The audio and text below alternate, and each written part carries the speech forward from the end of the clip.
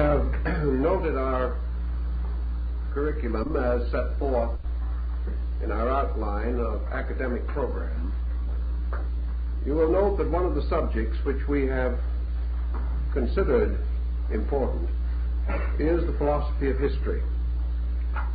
And so this evening we will present the first of a series of discussions bearing upon this subject.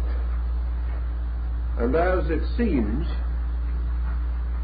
that history is a rather sterile subject, as generally considered, we would like to do something, if possible, to point up its importance from the standpoint of its effect upon our daily living and daily thinking. First of all, what is history? The word is broadly used in two meanings. History is basically events, actual occurrences, factual happenings. The second meaning of the word is the record of such events. Now, there's a great difference between these two meanings, although this may not at first seem especially relevant.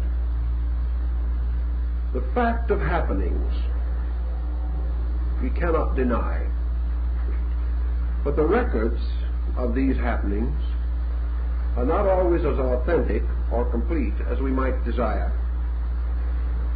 What are the principal handicaps that face the modern student of history?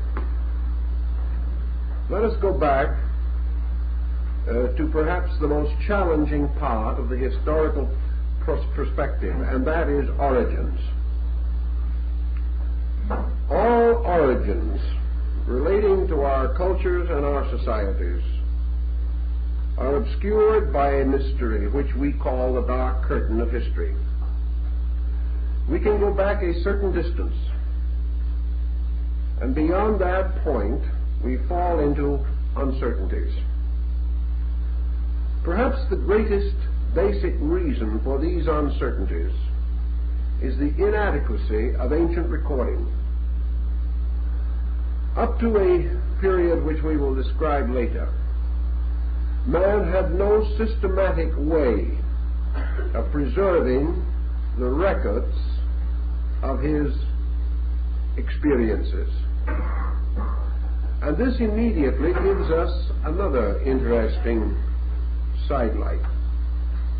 Ancient history did not depend primarily upon the importance of events, but upon the nature of the materials upon which the records were kept.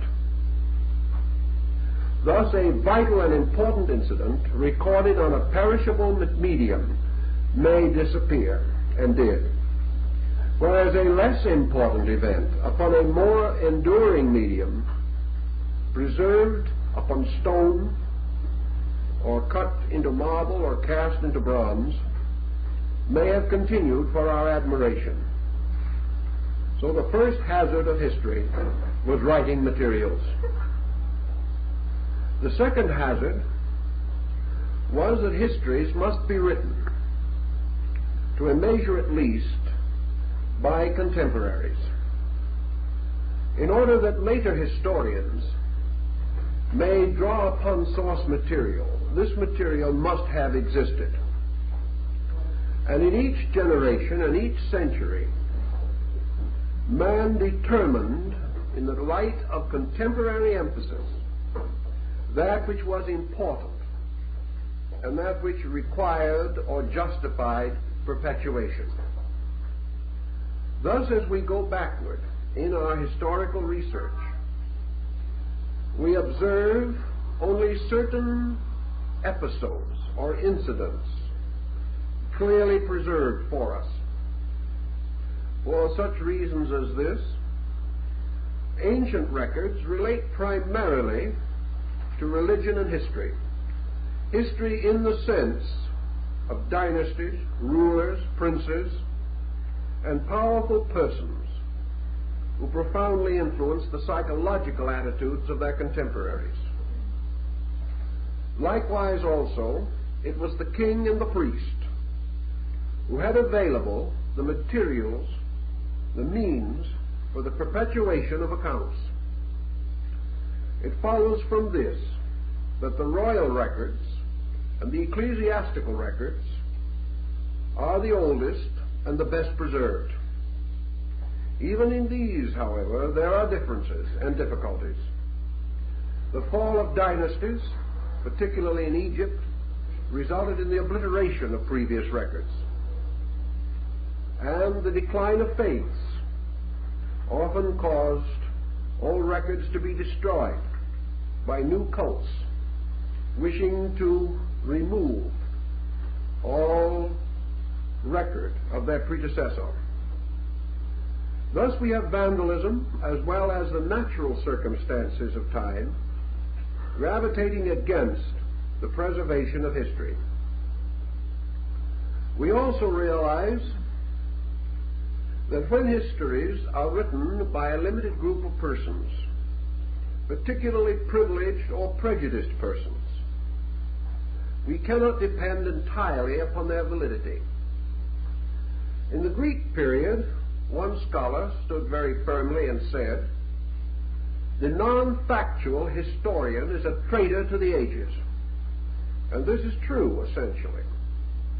Because if we receive biased accounts of previous occurrences, the important philosophical contribution of history is damaged.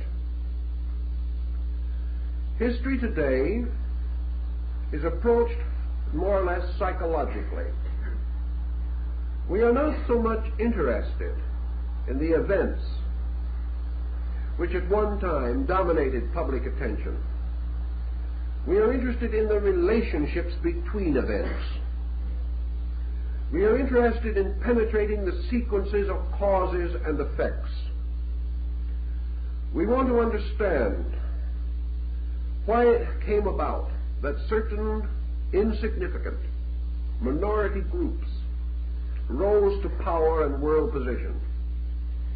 We also want to know the machinery which toppled great empires into oblivion. We want to understand the operation of cause and effect as this is recorded in historical annals. Thus we come to what has been termed the morality of history. The evidence that history is a broad justification of the great ethical and moral institutions which men have cherished from time immemorial. We like to believe that from the contemplation of history we may gain useful instruction for the conduct of our own affairs. This brings us to the next, perhaps most valid consideration. Where does history begin in relation to the focal point of ourselves?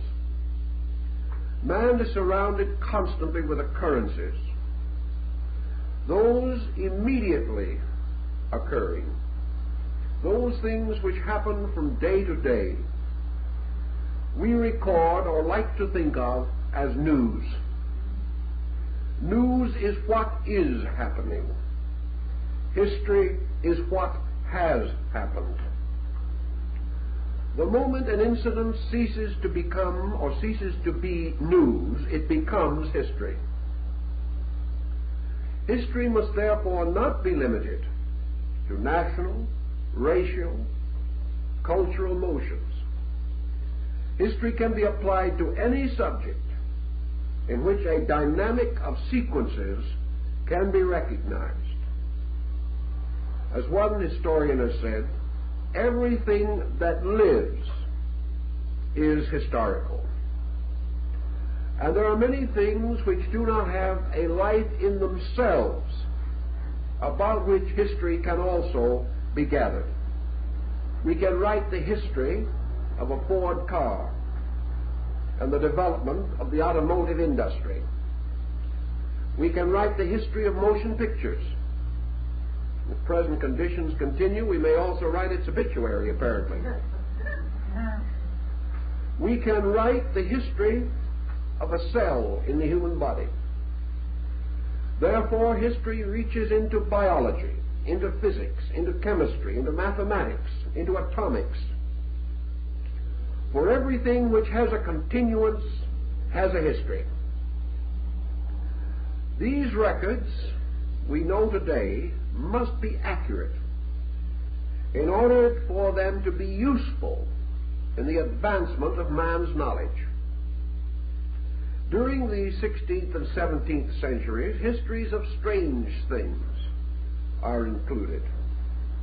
Lord Bacon, for example, wrote a work entitled The Natural History of Winds, in which he collected various material bearing upon air currents, storms, and other astrophysical phenomena, on the assumption that the gathering of all forms of statistical information constituted a form of history. The hot summer of 52, the cold winter of 49, the depression of 29, all these facts are valuable if we know what to do with them. As we go along, we are inclined, therefore, to accept historical record without too much question. And in this way, we've made numerous and profound mistakes. Up to comparatively recent times, there have been few impartial historians. For many hundreds of years, histories were written by victors at the expense of the vanquished.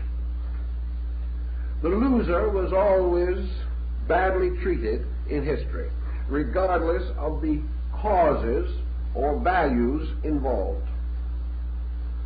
Also, history has been mutilated with innumerable prejudices and false accounts, and it has also been unable to penetrate in all cases the veil of deceit which surrounded an incident or a happening. Thus, persons have been wrongly accused, false credits have been given, proper applause has been withheld, blame and censure have been misplaced. These things in themselves are unfortunate, but perhaps we can say not too significant when all persons involved are long deceased.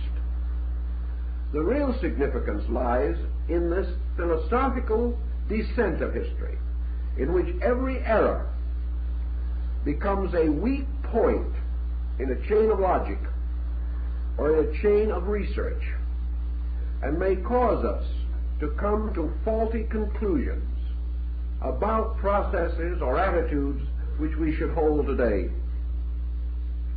It is useless to say that the individual can escape history. History is a psychological force in the life of every person. Even among so-called illiterate savage groups, oral tradition, which is their form of history, has a vital effect upon the survival of customs, beliefs, fears, hates, affections, regards, friendships, jealousies, and feuds. Perhaps the most desperately detrimental factor in European civilization has been its perpetuation of international, interracial, interreligious feuds, which have become the dead causes of continuing living disaster. Thus, history becomes vital to us. And until the 20th century, or certainly the 19th, very little effort was made to record the history of peoples. The so-called private citizen was forgotten by history. Into the limbo of blessed forgetfulness have flowed the careers of countless hundreds of millions of living persons. Yet these careers have not been totally and completely sterile. Some of the greatest achievements which we have today would have been impossible had it not been for the activities of persons not recorded at our time. Thus we have to fall back upon the collectives. We have to realize that almost all major changes in the destinies of collective groups have been the result of the activities of individuals. It has been estimated that in a generation such as ours today, the weight of the world's security and its advancement rests in the keeping of not more than 10,000 living persons. All the rest are dependent upon this small group in some way. It may be that it was only a sentence that someone uttered that would cause millions of others to move. But that one person, remembered or forgotten, who sparked the change or incited the motion, is still the guiding and dominant spirit.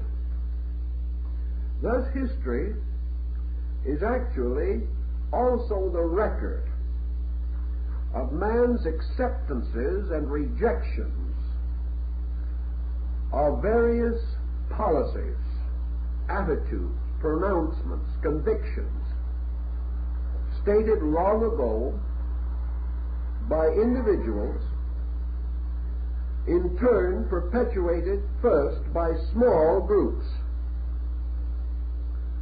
We know, for example, that it would be impossible today to estimate the effect of the teachings of Jesus of Nazareth.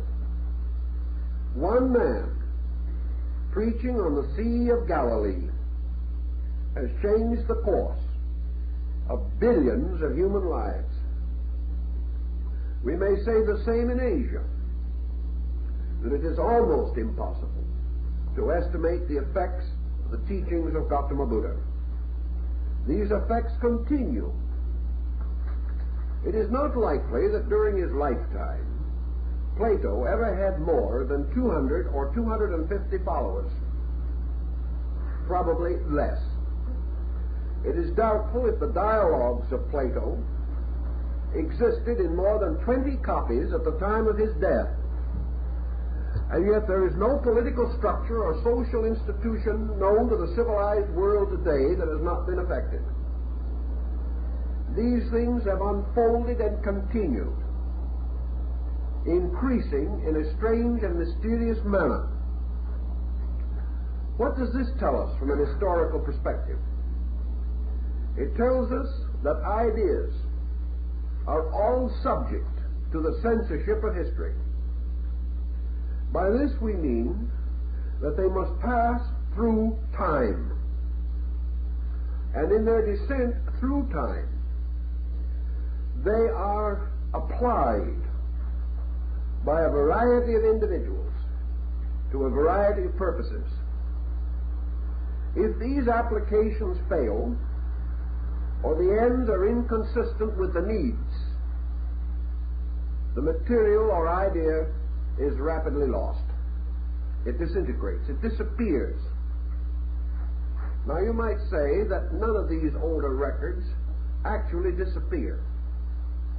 They do in the course of time, but perhaps time again must be more carefully analyzed.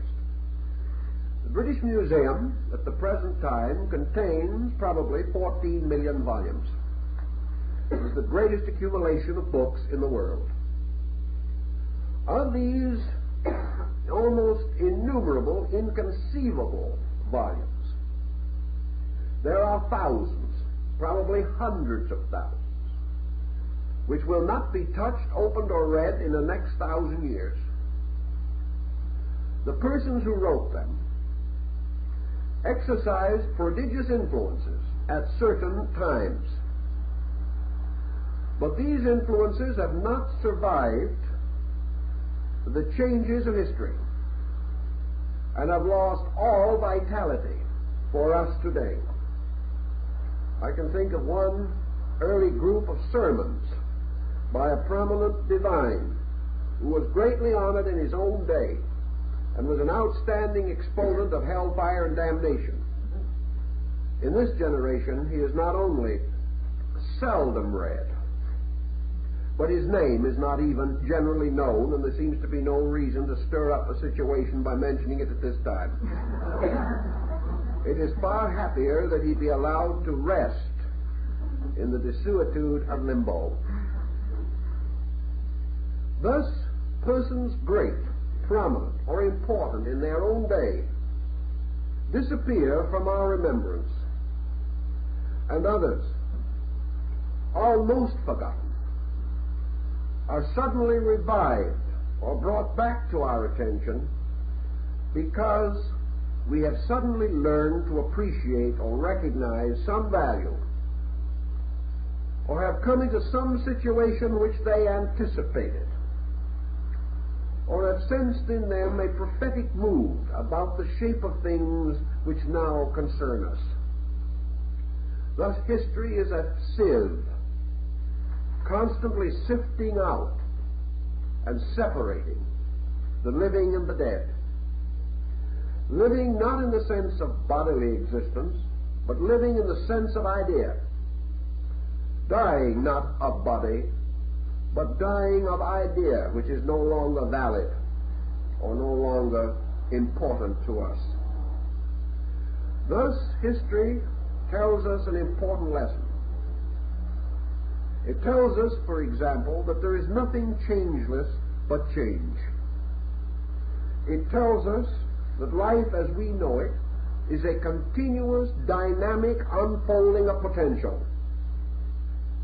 That everything that exists grows, and everything that has being obeys the discovery of Galileo. It moves. It has within it motion. And history is a record of qualitative motion, as well as the descent of families or of states or of nations.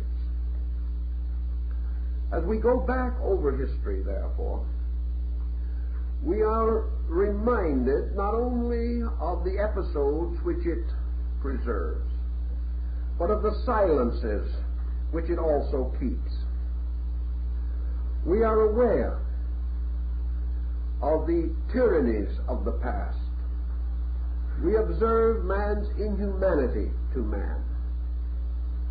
We observe also, in broad moral and ethical terms, that history is a long record of the victory of good over evil, the victory of progress over decadence, the victory of life over death, the victory of motion over static, the victory of dynamic over impotence in all fields and departments of existence.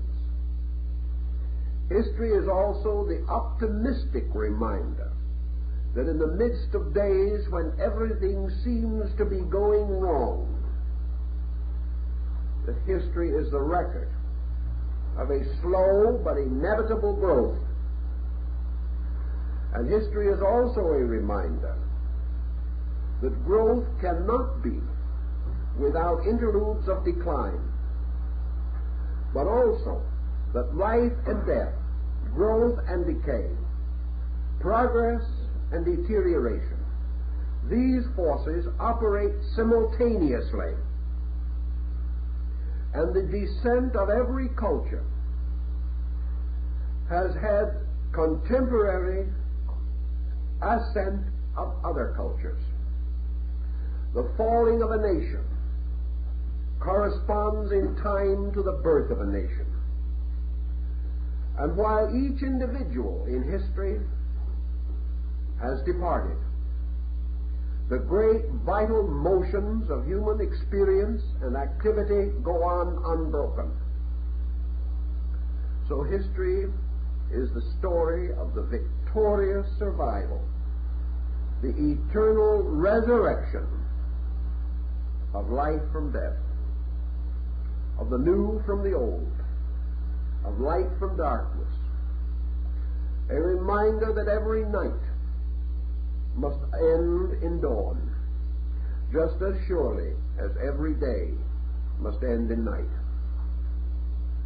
And as history is the valid account of an eternal restoration, a continuing resurrection, as insistent and inevitable as the seasons which follow themselves in nature, so we can understand why ancient peoples, in their allegories and symbols, associated the story of history with the great cycle of the phoenix. Now this brings to us perhaps a key to one of the most interesting and remarkable fables of the past. A fable which factually and actually we cannot fully explain today, simply because of the imperfections of history. But enough has descended to us to be able to restore, in part at least, the broad pattern of this symbolical concept. Ancient peoples, including the Greeks, the Egyptians, the Persians, the Hindus, and the Chinese, and a little later the Japanese, all shared the belief in the existence of a strange and fabulous bird called the phoenix. In the ancient belief, particularly in the Mesopotamian and North African areas, only one of these birds lived at a time. The Chinese said that there were a pair. But the cycle of the phoenix was the life of this bird. And this bird, when it died, first built a nest of flames in which its body was consumed.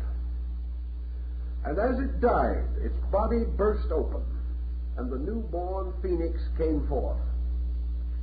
Therefore it was born of fire and of death, and as such was represented in ancient symbolism, usually as a bird similar to an eagle, surrounded by flames, with wings spread, as though soaring upward to the sun. The phoenix to the Egyptians and most other ancient peoples was a symbol of immortality, but it was also the symbol of a time cycle.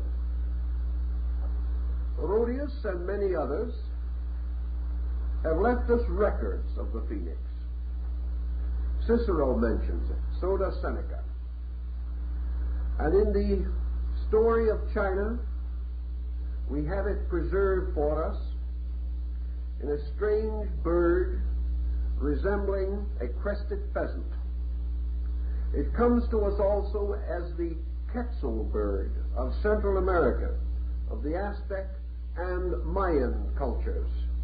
And it is the thunderbird of the North American Indians and the totem Indians of the Northwest. This bird was a symbol of priesthood, because in ancient times the logographi, or the keepers of the words, historians, were priests. When the time came to devise a symbol for the Great Seal of the United States, the original design was a phoenix, because it was definitely an emblem of restoration, of regeneration, of resurrection, of the attainment of freedom, and of the victory of life over death, of light over darkness, and of wisdom over ignorance. Many cycles were attributed to the phoenix. Some of them have a fair relation to the great sequences of the equinoctial motions, others to the great metonic cycle of the moon.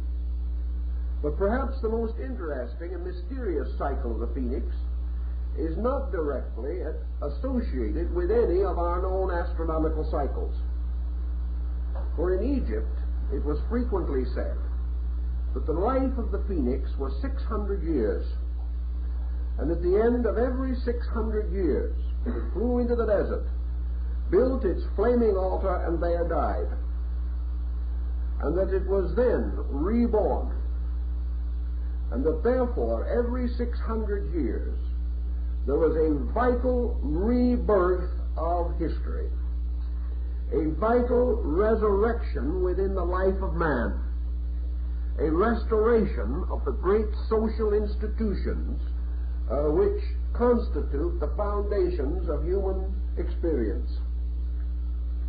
This is an intriguing thought, and while obviously a great deal of necessary information to fill in this story cannot be found, can no longer be differentiated, because even in some of our best histories, events are not placed within 1,000 years, particularly after about 3500 BC, or rather before 3500 BC.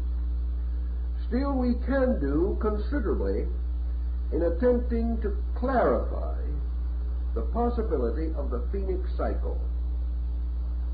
Before we go into this, however, there is a philosophy involved, which I think we should also consider.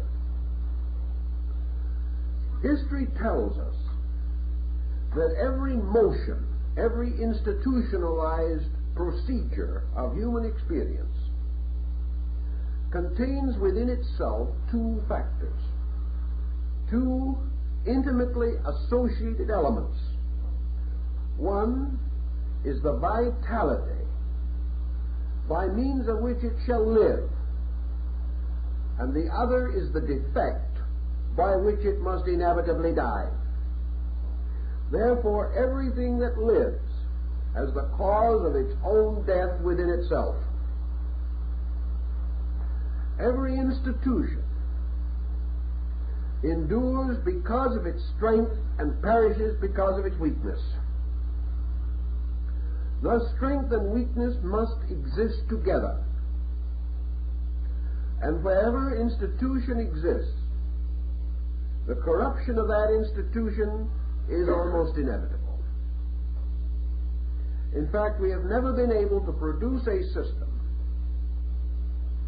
within which the essence or substance of its own ultimate deterioration does not exist, any more than we can possess or develop a human body in which the cause of its own ultimate decease is not present. One famous physicist and biologist observed some years ago that man begins to die the day he is born. Races begin to die the day they are born. Everything that comes into this world by that very circumstance is subject to dissolution. Therefore, the only possible cause for death is birth. And that which is born can never escape the processes of crystallization by means of which its organism will ultimately be rendered uninhabitable. Historically speaking, therefore, nations, empires, cultures, teaching, doctrines, all have cycles of existence. And the ancients divided these into various sequences using a basic unit of 600 years when applied to a social problem or to a political entity, as we may use the ancient biblical unit of 60 years and 10 in measuring human life. We are changing that cycle somewhat, but still we have a life expectancy which has become the basis of most calculations around which we build the theory of our personal survival and economy.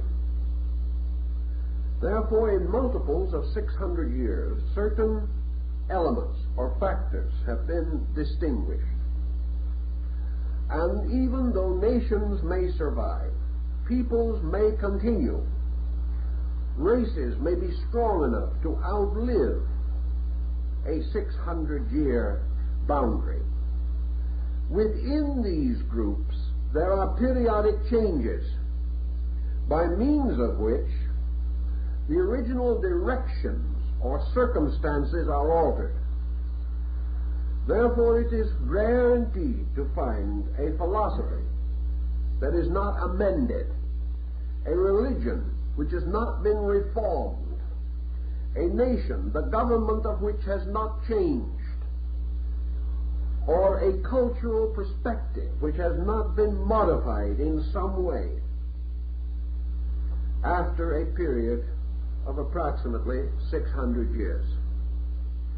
Or let us say at least that great and critical conditions have arisen in both the collective experience of total mankind and the more individual experience of racial and cultural groups, by means of which 600-year markers can be rather clearly indicated. In almost every instance that we can conceive, a reformation is actually a kind of resurrection. The purpose of a reformation is to bring something from darkness into light. In this way, correcting a serious error, restating the direction of a purpose, rescuing ideas from the crystallization of institution or organization, breaking away from decadence to preserve progress, or in more recent times, the rededication of institution to the service of individual. This being the outstanding motive behind social existence as it is today.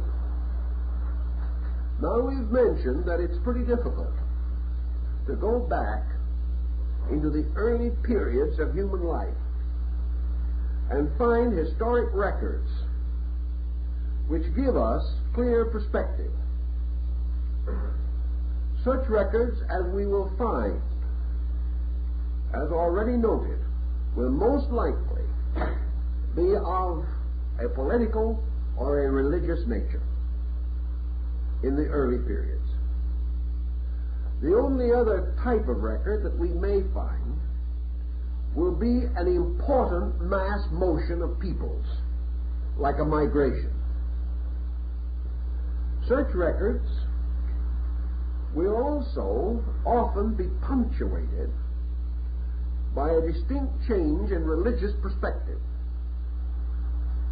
the rise of a moral code, or the redirecting of a spiritual destiny for that people, a revelation, the advent of a Messiah, the emergence of a great modifying change. As we go further back, we must sometimes go through centuries in which we have no record except legendary. And we must accept that mythology can be, and often is, prehistoric history. That due to inadequate records, the relationships of events have been lost. But sometimes, even in the corruption of history, psychological relationships have been preserved by mythological incidents, as in the fables of gods and heroes, and in the fabulous accounts of the foundations of peoples. For in most instances, even today, in the search for the origins of ancient cultured groups, we have nothing but mythological material with which to work. Myth must therefore be regarded as psychologized history. It must be regarded as man's attempt to validate the laws of cause and effect involved in the emergence of his own destiny from a prehistoric veil or from an unknown historical background. Taking, however, a chronological sequence, I noted down and jotted a few things which perhaps will have a bearing upon our 600-year cycle. Now, these are not taken from a work in which this cycle was of the slightest significance.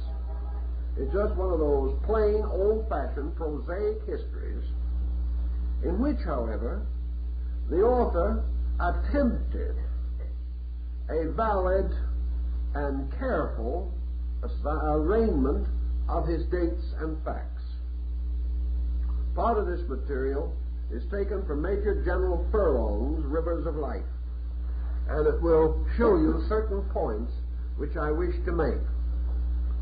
In this particular work, he places the date 3600 BC as that of the rise of the great Egyptian ritual which we call today the Book of the Dead.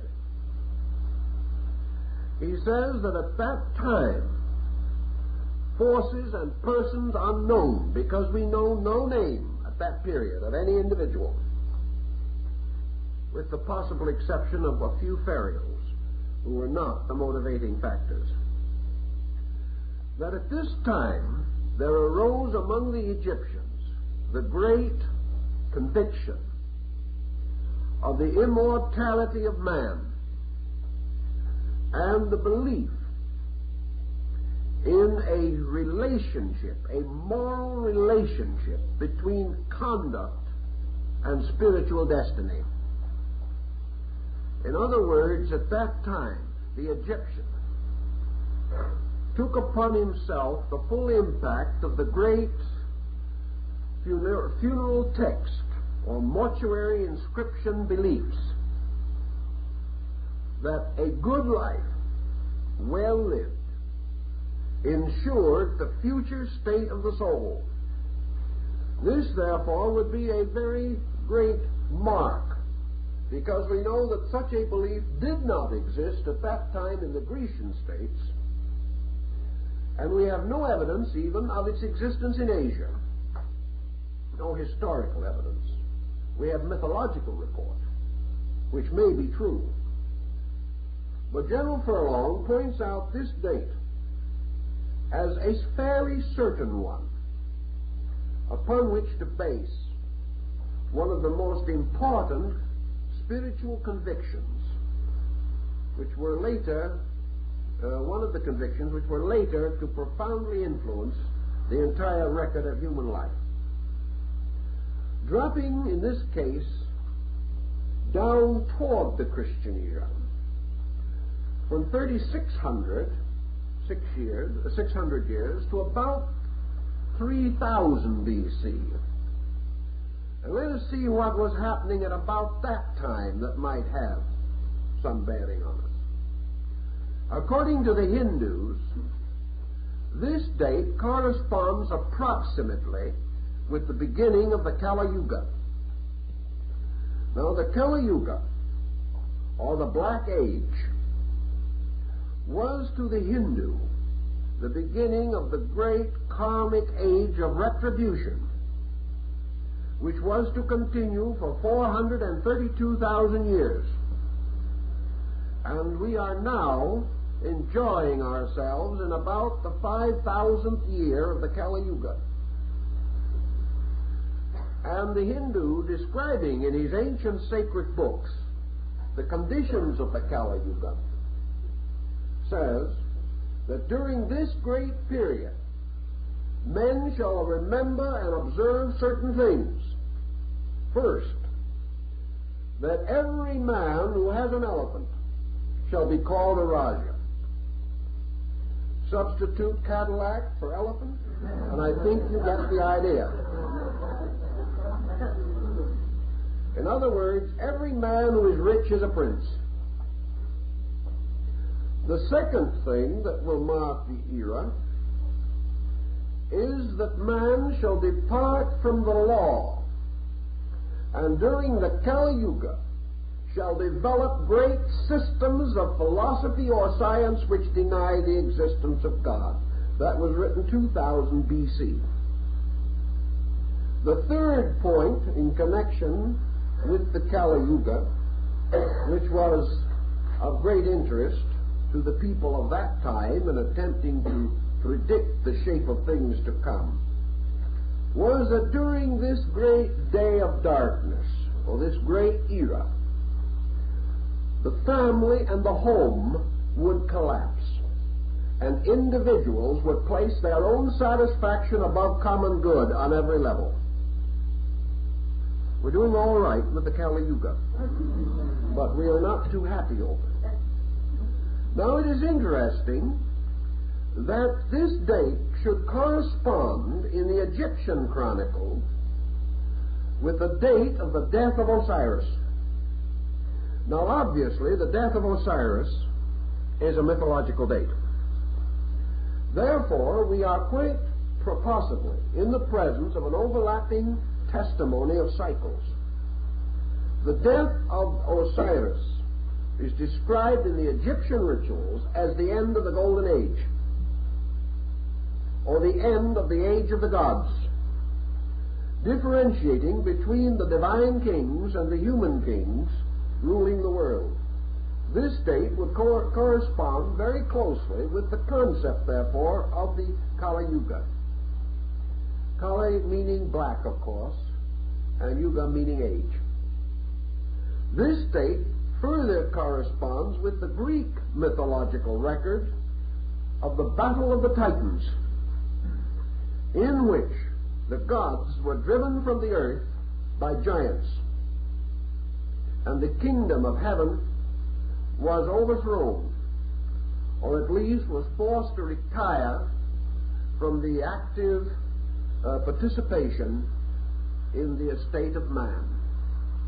This date then also corresponds with the ancient date of the founding of the oracles, which were to take the places of the direct contact between the divinities and humanity. And the beginning of the oracles would also correspond in the ancient Hindu doctrine with the beginning of the great age of the rishis, or the heaven-sent teachers, who were to link man and the gods. So in all these different cultures, the year 3000 BC is either historically or mythologically related to an incident which may be regarded as the end of a divine era, or an age of ancient things. Now, continuing on our descent, we come to the year 2400 BC. And for reasons which he does not give, the great German Orientalist, Professor Max Müller, says that the year 2400 is the year which dates the keynote of universal religion. This is interesting, that these dates should fall in these patterns.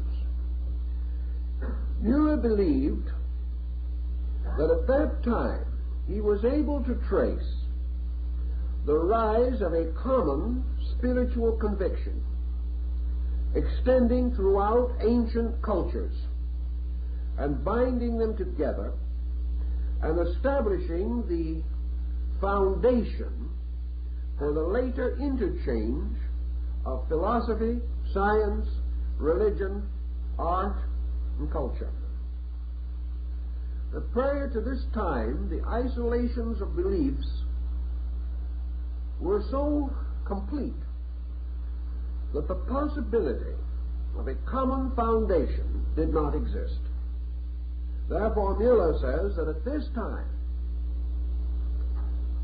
was to be placed the greatest single unfoldment of human hope toward a better time that marked the early period of history. This, I think, is well worth our attention. Continuing downward toward the Christian era, we then come to the year 1800 BC.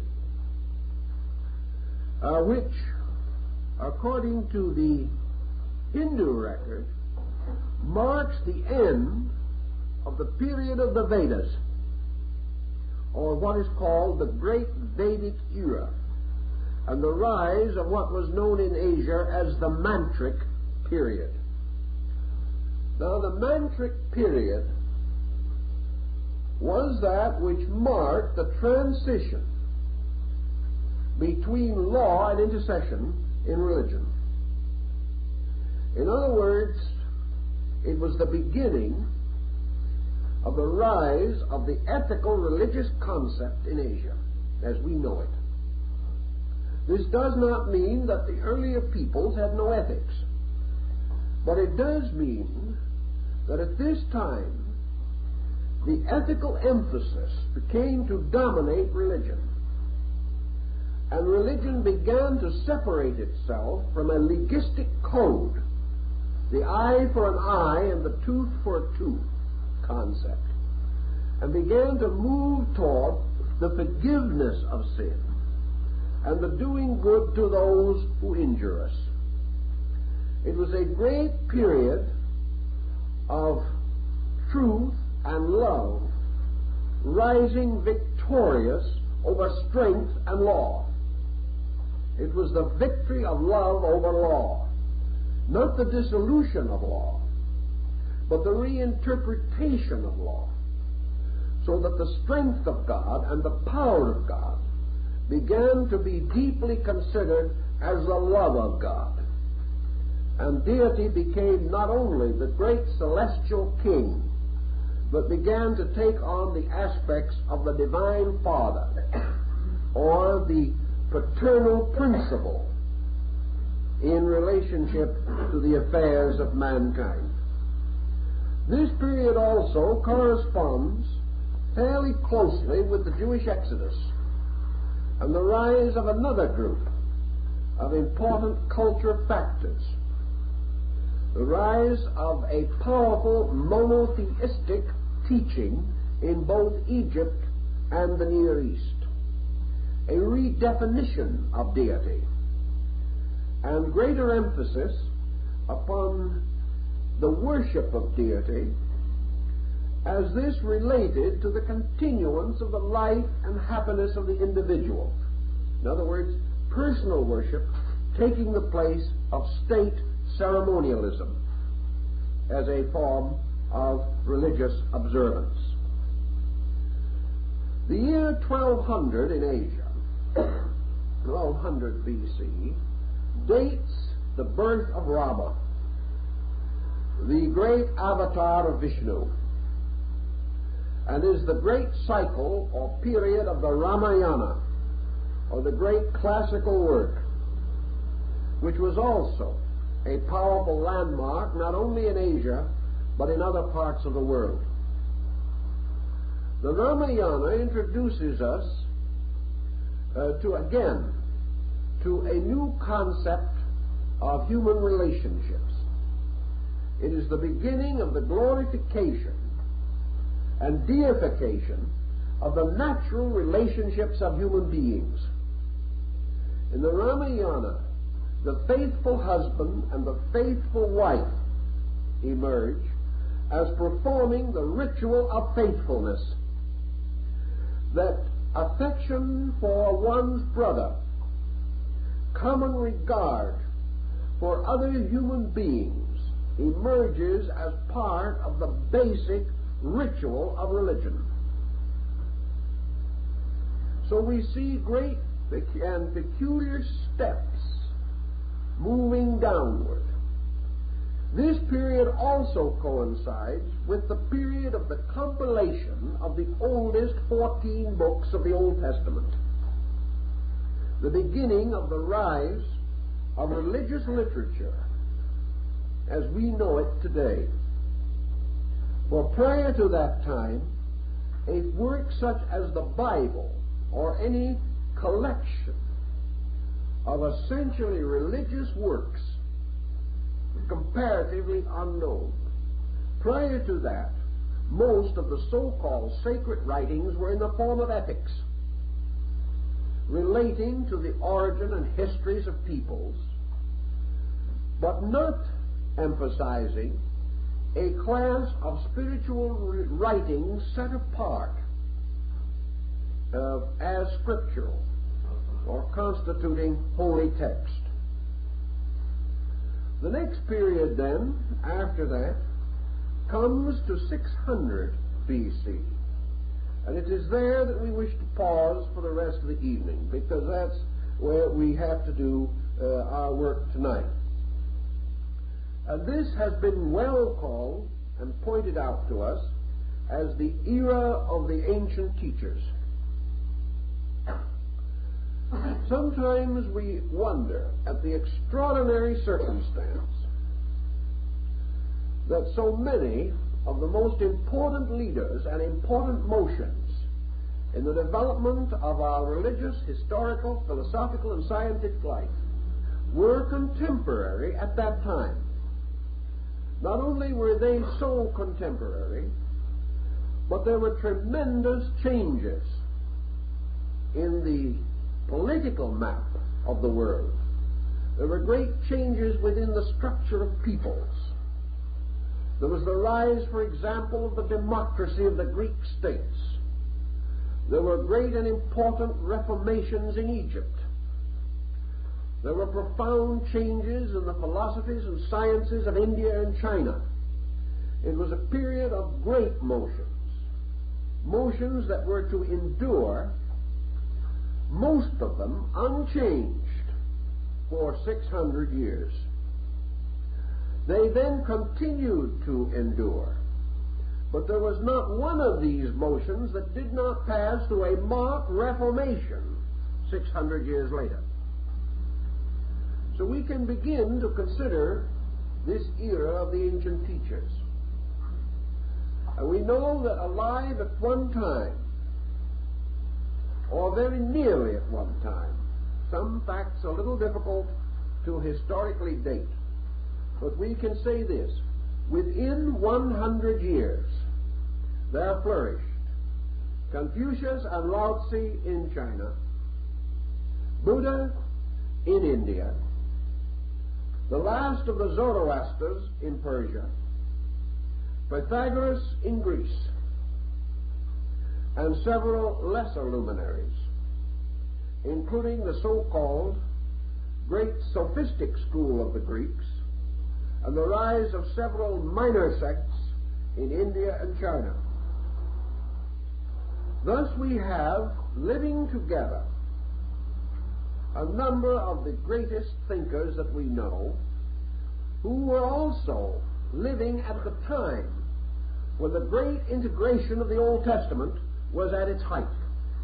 For we know that the Old Testament, or the Septuagint version as we know it today, was in the process of compilation, and that most of the books of the Old Testament that we now have were either revised completely or brought into powerful new organization between the 5th and 6th centuries BC. This whole period fits together and results in the emergence of a group led almost immediately by Socrates, and continuing on with pressure and force throughout the civilized world. We have no proof that these men met, although we have certain possibilities. We have reason to believe from the ancient Chinese annals that Confucius, as a young man, did meet Lao Tzu as the older teacher. The tradition, I would say, has reached a degree of being semi-historical. It is rather strongly supported, and there seems no reason to consider it incredible. There is also a definite tradition among the Greeks that Pythagoras did study with the last of the Zoroasters. This, however, is open to some question, for the reason that the term may have been applied to a priesthood rather than to a person. as the Zoroasters or Zarathustrians. It may have been a term to cover the fire priests of Persia. We are not absolutely sure. It is conceivable that Pythagoras, having visited India, may have come in contact with Buddha, or at least met some of his disciples.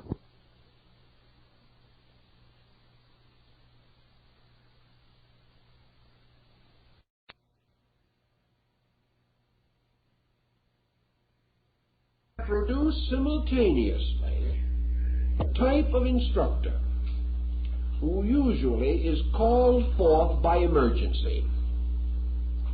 In the Bhagavad Gita, Vishnu is made to say, when virtue fails upon the earth, then I come forth. Now, at the time of Pythagoras, Greek culture was young.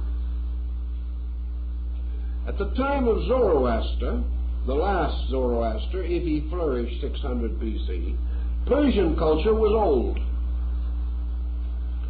At the time of Buddha, we can say that Hinduism was decadent. At the time of Confucius and Lao Tzu in China, we know that Chinese history was comparatively young and the culture comparatively strong.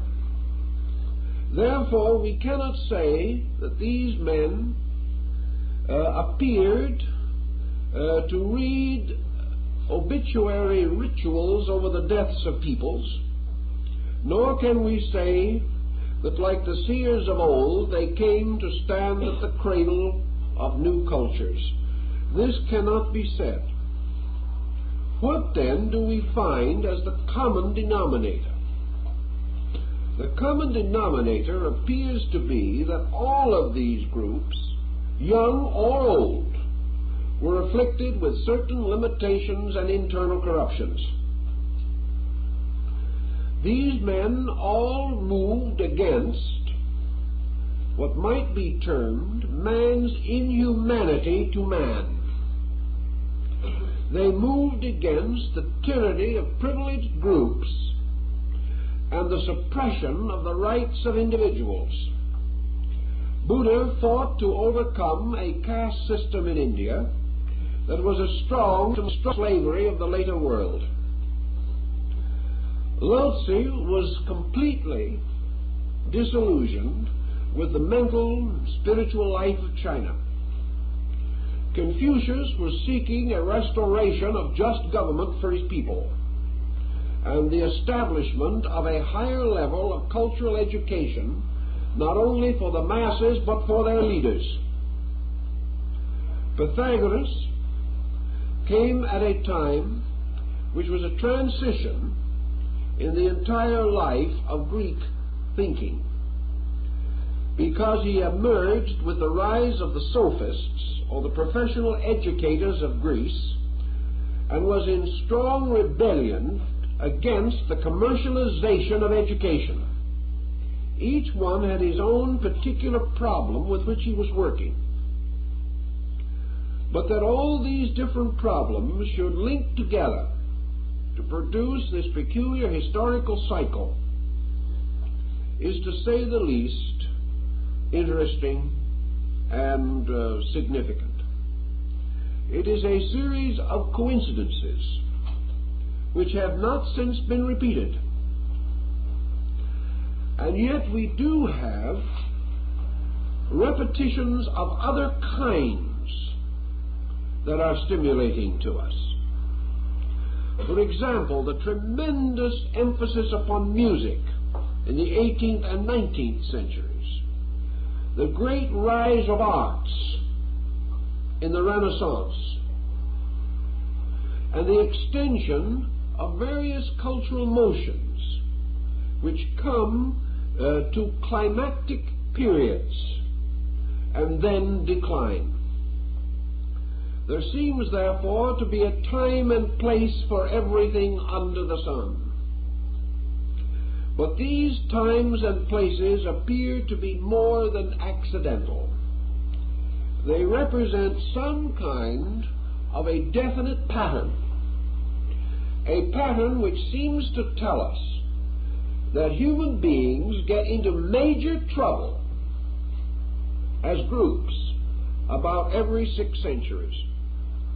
They get into a situation from which it does not seem that they can easily extricate themselves. Or they reach a critical point in which, did they continue, would lead to the premature disintegration of their civilization.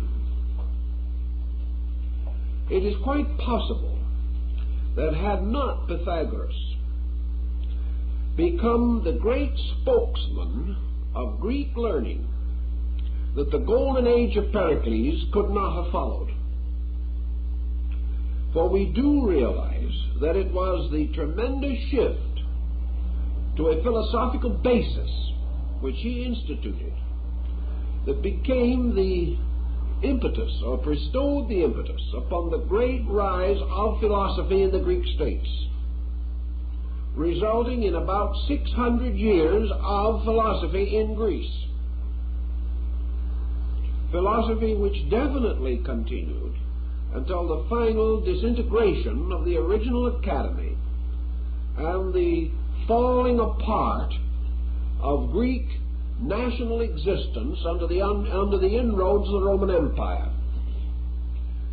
Now, it's interesting also to note that the last Greek philosopher is said to have died 600 AD, which would be again one of these climactic periods. Therefore, that it took considerable time for the final disintegration of the direct impetus of these schools.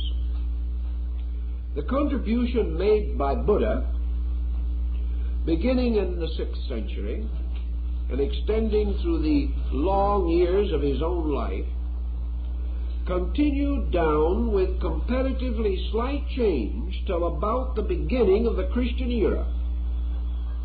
600 years after Buddha rose the great reformations which have been attributed to Sankaracharya. And these reformations resulted in the complete shift of Buddhism and the rise of the Mahayana, or great vehicle. And the principal leaders of that great vehicle movements were contemporaries of Jesus and lived 600 years after Pythagoras. Thus, the peculiar involvement of these dates becomes important.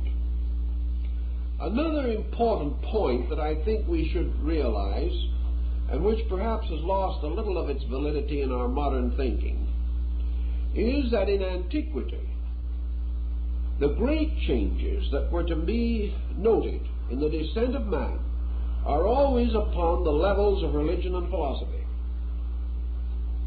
Nations rise and fall, states come and go, kings overthrew each other, but the major motions in those periods were not the result of war or the result of the corruption of dynasty, except indirectly.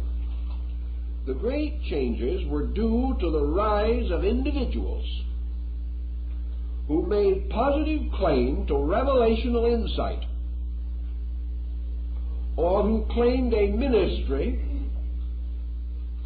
or claimed a right to contribute to the spiritual enlightenment of their fellow men. Thus, at the time we mention, and also at the time of the beginning of the Christian era, the principal motions originated in man's religious convictions. These were the motions which made way for education to rise. I think we should therefore say that 600 years B.C.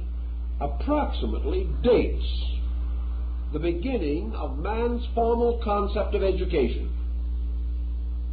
It is assumed generally, historically, that the Academy of Pythagoras at Crotona was the first formal educational institution in the Mediterranean area. There is much to indicate that the school of Confucius was the first broad, comprehensive curriculum of education introduced in China. And we know definitely that it was from Buddhism and its emancipating influence upon the public mind that the great university systems of India received their greatest impulse, and the most famous institution of learning in the ancient world, the University of Nalanda, came into being. Thus, the 600 BC date has in most instances been directly associated with religion as educational liberation. Our friends of that period, with the possible exception of Lao Tzu, were not essentially mystics. They were essentially teachers, and even Lao Tzu was a librarian of the libraries of the Chu, the highest intellectual position in China. These men were essentially teachers, not preachers. They came with spiritual authority, but their idea of religion was comprehensive. In this era, there was no division between man's religious insight, his arts and his sciences and his crafts. In these days, the total enlightenment of man was in the keeping of the ancient teachers. And the spiritual leader was also the grammarian, the mathematician, the astronomer, and in many cases, in fact usually, the physician. The records, for instance, left by Pythagoras give us some realization of the broad scope of the man's achievement. He is remembered, of course, for his magnificent contribution to mathematics, particularly the great 47th proposition or Pythagorean proposition in geometry. He is remembered for his researches in astronomy and cosmogony. He is accredited with the discovery of the diatonic scale in music. He is recognized as one of the earliest exponents of the formal type of poetry, particularly the use of the hexameter meter. He is known as a physician and an expert on color, number, and many other subjects. He was a man of universal learning. For in these days, leadership in philosophy implied achievement in astronomy, mathematics, and music. And Pythagoras was a musician. Confucius was a musician. And these men, in no sense of the word, could be regarded as limited to what we might term a theological religious perspective.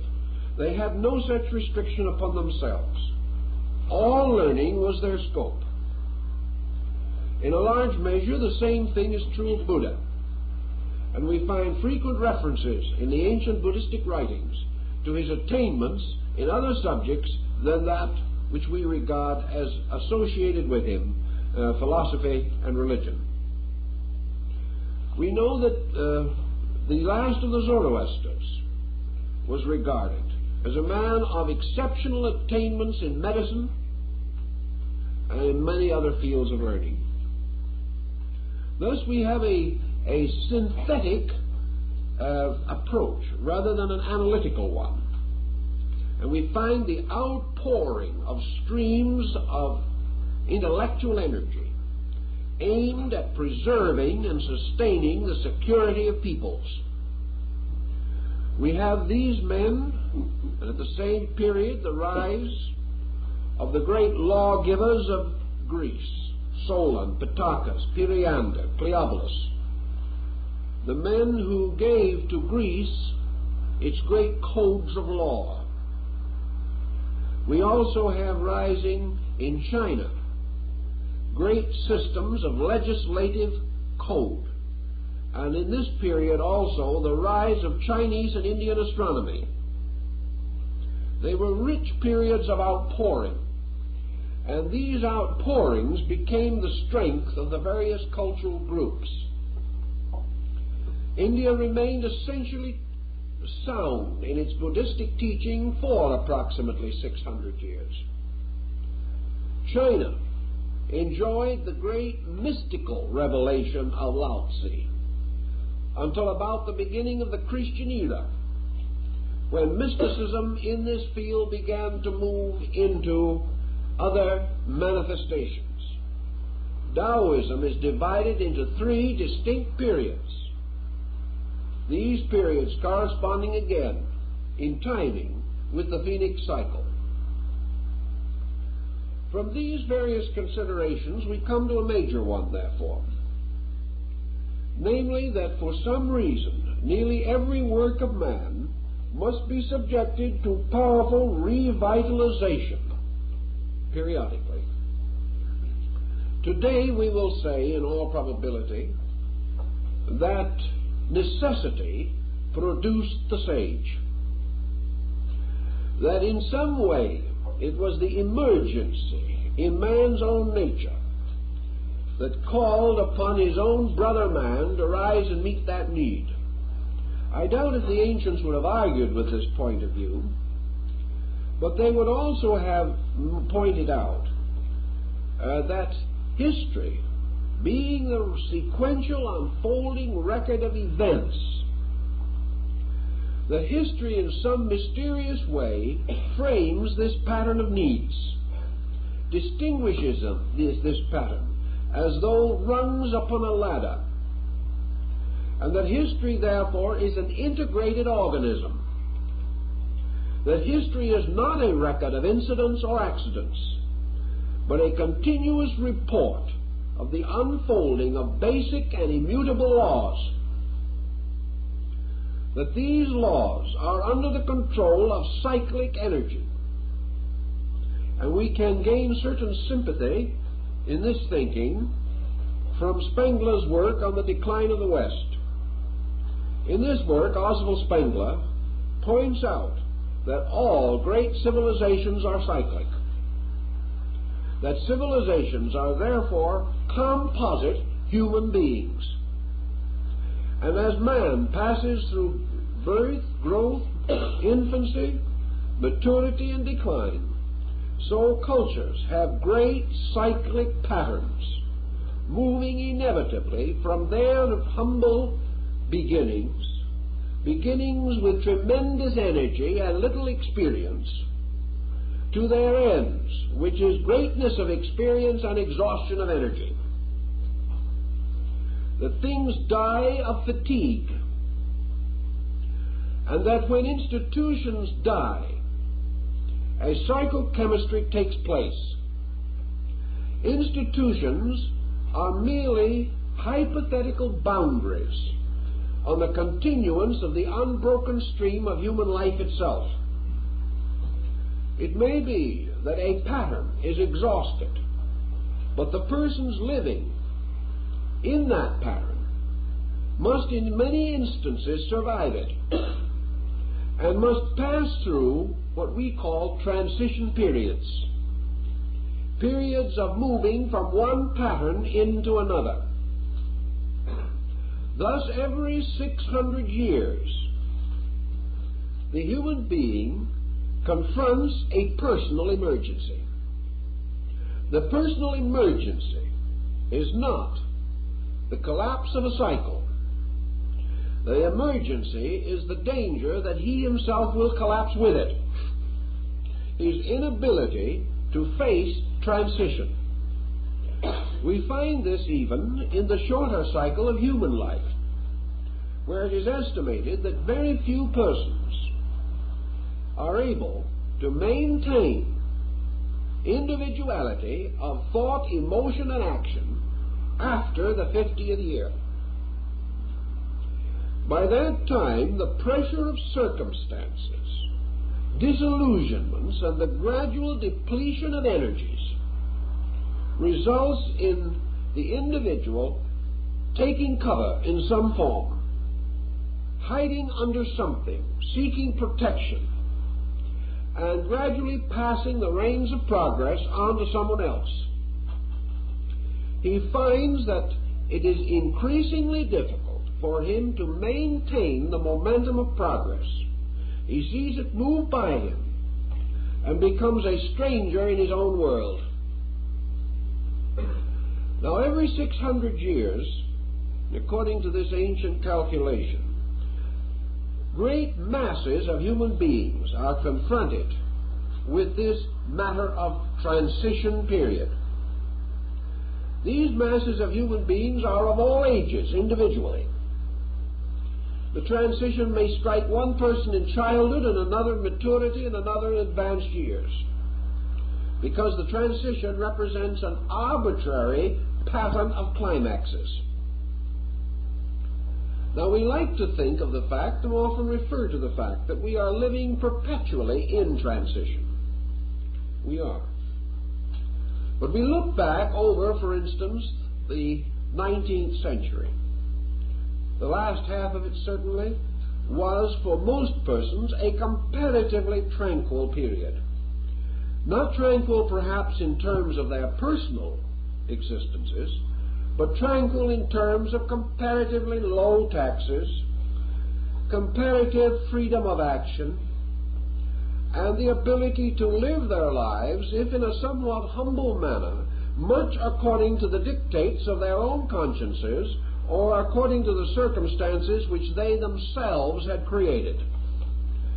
Now we come into this century and observe the individual more and more the victim of mass motions over which he has no authority. Therefore, we may say that he appears to be approaching a climactic period. Yet this climactic period may be only one of the lesser transitional situations that he has to face.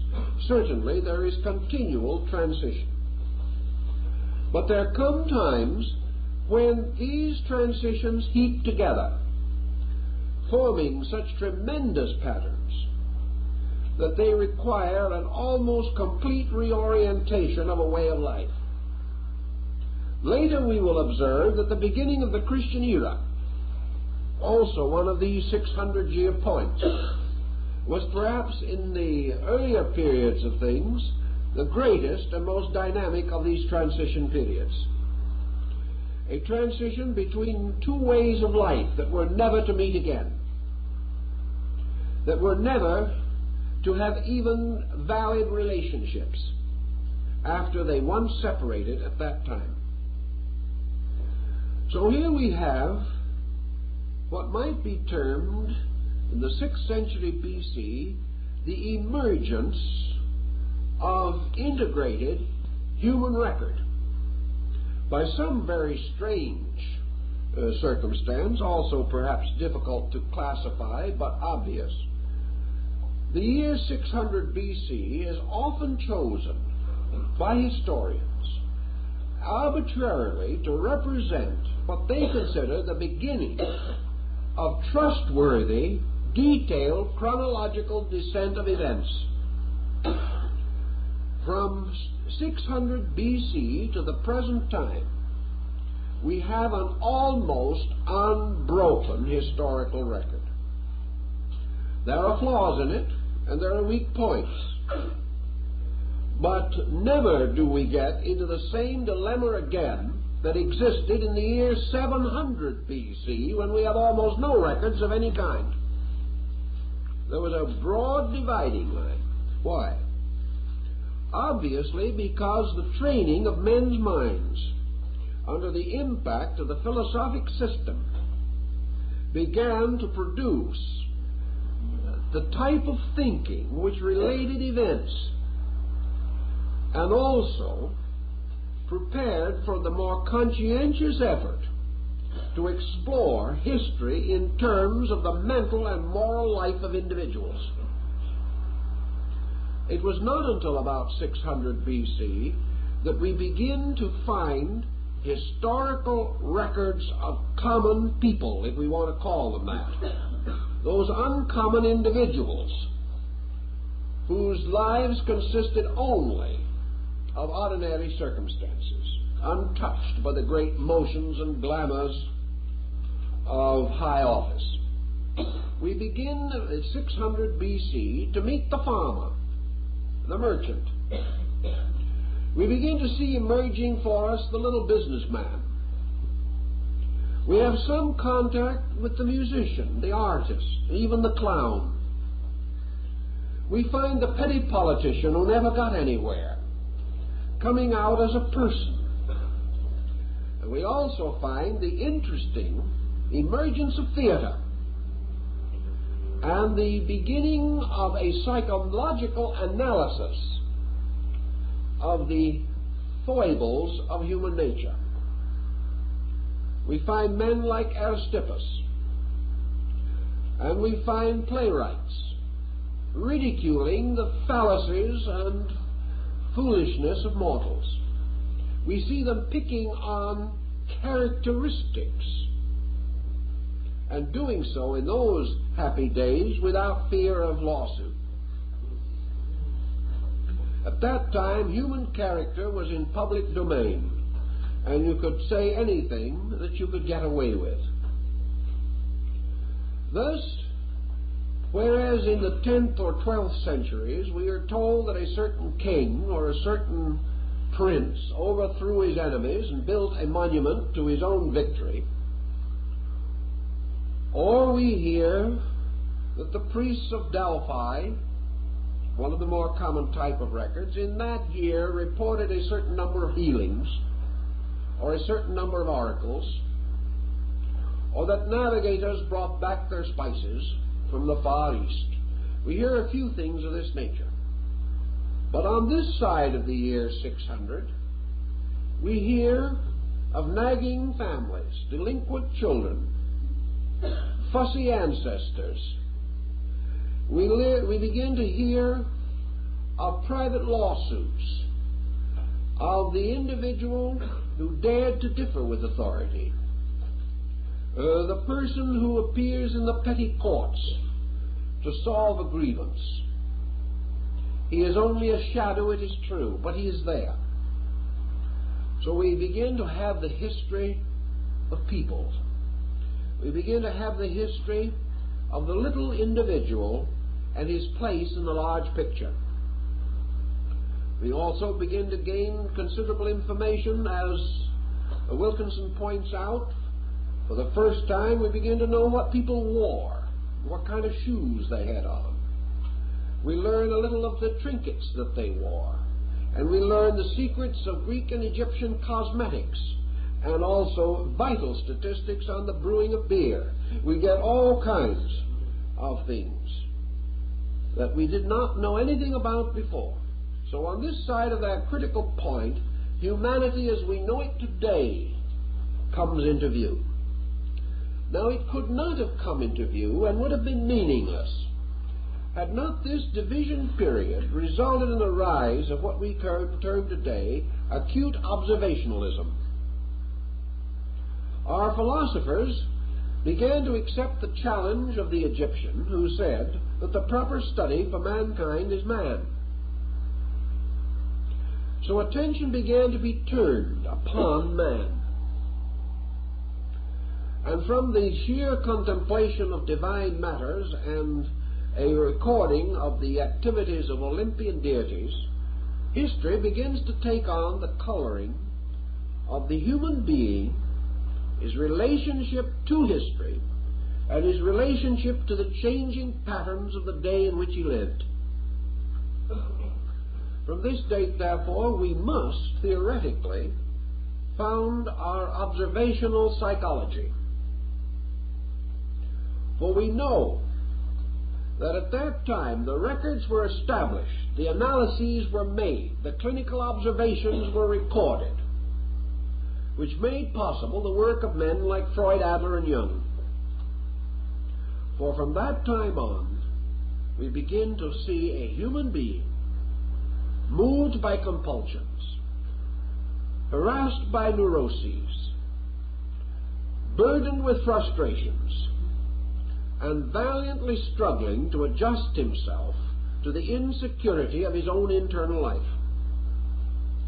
Thus the emphasis upon all these elements of growth and the almost complete obscuration of politics.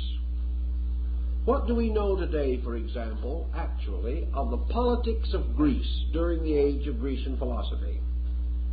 We know almost nothing and care less. We know the archons were not all they should have been, but we took that for granted.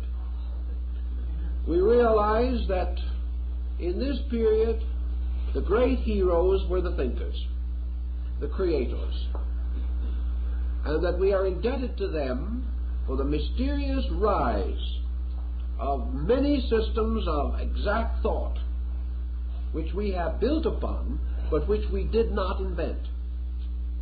The origin being in those earlier and perhaps less chronicled, but reasonably well-defined years.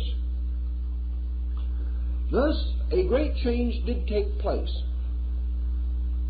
And among the Egyptians, the attitude was held that there were streams of energy moving behind history.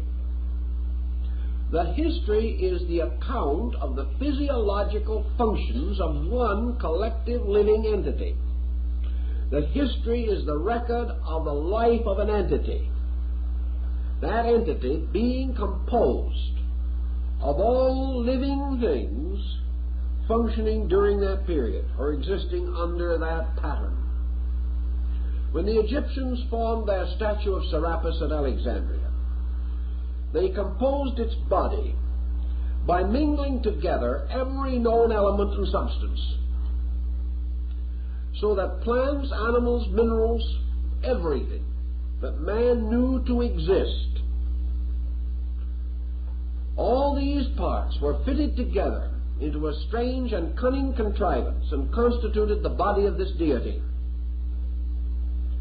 This deity is therefore a kind of historical personification, because history is the story of the life in the rock and the shell.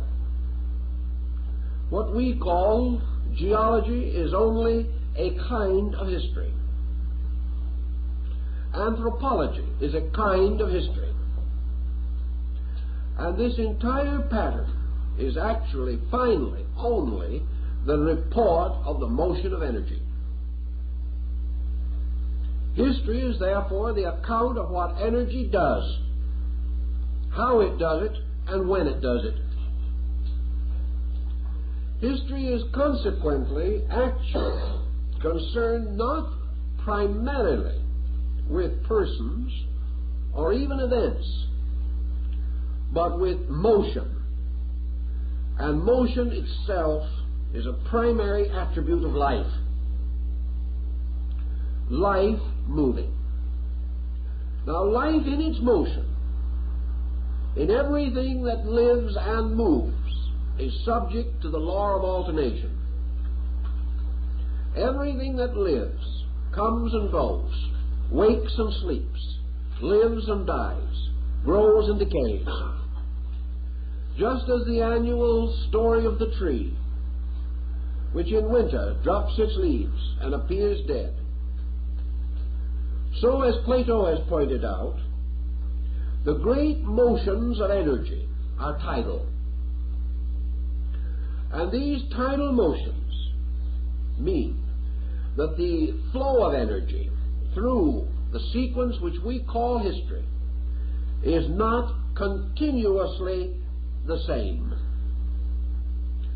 That there are periods in which energy is superiorly abundant, and there are other periods in which energy is deficient.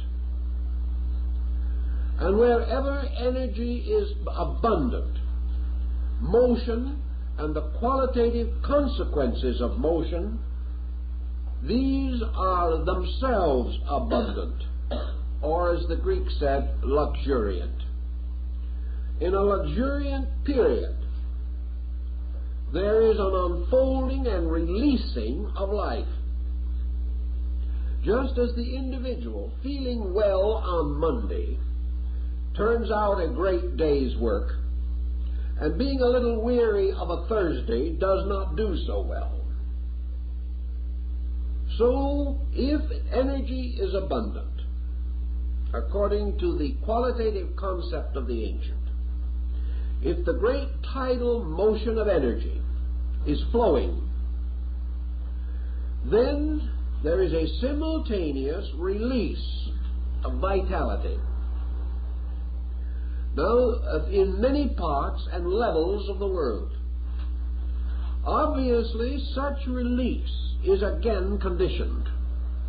The individual may feel very good, but if he has few abilities, he may still accomplish little. Whereas another man, not feeling even quite so well, may accomplish more because of having additional abilities and resources in himself.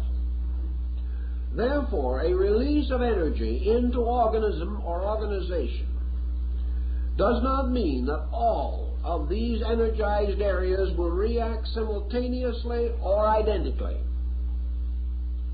But it does mean that there will be more energy available than at other times, and that this energy released in highly cultured peoples will result in strong cultural motions, and released perhaps only through a warlike people may result in additional militarism or activity on that level.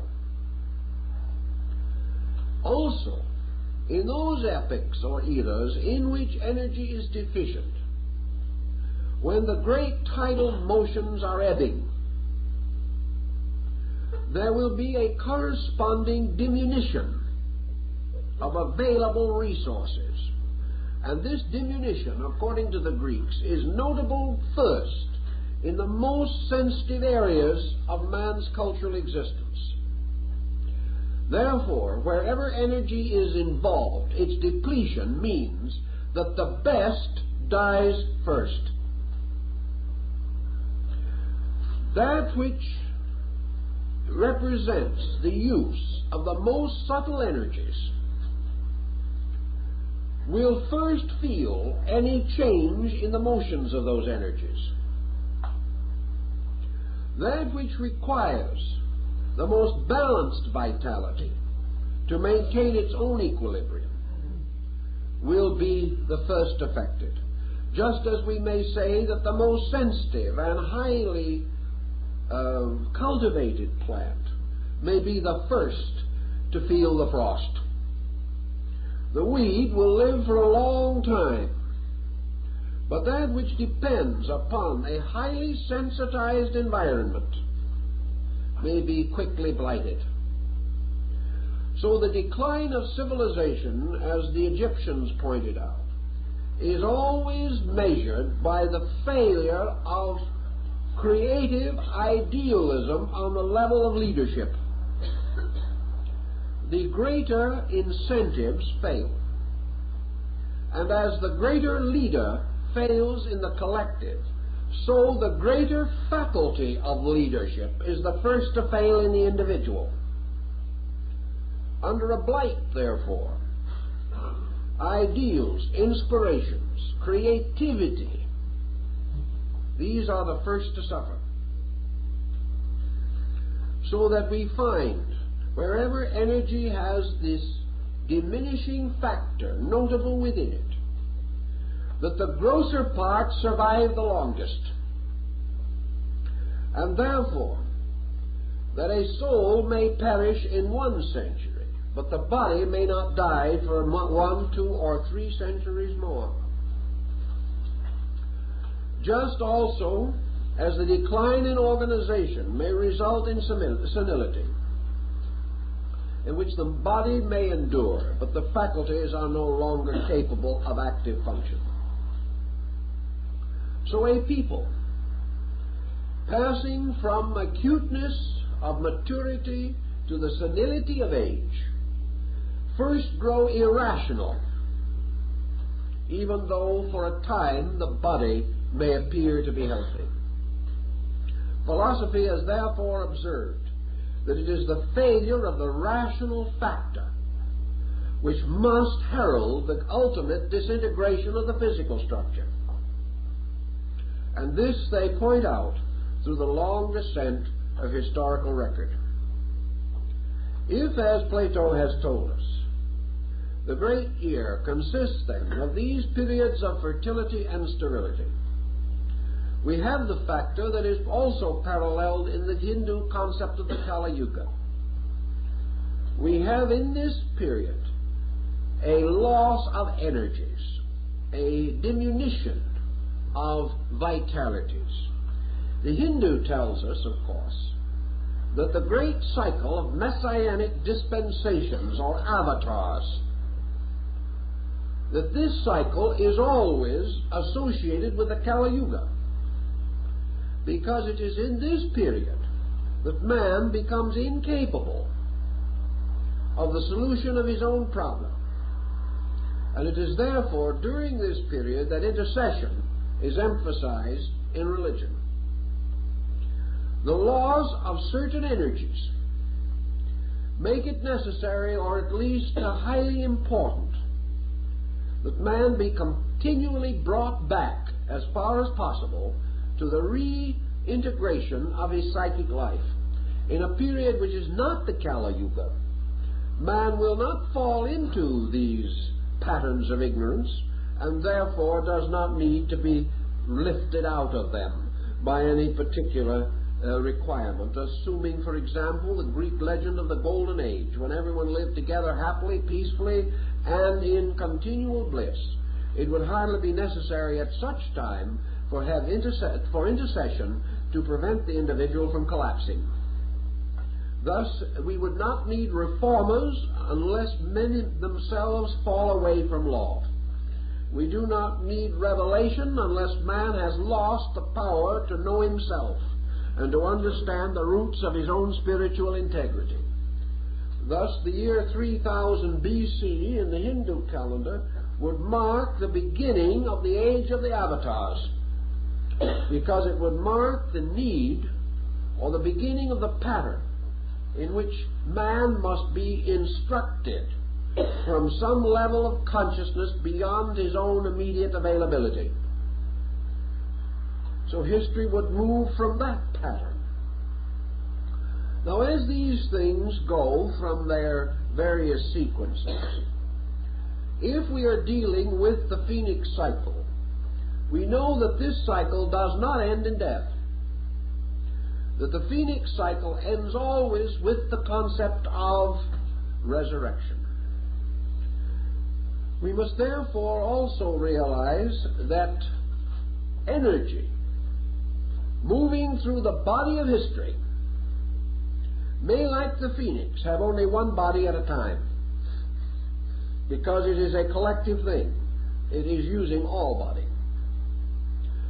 But that the Phoenix is never unembodied. For when its time comes to die, it builds its own nest of flames and perishes on it, which might be another way of stating the old phrase that we make our own beds and then have to lie in them. In other words, we have a strange historical peculiarity of how civilizations disappear in flames of some kind. Not fire as we see it, but in the holocausts of the collapse of great cultural motions which usually lead to temporary pandemonium. But before its actual death, or at the moment of death, the body of the dead bird breaks open and the young newborn phoenix is liberated to fly to the altar of the sun at Heliopolis and pay offerings and tribute to the great gods. The great gods being in this case, of course, the symbols of the great universal laws that cannot be violated. So the death of the phoenix is always a birth process. And the great critical periods of historical dissolution have always been periods not only of the throes of death, but of the travail of birth. Things are born out of death forever, even as creativity is born out of disillusionment, and the greatest hope of man is born from his deepest despair. Thus, in the Phoenix cycle, all of the things which ended with the death of the old phoenix were brought forth and made new by the restoration of the new phoenix. In this case, the rise of the great era of the teachers, who become the embodiments or personifications of the phoenix cycle, or the phoenix energy. If you study the period of 600 BC, you will see how a great tradition, about 600 years old and in its own infirmity, had reached the point where it could no longer sustain progress, where it could no longer liberate man from the psychological pressure of tradition. So just as the ancient American Indian in Central America burned all his records every 52 years and declared himself free from the past,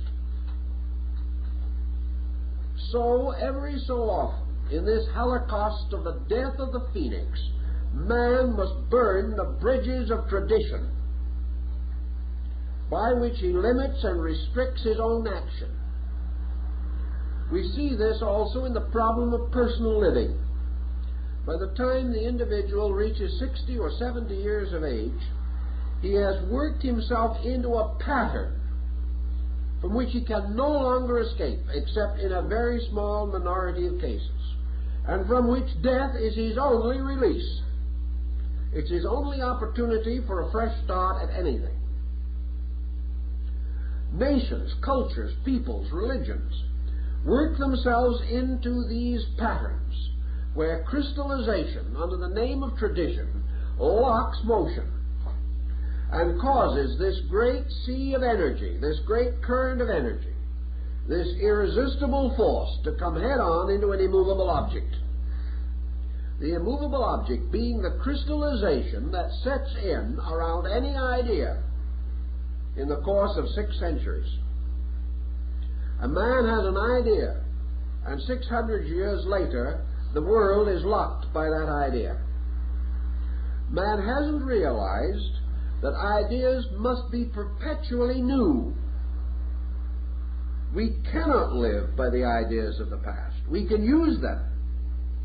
But if we say this was revealed infallibly and inevitably, and to this we must abide, 600 years from now, that law, that rule, will be a complete prison upon us, locking us utterly. So that in 600 years, the phoenix grows old, the law grows old, the dispensation grows old, the institution grows old, and man must either die with it, or else the institution must break and die for man, releasing man from itself. Thus, the death of the phoenix also definitely represents the breaking of these cyclic patterns. And this is usually accomplished by a reformation, by the arising of individuals with new and important viewpoints, breaking through tradition and usually dying themselves at the hands of tradition.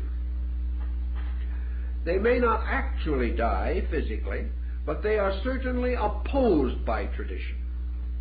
Pythagoras was a martyr to it. Later, so was Socrates. Confucius regarded himself as a heartbroken failure because he was never able to break the tradition in which his life was patterned. Lao Tzu walked out on the tradition completely, and riding on a green ox went out into the Gobi Desert to die as the lesser of 2 evils. Buddha, for 83 years, struggled with the tradition. He was perhaps the most fortunate of them all.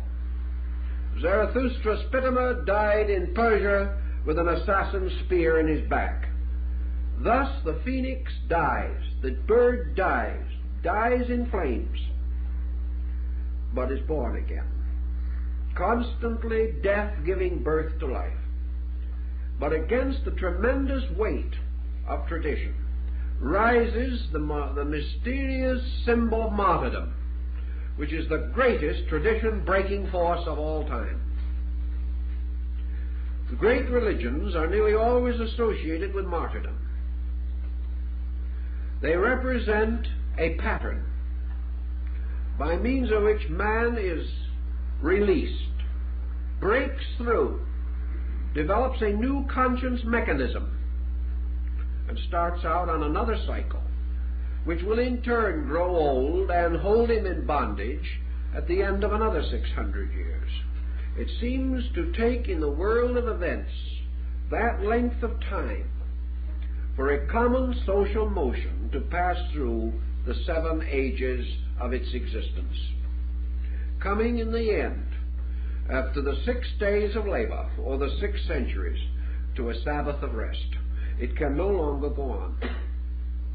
Now, if we took history and studied it in this light, it would be quite possible to fill in innumerable details and begin to see the tremendous chemistry of motion meeting obstacle, the tremendous psychological chemistry which results in the emergence of these great energized persons who become the custodians of new ways and become the leaders of the next phoenix cycle. These leaders in turn, or those who come after them, must in due course take their own aging bodies back to the altar of the sun and there voluntarily die that a new age may be born. Therefore, greatness voluntarily dies in order that it may forever release man from bondage to greatness and push man forward to the emancipation of his own consciousness. Later, other factors appear to take on coloring, and the essential religious elements are not so obvious. But in all the periods prior to the Christian era, and including it, these great changes have been identified almost completely with spiritual leadership. With the coming of the Christian era, we see, again, the tremendous emphasis upon the escape of the individual from a tradition, an old way that had once been new and beautiful, had gradually been corrupted by the decadence of man until it began to take a stranglehold upon the freedom of human consciousness. Then it was that it was necessary to whip the money changers from the steps of the temple.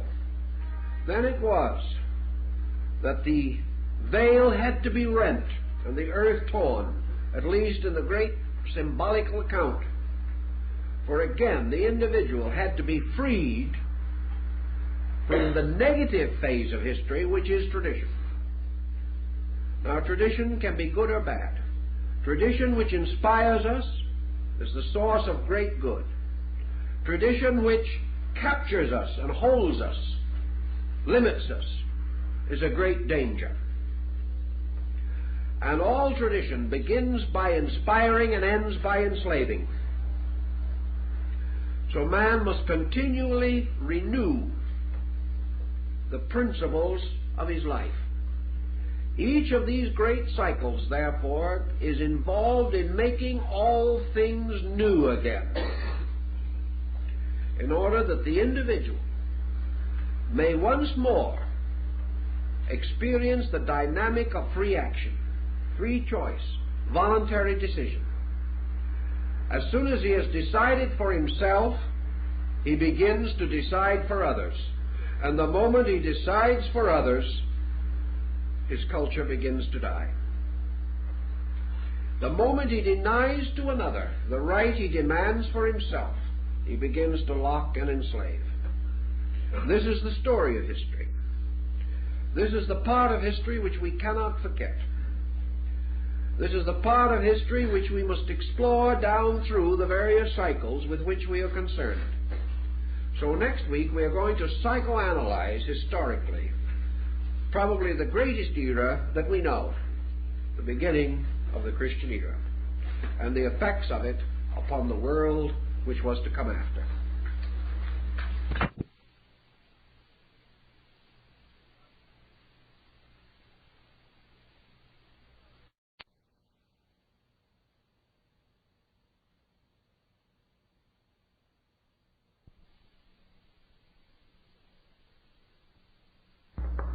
As you know, the subject of this series is the philosophy of history, and we have set it within the framework of the cycle of the phoenix, a cyclic pattern recognized by antiquity and more or less justified by modern thinking. We may not be prepared to explain why history breaks so conveniently into 600-year patterns, but we know this to be the case. And we realize also that within these patterns, certain processes continually repeat themselves, each time on a higher level, each time resulting in a powerful advance of the human estate. Nevertheless, as we measure the life of the individual, so we measure event patterns. And last week we considered, in general, the descent of this cycle over a considerable period of time, and gave special attention to that critical point which arose about BC 600. This was the beginning of what may be termed the Greek cultural period in the West. And from Pythagoras to the final collapse of Greek civilization, we have a cycle of approximately 600 years. For our purposes, we may begin with Pythagoras and the original Greek sophists, men of the caliber of Thales and Solon, and we bring the cycle to the close with the corruption of Greek civilization as a result of the dominance of the Roman Empire. Thus we have a pattern which leads through the glory of the age of Pericles to that inevitable age or advancement toward ultimate exhaustion of resource, which marks the collapse of a culture. Before, however, we go directly to our next cyclic point, which is the beginning of the Christian era, it is more or less a duty to unfold somewhat further the philosophical aspects of history, with special reference to the period leading up to the beginning of the Christian era. Factually and actually, history may be said to begin, at least for Western man, with the Christian viewpoint. We have no record that the Greek was an historian, nor was the Egyptian, nor the Chinese or Hindu of that period. History as we know it today did not exist, but there were certain instruments which we may generally regard as historical. Perhaps the most common of these ancient instruments was called the annal, and this very largely distinguished the Greek and Roman historical approach. An annal was a record of an era, a time, a dynasty, or perhaps merely of a family. An annal was therefore in China the record of a reign sequence, that is, the descent of a dynasty, such as the Ming or the Tang or the Han or the Wei. Historians, perhaps to increase their own favor or to find a framework upon which to build a romantic literary production, found it profitable to glorify dominant families and to cater to the hero-loving instinct of their people. The annal, therefore, was not history in the broad sense, but a small exclusive document. Into this document might be drawn occasionally some external circumstance or incident, but only in the terms that that incident was directly related to the principal concept or the principal purpose of the annal. The annal descended later into the medieval period of Christianity as the chronicle.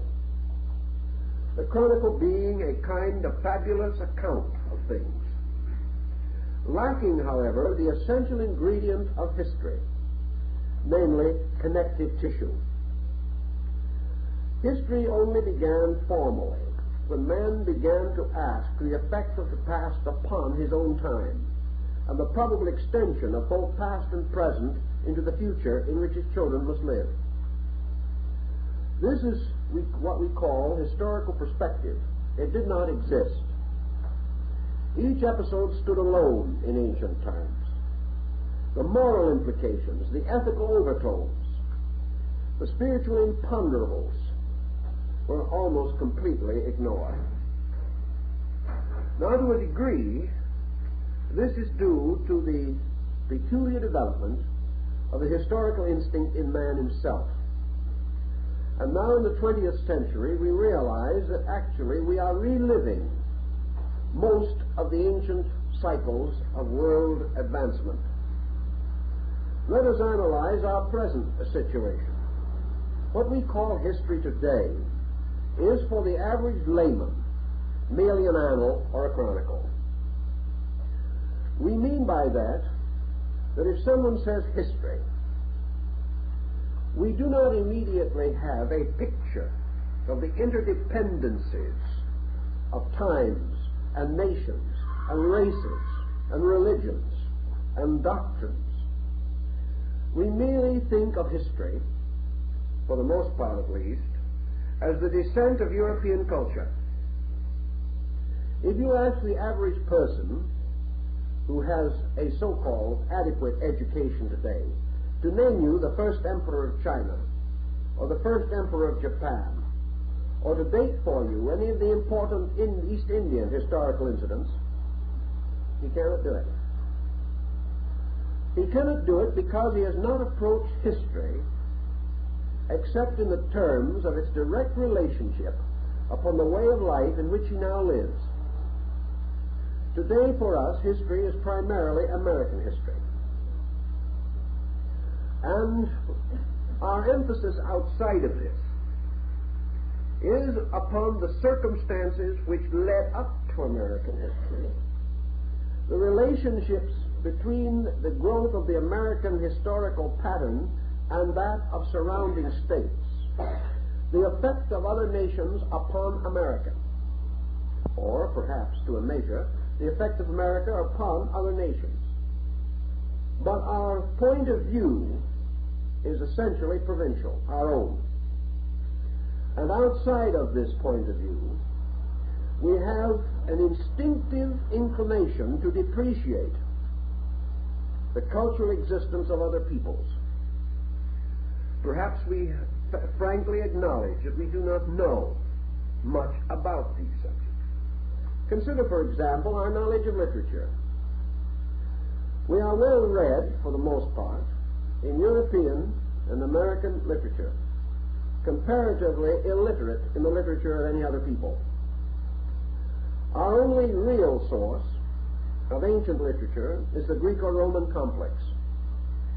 Today we can quote perhaps an occasional line from Homer, or perhaps meditate upon some wisdom of Cicero. But we cannot quote a line from the Zendavesta. We cannot quote a line from the Tables of Sargon. Yet these other documents are, in terms of holistic history, just as important as anything that we have recorded. It is simply that we are still largely in the era of the annal. To us, the story of history is the story of how we arrived at our present situation. And while this remains, we cannot be said to have an essential or sound philosophy of history.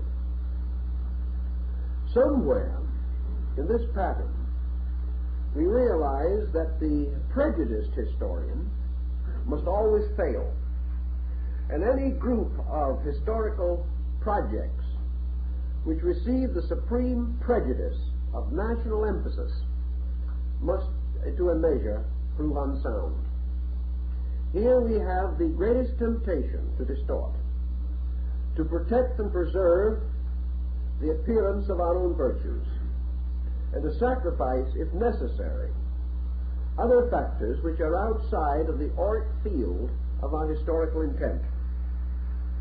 Thus we advance ourselves at the expense of others, and have therefore for centuries laid no foundation for our great need today, namely a one-world concept. We are unable to cope with it, simply because we've never been prepared for any such emergency. Yet in this world, there is a history in and of itself. History stands as a complete structure, independent of any nation, independent of any culture, for it is actually the record of the growth of man as a total being. Each generation can find itself in history, but no historical work which is limited by the perspective of generations can be truly history. This is the great deficiency which we find not only in our own perspective, but for the most part in the historical point of view of the ages which have preceded us. Thus we today have some popular histories that attempt an international viewpoint, such as the work of H.G. Wells.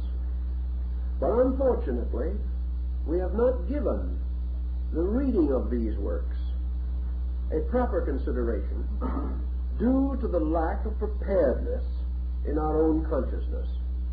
We have come out of all kinds of historical reading with certain emphases, certain glamorized episodes, but we have not a truly historical perspective.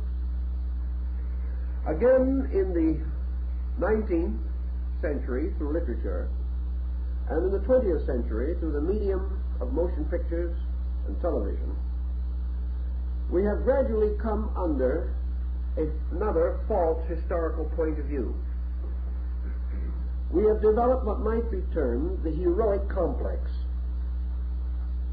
We have taken individuals out of history, dramatized them, frequently misrepresented them totally, in order to compromise with the requirements of entertainment. We therefore produce pseudo-historical documents, which in themselves are a serious detriment to history, because they present situations not as they were, but in order to clarify the dramatic point of view of some individual situation or sequence. For instance, recent pictures dealing with great heroic families or outstanding dictators, generals, conquerors, are comparatively worthless simply because the facts are not correct and the historical perspective is totally distorted.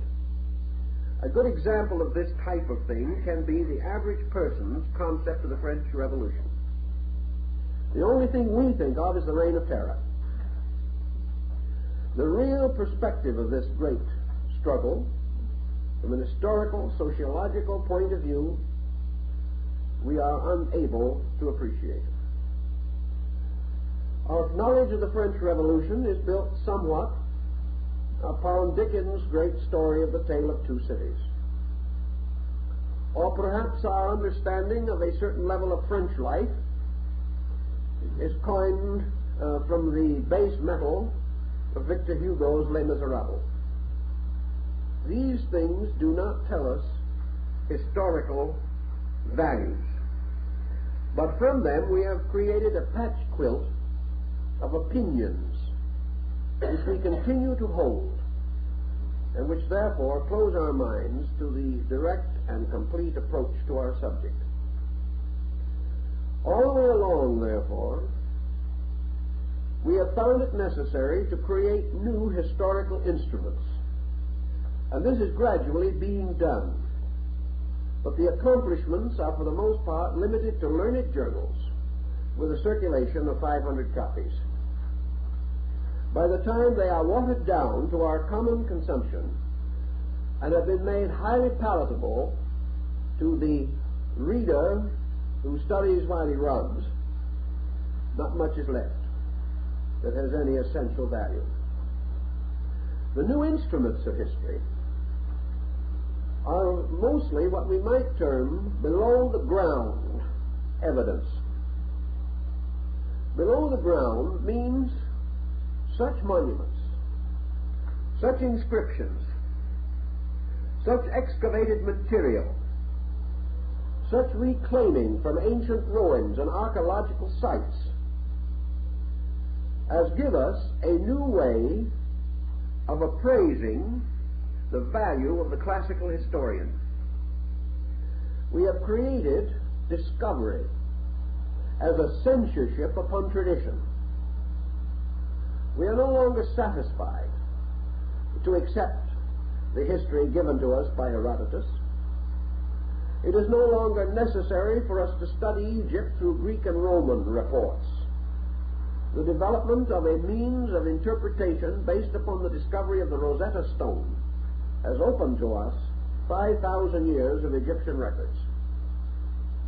Little by little, we are escaping from the historical patterns which we once depended upon for orientation. And little by little, we are checking these patterns by more recent discoveries and by an increasing collection of literary, scientific, and anthropological artifacts. As a result, as one observer has noted, we have tumbled nearly all of ancient historians from their august thrones and condemned them by proof as inaccurate, prejudiced, or uninformed. Now, this does not mean that we should disregard them, neglect them, or ignore them. But what we must recognize is that they lack two facilities which we possess. First, they had no means of general communication and transportation. They were limited inevitably to areas. And much of their history came along caravan routes, by report and hearsay.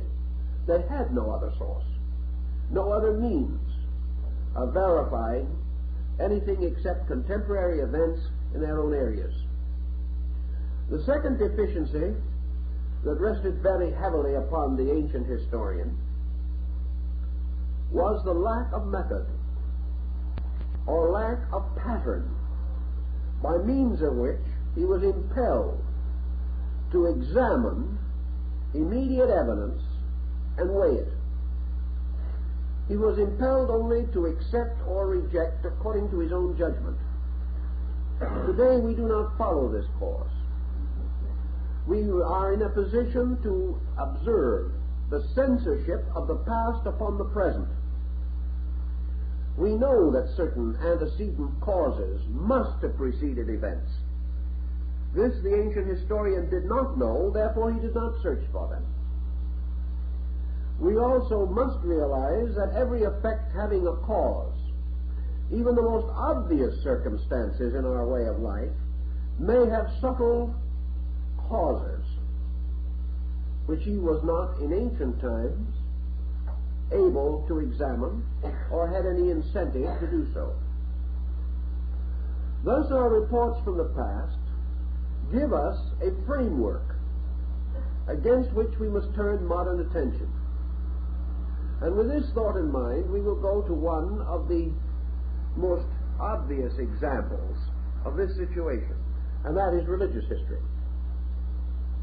Let us think of religious history as we even regard it today.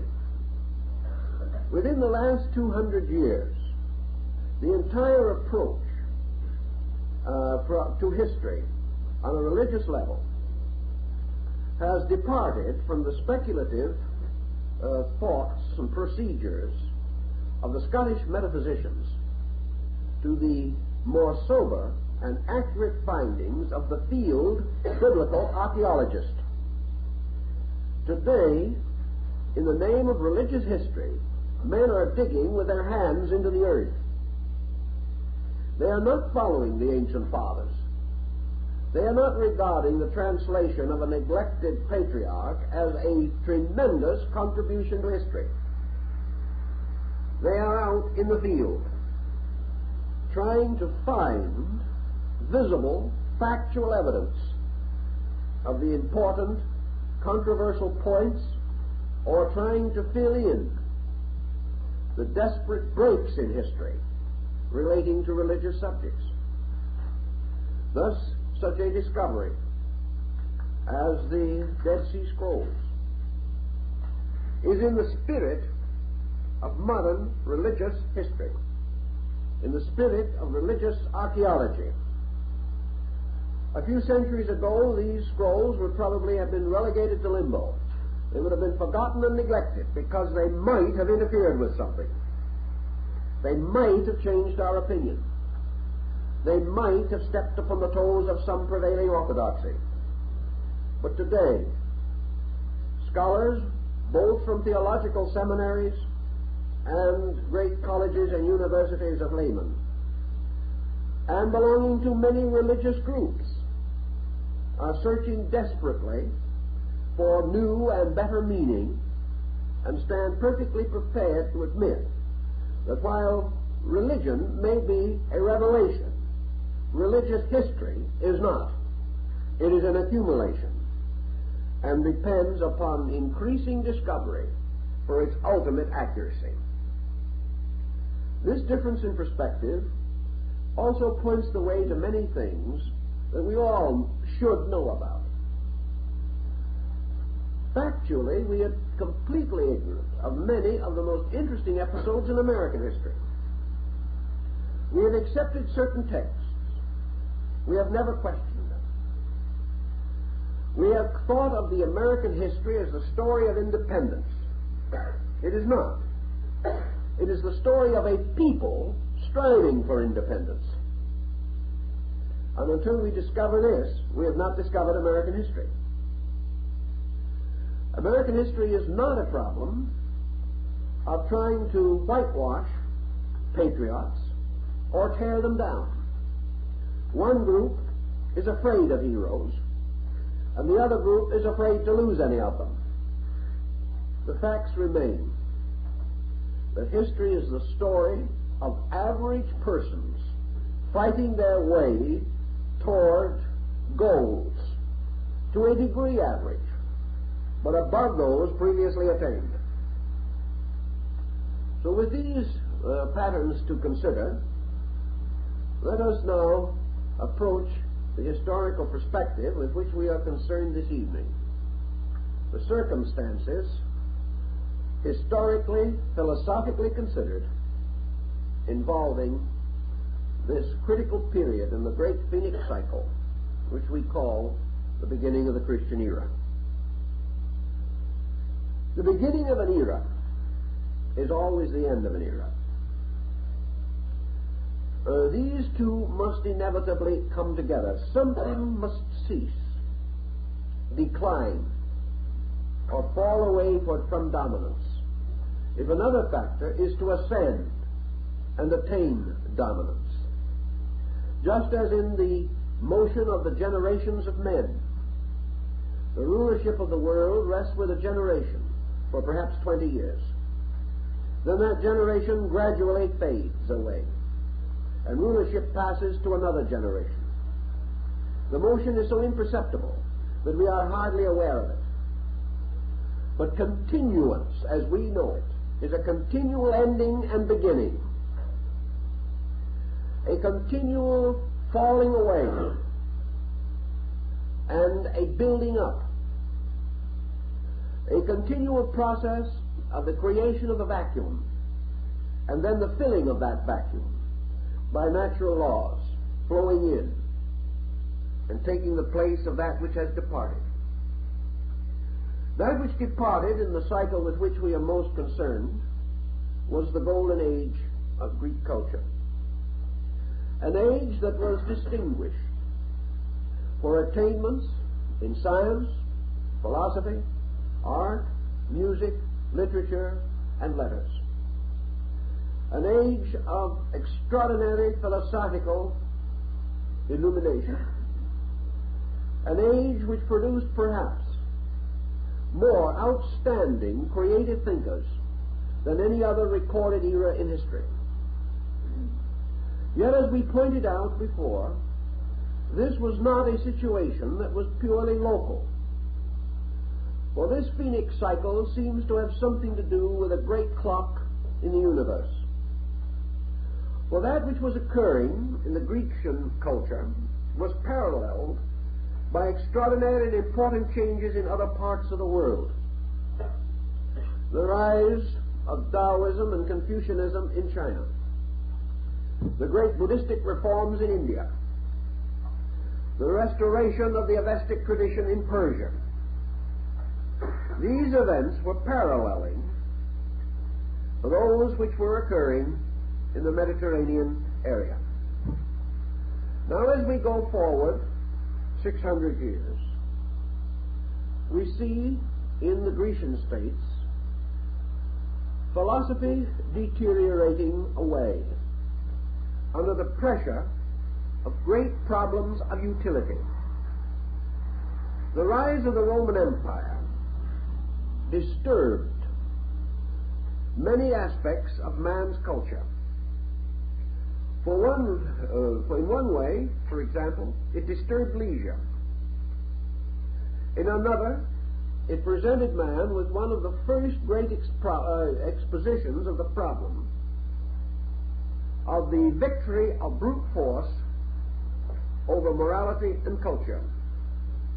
It forced man to assume that good could not vanquish evil unless good was also stronger than evil.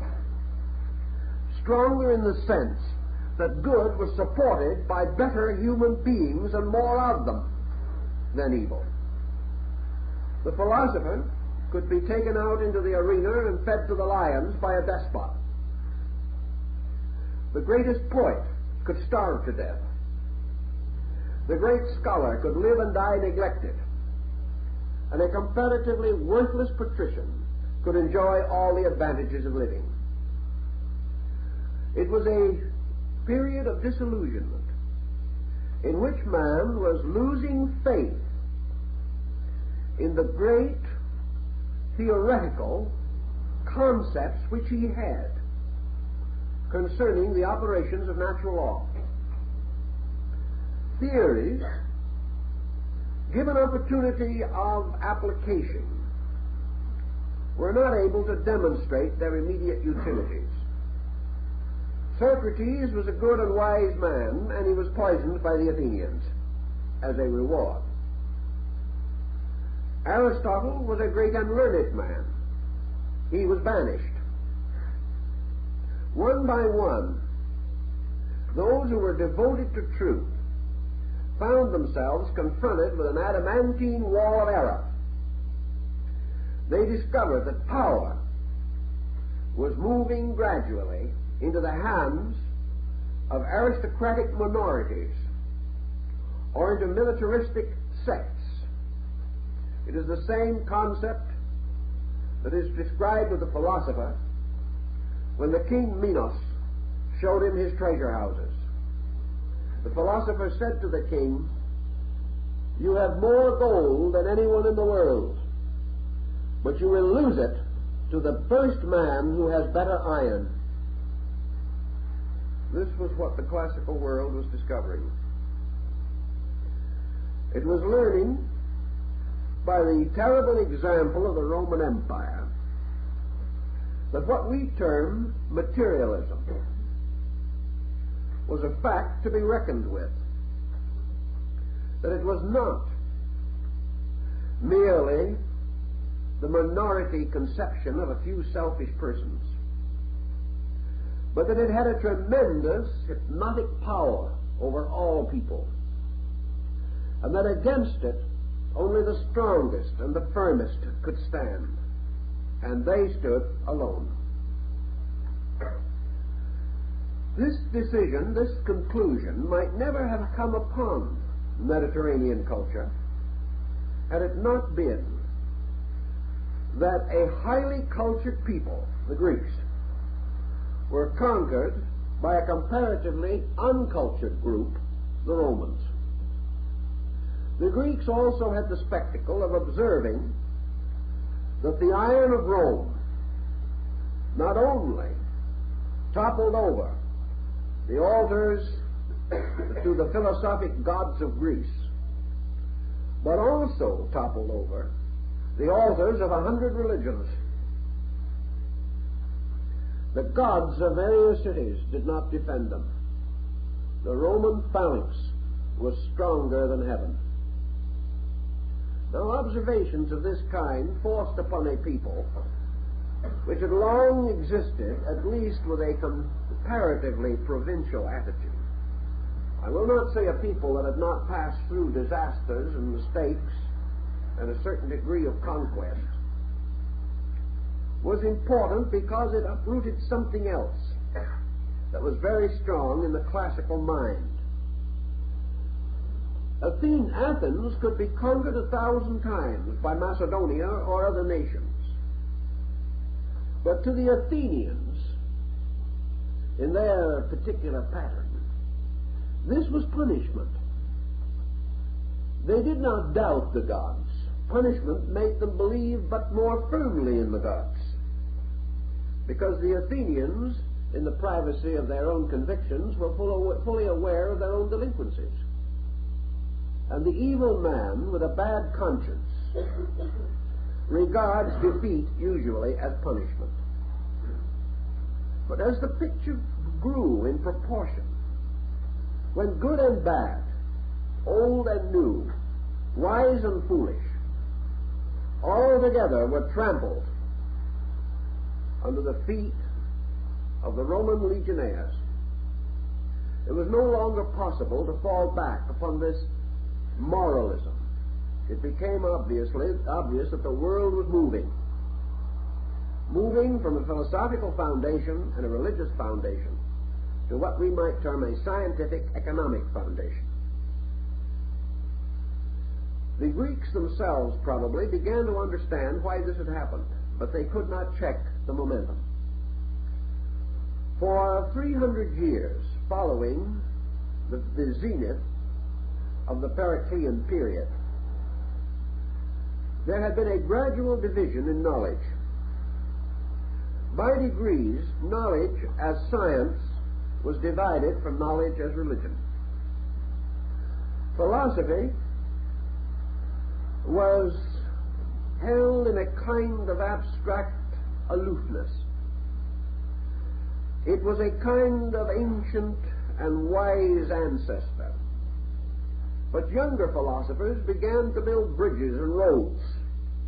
They began to seek outlets upon practical levels, and they also became conscious of the need for an economic reward for the various activities. By degrees, state control of religion gave place to private worship, and the advancement of religious and philosophic systems passed into the keeping of individuals. Immediately, of course, they began to fail, because the individual was not sufficiently unselfish to support them. All these elements together terminated in a grand disillusionment. A disillusionment which caused philosophy to stand and recite its own obituary over the ashes of a magnificent era. An era in which immense progress had been made. But this progress would now pass from its original keepers to those who would use it and abuse it for their own ends. It was no longer possible to control knowledge. It was no longer possible to keep the secrets of higher learning from the corrupt. Any strong man could seize the college or the temple, and could, if he so desired, pillage it, destroy it, or twist its curriculum or its creed to his own advantage. Egypt reports the same thing. Now let us go to the other side of the world and see what was happening. The beginning of the Christian era marked the end of the philosophic era of Taoism.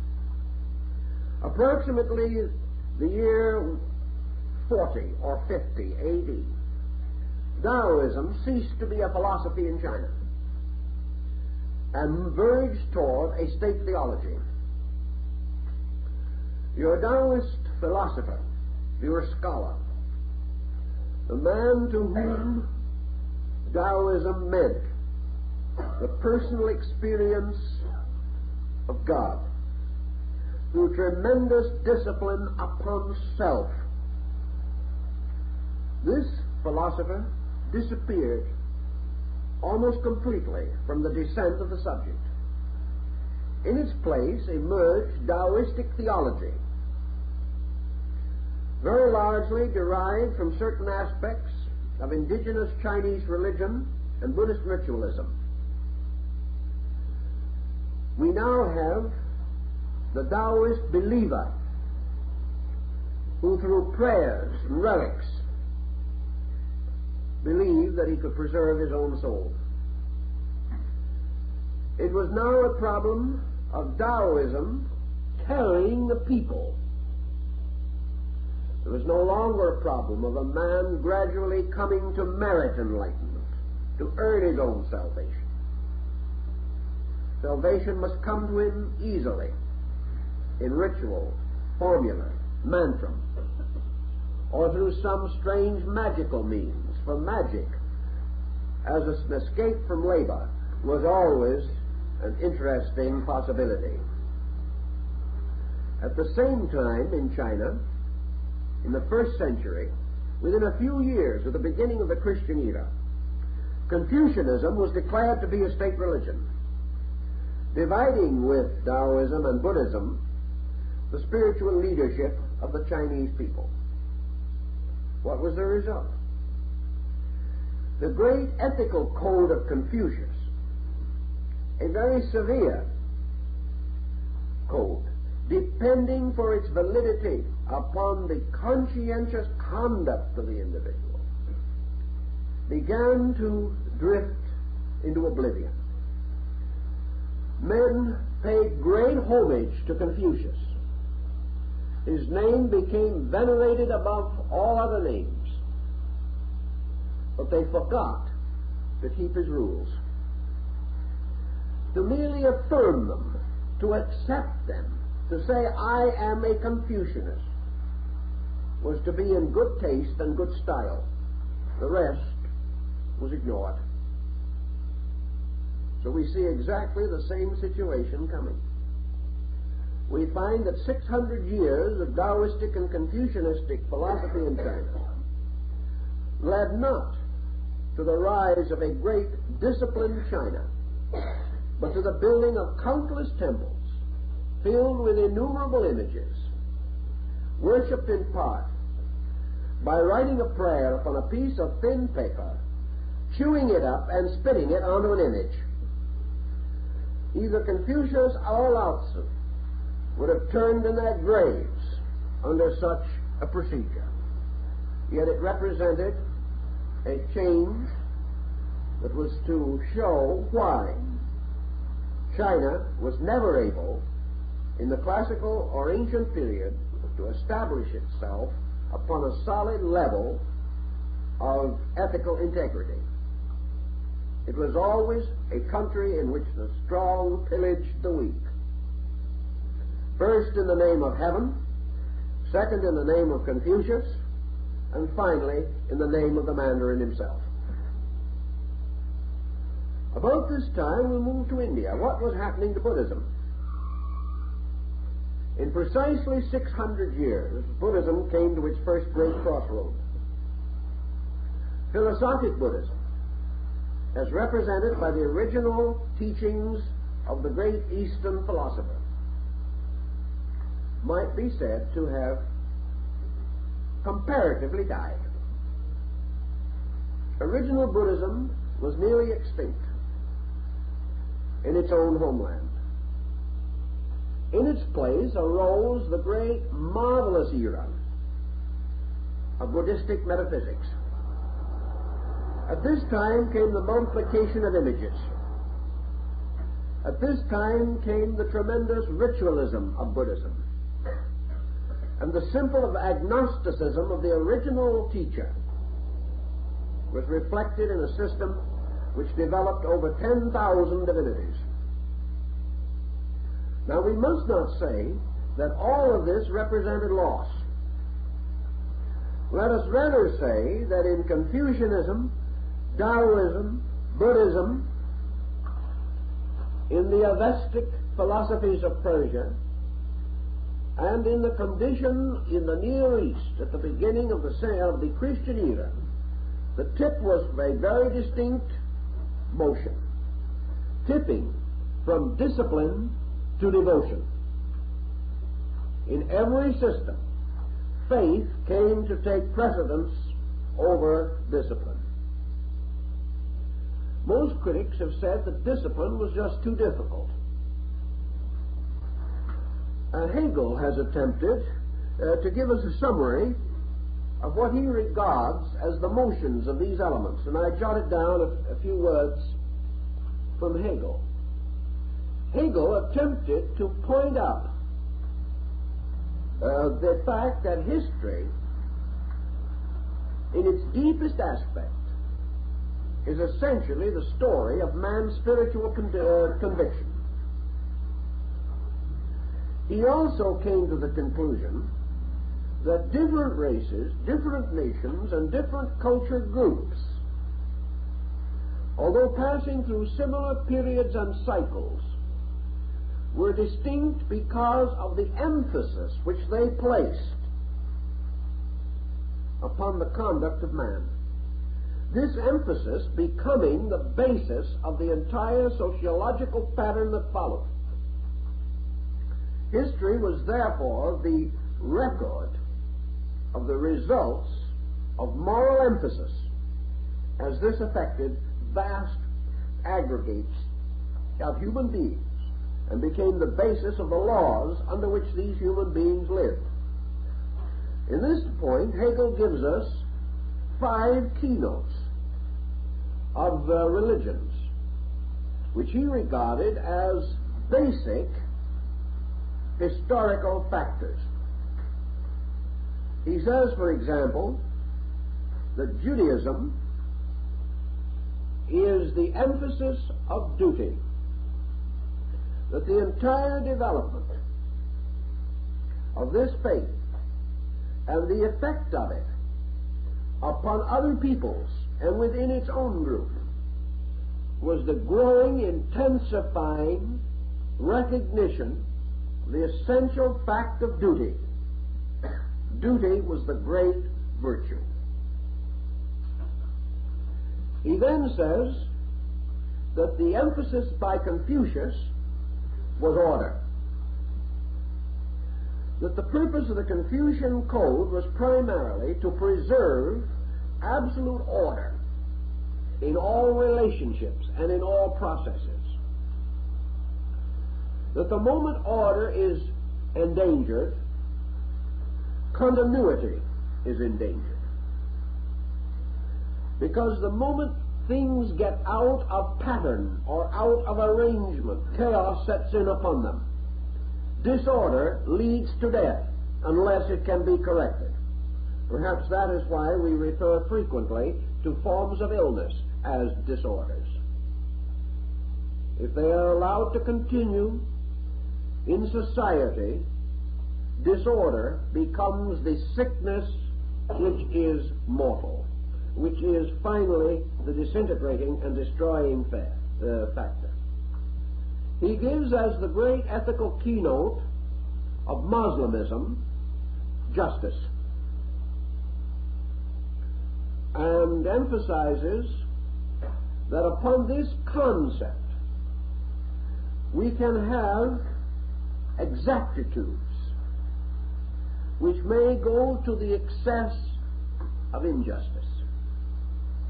Yet without justice, the state cannot survive. The individual who is not convinced within himself that he lives within a condition of justice can never maintain or preserve his own morality and ethics. For that reason, the moment a cultural group or a social order becomes delinquent, it accuses its leaders of injustice or exonerates its own by them. Thus, the moment leadership becomes unjust, followers become equally unjust in their relations to each other. And this ultimately destroys the moral, ethical fabric of a people. Hegel, in an interesting enough way, gives us the keynote of Buddhism: patience. And he regards patience as the key word to Eastern history. Patience is a very great virtue, unless it leads to inertia. A patient man is not one who is dead, nor one lacking in incentive, or lacking in the imponderables of effort. A patient man is one who has learned within himself one undeniable fact, namely, that you can hasten nothing beyond its natural speed. Impatience leads to injustice, for it attempts to exaggerate the pace of things, or becomes dissatisfied at the slowness of achievements, or attempts to force that which can only be accomplished by growth from within itself. Thus, patience is a great and powerful thing, and history is a valid record of the ultimate victory of patience, inasmuch as all good things have been of slow maturing, but have consequently endured long. Hegel then gives us, as his final group classification, Christianity as the emphasis upon the concept of love. Now, he himself points out that without a sense of duty, without law and order, without justice, and without patience, there can be no love. You cannot have true love apart from all these considerations.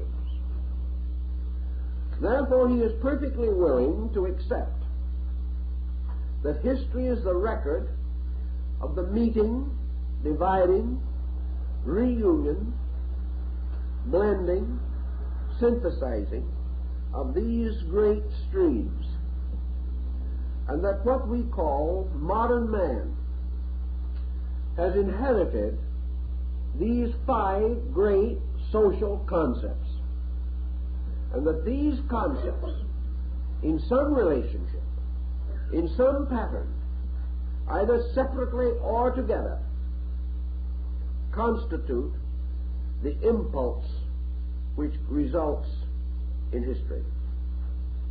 That without these factors, man would remain eternally static, or would be the victim of such caprices of conduct that the results could never be classified and might be considered to be an pageantry of incident and accident. Now, we said earlier that with Christianity began the basic concept of history, for the reason that in Christianity for the first time was clearly enunciated the doctrine that creation and the descent of created things, particularly as outlined in the Old Testament, stood clearly to indicate the unfoldment of a divine purpose through a series of connected incidents which must lead ultimately to the regeneration and perfection of creation. Thus we may say, for the first time, the grand archetype of all occurrence, all incident, all circumstance, being part of something. This archetypal vision is found, for example, in the history of Eusebius. Truly, at that time, and later in the historical morality of St. Augustine, there was no great attempt to break away from the biblical descent of history. The early church historians were not interested in Egypt, except for the interludes of Joseph and Moses, or perhaps the flight of Jesus into Egypt. Egypt, as itself, was only part of a framework. These same historians had no particular concern for Greek philosophy or Greek history, and as we can tell from studying their works, were totally unaware of the history of the Eastern Hemisphere. They had not accomplished their purpose, but they had advanced the idea that from the hypothetical Adam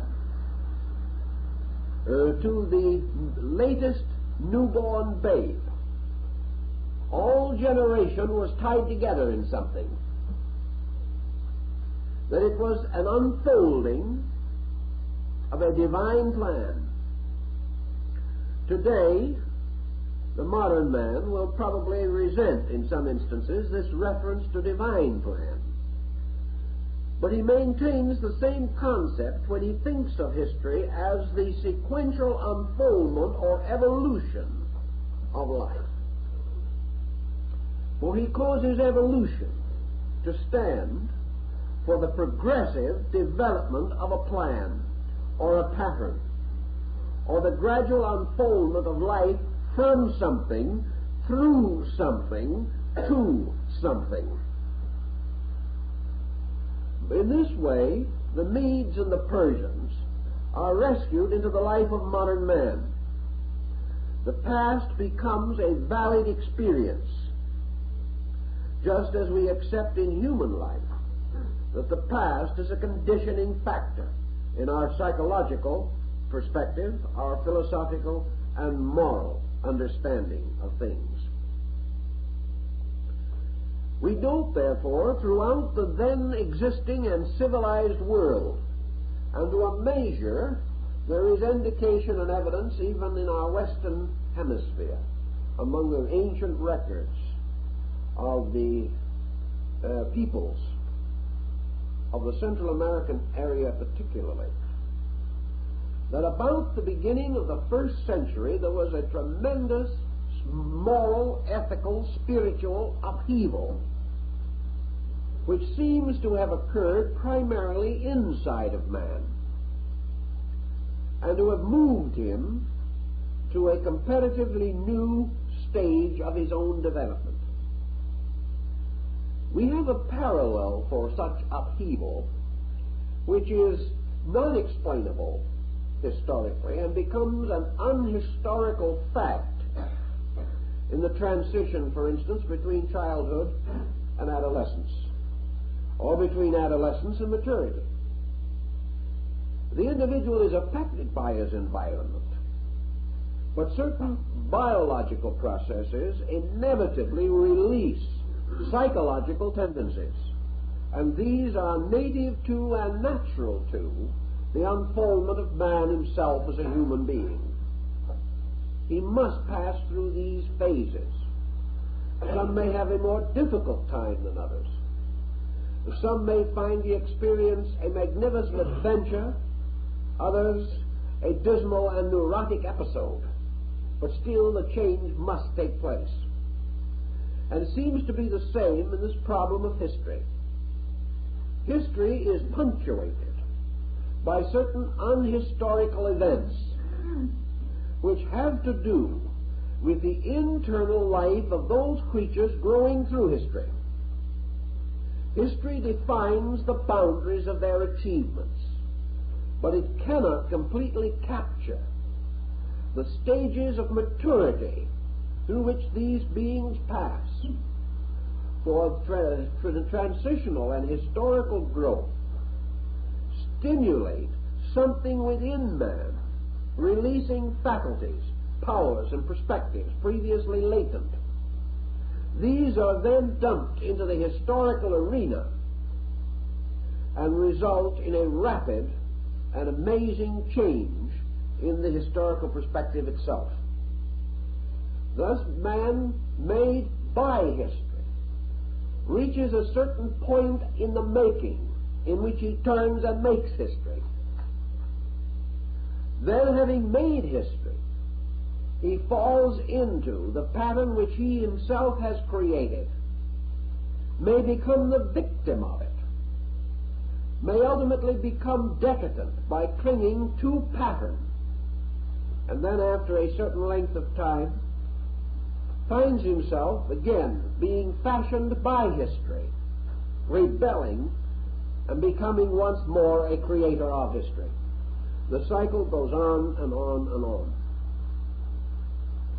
At the beginning of the Christian era, we therefore observe very definitely that four, actually, of Hegel's principles were already functioning, although justice was not at that time primarily associated with Islamism, for this came in 600 years later at another critical point. But justice in a sense existed, but not in the sense which it was later to assume, or to produce the results which it was later to produce through the rise of the Muslim world, because the Muslimism became the justest balance which prevented Western civilization from passing into a state of complete autocracy. The balance wheel was established. But certainly Buddhist patience, Judaistic duty, and Confucian law and order were all available in the experience of man at the beginning of the Christian era. Thus we observe a tremendous change taking place at this particular time. The change was not as the result so much of the Roman mind, because it is doubtful if the Roman gave it any consideration at all. It was the effect of the Roman conduct upon the non-Roman mind.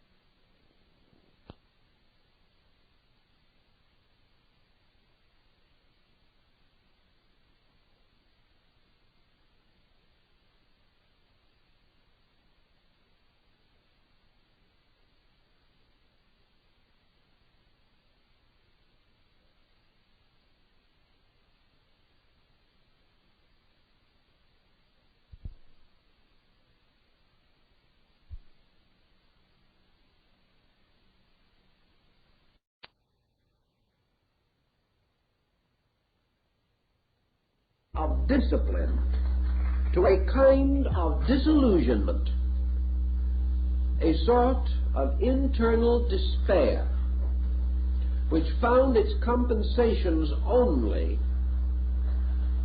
in that kind of reflection which arises from pain. Thus man became more aware of the sacredness of suffering, the sanctity of sorrow.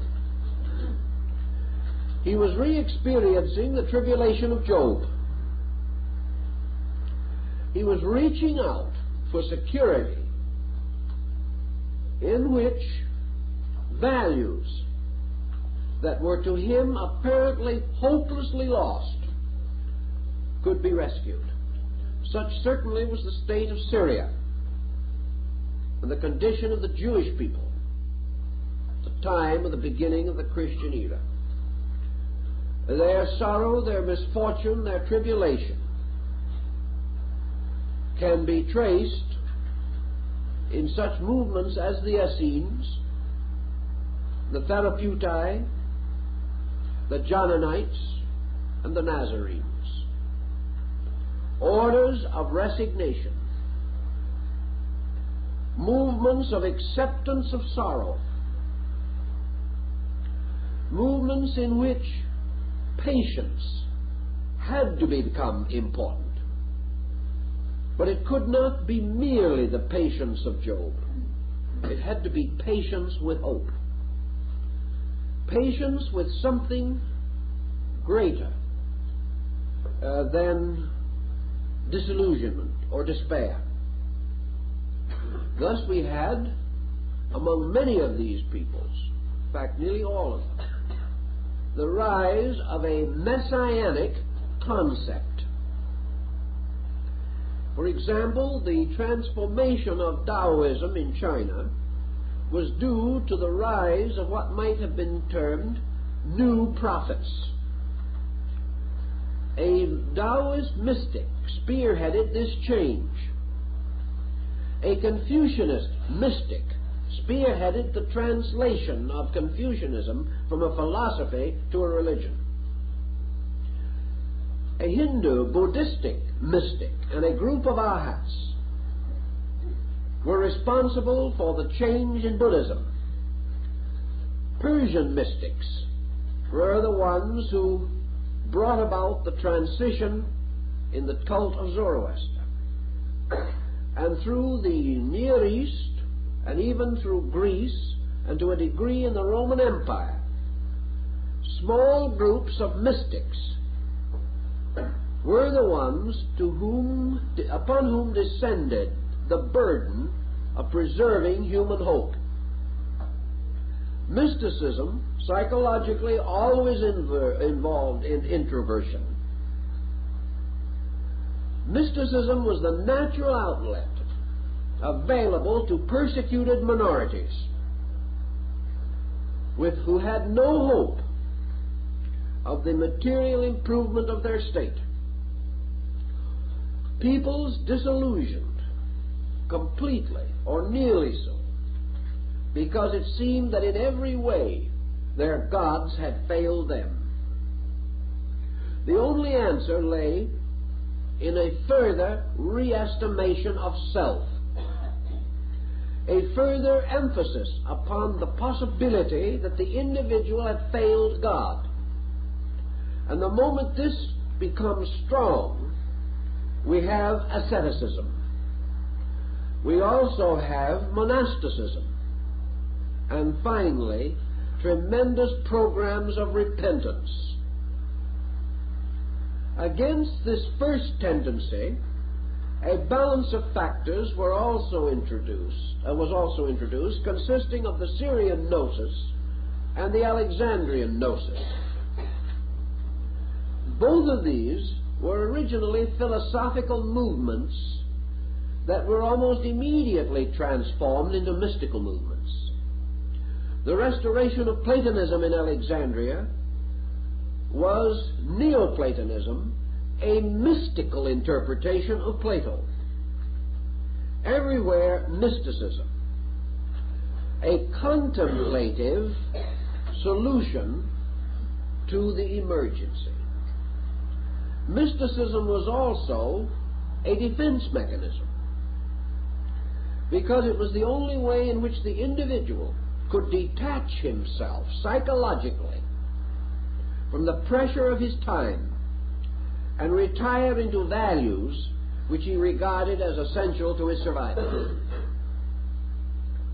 Thus we see that the very pressure of things brought about a tremendous crisis, a crisis like a motion from childhood to adolescence, or a shift from a strongly objective to a strangely disturbed subjective state of existence. Mysticism stepping in therefore required a completely new estimation of eternal values. Mysticism could not attack the chronicle or the annal, or such phases of history as did exist. Mysticism could not disprove Plato. It could not disprove Aristotle. Buddhistic mysticism could not disprove Buddha, nor Taoistic mysticism disprove Lao Tzu. Nor could these mysticisms rise in violent antagonism against the whole common experience of the race. This was not conceivable. These mystics would not only have been exterminated, but utterly ridiculed had they departed from those things man had already experienced to be true. So what happened? Mysticism became a new unfoldment, a sequential examination, a penetration into the substance of previous appearances. Thus mysticism became a new explanation for an existing and accepted fact, circumstance, or truth. Your mystic, then, whether it be in India or China or in the Near East, stated firmly that he did not come to destroy the prophets, but to fulfill the prophets. Man resolved to build turned into himself. The moment he did so, he found a new light radiating from himself to his own beliefs. He began reading his own sacred books with the light of his own experience rather than the light of traditional experience. And in this procedure began to feel that these books had never been truly understood. He gave them new meaning. He gave them new importance. And as his contemplations extended not only to the literary phases of religion, but to the creedal and doctrinal aspects, this man, with a great need in his own soul, found the light of his own need illuminating even the nature of deity. Perhaps he acknowledged, and perhaps he never knew, the inevitability and immovability of the divine nature. All he knew was that it seemed to him that he had come nearer to a deity whose essential nature was nearer to the human need. This pattern led to these tremendous motions of Reformation. A further demonstration of that is, of course, that in the first century, the Roman persecution of the Christians, though not perhaps as fantastic as we like to believe from a prejudiced point of view, was certainly severe enough to require great fortitude on the part of early believers. These early believers, however, possessed this fortitude because they had moved from traditional focal points to internal, mystical, personal experiences of the fact of God. Thus the deity that had lived upon the Olympian heights now lived more nearly and more really in the heart of man himself. Confronted with an outside emergency, the person was required to turn to the only strength available, and achieve what the Neoplatonists termed the victory of self over circumstance. At the first century, the circumstances were bad, the worst that a highly cultured people had ever known. Therefore, the need for this victory was the strongest and deepest they had ever experienced.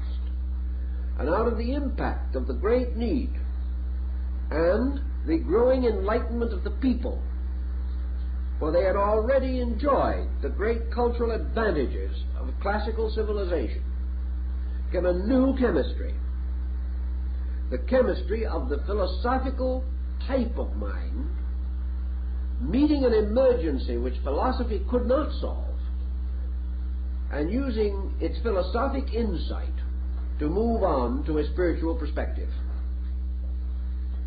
This type of situation, having been widely disseminated, we must assume to represent a valid step in the natural unfoldment of man.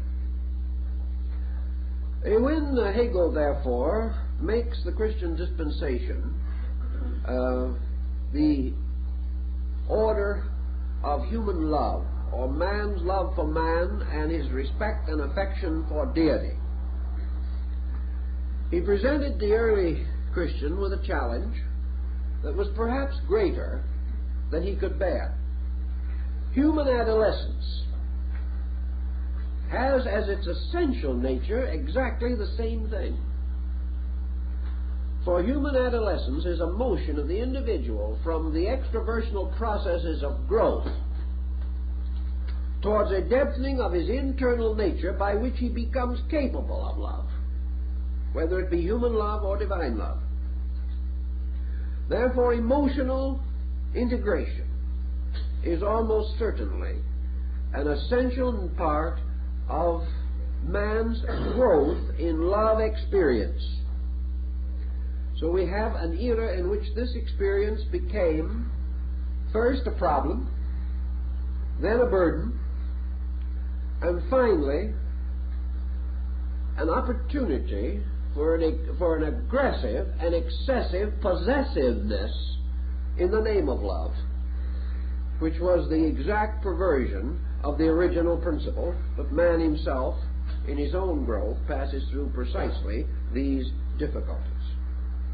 Love moves from mere exuberance of emotion gradually through excesses of one kind or another to the final clarification and purification of itself. And that, to a measure, was the problem that faced these 6 centuries. And to make this pattern solid, strangely enough, the cycle of the Phoenix gave the people precisely 600 years in which to achieve their end. For within this measure is the crest, decline, and fall of the Roman Empire, which had become the shelf or foundation which supported the pattern. By the end of 600 years, man was tipped from the final decline of the Roman Empire into what we call the Dark Ages. The Dark Ages begin approximately 600 AD. And dark is an understatement. So seriously deficient were these periods, which we call the Dark Centuries, that we scarcely have a reliable historical record of them. In this time, literacy declined, travel was forgotten, philosophy was lost, and religion was unable to integrate itself into any uniform, purposeful pattern. So the great opportunity which began with the Christian era literally closed or ended with the reign of Justinian, which brought to a theoretical and really factual conclusion the collapse of Roman supremacy. Justinian was one of those who buried Rome. In the very midst of this great 600-year period stands the impressive monument of the Council of Nicaea, convened by Constantine Magnus, paid for by him, presided over by him, and partly recorded by his secretary Eusebius. It is clearly noted that Constantine personally paid the expenses of the delegates, including handsome maintenance in his palaces and estates while they were present. Probably some of the delegates enjoyed greater luxury than ever before in life, or ever again. But the purpose of the great council was to prepare Europe for the establishment of Christianity as its dominant religion. In the midst of this period also, we begin to see the difficulties arising. For philosophy had not been totally without experience in these things. Philosophy had always pointed out that there is something more to love than emotion, that there is something more to virtue than good intention, and that there is something more to progress than devotion. With these elements there must also be a sovereignty of common sense, an intellectual maturity by which the individual not only wishes to do well, but knows how to do well. And in the great excitement of the time, this point was seriously neglected. And out of this neglect arose the tragedy which resulted finally in the collapse of this Phoenix cycle. For at the end of the 600 years, the average person had not been able to establish love as a practical force within his own life. He had been unable to separate it from selfishness. He had not been adequately moved to educate it. He had not been reminded that emotion without discipline is madness. Therefore, he was a little mad, of good intention, but hopelessly unfit to meet the challenge. And out of his own unfitness came his own undoing. And his entire purpose was lost when the Dark Ages formed an almost insurmountable barrier separating one world from another. Rome contributed little to the preservation of anything other than the creedal form of Christianity. Greece gave something in its emphasis upon philosophic mysticism through Neoplatonism and the Gnosis. Egypt gave something in the last aspects of its Osirian rituals and rites. But the great danger and trouble was that the individual was no longer restrained in the attainment of certain knowledge. The barriers of the mysteries had been broken. We may say that this break was inevitable and ultimately absolutely necessary. But coming as it did, it was like maturity breaking upon the child. It results in that kind of a situation which may lead to the most disastrous difficulties, moral and even criminal. The strength of the people under these crises depends largely upon the traditional background and the strength of their moral and cultural discipline. This was further impeded by the fact that the Roman attitude changed the level of human progress, emphasizing more and more the rights of the so-called underprivileged group, so that gradually the underprivileged group became the militant custodian of doctrines which it could not comprehend. All of these things gravitate together, and the crisis becomes finally personified, for we discover always in nature that the sorrow of man produces the man of sorrow, that the disaster has within it the inevitable remedy of itself. Emergency must be met, and every emergency produces its heroes. The great emergency, converging in these different areas, produced outstanding individuals. And in the Near Eastern era and area, this great emergency produced the Christian dispensation and the heroic personalities and leaders of what we know as the Apostolic Age, or the first great circle of devout human beings following after the dispensation which had been established, becoming the great evangelists of it.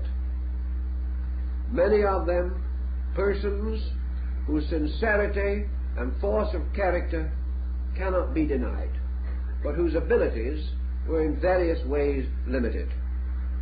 Perhaps the most articulate spokesman of this period was Paul of Tarsus. Obviously, when you cut, as one of the ancient fables tells us, a sail according to the wind, the ship will travel. And the growth of mysticism, or an intensive simplification of religious procedure, was almost immediate. We can again recognize that religion always flourishes in an emergency. Man finds strength to believe in God when he loses strength to believe in himself. When he is no longer able, or believes that he is able, to carry the world himself, he returns it with some proper apology to its Creator. But while he is getting along well, he is Lord of all he surveys. Thus, the great critical period resulted in men turning to religion, just as today we have had a magnificent efflorescence of religion following the episode at Hiroshima. Man suddenly discovering an atomic bomb which might threaten his own survival entered into a prayerful mood, and will remain so as long as his scientific progress endangers his survival. In this emergency, he turns back to his ethics, back to his morality, back to his philosophical institutions. In the Near East, the collapse of the Jewish monarchy was one of the factors which had a great deal to do with the local conditions in Syria at the time of the beginning of the Christian era. The unit of culture which produced Christianity was in a tremendous state of despair, of complete demoralization. And yet it reviewed the situation and accepted the earliest forms of Christianity merely as Reformed Judaism. There is nothing to indicate very clearly that even the early apostles viewed themselves as other than the true Jew. The others had fallen away. Their Christianity was true Judaism, the Judaism restored by contemplation in tragedy and despair.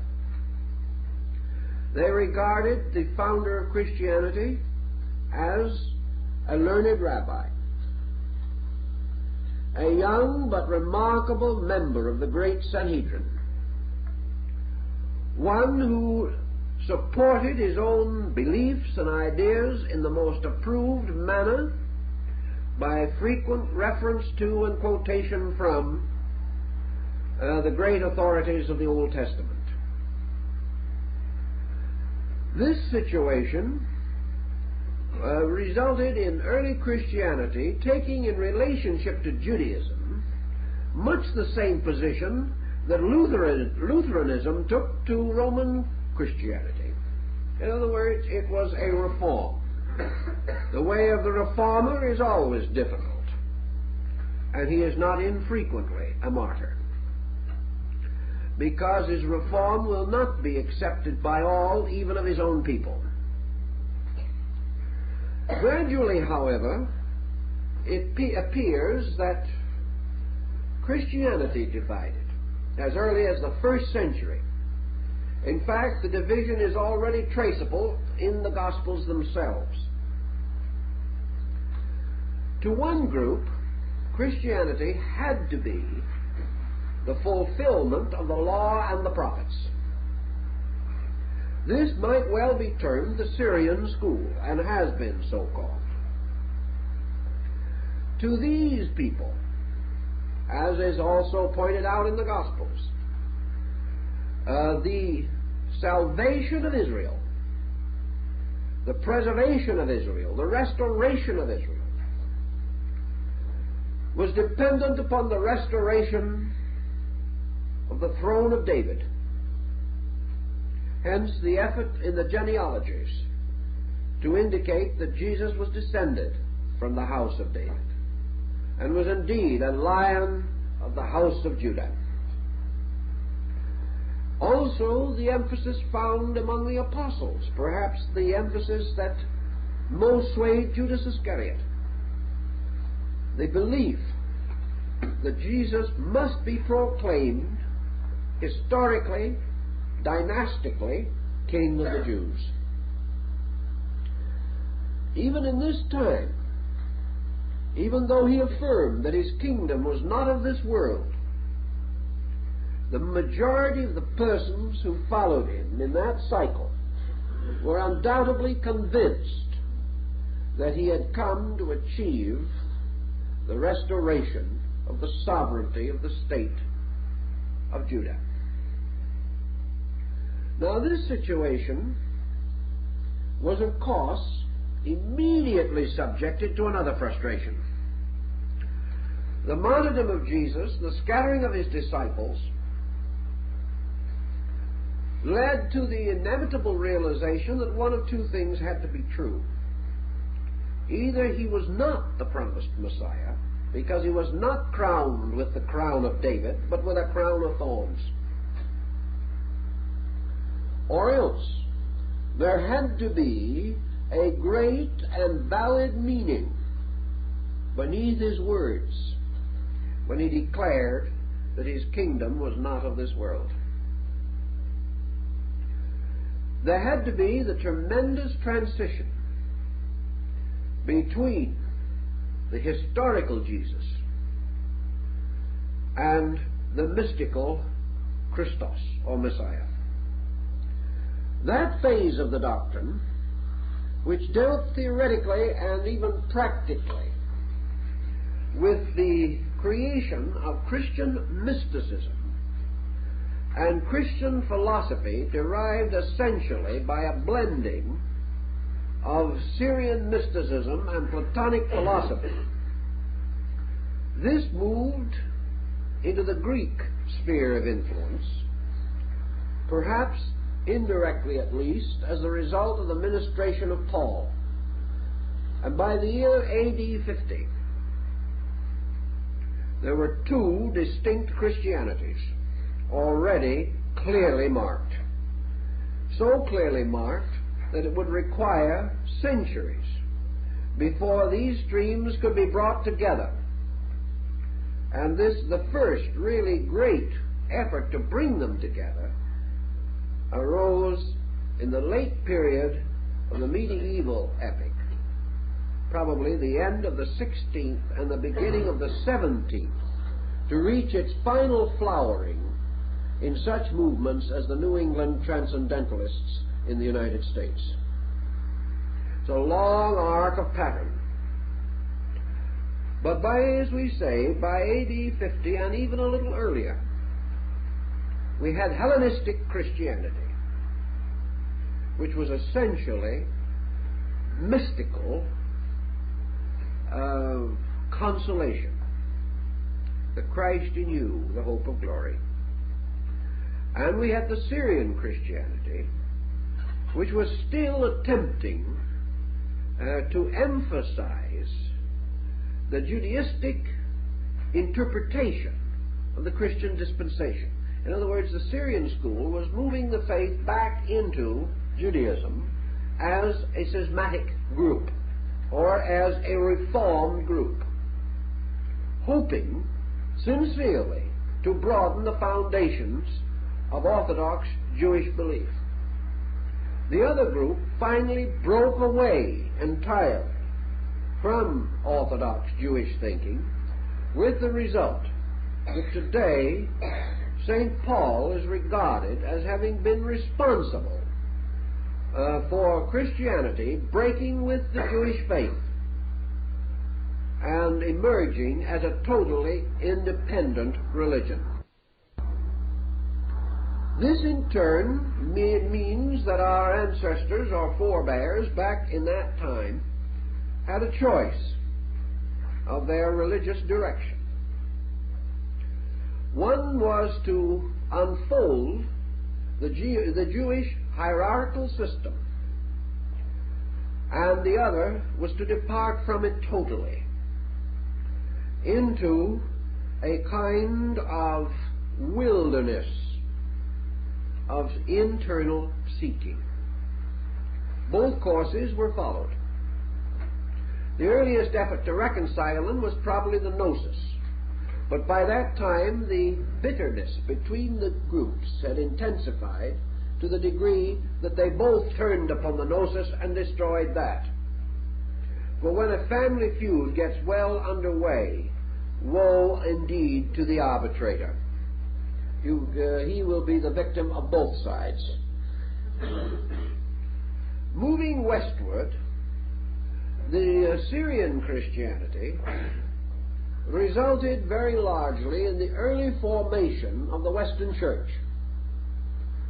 The Hellenistic branch contributed considerably, traditionally and otherwise, to the Eastern Church and to the final rise of what we call the Greek Orthodox,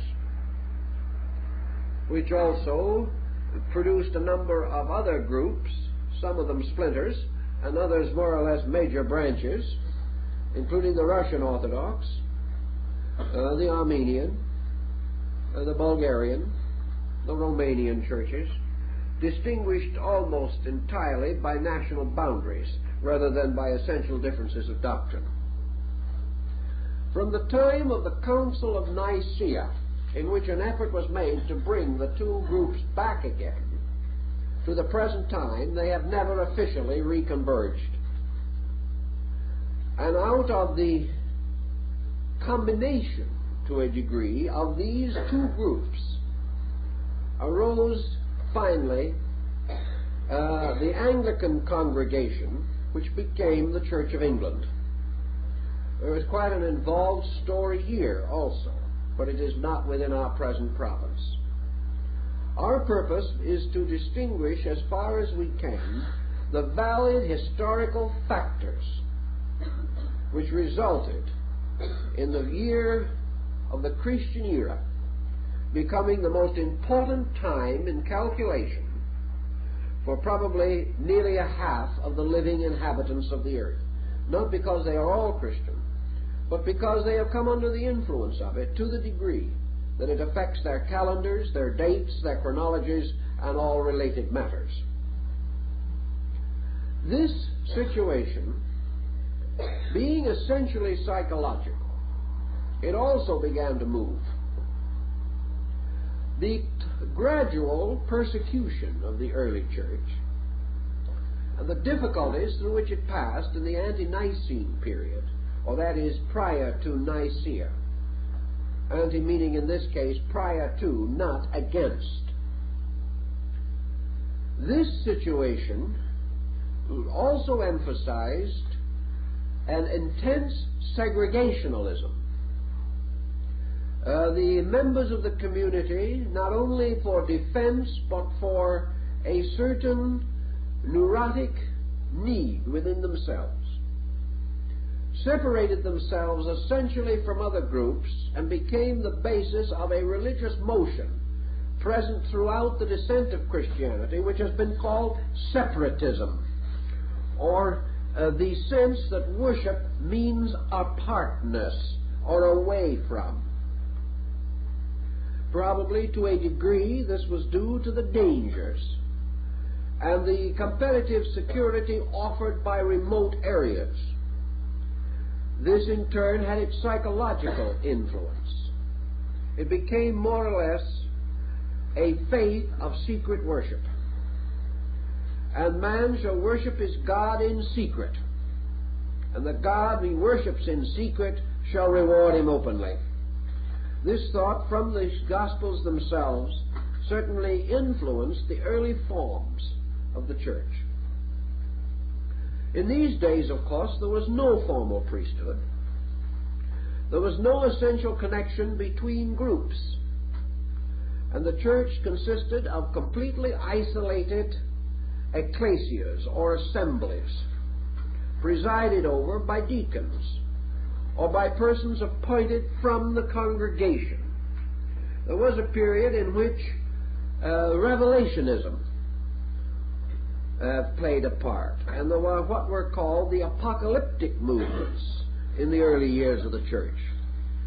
The apocalyptic movements dealt with visions, ecstasies, prophecies, appearances, apparitions, and phenomena, attempting to prove through various mysterious circumstances the approaching advent or the second coming. Others of these groups went deeper and deeper into their own mystical contemplations, becoming hermits and going back into the desert. Some of these certainly were patterned upon the old Jewish prophets, who were a very remarkable group, completely different from our common idea of prophet, being persons self-illumined, self-appointed, yet generally recognized by others. It's an interesting phenomenon, but all of these things fitted together to produce the gradually increasing pressure that certainly ultimately had to be organized. It had to be brought into some kind of a formalization. While this pressure was at variance with the Roman Empire, under the pagan emperors, it was held much in abeyance. But after Constantine, there was a general discontinuance of persecution. And by degrees, the church began to fall, becoming, for that period, the church militant, or the church composed of aggressive leaders seeking to broaden the foundation of the religion as a moral and spiritual duty. Thus, from this period on, we have great changes. But let's see what happens somewhere else. In India, particularly, the motion began there, but it moved almost immediately to China. We find the rise of the concept of the Mahayana, or the great vehicle, the ship of salvation. We refer to certain parts of a church as the nave. And this, of course, actually means the ship. The Mahayana refers to Buddhism as the ship of the doctrine. And in early Christian religious art, the Christian faith is frequently represented as a ship, and is often so pictured upon what is called the fisherman's ring, or the ring of the papacy. Usually a ship is so represented as the symbol. This ship of the doctrine in India, China, had as its primary purpose the broadening of the foundation of human redemption. Salvation was no longer to be the result of a peculiar dispensation available only to those following certain extreme austerities. Salvation was no longer only for the individual who attained righteousness by his own efforts. Salvation was bestowed, or was a common birthright, and the individual could be saved in two ways, either by doing good or by repenting evil. This became a basic element in Mahayana Buddhism. And within 200 years, the deity Kuan Yin, the Buddhist equivalent to the concept of Mary, or the Holy Virgin, had gained tremendous dominance throughout Asia as the symbol of pure motherhood, pure love, and the ultimate forgiveness of sin. For to this deity was given the right to make men whole again through repentance. Prayers might then be addressed to this divinity, who was gradually transformed from a male deity of India into a female deity in China, Japan, and Korea. Thus the Mother of Mercy came to take precedence over the silent figure of Buddha seated in meditation. Buddha remained as the great teacher, but men did not approach him directly. They sought rather the solace of the understanding heart, the heart of the Great Mother. They went as children back to the Mother. In China, we have very much the same thing. The Taoist divinities began to take on these same aspects. And in Confucianism, love or emotional regard came to be considered more proper than filial devotion, based upon the precedents and formalities of the older beliefs. Thus, the faith of forgiveness became universally distributed. There is only one possible answer to it, and that is that we are measuring events by the internals of things. Now, we might say that if this occurrence of the first century was the only example of this cycle operating, that we were in the presence of a completely miraculous incident, an incident by means of which one important date could be made to stand out as supreme in all history and in all time. We can take this attitude if we wish, but there are certain things which it will not fully explain. One is why it should have simultaneously occurred among entirely different peoples of different beliefs. And the other thing is that this incident should, as far as its essential value is concerned, this representation of an internal motion from one condition to another, this crossing over from a way now past to a way to come, this evidence of a maturing within consciousness, this evidence is repeated periodically. Therefore, we are not in the presence only of one isolated occurrence. We are in the presence of an occurrence that with almost equal intensity occurs every 600 years. Thus, we cannot affirm it to be absolutely unique.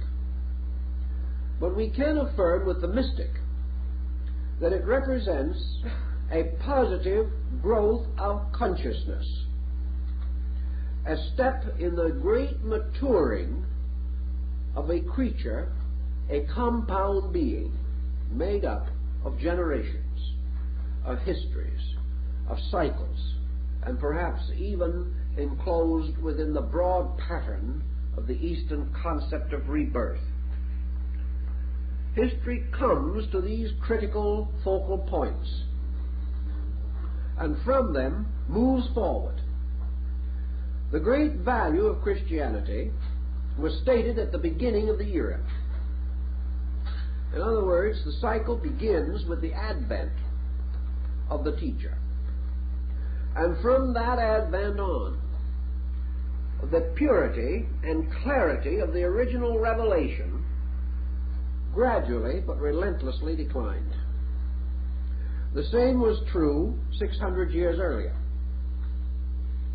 when those persons living approximately in the 6th century BC, Confucius, Lao Tzu, Buddha, Zoroaster Spitama, and Pythagoras, they formed the great challenging notes for their own people.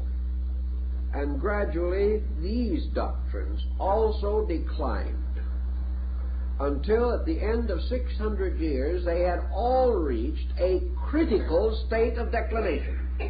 They had all declined to a degree in which either reformation must come or extinction was inevitable. Then in this critical moment, a complete revitalization through reinterpretation. This pattern again follows through into the next cycle, where it is approximately 600 years from the beginning of the Christian era to the rise of the Muslim world. And of course it is this subject which has to be our primary consideration in the next of this series. But we'll never for one moment assume that the rise of Moslemism was an isolated phenomenon. It was not. The rise of Moslemism corresponds almost completely with the decline of Christianity as the result of the conflict of the great church councils, the synods. These tremendous council meetings, continually pressing conformity and orthodoxy, resulted in the continuous restoration of schisms. In other words, every time there was a council, there were more rebels. Every time something was declared to be absolutely essential as an article of faith, somebody said, "I don't believe it." If these constant councils had not only come to some common understanding, or at least had maintained a respectable relationship to contemporary events, there probably would have been no Islamism. For Muhammad distinctly tells us, and the early Muslim historians reiterate it, that what Muhammad was attempting to do was to rediscover or restate the twofold doctrine which was the source of his own inspiration. Muhammad unhesitatingly acknowledges that his inspiration is derived from Judaism and Christianity, and that is why he cannot and is not held to be a pagan or a heathen. Moslemism, Judaism, and Christianity are regarded as a group indivisible in essential elements. The reason for Muhammad was the confusion and corruption of the church councils, and the definite belief that he had that these councils had betrayed utterly the purposes of the great teacher who founded them. That already a violent and vigorous reform was necessary, or the whole world would collapse religiously. Now this, of course, was the attitude of a man in an isolated area, Arabia, but no more isolated and no more provincial than that which was the cradle of Christianity. Muhammad had the advantage of the perspective of what had occurred to another faith. He saw many things with the peculiar clarity of a simple man. He claimed no divinity, but he did claim penetration and insight into things obvious. Now, the effect of this upon the entire ensuing cycle of 600 years is precisely dated. But we may say that without the church councils there would have been no Islam. We might also say that without Islam we might not have been able to preserve the Christian church. These became ultimately interrelated factors, helping each other even though apparently opposing each other. The church, frightened to death over the ascendancy of Muslimism, began cleaning its own house, and the result was the gradual integration of a united front. In the presence of a common enemy, private feuds were relegated to obscurity. We cannot say that the axe was completely buried. The handle was left out. But for the moment it was convenient to forget the handle. So we follow this arc of circumstances, the pain, the sorrow, the misery, the disillusionment that led ultimately to the birth pains of a great faith. We follow this faith through its childhood, and we discover that, like all children, it was finally passed from the age of fairy tale, from a strange, unreal world seen through parental guidance, a world of legend and lore and fantasy. It had to gradually face very much the happening that occurs to the 7-year-old child when it suddenly goes to school for the first time. Christianity had to go to school when Islam came along. It had to accept its next experience, namely its adjustment to a pattern of non-Christian peoples. It had to begin to explore the vastness of an intellectual universe that extended far beyond. So we find with the rise of Islam this tremendous motion, and what? 600 years later, this entire motion consummating in the Crusades. The Crusades, which changed Europe, Asia, and North Africa. The Crusades which destroyed feudalism. The Crusades that gave the world education. The Crusades in which both the Muslim and Christian worlds became sadder but wiser. Almost exactly this date marked the next avatar of the Phoenix. Now, the Crusades were not the only thing that happened then, because with them came a complete reorientation of the total perspective of man.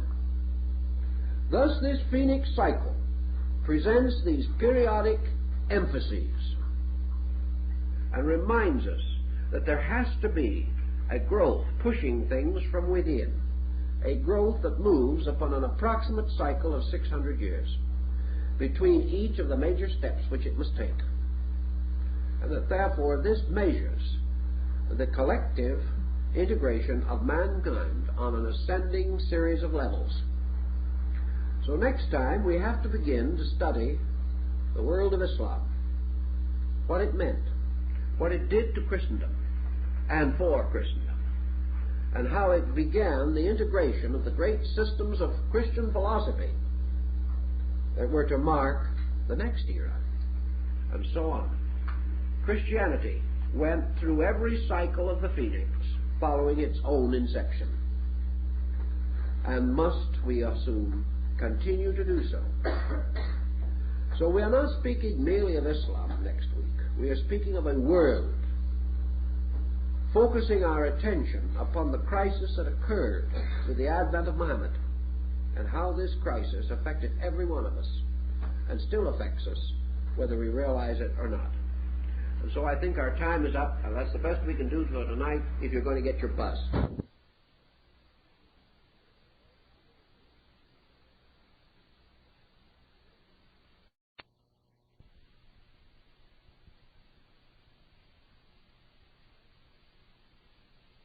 As we explained to you last week, what we are attempting to do in this series of classes is to give the student of philosophy and comparative religion a working basis on the level of history.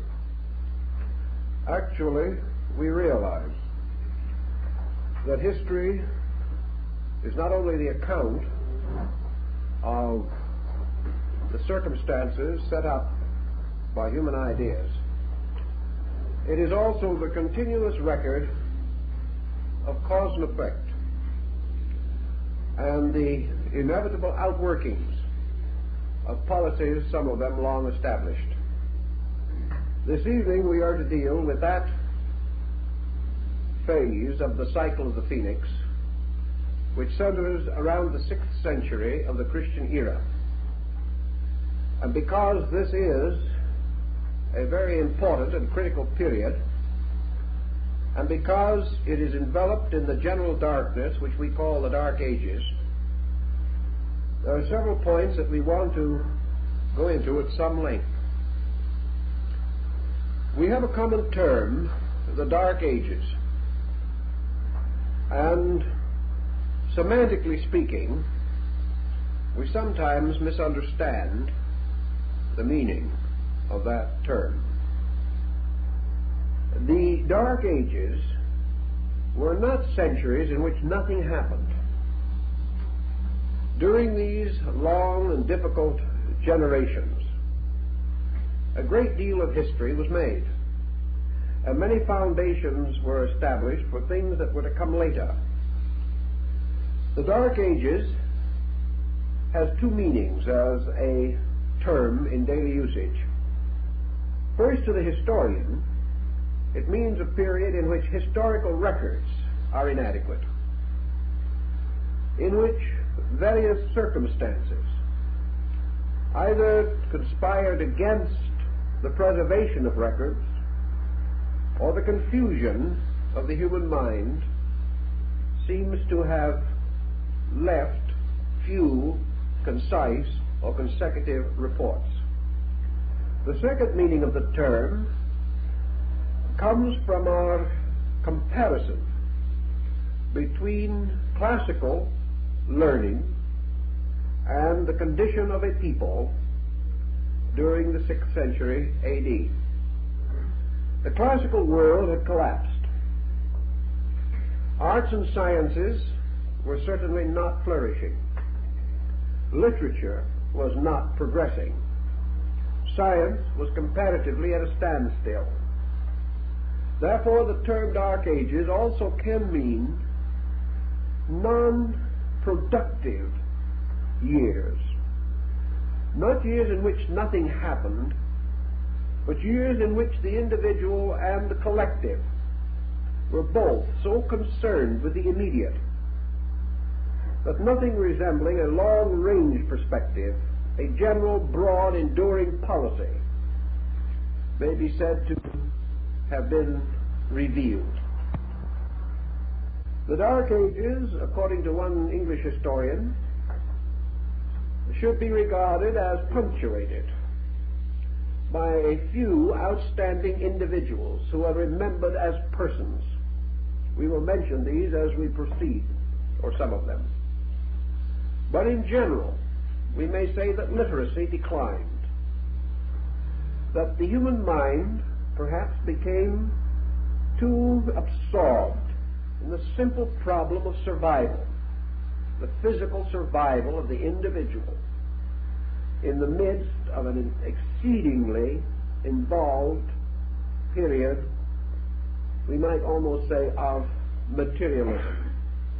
Not the kind of materialism that we know, but a materialism due to focusing of attention merely upon certain values, to the ignoring of other values of greater, perhaps, permanent significance.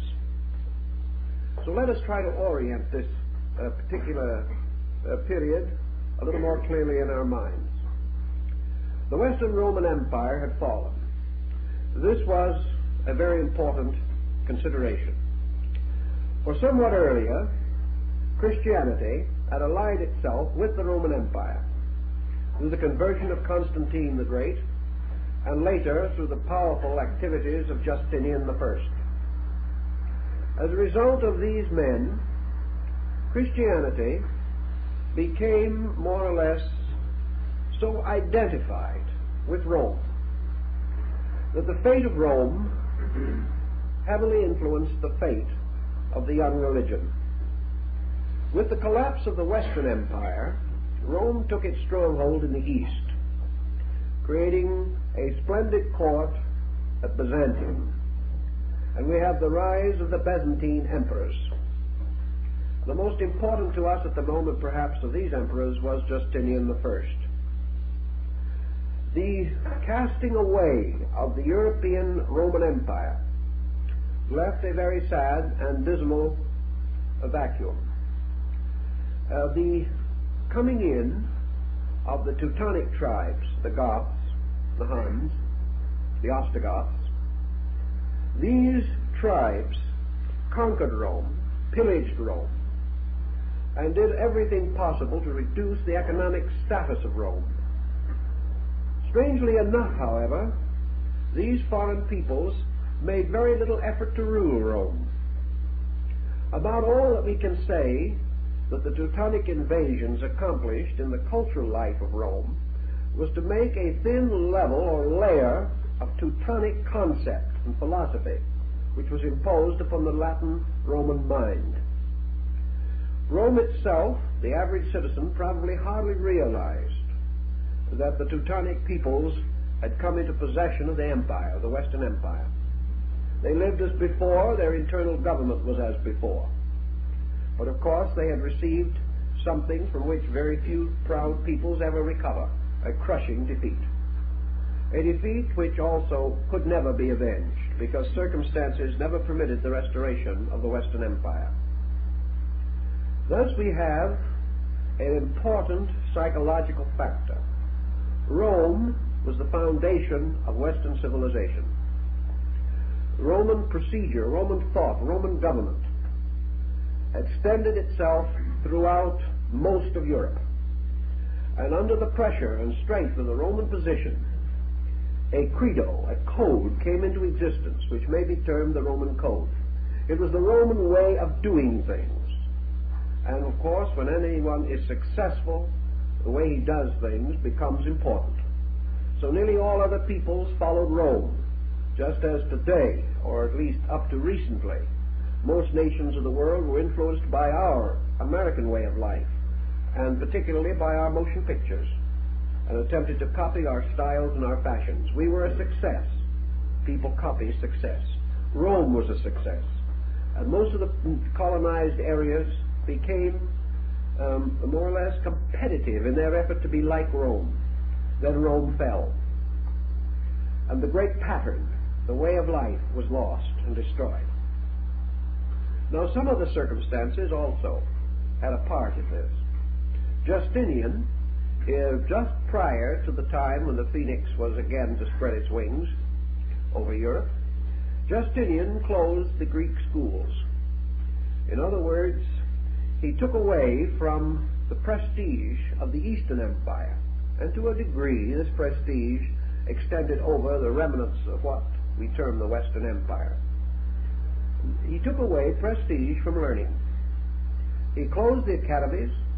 He forbade the Greek scholars to continue their teaching, in this way playing strongly to the strong prejudices of the day in favor of the rise of early Christianity. Justinian undoubtedly was under great pressure, and the Code Justinian, which he created, had other important consequences.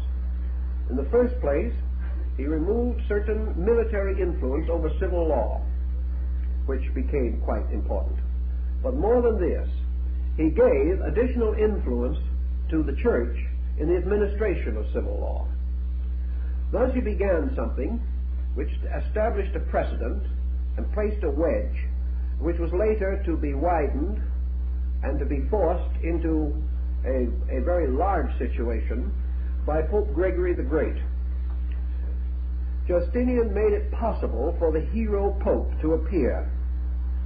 He set a situation in which it was possible for the Roman Empire, the Western Empire, to gradually escape from the Teutonic influence and become a vassal of the Church.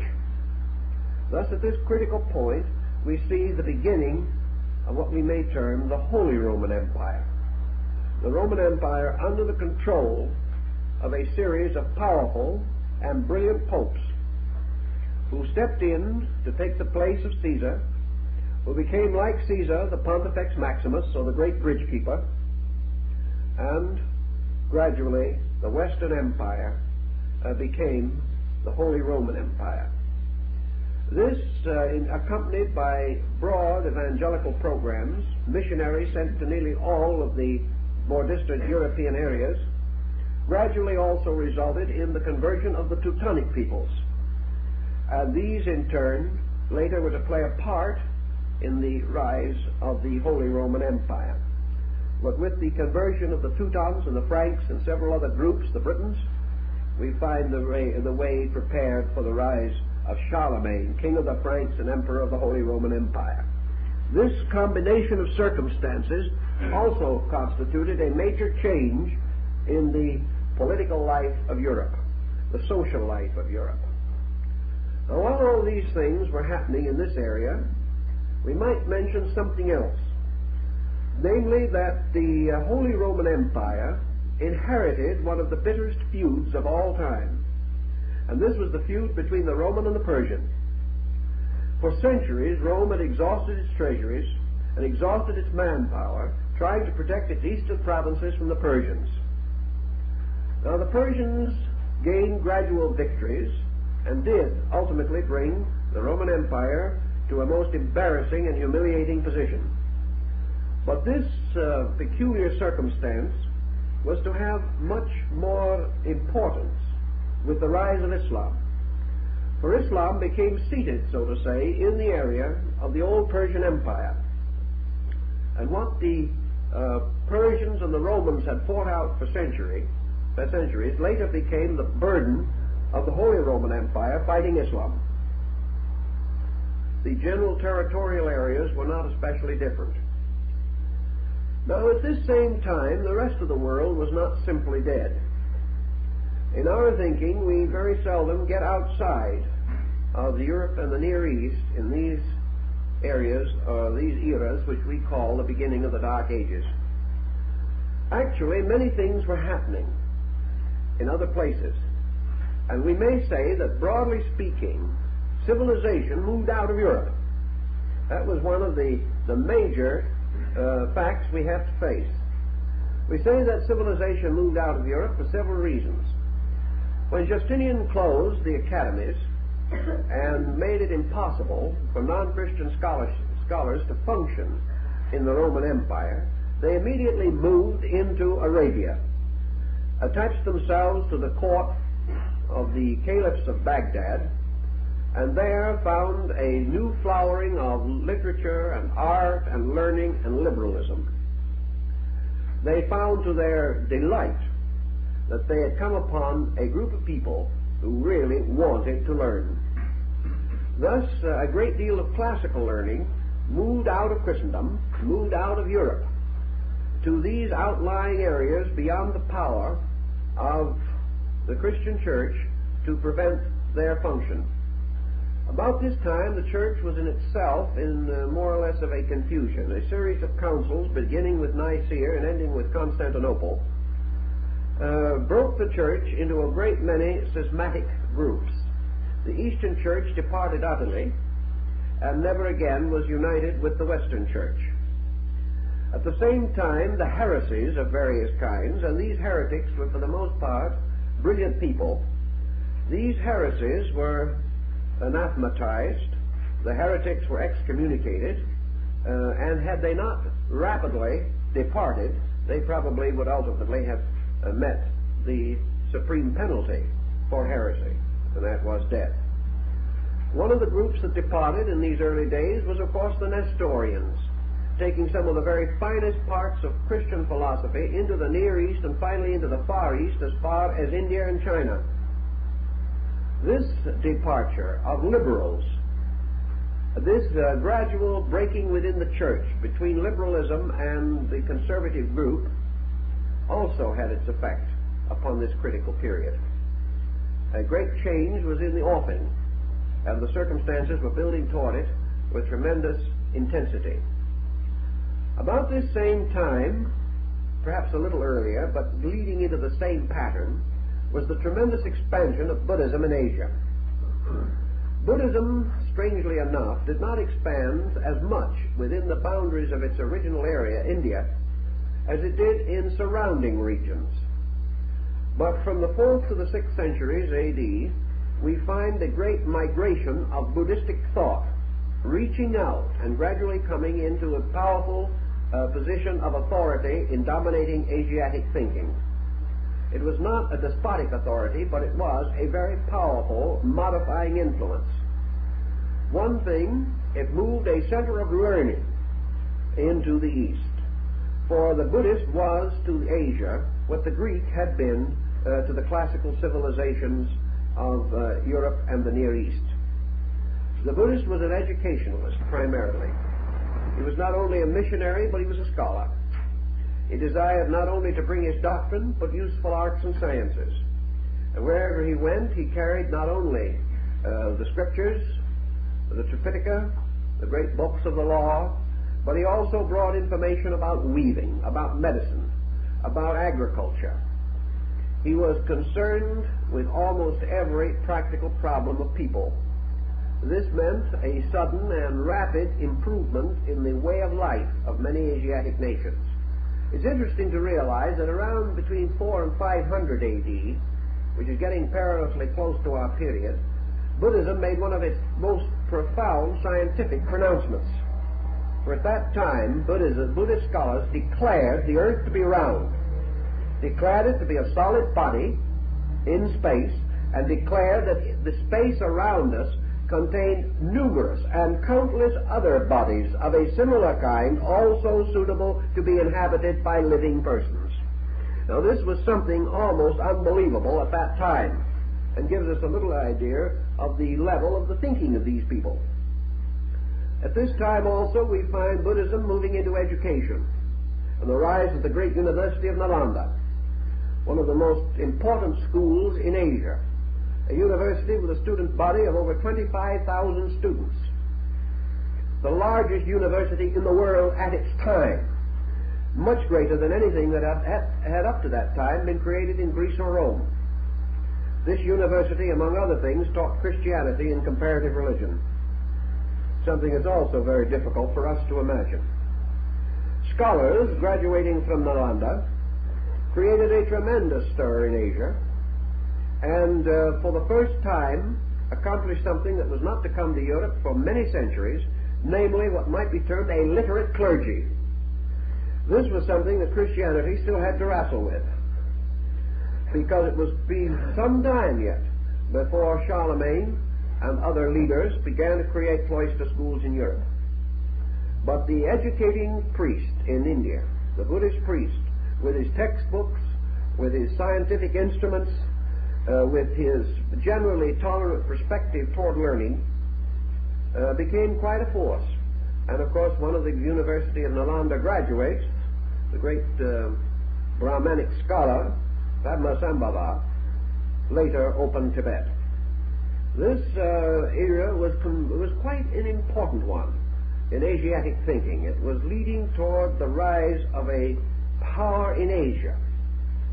And this Buddhist influence was to continue till about the 12th century, when it was overthrown almost completely in India and most of the areas around India by the rise of Islamism. Now let us take another area. What was happening in the Western Hemisphere at this time? We know that the old empire of the Mayas of Central America was in the 6th century A.D. perhaps one of the most cultured areas on earth. We know that at this time these people on the Western Hemisphere had achieved to a skill in architecture which raised them almost to the level of the great Vitruvian academies of Rome and classed them with the pyramid builders of Egypt. We know also that they had mastered astronomy and had perfected the most perfect calendar ever devised by man. So perfect that the Spaniards copied it when they conquered the area, because it was more accurate than the Julian calendar or the Gregorian. The Maya calendar is probably the only one of its kind in which you can take any date back 1,000,000 years and find the day of the week is fell on instantly. This calendar, which was a very highly perfected thing, depended upon an advanced knowledge of astronomy. And these people possessed this also.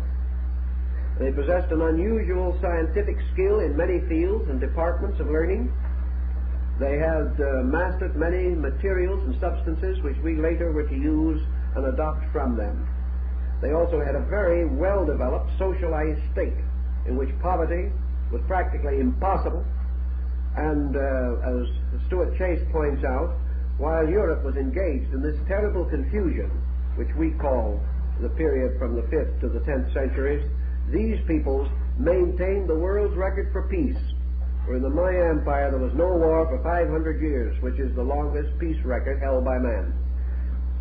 All these things let us know that things are happening all around the world in this very critical and important section of our thinking.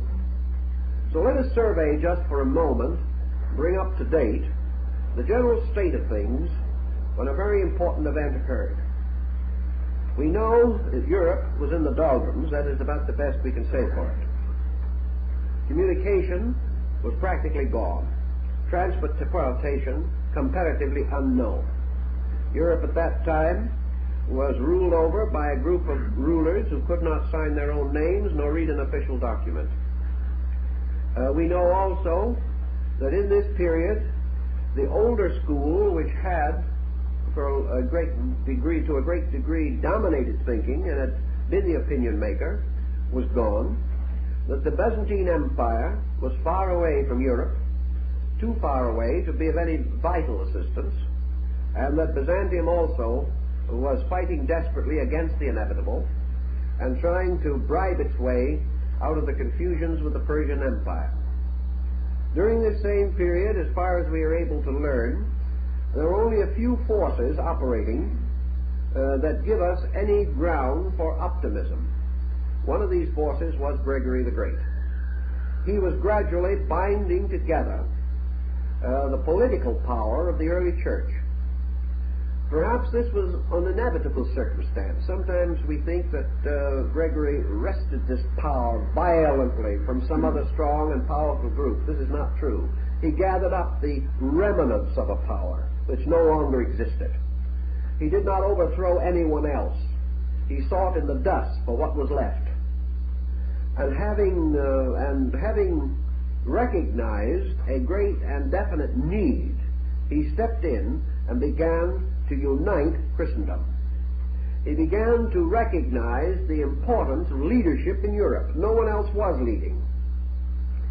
They were not able to unite on any problem or on any subject. They were, to a degree, struggling violently to maintain isolated position which had previously been protected for them by Rome. This protection was gone, and the little kings and princes found themselves in constant warfare in their own areas. One thing, however, had been gradually happening, and that was the conversion of these peoples to Christianity. Thus, this absolutely scattered mass of humanity, which had lost the power to worship the eagles and standards of the Caesars, had only one common denominator, and that was the rising power of Christianity. And this rising power Gregory took hold of, and he found that he had discovered at least one point of cohesion. And on this point of cohesion he built. He built strenuously. He built thunderingly. He tossed around his ecclesiastical powers with great freedom. But he did accomplish one thing. He took a leaderless and headless people and bound them together around the power of the bishops of Rome. Thus, out of this situation, there arose what has been called the later Roman Empire, an empire which gained central cohesion, never again attempting conquest by arms, but attempting conquest by the cross, sending missionaries to practically all belligerent peoples, fighting for their conversion, and using whatever tactics were necessary, all of which were not entirely ethical. But the problem appeared to be the great need for strength, some way of preventing the entire European pattern from falling completely into nothing. And that was where this particular emergency produced certainly a strong and most ingenious individual, one who can be compared to the other great organizers of history, although we do not always give him such prominence. All these things were going along, but the early church was having troubles not only within itself, but it developed a peculiar attitude. And this attitude was so theologically aggressive that it angered and irritated many brilliant leaders in various groups on various levels of thinking, so that to a measure the church began to emerge as a persecuting agent, an agent which would either convert or destroy. And in the process of binding together the later Roman Empire, much was destroyed. Probably as many pagans died to bind together the Holy Roman Empire as the Christians died in the previous pagan Roman Empire. It was a difficult condition, and everyone was moving on the grounds that the end justified the means. Many people did not agree with this, however, and there was strong division of feeling and opinion. Much of this division was out in the Arabian desert, where intellectuals, observing from a distance, themselves educated perhaps in Greek and Roman schools, students of Plato and Aristotle, mathematicians deep in Euclid, these men observed with great misgivings this battle for the control of Europe by the early church.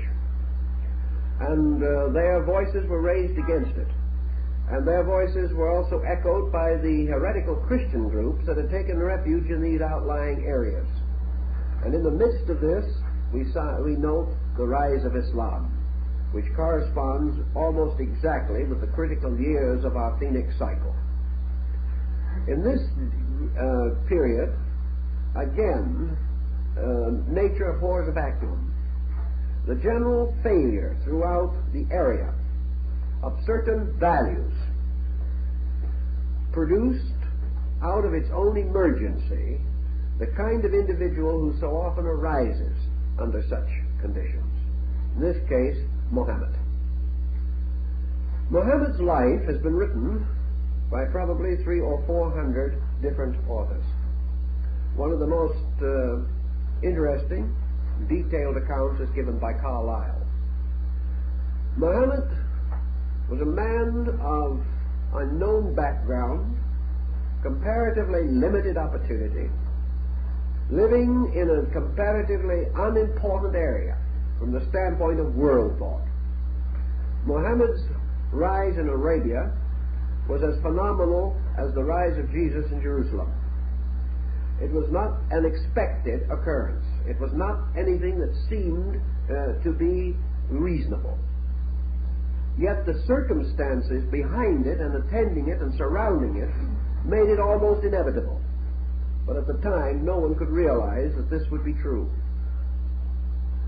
Muhammad himself, as a character, as a person, has been subjected to perhaps more abuse than any other recognized world leader. I suppose there is no religious leader of a great surviving faith who has been more wholesalely and heartily insulted, or whose memory has been held up to as much condemnation and ridicule. We expect things like this to occur when a faith fails or when the leader is inadequate. But here we have the amazing situation of a great religion, a great faith that did not fail. but went forward to become one of the most powerful forces in the moral history of mankind. And yet the world has perhaps withheld its approbation in the matter of Muhammad more than in any other great leader whose leadership led to a successful termination. Yet actually these same critics and condemners have had so little to offer in the form of solid evidence. They have been unable to make Muhammad a bad man, no matter how hard they tried. What they have therefore been content to do in most cases is to throw him into religious or theological perspective and declare him to have been the Antichrist. And of course this type of thinking on the part of the West did nothing to improve East-West relationships in the Christian-Islamic situation. In fact, it laid such a miserable foundation that ultimately it had to lead to the Crusades at the next great cycle of the Phoenix, 600 years later. Muhammad actually, from all that we can learn about him, both from those who held him in regard and those who would like to have condemned him, if they are fair people at all, we find a picture of a person intensely human and intensely real. We know, for example, that he was born and raised in the midst of a country or of a culture which we call Sabianism. Sabianism was the pre-Islamic religion of the region. It was essentially star worship. It was the worship of natural forces. It contained a considerable stratum of mysticism, and perhaps can be compared broadly to the Shintoism of Japan. It was a faith which centered in an ancient house of idols and old beliefs, and that was the Kaaba at Mecca. This was a very ancient building, dedicated to many gods, and served by a priesthood of which Muhammad held the most intense suspicion.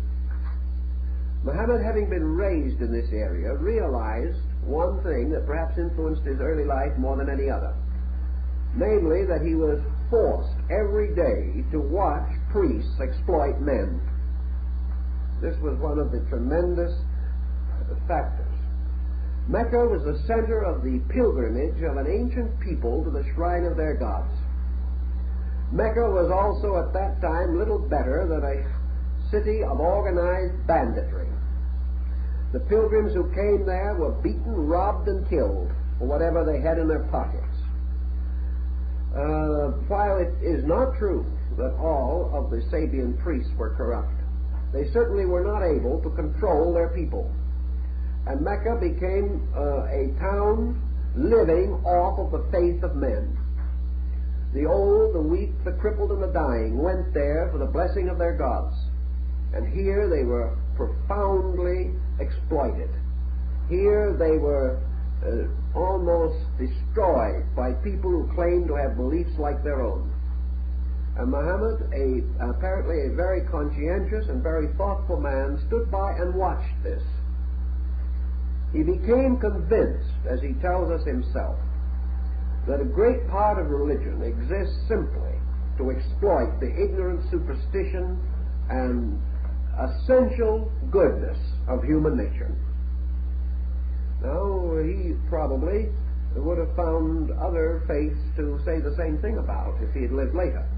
But in any event, this whole matter was a real issue in the life of this man. After he was left orphaned, he was attached to the family and household of his uncle and became a caravan leader. He was the keeper or the manager of caravans, and he traveled with these, the strange and wonderful institutions, throughout the desert.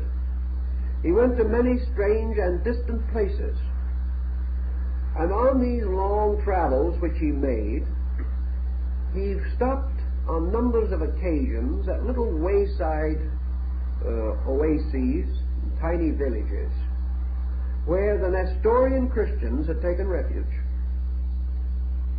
he found these hermits in the desert. He found that they were men who had been persecuted by their own, and who, unwilling to compromise their principles, had gone forth to seek a precarious existence in a wilderness.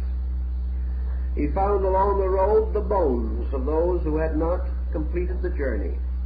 He found little graves marked by rude crosses of those who had not survived long. And from these Nestorians and from the marketplaces where the caravans bartered their wares, he heard the story of the tragedy of the West. He definitely reports to us the things that he heard. Now, let us be fair about this. Let's not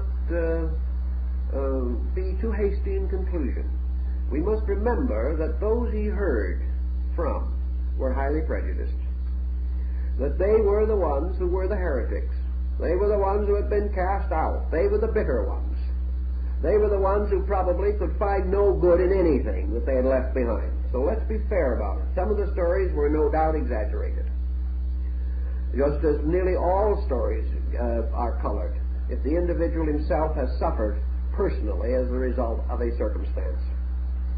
In any event, however, colored or uncolored, certain facts became generally knowable along the caravan route, which was the great gossiping exchange of the ancient world.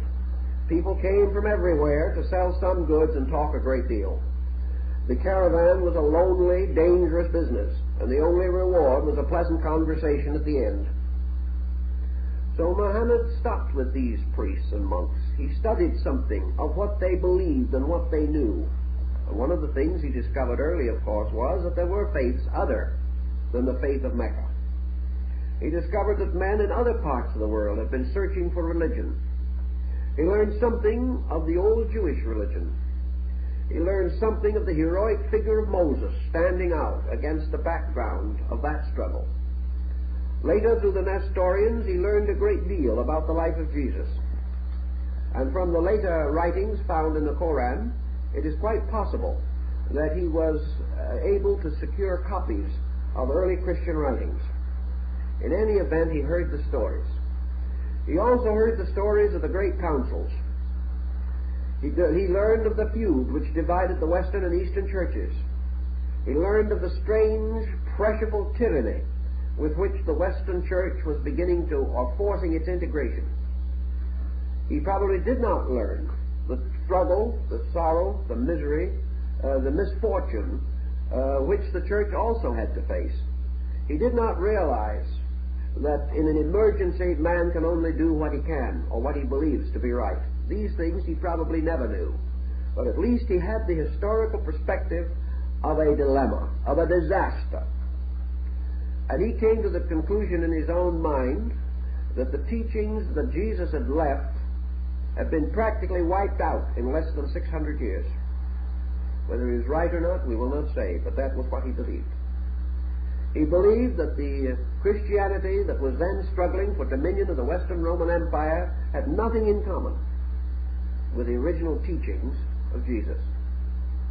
He came to another rather prosaic but rather practical conclusion, namely that Jesus himself had used the wrong means. After all, there are things to be considered. That Jesus had not used sufficient force or strength in his own time to create a situation that could not so easily get out of line. He therefore believed that the apostles and the early followers should have themselves integrated the faith and not left it to future centuries to put together this broken pattern and try to build it into a consistency. That there were too many weaknesses in the structure itself. That these weaknesses should have been initially filled. That philosophically, scientifically, religiously, psychologically, historically, in all these brackets, Christianity should have been integrated in the beginning. He didn't know that he could do it, but he thought it should have been done. He went back to Mecca, and he was not converted to Christianity, nor was he converted to Judaism.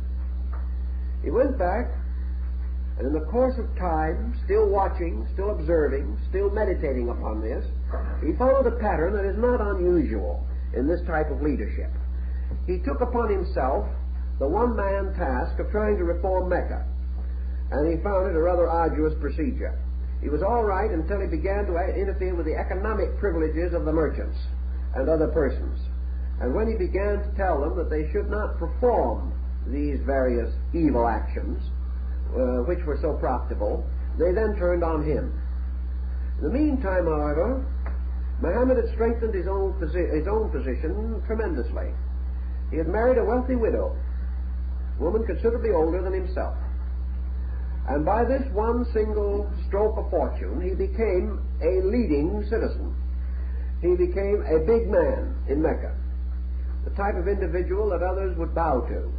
He became also a rich man, and became the master of many caravans. He arose then almost immediately to the estate of an aristocrat. One might have thought that this was the most serious temptation that this young man might have faced. If it was, he certainly did not fall under the temptation, for he continued to attempt his reforms even though they endangered his own economic stability. One little episode is preserved to us to indicate the rather astute mind of this man who had been a camel driver. On one occasion it was necessary to move, to restore part of the mill building, to remove the areolite of Abraham from the corner of the Kaaba at Mecca. Now the areolite was a black stone which is supposed to have fallen from heaven and to have been the pillar upon which Jacob rested his head at the time of the vision of the ladder. It was connected very much with Near Eastern thought and with the legends which had flowed in and out from the Judaistic environs nearby. Now in Mecca there were many great and powerful families, most of them getting rich off of the pilgrims, as we have said. But each of these families claimed that it was the right of his family to move the stone in order that this sacred object should not be defiled. Well, the stone is about a foot square, and it was scarcely possible for all these individuals and their retinues to move the stone. It was not even possible for some to move it first and others to move it later because of the great importance of precedence. Anyone who was second in line lost caste, and that couldn't be done. So in their dilemma, for some reason, they called upon Muhammad, the new aristocrat, who undoubtedly had now the right also to get his finger on the stone if he could. Muhammad contemplated the matter for a while, and he said, I'll see how we'll do this. We'll take a very wonderful and rich and beautiful curtain, fine piece of drapery, a rug, or something of that nature, a big one. We will lay the stone in the middle of the rug, and then all the different contendants can pick up some part of the corner of the rug or the side of the rug, and they can all carry it at once together. It was done, and a very serious situation was averted, which shows that Muhammad was an astute man in his own way, with a solution to a very difficult riddle.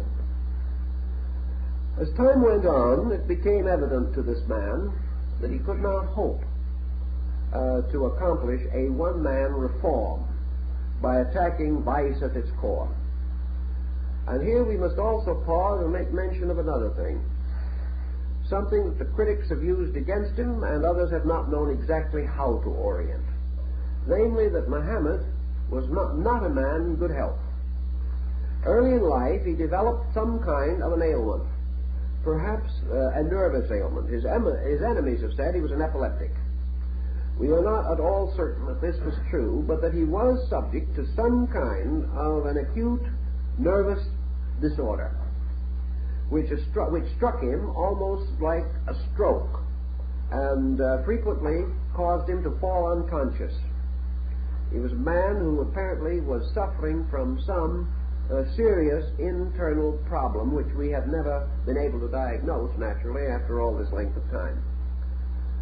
But between his worries, his fears, his anxieties, his scruples, and his basic spiritual integrity, for the man definitely had it, he came to a more and more difficult situation until his wife became most deeply concerned for her husband. She saw that he was gradually breaking under some kind of a tremendous internal load, that a great frustration was slowly taking its toll upon his character. And she was the one, it is said, who inspired him and impelled him to seek spiritual consolation for his problem. She recommended prayer. She recommended the way of old for those who had great struggle of soul, that they should seek truth within themselves. And in more or less accordance with her feelings on the matter, which perhaps coincided very closely with his own, Muhammad decided to perform religious vigil. And for many years he went annually to a mountain outside of Mecca, which is called Mount Hira, or the Mountain of the Light. And here, in a cave, he prayed that the original faith of mankind might be restored. The religion of the patriarchs, the religion that came before men broke up religions, the religion that would serve all men, the religion that was born out of the original spiritual hunger of humanity itself. And his prayers became more frequent. The bitterness and sorrow in his heart became greater. And his wife used to bring food and water to him as he remained day after day in these trances and in this cave on the side of Mount Hira. And at last, according to Muhammad himself, for when we come to this point, we have no other authority than himself, and have we more in the case of most other great teachers, Muhammad declared that in the midst of these vigils, in the great travail of his spirit and heart, he was given an answer. That in the midst of one of these lonely nights of prayer and agony, a radiant figure appeared in the cave and stood before him. And this was the figure of the angel Gabriel, or we call Gabriel. And this strange and wonderful luminous figure held in its hand a scarf, a long scarf, which it spread out and held before Muhammad. And on this scarf, written in letters of fire, were the first surahs or verses of the Quran. Muhammad bowed to the ground, fearful, not knowing what had happened. And then looking up pathetically, and we can almost imagine the pathos in the man at that moment, he looked at the radiant figure, and he said, "O great being, I cannot read. I can't read. I do not know what the figures say." And then it is said that the angel told him, reading for him word by word, and later bestowing upon him the power to read these figures, even though he could not read other things. Later, incidentally, Muhammad did learn to read and write, but at this time he had not. He was only able to take the words of the being, and the words that he read, to him, became the most important things in the world. After the passing of this vision, the young man, now not quite so young, but still before his prime, rushed down the hill again to his own home, and falling on his knees in front of his wife, told her the whole story, begging her to help him, begging her to answer one question for him. Was he deluded? Did this mean that he had merely, in the sickness of his own mind, created this himself? Was it possible that some evil spirit had come to deceive him? Could he believe these things? Was he mad? And he is said to have remained hours weeping in front of his wife. She didn't know what to do. The only thing she could do was to console him the best she could. And she said to him, "You are a good man. You have always been honest. You have tried for a long time to make the city of your life a better place. You have never been selfish. You have never cheated anyone. You have never broken the laws of God or man, as far as I know. Why should an evil spirit come to you? Why should this thing happen to you if you are not yourself selfish, if you have no pride, if you have no vanity, and if you come here weeping and ask me, why should you be deceived? What would it mean? Why could it happen?" Well, Muhammad gained some courage from this, but he was still in a very terrible uncertainty. And it is said that a kind of madness affected him, and he wandered about. And one day he said to himself, the decision is too great. I do not know. I'm an ignorant man. I do not know whether this be of God or the devil. I do not know whether I have the right to believe it. Supposing I do, and then I have been deceived, and a whole generation of men come after me and believe me, and they are all deceived. Am I going to create something that will destroy others? Am I going to found a false doctrine? How do I know? I have no way of knowing. So at last it is said that he went onto the side of a hill, and he said, I am not strong enough for this decision. I cannot live any longer because I do not know what to do. And he started to throw himself off the cliff.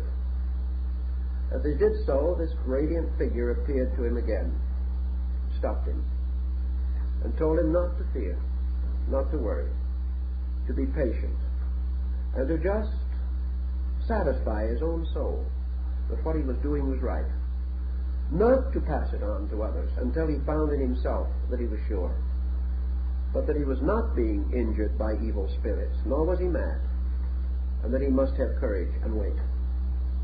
So Muhammad went back to his house and remained for some time simply waiting. He did not know what would happen next.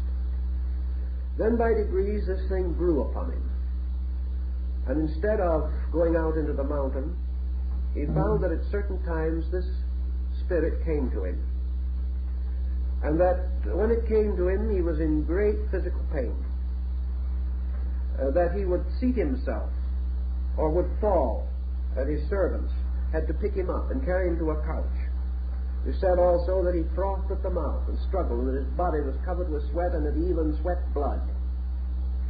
But when he awoke from these terrible experiences, he did not realize what he had gone through. But in many instances he brought back with him fragments, more of these strange verses that he had seen first upon the scarf in the hands of Jaboriel. These are the foundation elements of the faith of Islam. This is more or less the way it came into existence. It did not come into existence as a splendid thing or as a great thing, but as the great pain and tribulation of a man striving for something and apparently called to a destiny. And as the faith began to take shape, as these verses began to come more frequently, and they seemed to be very beautiful, and they seemed to be very wonderful, at least to him, he began to recite them to a few of his friends, and one or two men whom he knew who could read and write wrote them down. And sometimes he would sit behind a curtain, and when these strange attacks came upon him, they would wrap him with cloths, and those who were secretaries would sit and listen and take down his words, and he would speak, and he would give these strange discourses. And by degrees in this way he attracted the attention of a small group. It must be said in his favor that his wife was his first convert, and next to that the members of his own family, so that he did not seek afar for support. It came directly to him. We cannot go into the whole life of Muhammad. I don't think it would serve our purpose, but we do know that throughout his life we have brilliant expositions of his sincerity. Studying the Quran very carefully, we also observe many changes in the man. He is not like any of the prophets with which we are otherwise acquainted. His career did not unfold as theirs did. His career from beginning to end was an amazing mixture of a conviction in the reality of a mission and a very human and often inconsistent personal relationship with life. He was never a person with so complete an understanding of his subject that he could carry it forward with unbroken continuity. Thus, for example, when political and social problems arose, we find the entire tone of the Quran changing, becoming more and more concerned with the immediate problems of the religion which he was founding, immediate problems of his relationships with other faiths and other beliefs. He is constantly revealing a kind of human reason, running in and around these inspiring things that happened to him. It's quite possible, therefore, that the Koran is a mixture of these various elements, some parts coming to him out of a very deep mystical communion, and others arising almost from the emergencies of life around him. But throughout the whole period, the sincerity of the man seemingly remains unchanged. We have several episodes of it. One where he's standing weeping over the grave of his son, Ibrahim.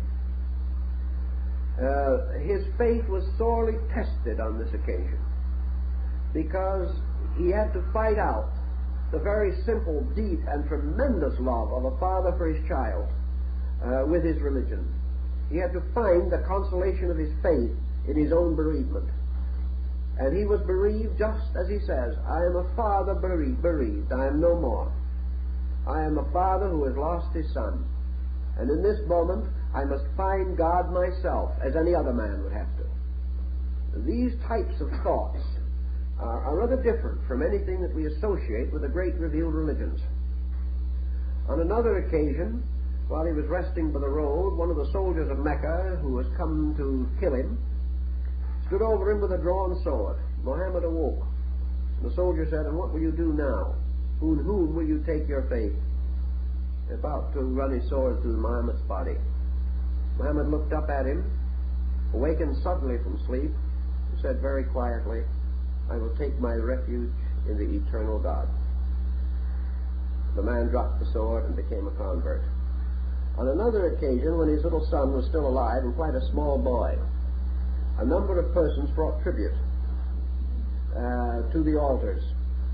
And the little boy, seeing all these wonderful fruits and things gathered on the altar, ran over and grabbed a piece of fruit and started to eat it.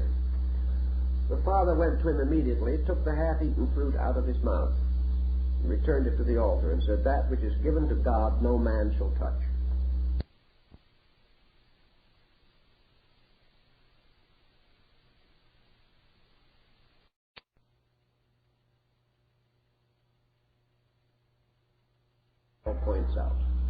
Points out that as far as it's possible to judge, he was a man of extraordinarily humble and rather frightened personality. As against this is the tremendous strength of the thing that he did. The Hijrah, which was the great flight of Muhammad from Mecca to Medina, which had resulted in the saving of his life, because his enemies were determined to destroy him, is the beginning of the Muslim era. And all dates in the Muslim world are calculated AH, or the year of the Hijrah, rather than AD as we count time. Muhammad's life, after the creation of his ministry and its development, centers very largely upon the principles of his faith. Principles which to him were so real and so promising and so valuable that no one would dare to question them. Probably there is no other monotheism in the world as strict or as austere as the faith of Islam. It was a faith based upon Muhammad's own famous statement, there is no God but God. He rejected totally the Trinitarianism of Christianity. He rejected totally the incarnation of God as Christ. He did not, however, reject Jesus. He declared Jesus to be the greatest of the prophets. And in the Koran he says that anyone who does not believe that Jesus, the Son of Mary, was a prophet sent from God shall no way enter heaven. He believed in Jesus, but he believed also of Jesus as of himself, that God has no sons except all men, that God has no personal children, but that God is able to move in the hearts of men so that some become his servants, and those who dedicate their lives totally to the service of God and are rewarded by the divine presence, they are the prophets. Muhammad said all prophets are human. All prophets are men reaching up to God. All prophets are teachers, but their flesh and their body is the same as the flesh of any other man. That some may gain great reputation and be remembered forever, because they have served men well. But no matter how great their reputation, regardless of the fact that future ages may deify them, there is only God and man, and all men are the servants of God. Therefore, all men are potentially prophets. All men have a tremendous possible mission, and those who answer the call of the Spirit in themselves, they are the ones who become the instruments of God's will.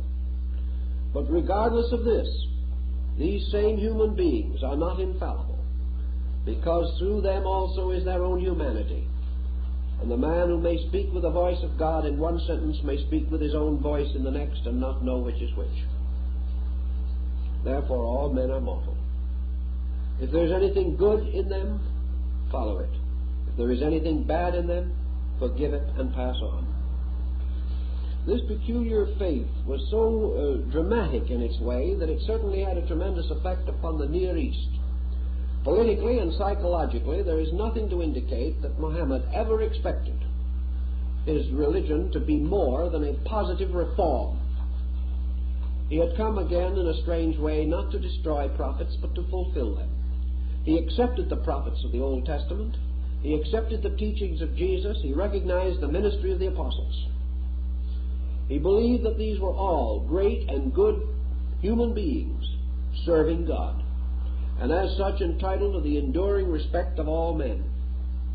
At last, at the head of a great company of people, he returned to Mecca, bearing as his standard the green veil of his wife on a pole.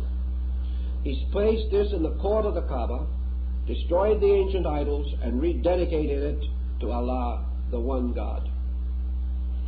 He then also redeemed or restated the old pilgrimage. He created at Mecca a new religious center.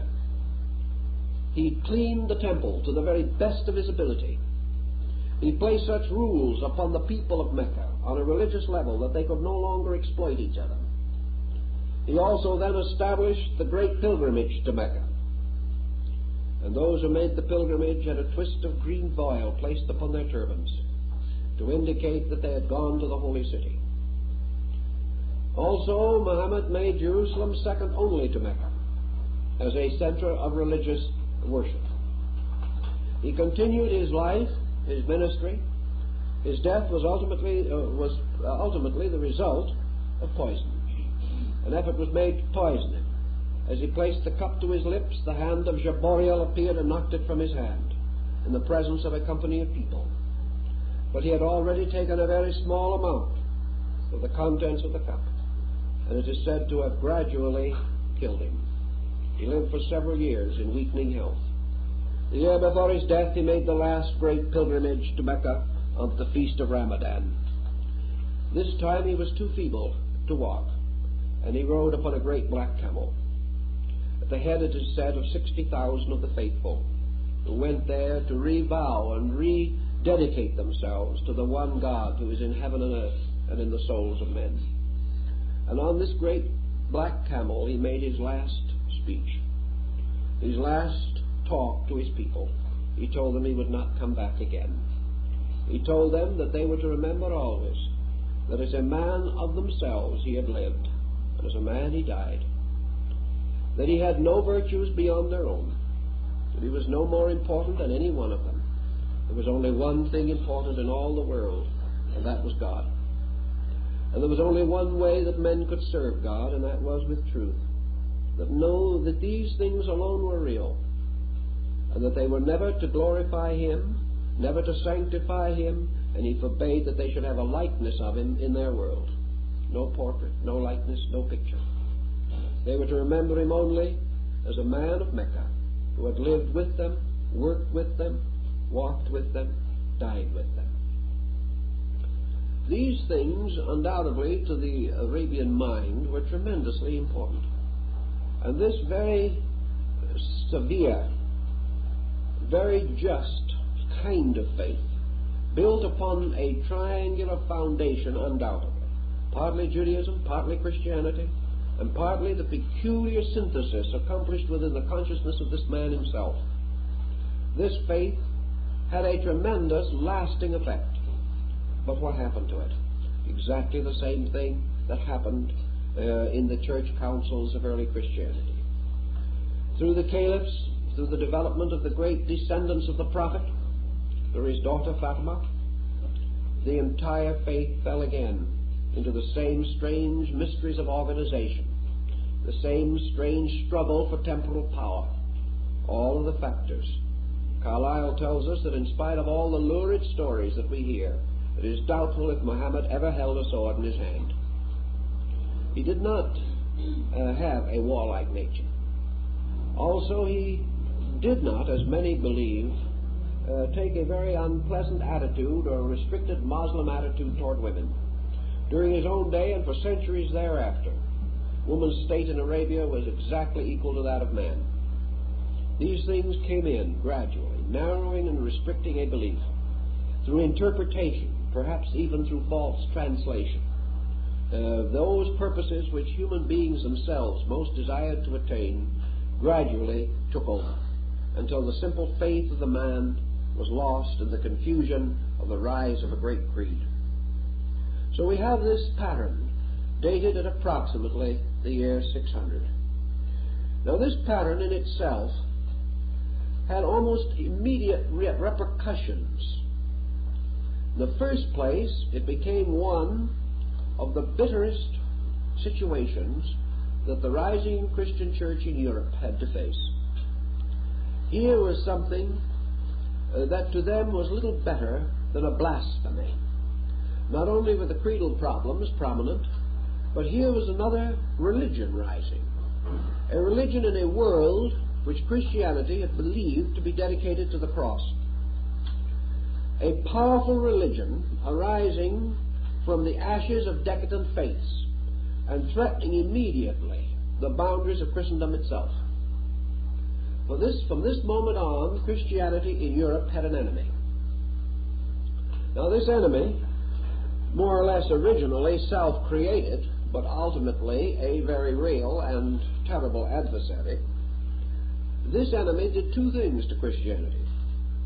Like all adversity, it strengthened. It forced Christianity almost immediately to proceed in its own integration. It had to forget much. It had to mend broken bridges. It had to attempt to restore lost friendships. It had to take into account the great need for unity. This is exampled in the early rise of the Holy Roman Empire, where the church, perhaps more in fear of rising Islam than any other equation, faced the powerful problem of reorganizing its entire isolated position, fitting itself into a pattern involving a great deal more diplomacy and government than had previously been intended. Islam also began to spread in other directions. Islam spread into and attacked the boundaries of the Byzantine or Eastern Empire. Islam moved into the Far East through the great passes of Afghanistan and Khyber. It moved through the valley of the Sindh in India. It reached not only into the innermost parts of India, but on past India into China. It reached downward into the Dutch East Indies. It reached into every part of Asia. Probably the only area that was not greatly affected by it was Japan. In this tremendous outreaching, Islam in its spread began the consolidation of a great Muslim empire. A Muslim empire that remained until the rise of such men as Akbar the Great, the Muslim empire which made possible the advent of Genghis Khan and Tamerlane, or Timur Shah. An empire which bound together an area many times the size of Christianity, and bound it together under one of the most powerful religious forces man has ever known. You may note that not long ago there was an article in the paper about the young heir to the lands, estates, and titles of the Aga Khan. This young man is, I believe, studying in America, or was in England at one time, but he is studying in Western schools for the purpose of gradually taking over administration of a large body, many million Muslims. This young man is said to be most personable, a fine chap with a wonderful sense of humor and very modern, with many, many Western interests. He is in a Western college with friends of American, English, European background. He moves with them in complete adjustment, and yet this young man will not take a drink because he is a Muslim. Now, this type of thing is hard for us to understand, perhaps, but a true Muslim will not. There has never been an alcohol problem in the real Muslim world. Why? Because it is prohibited by the Koran. Not long ago, a traffic snarl in Hejaz, or what is now Saudi Arabia. No one knew who was right. The policeman came along, listened to all the stories, took out the Koran, and solved the problem. Everything moves from the Koran. If you do not know what to do, read the Koran. And if it isn't in the Koran, don't do anything. But one thing, you must never go against it. And that is as true today as it was 1400 years ago. So the tremendous power and integrity of this faith in the lives of its people, we cannot say has produced in all cases an admirable people, but it has produced a very strong, united attitude, by means of which the moral influence of Islam is far greater than its political. Islam, unlike Christianity, has never had a central church. Islam has never had its equivalent of a pope, nor has it ever had its equivalent of a college of cardinals. It has had nothing of this kind. Your Islamite is ruled by the descent of the caliphate. It is ruled by families tracing their descendants from the prophet. And as the only surviving heir of the prophet was his daughter, they all descend from the descent of Fatima. This family descent produces a number of rulers ruling over Muslim states. It was the secret of the authority of the Aga Khan. He was a direct descendant of the prophet. All the descendants of the prophet, therefore, have a kind of priestly influence of their own, ruling their own sects, ruling groups and schools. But these themselves, these leaders, never find it necessary, or never to have any powerful religious political structure. Therefore, in Islam, there is no such a thing as one moving political power. Efforts have been made to synchronize Islam and synthesize its factions by what has been called the rise of pan-Islamism, or the pan-Islamic movement, but it has taken very few roots. The Muslim remains an individualist. The Muslim priest is also quite different from our concept of a priest, because he is not actually a priest at all. The Muslim priest is a teacher. He is more of what we would call a schoolmaster. He performs certain religious functions, but his essential reason for existence is the instruction of the young. Therefore, the school in Islam was on the steps of the mosque, and here reading, writing, and arithmetic were taught by the so-called priest. He calls the faithful to prayer. He may lead them in prayer. He may read certain verses of the Koran, but it's always to be remembered in Islam that it is the believer himself who is the priest. If the believer himself is not sincere, no priest can save him. If the believer himself is not sanctified, no ritual, no sacrament can sanctify him. Everything must happen within himself. He must spread the rug of prayer, and when he gets upon it, it means that he leaves this world and enters into a sanctuary, the sanctuary of his own life. He then faces Mecca, the great seat of his faith, the great center of his belief, and he recites his eternal prayer, Allahu Akbar, Allahu Akbar, there is no God but God. This situation has importance to us today, and it also had very great importance at the time which we mentioned. because it resulted almost immediately in the integration of a great policy in Europe. From the date of the life of Muhammad, from the rise of the immediate caliphs after Muhammad, we see Europe suddenly taking stock of itself. Europe had passed through many important changes. It had seen the Roman Empire collapse, and now it looked for a moment at least as though it was going to see the Holy Roman Empire collapse. It was seeing a tremendously vital faith, a faith moved by the most amazing strength of the desert, and this faith growing, gathering like a whirlwind beyond the ramparts of Gog and Magog, and threatening to inundate Europe like a tidal wave. It is quite probable, although most historians have only intimated it, it is most probable that the thing that brought Europe out of its own doldrums was Islam. Not because Europe was interested or delighted, but because Europe saw handwriting on the wall of the desert. Europe realized the fact that it was faced with something that was going to require a lot of thinking, and several interesting points present themselves as comparison when we begin studying this situation. We find in the rising power of Islam a tremendous rise of culture. Within a very short time, the faith of Islam was in the keeping of perhaps the most brilliant group that existed west of deep Asia. The caliphs of Baghdad, the great leaders of the Muslim movements, gathered around themselves magnificent courts. They created a tremendous civilization, a civilization of intangibles, but very real values.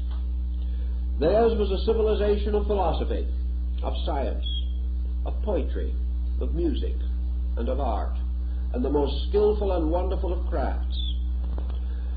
Because of the peculiar quoting of their scripture, for instance, the Muslim world was free from something that laid a heavy hand upon Europe, and that was the restriction upon learning and the danger that the Western European was constantly fearing that he was going to fall into religious heresy. The Muslim never had this. The Muslim could study Plato or study Aristotle or anything of that kind without any qualm of conscience at all, because he was not under the strange orthodoxy that held Christendom in its grasp for centuries. Thus the Muslim expanded, he grew, but most of all he became a highly civilized person. And we were not to find that out for a long while, and most of Europe did not know it until the Crusades.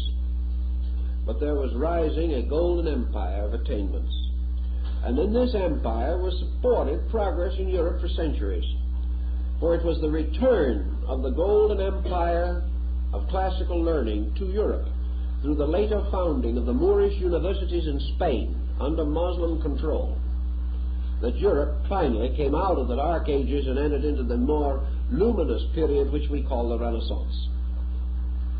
Now it's interesting to realize for a moment even how this happened. When the Moorish universities, which were Islamic, and which stemmed in part at least from the Holy House of Cairo, when these universities were opened in Spain, what do we learn? We learn that scholars of every belief went to them. We find the Christian scholar, the Jewish scholar, the Muslim scholar studying side by side. The Muslim never restricted learning to his own sect. He opened it to anyone who wanted it. To him, reading, writing, and arithmetic were not matters of religion. They were matters of common need, and all men were entitled to them equally. The Muslims did a great deal in algebra and in optics, and they gave us many choice formulas. They gave us many secrets of medicine long lost. They opened the way for the rise of humanism in Europe, and they gradually transformed European education. For we find that the graduates, the European graduates of the Muslim colleges in Spain, went back to Europe. And there at the Sapienza and in the great universities of Europe, they had the chairs of authority. So a tremendous bridge was built all the time behind the surface of great antagonism. And yet Europe needed what the Muslim had so badly, Europe had to accept it. All this is a very involved situation. But out of it we see several things gradually emerging. We see the political restoration of Europe gradually in its union against the danger of a rising Muslim world. We find the infiltration of Muslimism into nearly all other parts of Asia. We find also another interesting thing, namely that Muslim schools, Muslim universities, Muslim communities also became the refuges for two kinds of people. One, persecuted heretical Christians, and second, persecuted Jewish scholars. The Jewish scholar found his refuge in Baghdad and among the Muslim states. He was able to pursue his cultural life and pursue his studies of medicine and science, which greatly concerned him at this period.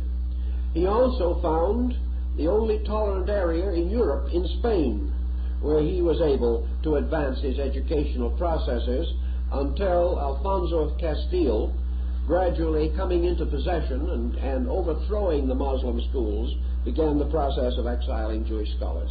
But for centuries, the Jewish scholar also was able to gain a broader education and to advance his learning. All these factors played their parts. Muslimism, furthermore, became a bridge between the Far East and Europe. It's one thing that has always happened with mankind. Regardless of how much he dislikes anyone, he will do business with him. Business is entirely outside of the province of your prejudices. Europe was in desperate need of products, or thought it was at least, which were available only along the caravan routes from the Muslim world, through Samarkand and through all these areas of the Near East. It was from the Near East, therefore, that the caravans from the Far East finally reached Europe, and goods and communication from Europe finally reached Asia. So Muslimism, seated at the crossroads of the world, of the then existing known world, was in a most fortuitous condition. It could control and regulate, for its own advantage, practically all the traffic between Asia and Europe.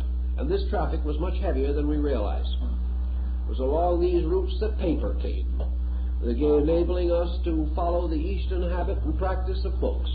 It was from these same traffic routes also later that the secret of printing came, finally to be rediscovered by Gutenberg.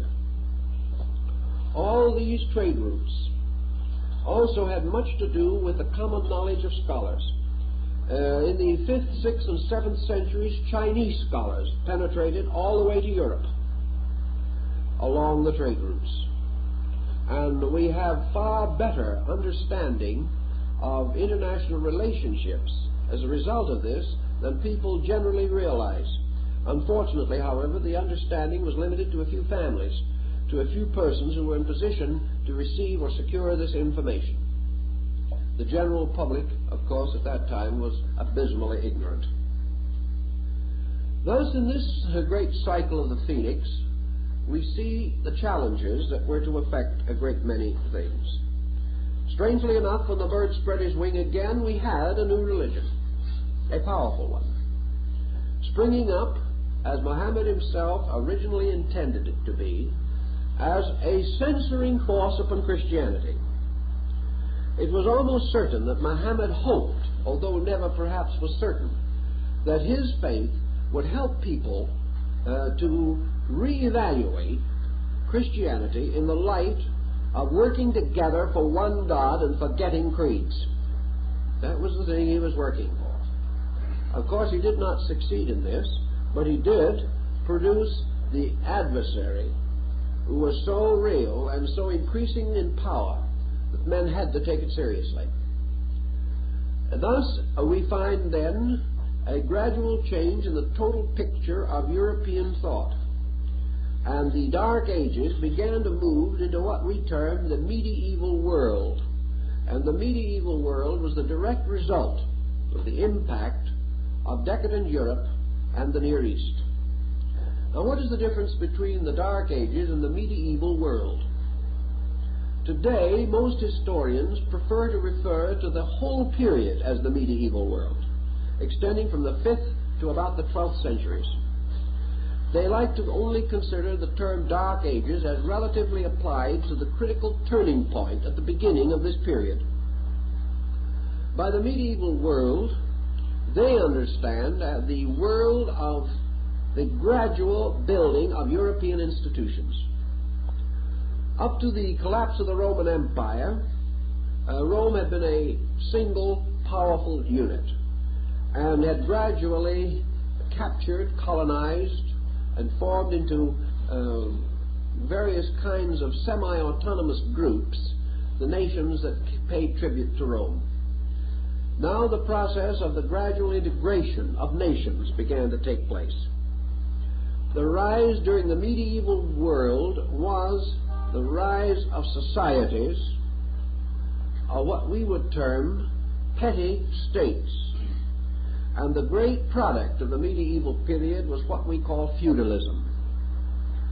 Now, feudalism was the return of local government from Rome to various petty princes, nobles, squires, and so on, who were liberated from Rome, beset themselves up as crested and liberated gentry, built themselves castles, became proprietors of the lands around these castles, lived off of the taxes which they collected from the land allotments of their tenants, and slowly developed into what we term aristocracy. Now, there were good things and there were bad things about this. The first thing is something had to happen, so it had to follow some line of least resistance.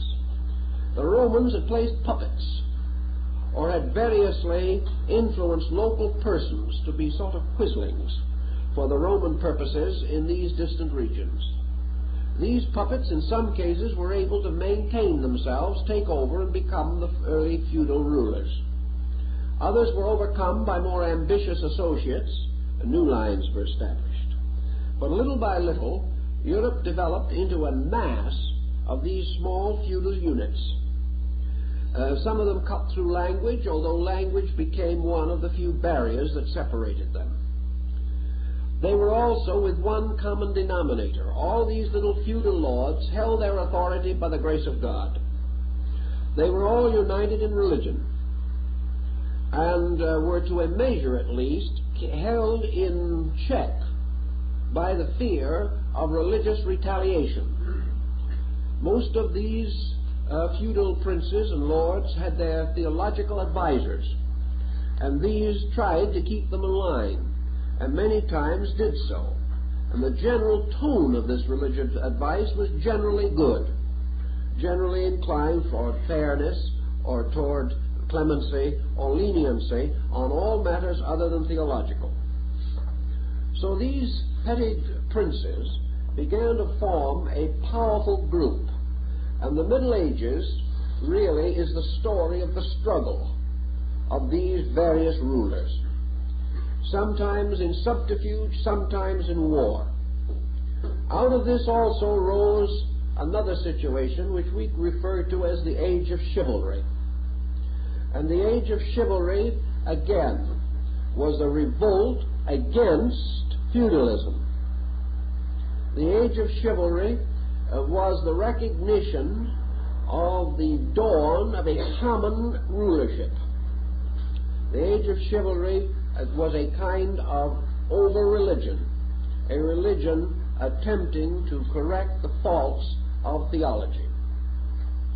Feudalism continued until these various feudal princes became highly decadent, So the story of feudalism extends through that cycle of the phoenix, which extends from the 6th to the 12th century. And after the 12th century, feudalism was stricken with a mortal blow from which it never recovered. In other words, men becoming free of Rome, becoming free, period. These men began to abuse freedom. The rights that had been gained to individual peoples by the collapse of the Roman colonial program, these rights began to be abused. Little by little, freedom became the right of license. By degrees, the individual, increasing in selfishness, lost sight of the essential values of human life. These feudal princes and lords were too ignorant even to know what was going on in the world around them, with the exception of a few outstanding examples.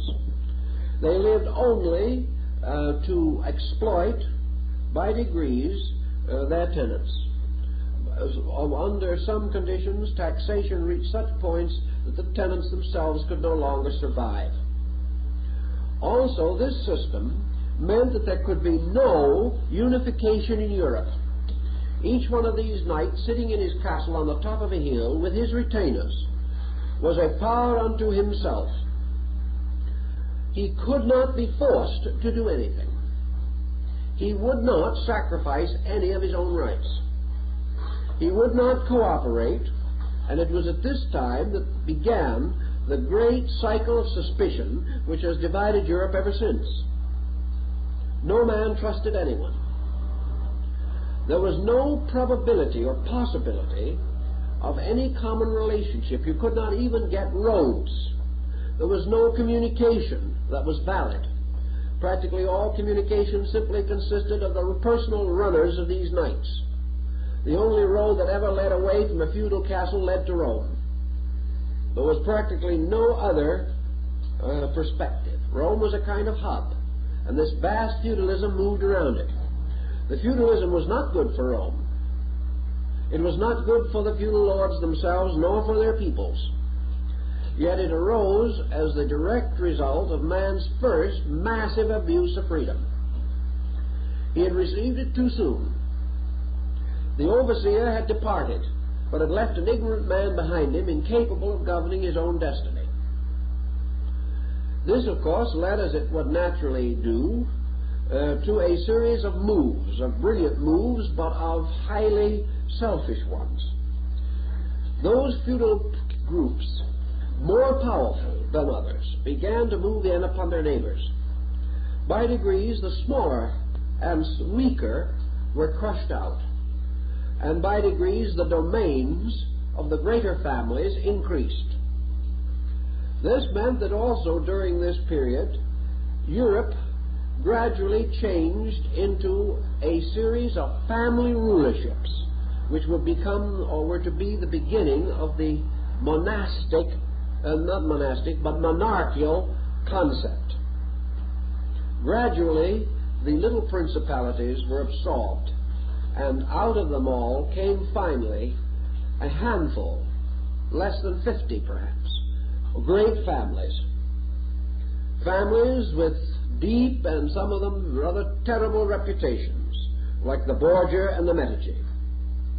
These families became the virtual dictators of the earth as far as Europe was concerned. And beneath the surface of this procedure, the state of man was growing worse and worse and worse. This condition could only again lead to ultimate violence. For here we have a pattern that was to revive itself again in another cycle later. The coming together of these feudal lords into the formation of great families began to develop a psychology which developed as early as the 6th century and has continued in some places even to the present time. But today we are also beginning to recognize the danger of this pattern, although we have believed it ourselves until very recently, because these old ideas do not die easily. The only one who can get over them quickly is the astute historian, who, seeing what they did before, hopes he will never live to see it happen again. But the point that I mean is this. Out of this entire procedure rose the first rugged individualism. During the great glory of the feudal system, we have no evidence whatsoever that human beings accepted any responsibility for the well-being of each other. That is an almost unbelievable condition. The first rise against that was the orders of chivalry. It was the concept of chivalry, probably created by secret societies, was the first to break through this. And the struggle of chivalry against it has given us the Arthurian cycle and many of the great literary epics, which are somewhat later in their date than the stories which they describe, because early these stories were based upon previous legendary. But actually, in Europe at that time, there was no concept of mutual responsibility. There was no consciousness of the relationship of events. The Middle Ages were the Middle Ages because they were totally without historical perspective. Nobody believed that anything that happened was due to any reason, nor would any inevitable consequence result from anything he did. One of his troubles, of course, was that he had gotten himself completely out of the picture. And fate, destiny, deity had taken over all the aspects of human morality. If a man dropped dead, it was by the grace of God, not because he had eaten something that made him sick. If he didn't have a friend, it was because God was punishing him, not because he'd never earned a friend. If a plague swept through a great community, it was the work of the Lord, and no one thought of hygiene or sanitation. If a man declared war, regardless of whether his cause was right or wrong, it was by the grace of God. And the underlings had to just simply go out and die. There was no concept that individuals had to work together, or that the building of a civilization depended upon perspective. No one at that time thought of sacrificing his own little feudal castle to build a better world, or sacrificing any part of it. He had no sense of a different world. Now, there were several reasons why he didn't. One of these reasons was the plague. And the plague was such an extraordinary factor that it cut through every equation of man. One visit of the bubonic plague in Europe resulted in 29 million deaths. The deaths were so terrible and so constant that the Pope blessed the waters of the river Seine in France so that the sanctified dead could be buried by being thrown into the river, because there was no longer any place in the cemeteries for them. Also, in the cemeteries of Paris, due to the number of bodies put in, the level of the cemetery ground rose 20 feet in 1 year. On some of the smaller islands, such as, for example, the island of Malta, in one of the epidemics, it is said that not one human being was left alive. This situation, psychologically, was completely demoralizing, and the plague struck Europe at least 9 times with tremendous devastation, some of the attacks being only 5 or 10 years apart. This was completely a factor with which no man at that time could conceive that he could reckon. Therefore, no man could plan. No man could purpose anything. Here today, gone tomorrow. He never knew why, and he never knew when. And if the plague didn't get him, the feudal lord would send him off to some remote place to fight and die. So there was no integration, no purpose behind the pattern of life. The second thing was that it was generally assumed at that time, theologically, that the world would end before the 12th century. Therefore, if the second coming, the end of the world, were to occur, perhaps even in your own lifetime, and you believed this completely, you could see that there would be very little probability of social planning. It just didn't occur. There was no reason for it. Everything was in the hands of fate and destiny. Everything was completely apart from man. All he could do was serve and die. There was no possible thought that he should leave much to his children, for he had nothing to leave them. Even assuming that he did leave them something, he might very well find that they would predecease him. There was no reason to make better ground or plant a better harvest, because the man up in the castle on the hill took it away from you anyway. The whole thing settled down, and we have the record, definitely, that Europe passed for centuries through what might be termed a collective hopelessness. Now, you might say that the feudal lord was in a pretty fortunate position at this time, but he wasn't. Actually, he had no more perspective than the people, because the only way in which you can have perspective is to be better, and he was no better. He was not really a bad man. He was stupid, and so were the people, and there was no cure. There were no schools for him to go to. He lived alone. His principal sports were hunting and war. He had no reason to believe that war meant anything. He wasn't fighting for anything except to hold on to what he had. He had no reason to expect loyalty except that the bishop or the priest had taught that obedience to the Lord of the castle was second only to obedience to the Lord of heaven. The bishop didn't know any better. He wasn't a selfish, bad man. It was simply a locked world, a world of illiterates, a world of people who had suddenly gotten into a situation much too large for them. And the growing pains, which we call the Middle Ages or the medieval period, were certainly painful to everyone involved, the rich and the poor alike. The Doge of Venice was just as likely to die of smallpox as the poorest farmer. In fact, he usually was the first to go, because the man on the farm lived close to the earth and certain natural sanitation protected him. The man in the castle on the hill was in much worse condition from the standpoint of sanitation. Even as late as Queen Elizabeth of England, Elizabeth I, the Queen herself made a tremendous stir in London when she declared that regardless of heaven or hell, scriptures or authority, she was going to take a bath once a year. For hundreds of years, people were told that to take a bath was to get the plague.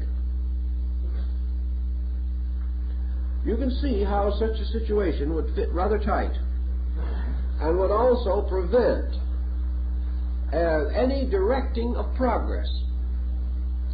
With this also was this terrible fear. Now, if the common man had nothing to hope for, and perhaps was too ignorant to have any integrated fear, the few leaders who did have a little background knew two things, as one or two of them preserved for us in historical records. First, they realized how little they could depend upon ignorant followers. That was a serious situation in itself. A leader is no stronger than his followers. And where he is dealing with a group of people completely unlettered, unlearned, and highly superstitious, he is not in a safe position.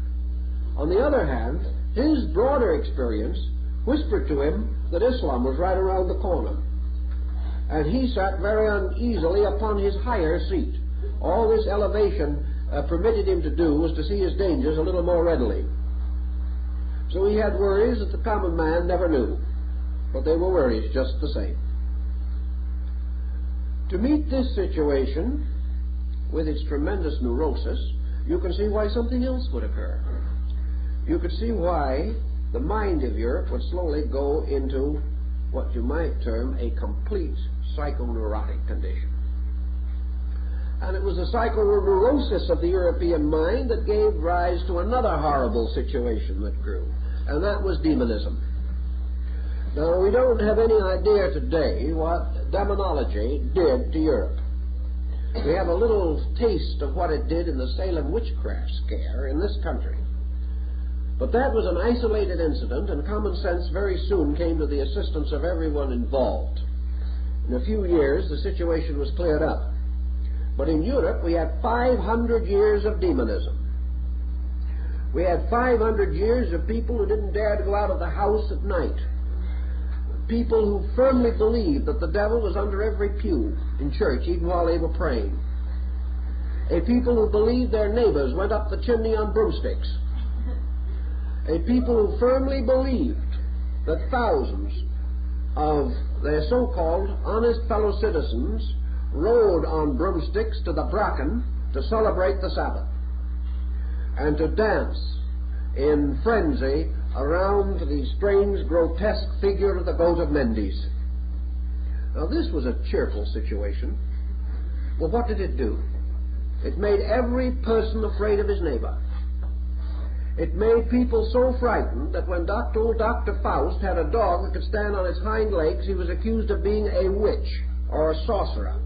And a dog that would answer when his master whistled was a devil in disguise. You couldn't even have a dog that answered when you whistled. Cows, rats, cats, and everything else brought into court and tried for heresy. Horses burned at the stake. And if you don't believe that hysteria of this kind could do things, see what happens in a lynching in the South today. So-called respectable, honorable citizens lose their minds temporarily. And in Europe, remember, at that time, men didn't have much mind to lose. And it went easily and quickly.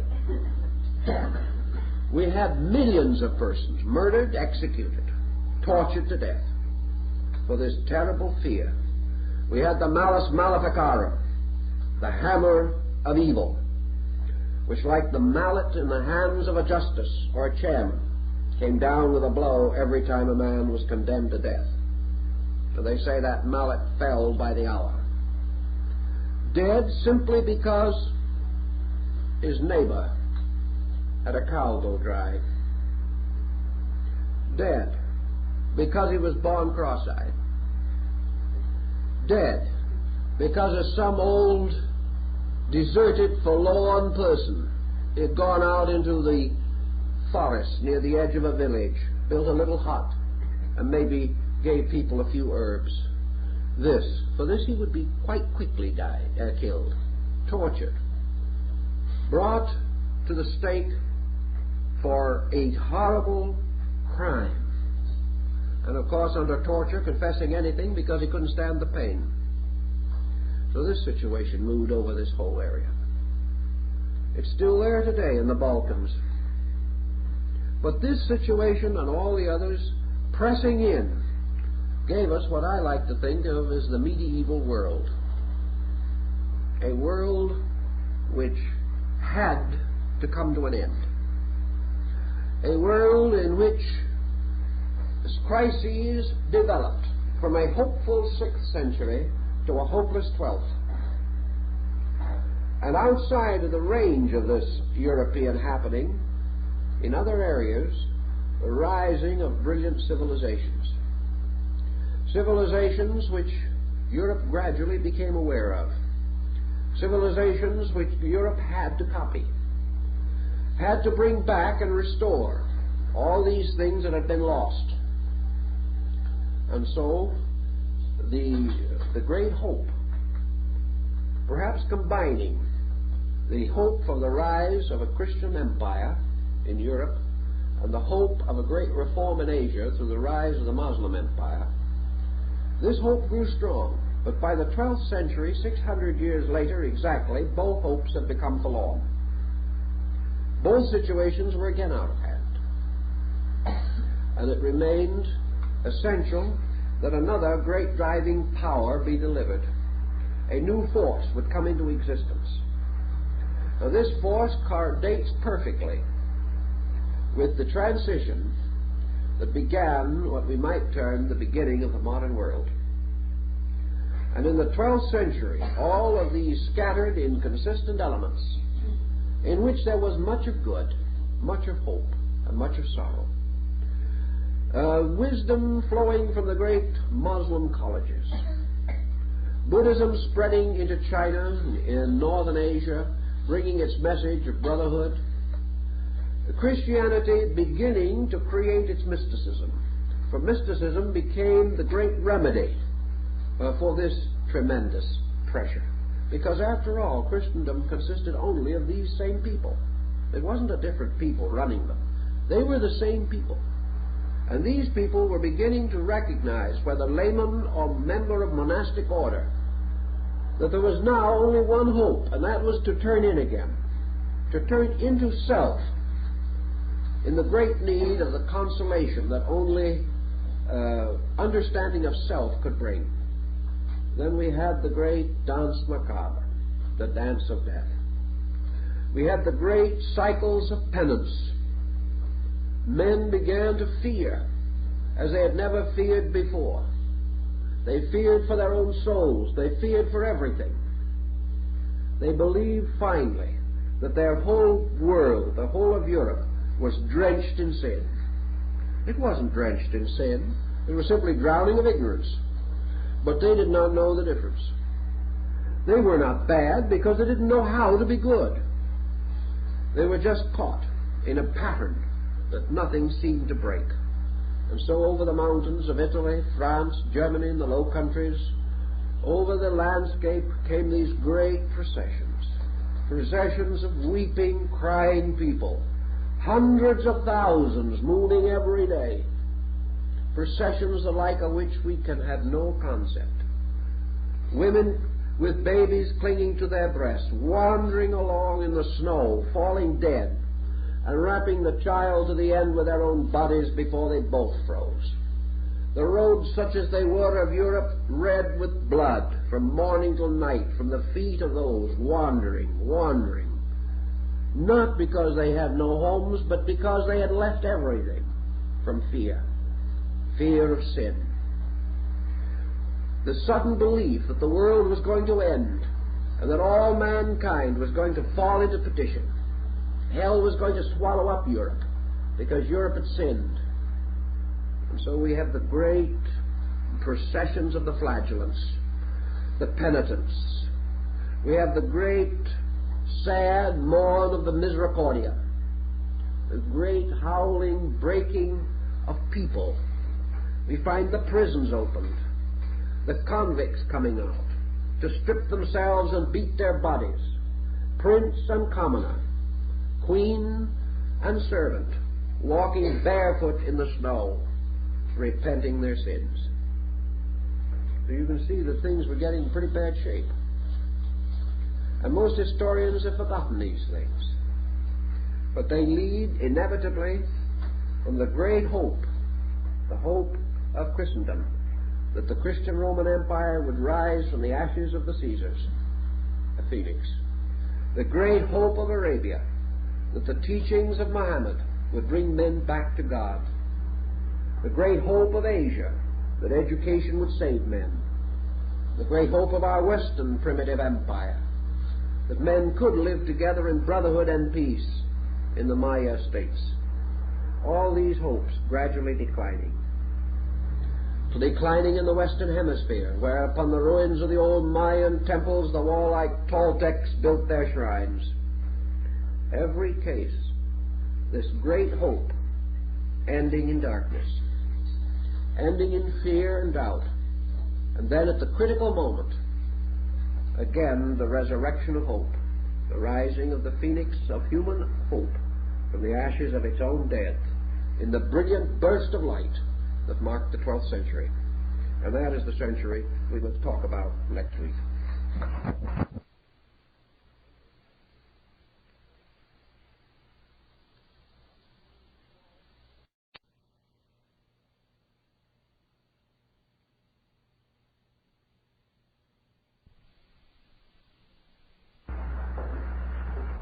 Last week, we tried to summarize those long, dismal centuries which followed the collapse of the Roman Empire and finally culminated in the general decline of European culture.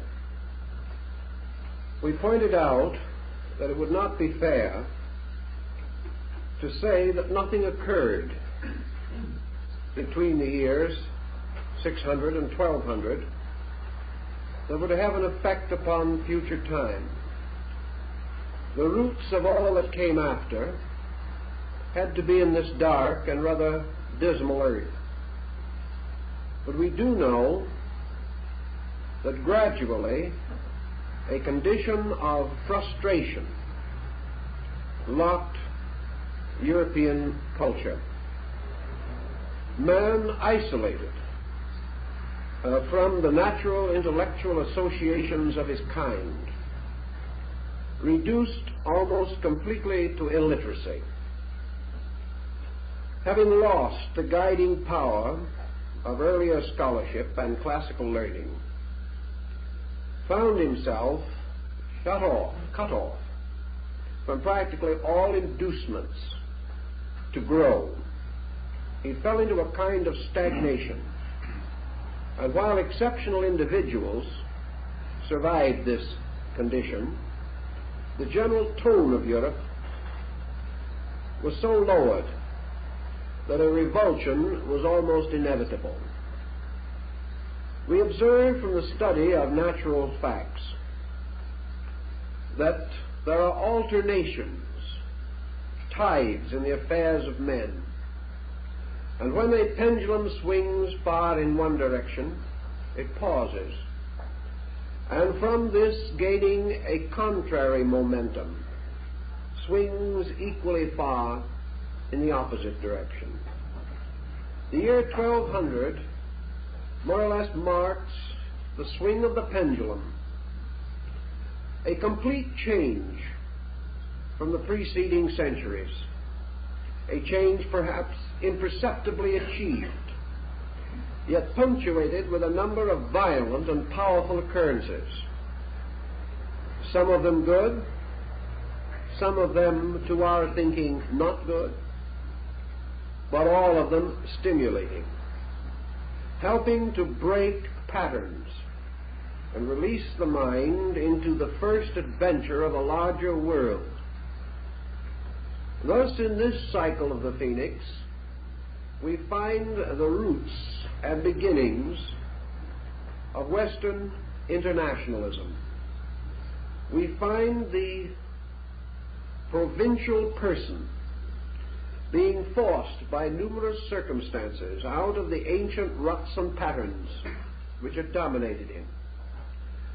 He found an acquaintance with a greater way of life, and having found this acquaintance, even though he paid for it with his life, the great motions of Western culture regained a better and more rapid pace.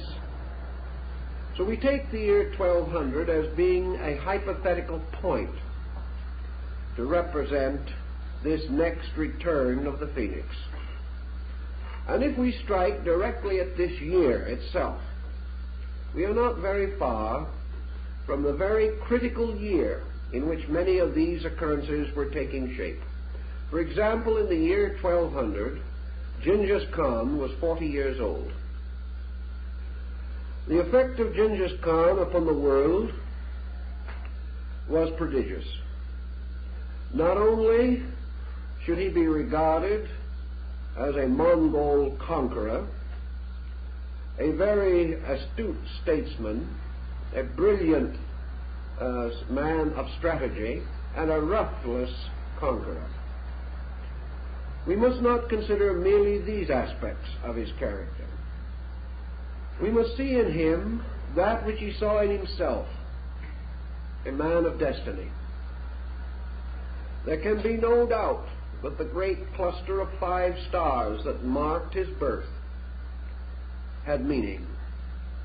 Nor can we easily explain the fact that he was born into this world clutching in one hand a ruby gem, the mystery of which no one has ever been able to solve.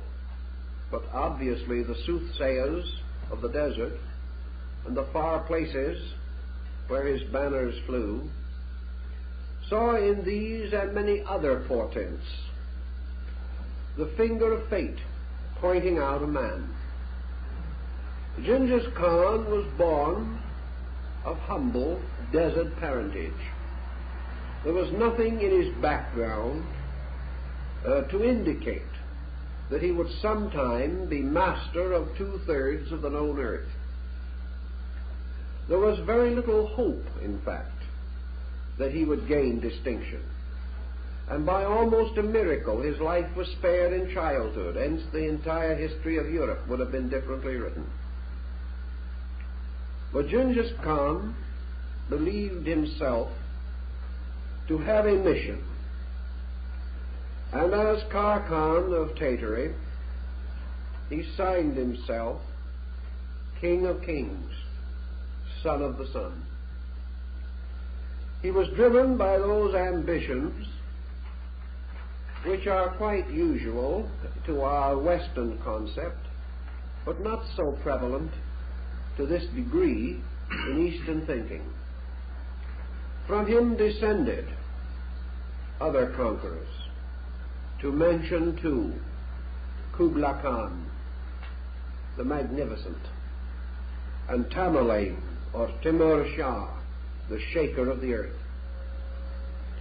These Mongols, on their shaggy ponies, broke through the great wastes of Asia, bound together desert tribes and wandering nomadic peoples, forced into them one great arterial system of laws, prepared for them a great code, which Genghis Khan called the Code of the Books of Iron. Now, this did not mean swords or military machines, but ancient tablets in which strange characters were inscribed upon surfaces of rough iron. The Books of Iron gave to Asia a great document of common law, of legality, of reasonable procedure in great many details. And if roughlessness afflicted great groups, those who came finally under the banner of the great Khans found life better ordered, merchandising safer, fewer bandits on the road, and furthermore, great inducements to travel, to study, to improve, to elevate themselves in various ways. Had Genghis Khan been a statesman over a stable empire, he probably would have been one of the greatest intellectual leaders of his time, perhaps of modern time. But so much of his life was spent upon the battlefield that he had little time, other than in abstract theory, to integrate the policies for the administration of the territories which he occupied. He did leave, however, a heritage to Kublai Khan.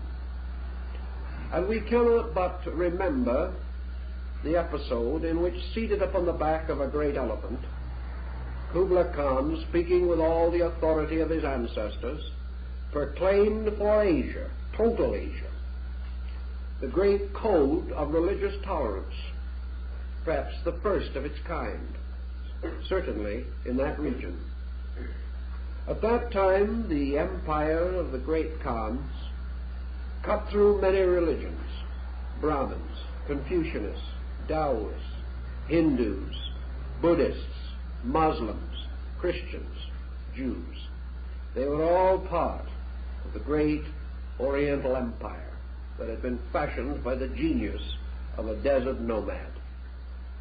And Kublai Khan, seated upon his great elephant, proclaimed for all these people absolutely equal rights. He proclaimed, saying, "Let no man be in any way penalized, adjudged inferior, despised, disregarded, subjected to insult, because of his religion or his race." Now, for those ancient times, that was not just the word of a soldier.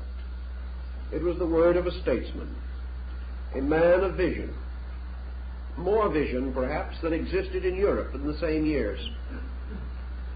Certainly he meant what he said, because he put behind this a very strong determination, establishing heavy penalty for disobedience to his law. And he said, let any man who speaks slightingly of the just faith of another just man be penalized, imprisoned, fined, and if necessary deprived of his own citizenship. We'll have nothing of this in the empire. So here in dark Asia of that day, something happened. And this happening did not remain there, for we know that the floods of the great Mongol armies broke against the bulwarks of Eastern Europe, that a contact was established, and had it not been for Poland and Hungary, the history of Europe after the 13th century might have been written in Mongolian. It was a very critical and dangerous crisis. But it meant that Asia moved against the ramparts of Christendom. East and West met, not as friends, that it is true, but they met. And from this meeting became aware of each other, became aware of the values within each other. And when the great tide of the Mongol armies gradually subsided, certain remnants remained behind. And in the blood of many great Teutonic families is the Mongol strain. In many cases, fraternity, friendship, and affection sprang up between individuals, even in this difficult crisis.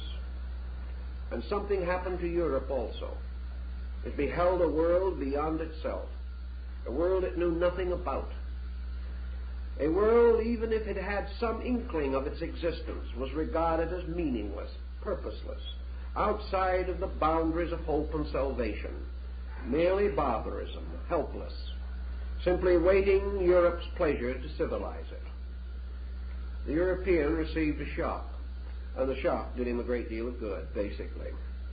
It was a terrible shock, but it was an important one. This, in turn, led to other situations. And although we are not able to cover every aspect of this theory and this problem, we must remember that it was the Mongols who established the northern Buddhistic hierarchy at Lhasa in Tibet, creating Lamism. And it was by these lamas, by the Grand Lama of Lhasa, that the Mongol kings were crowned. It was also the pleasure of the Mongol to bring into Asia European scholars, statesmen, and even a few rare travelers.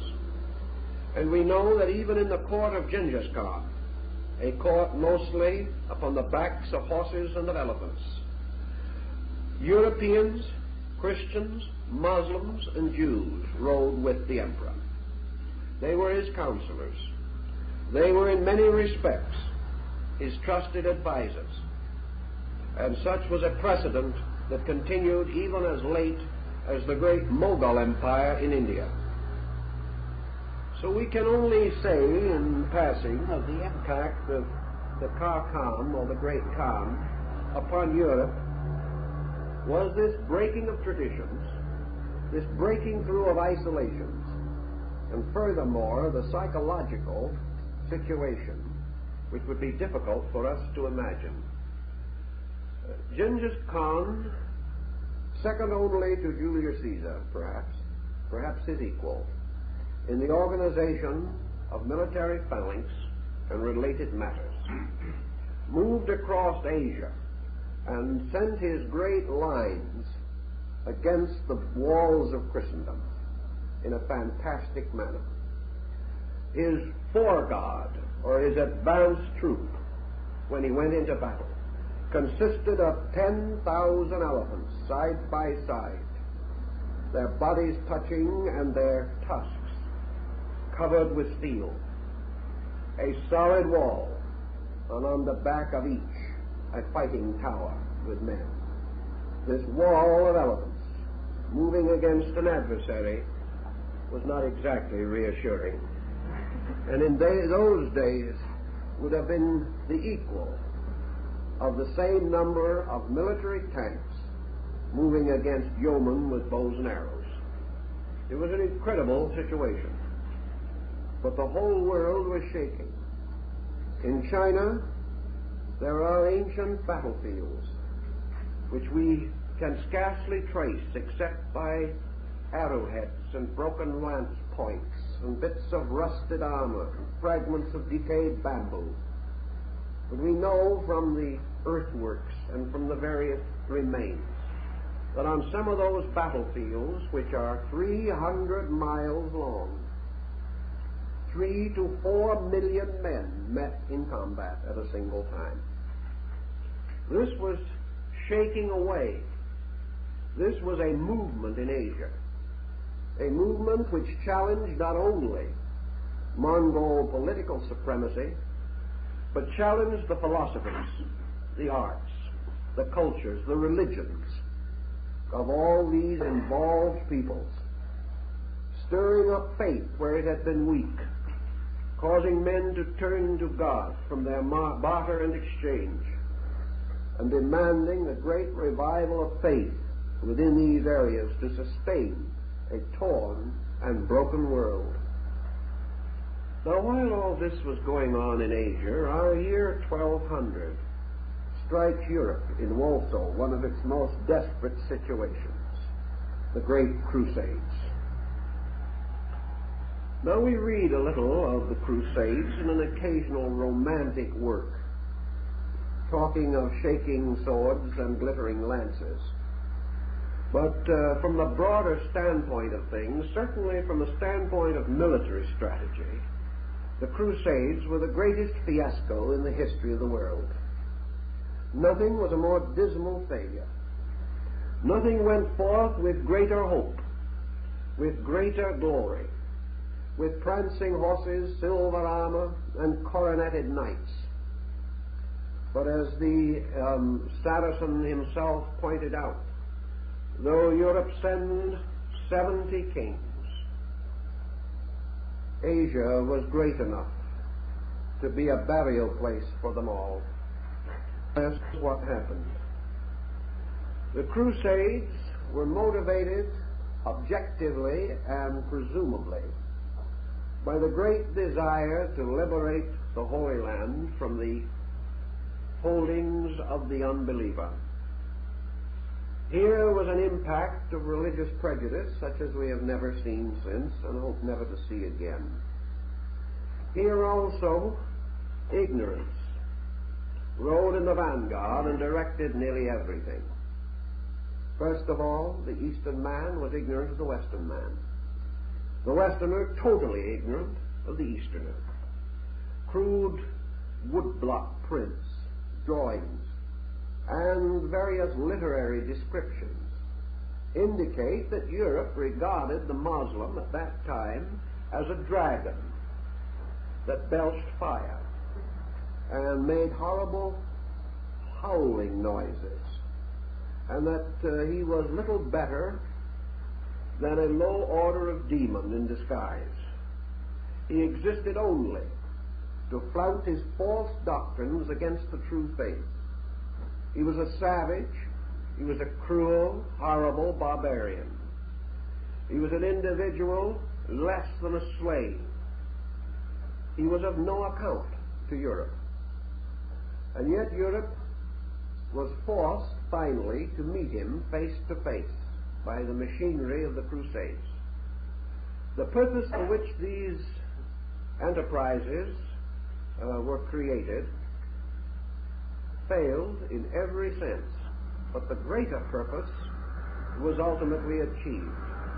At the critical time we mention, we are very close, within a few years, to the crusade that was led by the Duke of Montserrat and Richard the Lion-Hearted of England. One of the crucial crusades. Crusades had come a little earlier and were to continue a little later. But about all they were able to produce was a temporary kingdom of Jerusalem which lasted 15 years. Everything else was a dismal disappointment. Most of those who went forth on the Crusades, except perhaps a few of the most aristocratic leaders, did not return. Families lost their loved ones and their support. Men went out to fight in the desert, and there they died, either from the skill of the Saracen or from the natural hazards of the region.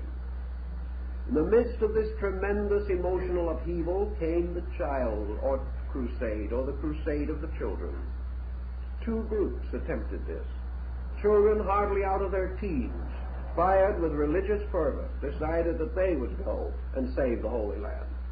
These children were mostly captured and sold into slavery. Nothing happened except to break apart the little tight package of European isolation. In the breaking apart of this package, however, a very important achievement came, as we will see a little later. First of all, the Crusaders, going forth to meet these savages, these barbarians, these fire-belching monsters, found instead the highly cultivated peoples of the great empire of Baghdad, and those who had long been under the instruction and enlightenment of one of the most literate and advanced social groups at that time. The Crusaders, in the Great Crusade at the time we mentioned, came face to face with another Asiatic who proved exceedingly troublesome, and this was Saladin the Magnificent. Saladin the Magnificent outmaneuvered, outgeneraled both Richard and the Duke of Montserrat and all the other 70 princes and kings who had vowed that they would rescue the Holy Sepulchre. Richard was perhaps the most intelligent man in this crusade, and he finally came to the realization that he was dealing with an intelligent man. This was a discovery which the others had not made. And Saladin admired Richard. The men met under truce, became in a strange way adversaries and friends and mutual admirers, so far that Richard seriously considered the possibility of marrying a member of his royal household to the Saracen emperor. These men met with a full realization of their own mutual abilities and limitations. The Crusaders learned, for example, that their enemies were literate. They were not. They realized that these monsters, so-called, wrote poetry, studied science, measured the stars, developed great physicians, scholars, mystics, that they were the ones who could quote Plato and Aristotle into a Christian ear that had never heard either. It was a great surprise. And finally, when arbitration was arrived, and the roads of pilgrimage to Jerusalem were opened to Christians, it was not because of the victory of the Crusaders, but because of the religious tolerance and generosity of Saladin, who could see no good reason why those who loved their God should not have the right to journey to his shrine. So Saladin made possible that measure of success which marked the Crusades. But he did it from the bounty of his own mind, and not because he was required to by the circumstances of the time.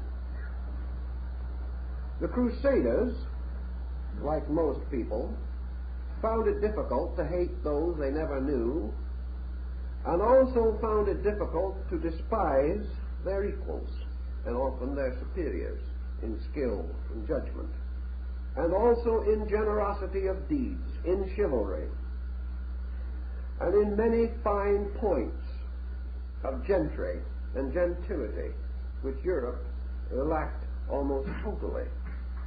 again, we find this strange emotion in man springing up. And on the crests and shields of the great families of Europe, nearly all of them, you will find occasionally a crescent set, which means that one of these crusaders brought back a Muslim wife. Also, the Muslims more or less opened their schools, their ways of life, their roads and courses to scholars from the West, showing very little revengefulness, very little intention or tendency to hold old grudges.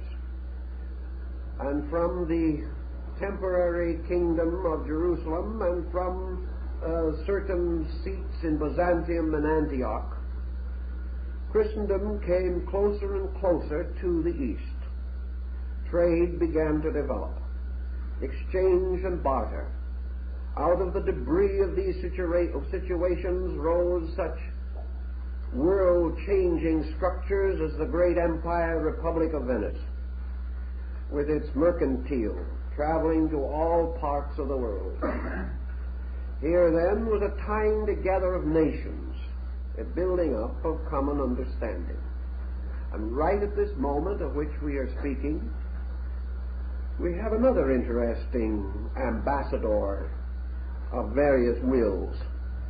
For just at this time, a Venetian traveler named Sir Marco Polo became perhaps the original globetrotter.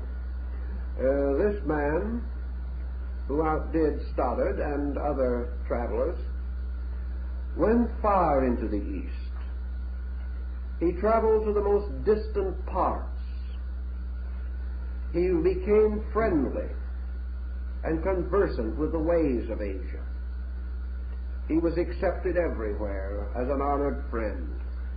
In fact, there were times in which he was besought to stay and remain helper and advisor to these people. He turned down many glamorous and rewardful opportunities to finally return to his own state. Returning, he dared to write the story of his trip. And he wrote the book of Sir Marco Polo. And this probably had an effect in Europe not much less than the Crusades. It was a bombshell. He described the splendors and glories of Eastern courts. He spoke of the scholars and the wonders that he had seen, of temples of gold inlaid with jewels, of brilliant and wonderful scholars, of art sacred and profane beyond our estimation, of deep philosophies about the soul and of life and of death and all the mysteries of human existence, and of wonders of men who climbed up ropes and disappeared in the air and grew mango trees in a half an hour. Well, the effect of this on Europe was as you might expect it to be. When Marco was on his deathbed, the priests who heard his final confession besought him with all fervor to admit that he had fabricated the whole thing and had been a deceiver from the beginning. But old Marco died, and it is said that his last words were, "It was true." They couldn't do anything with him. But his book gained an amazing popularity, and people began to think of this land beyond the horizon of the known as a great and strange and wonderful place. This also, of course, had its natural repercussions, because the very sound of words like gold and jewels and silk and spices and rare goods created much desire among the merchants and the rich. And it was only a couple of centuries later that we learn how the Dukes of Medici exchanged horses with the princes of China and Mongolia and were on very chummy terms with them. Another great break, a break that changed our attitude and began to reveal to us not a round globe, but a much larger flat one than we had ever known before. The round part was yet a little way off. that had not yet been remembered. Though as Sir Marco Polo was in the midst of his adventures, two things happened right in Europe that began to have long shadows upon future times. For at this time there was born perhaps the greatest leader of the church up to that period, and that was Thomas Aquinas, better known as St. Thomas Aquinas, the creator of a system of philosophy called Thomism. He was called the Doctor Angelicus. He was the greatest scholar the Roman Church ever produced. Had Aquinas been born in another time, he might have followed in the way of Einstein or Jeans or one of the other great scientists of today, because he was a born scientist. But as he came in a time which was closely confined within the narrow boundaries of his faith, he could only operate within an area of sanctified ground. But in this area he created prodigious results, and he began to move religion out of the Dark Ages, out of the completely locked condition in which it had descended, largely due to the prevailing illiteracy and the impossibility of a broad perspective on any subject. It is not a case of where, as some may think, the church was trying to strangle Europe. Europe was nothing to strangle, and the church had no power to strangle it with. The clergy and the laity were dying together of plain ignorance, and there was no one wiser than the others to save the situation. A very provincial attitude had complete control. But about the time we mentioned, just around the year 1200, we begin to see the breaking through of things. Part of the breaking through was done by the blessed Albertus Magnus, Albert the Great, who was the master of Aquinas. Albert the Great apparently was great of name and great of nature, but small of stature, because on one occasion when he was receiving audience with the Pope, and the Pope had finished blessing him, the Pope said to him, "Albertus, rise." Albertus said, "I'm sorry, Your Holiness, I'm already standing up," which would indicate that he was not a very large man. Aquinas was quite different, inasmuch as Albertus Magnus was very much given to mysticism, to Bible studies, and to alchemy. Aquinas did not go into the alchemy, nor into these other situations, but he brought out something that was about due and certainly saved the church. The point that he made, and the summary of all of the philosophy of Aquinas, is simply this: that there are two parallel roads that lead to truth. One is faith, leading to revelation, and the other is reason, leading to philosophy.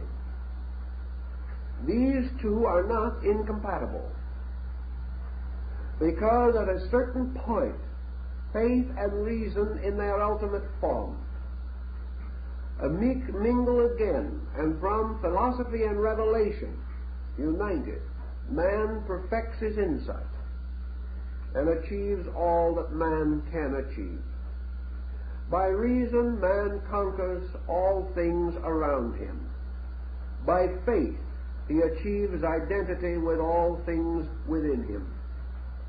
A man between the within and the around finds equilibrium by the balance of the heart and mind. Now, I must admit that we are saying this in a manner somewhat simpler than Aquinas did, because it took him several thousand pages of bad Latin to do it. But this is the substance of his idea. And what did it do? It presented the church with a pattern called scholasticism. And this pattern, scholasticism, was to break and overthrow the earlier forms of church philosophy which had arisen around the teachings of St. Augustine of Hippo. And this Augustinianism we call patristic philosophy. The scholastics relieved man of the patristic limitations and bestowed their own upon him.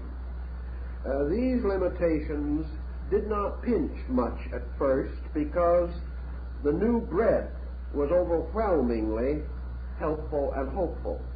But in the course of time, and with human minds closing always around ideas and strangling them to death, the scholasticism also fell into evil times and ended by a critical, analytical, literalistic attitude toward everything. It was therefore necessary, about 600 years later, for scholasticism to be broken apart in order that the new phoenix of humanism could arise from the ashes thereof. But in that time, scholasticism, which for some reason that is not entirely clear, perhaps the personality of Aquinas himself, which was a very positive one, but at that time, in the presence of many privileges and opportunities, the church decided to follow him. He gradually gained in precedence. His philosophy became the official philosophy of his church. And this philosophy naturally divided into two parts. It emphasized the tremendous importance of man's internal life. It pointed out and justified the earliest patristic ideas on monasticism, on the life of poverty, on asceticism, and things of that nature. In this way, it did not interfere with the idea of the church of the great need of man for spiritual salvation through repentance and through the purification of his life.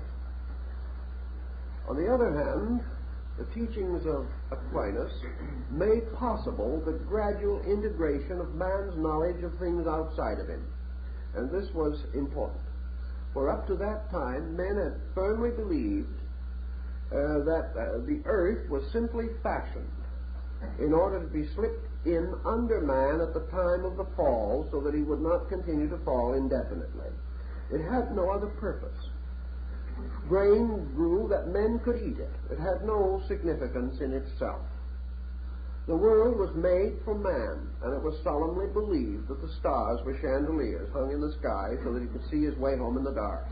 That was the way thinking was. Man was a completely unique thing, created separately and specifically, capable of salvation, or no other creature capable of it.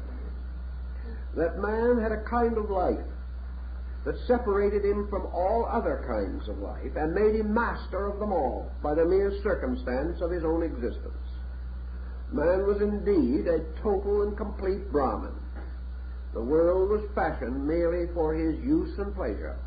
Nothing else was of importance. The things that happened in the world were not the result of climate or of laws or of processes or of cause and effect or of vigilance and neglect. They were all dynamic, miraculous happenings of providence. Plagues were sent not by any circumstance, but by God's will. War, suffering, death were all simply experiences to test the faith of man. They had no other important value. Man's complete allegiance to God was subject to a little controversy, however, in one particular. The early church recognized, because of biblical statement, the importance of the physician. And the only branch of learning that did not fall to pieces was medicine. Not that it had a particularly good integration at that time, but a certain amount of moderate progress was permitted. And one of the old church saints tells us that we have our allegiance unto the physician, next only unto the Lord. Well, today we're not quite certain of the inspired nature of the American Medical Association, but we're willing to be convinced if they can do it. But in those days, the physician really had it rather well, you know, because he was next only to the bishop, and his word was law. As Paracelsus pointed out a little later, however, although his word was highly valued, it is not certain that he said very much, at least anything of any great importance. Medication consisted of bleeding, purging, various kinds of poultices, and almost totally the theory of treating the area that hurt the most. There was really practically no general knowledge, no autopsy was permitted, no dissection was known in Europe, and the healing arts were in the keeping of a combination of the doctor, the barber, and the local butcher. Incidentally, the cesarean section was performed by hoggelders at that time. A good doctor did not wish to have the unpleasantness of having his robe spattered with blood. He came in robes with a velvet cloak, a tall conical hat, and a girdle of gold. And usually, when he diagnosed, he sat several feet from the patient and touched his body with a long wooden stick. You can imagine how you could take a pulse through a fishbowl. But anyway, it was the practice of the time. So this wasn't doing too well, even though it was sanctified and privileged. With Aquinas, the mood changed. The way was prepared for man to recognize that religion did not prevent him from being a lawyer, a judge, a merchant, did not mean that he could not or should not read and write. Also that it permitted him to study a little dialing or a little geography or a bit of navigation if it pleased him. He could study, he could become learned.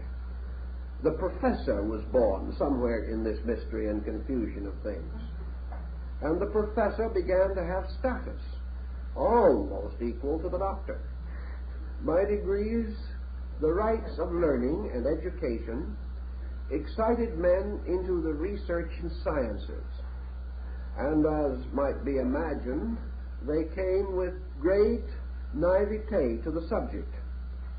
At that time, science had no scientific foundation.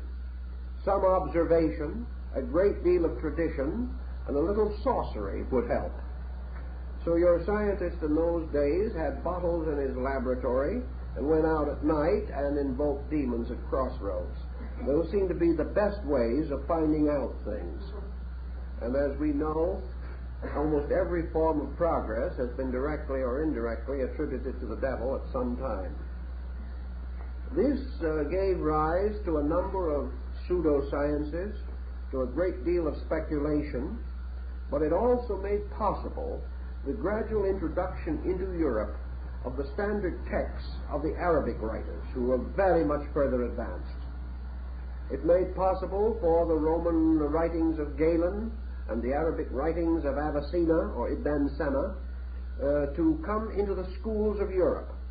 A man could study the eruptions of Mount Etna or other things that interested him without being convinced that he was wasting his time, which should be spent entirely on his knees in prayer.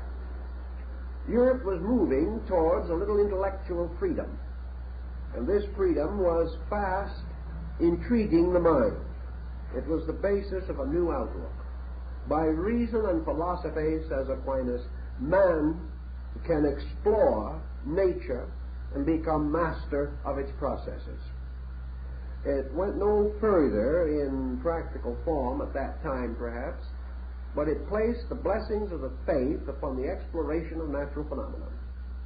And we find early texts arising on a history of storms. We find men beginning to measure earthquakes. We even find some very early diagrams of the craters on the moon. In every direction, the mind was spreading out to take hold of ideas.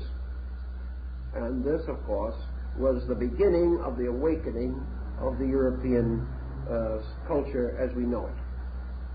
So right at the same time, another incident occurred, which certainly deserves our very definite attention. At that time, King John of England was forced by his barons to sign the Magna Carta. And the Magna Carta was signed in the first quarter of the 13th century, just within 15 or 20 years of this critical time.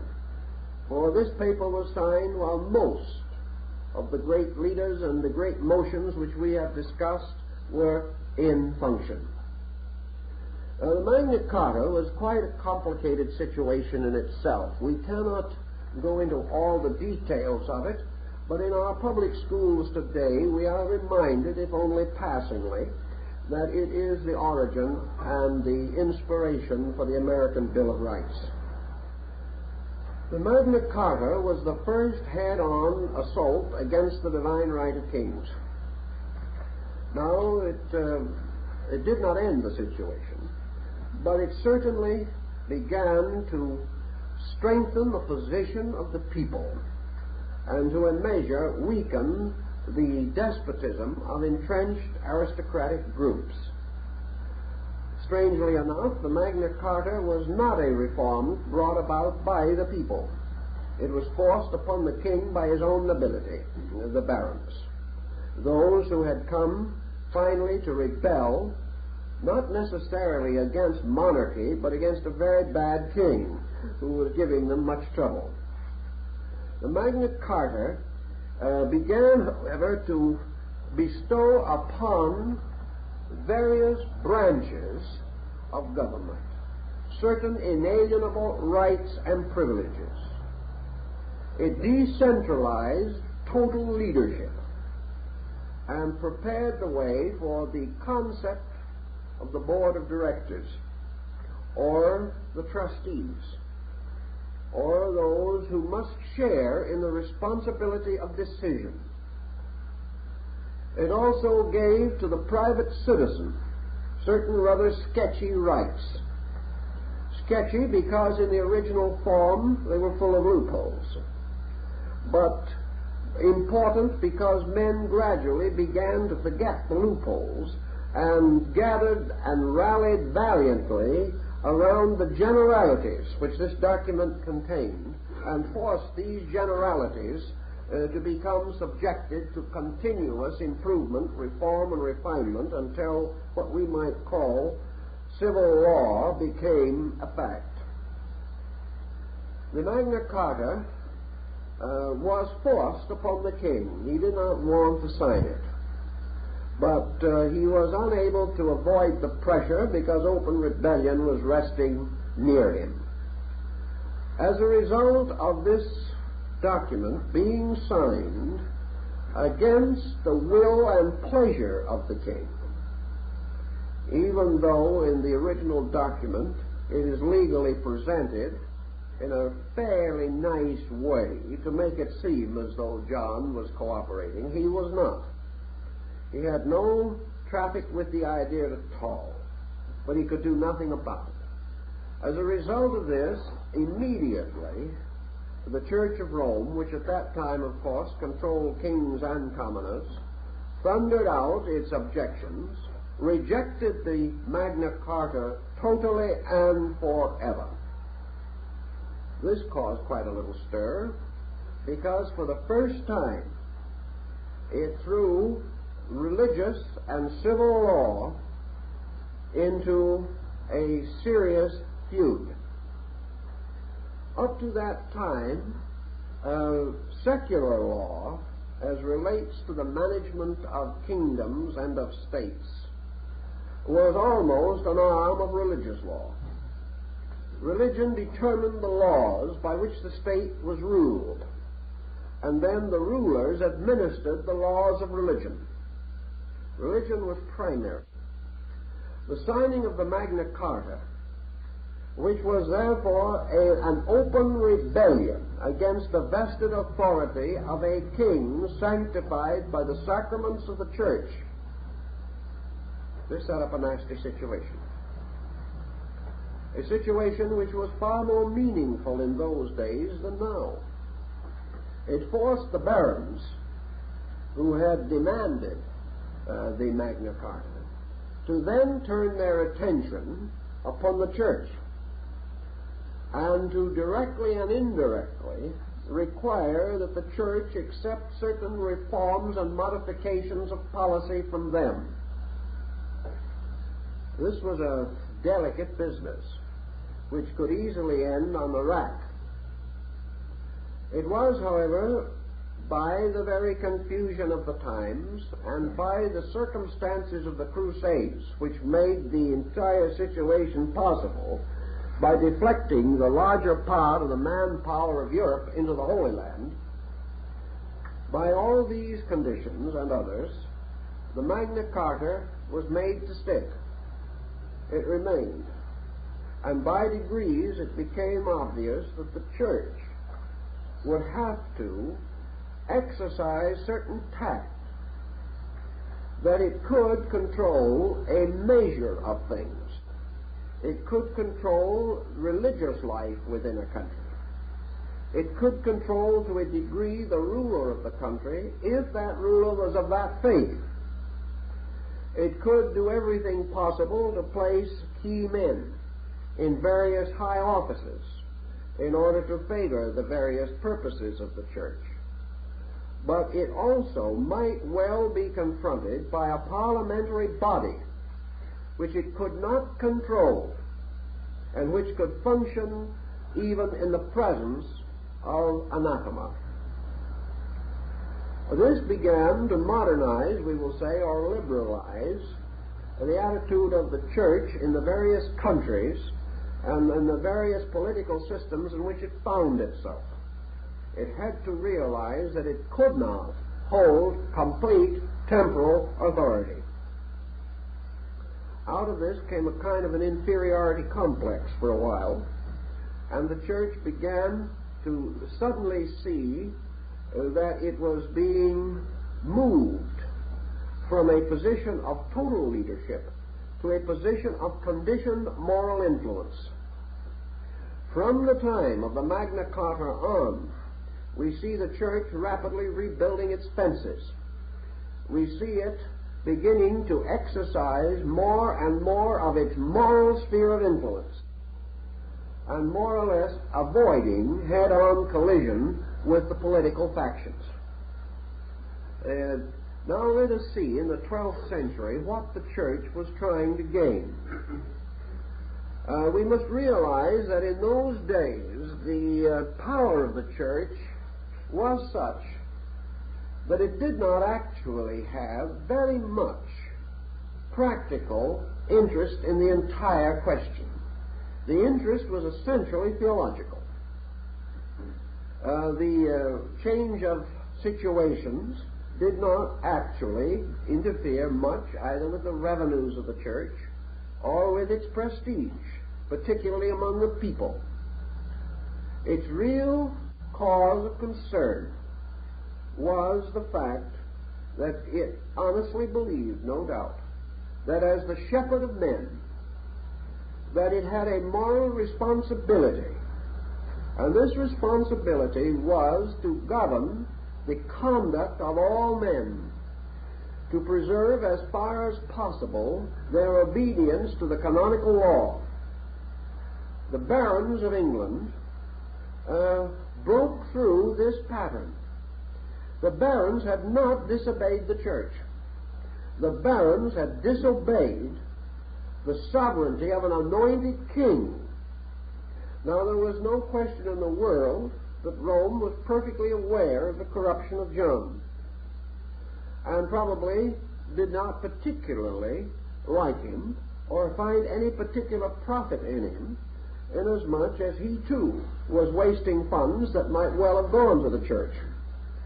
But a principle was involved, and on this principle the church stood and ultimately fell. It would not acknowledge the right of man to question that which had been duly and properly and crowned and throned and sanctified unto God as a ruler.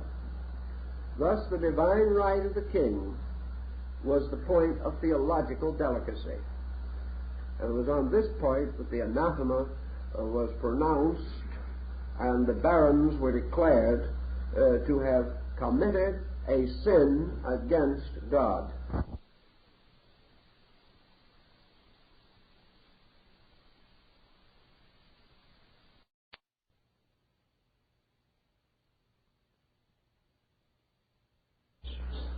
Of the secular arm of life. These aristocracies were for the most part nominally Catholic, and many of them produced great treasure, benefit, and glory for the church. But these families, growing into power, also held certain rights apart from the church, and the privileges of these rights became more and more sedulously protected. The individual was determined to preserve such freedoms and opportunities and rights as were his own. Also, the power of the church in the lower courts came to be questioned, and law and theology began to give way to law and equity.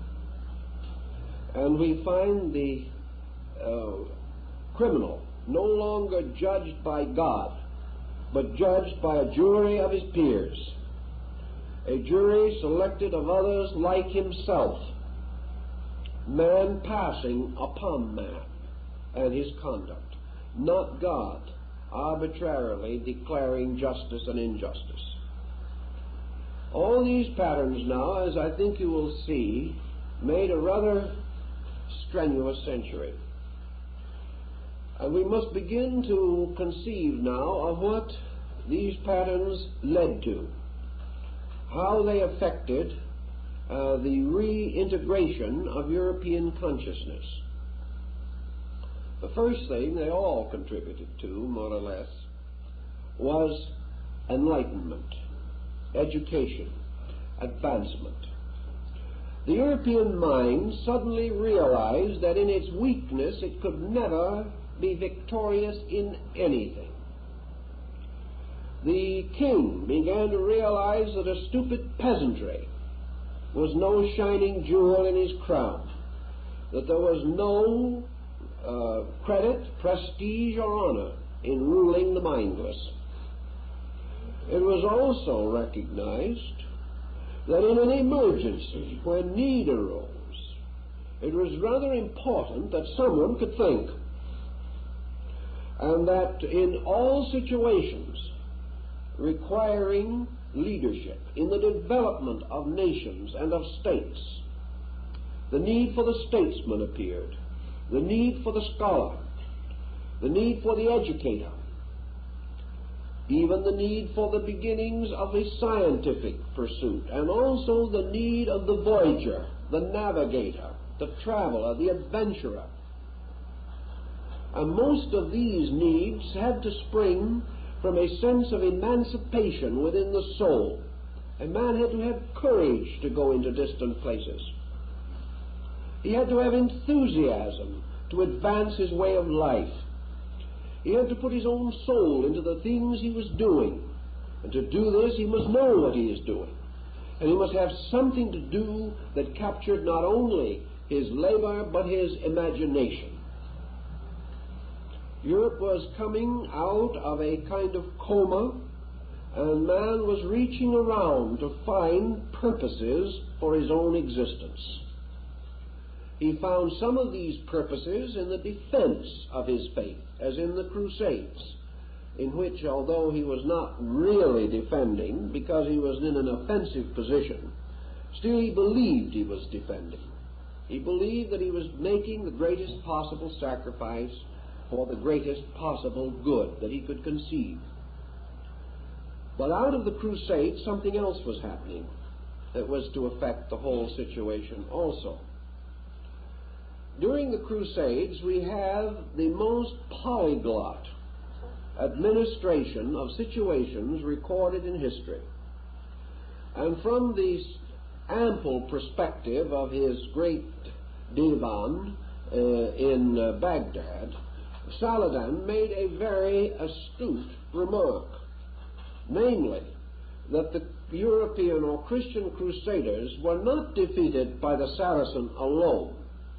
They were defeated by the confusion of unleadered mobs, the complete lack of understanding, of leadership, and mostly of cooperation. All these little individuals carrying their feuds to the walls of Jerusalem and killing each other before the Saracens could shoot them down with their bows and arrows. This was one of the tragedies of the Crusades, and this is one of the reasons why the Arabs, though technically in many cases in an inferior position, were able to win. First, they had a cause. They were protecting their own land. Secondly, they had a conviction, their religion, which was strong within them and which bound them not only to the faith but to the protection of its sacred places. And even more than this, they had 500 years of education by which they had learned to work together and had buried their own feuds. They had been fortunate, of course, in having a leader that they commonly respected in Saladin. Europe had no such leader that it commonly respected. So we see for 200 years nearly the manpower of Europe drawn off into the Crusades. With this manpower, because of the nature of it, went not only the yeomanry, the serfs, and bondsmen who worked upon the lands of the lords and barons and counts and dukes and princes and whatnots, but also the aristocrats themselves. At the head of each of these little processions of soldiers going forth to holy war was a group of caparisoned knights upon their prancing horses. These knights were the gentry.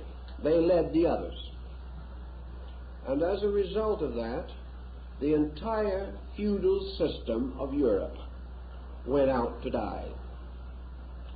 Many of them, most of them, either did not come back or returned too late. Wars in those days were not 40 years or 10-year periods.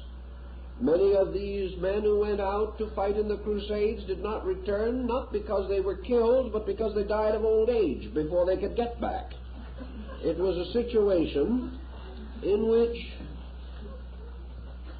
there were ulterior motives lurking behind all of this problem. One of these ulterior motives was revealed by the remarks of Saladin.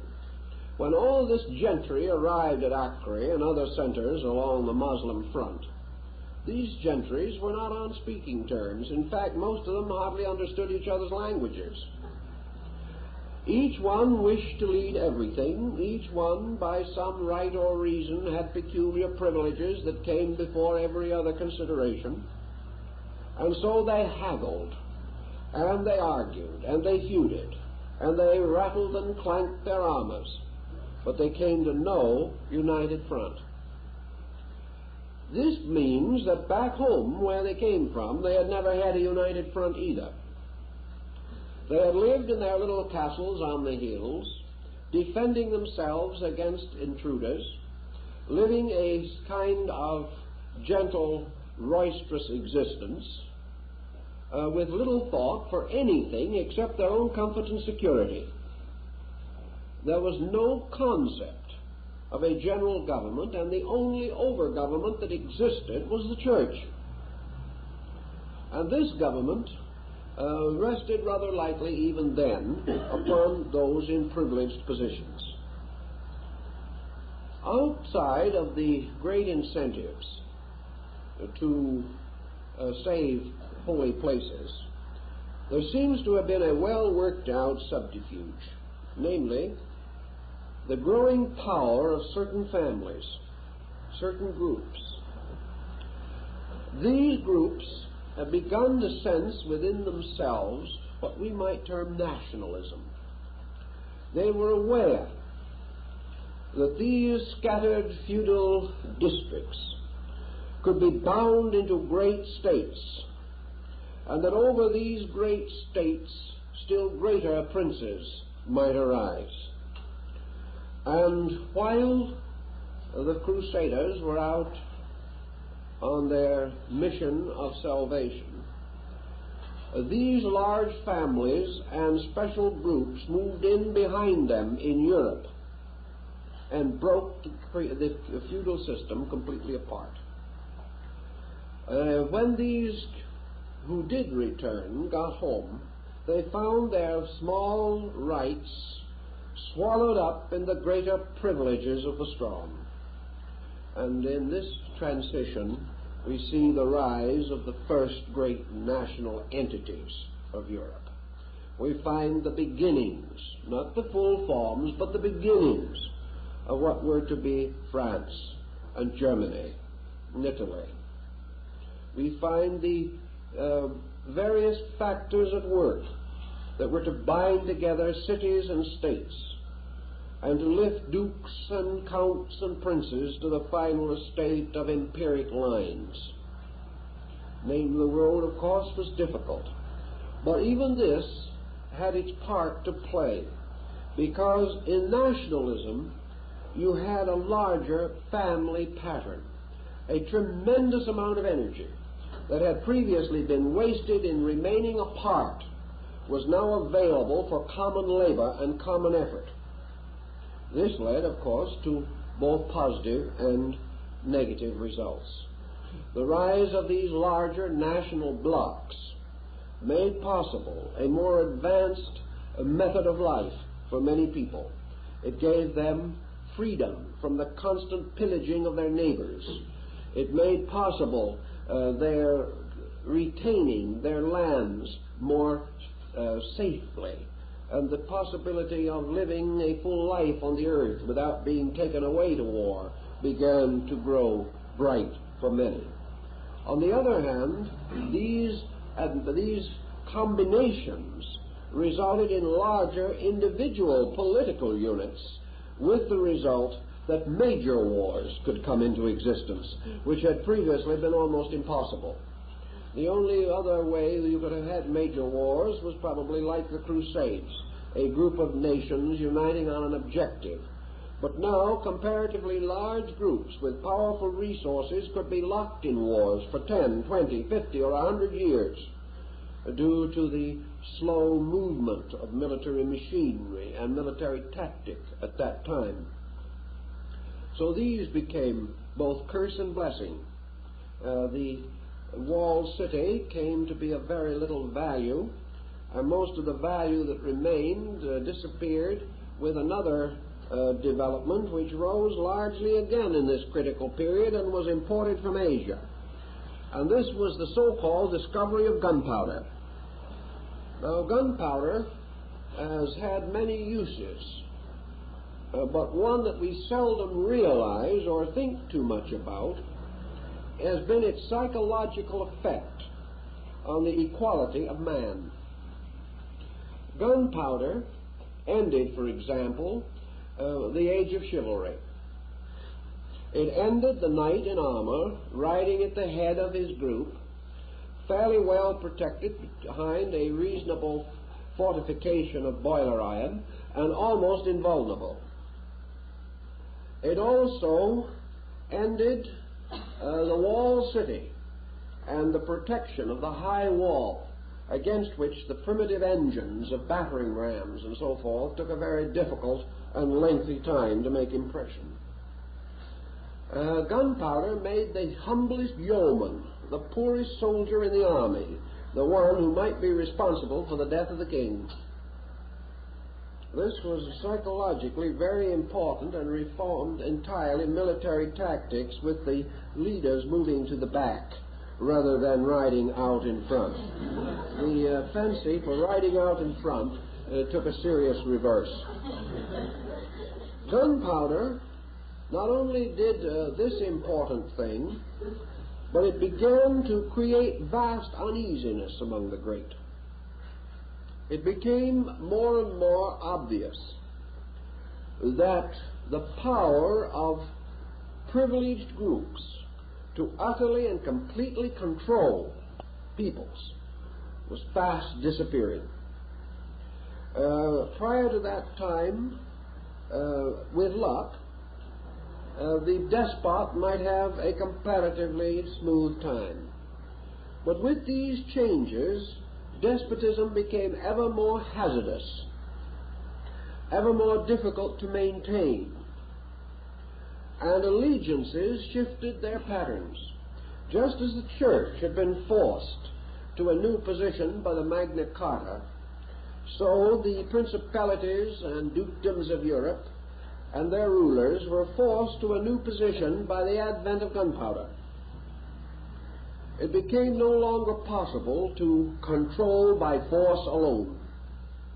The reign of force, the power of physical persuasion, the fear of physical retaliation, these began to lose their general effectiveness. And we find a very important psychological change coming, and that was the rise of government by persuasion, by winning the confidence of peoples, by attempting to create some closer affinity, new focal points, placing a censorship upon the luxury of princes, making it ever increasingly dangerous for the prince to lose the confidence of his people.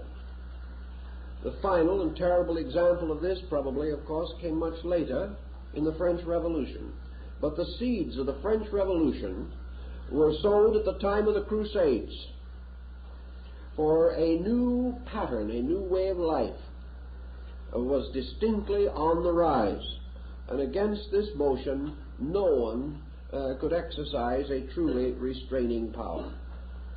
So for a moment, to summarize our Phoenix cycle pattern, we see how the period from 6 to 1200 resulted in the gradual falling apart of a world that had received a powerful impulse at the time of the rise of Islam.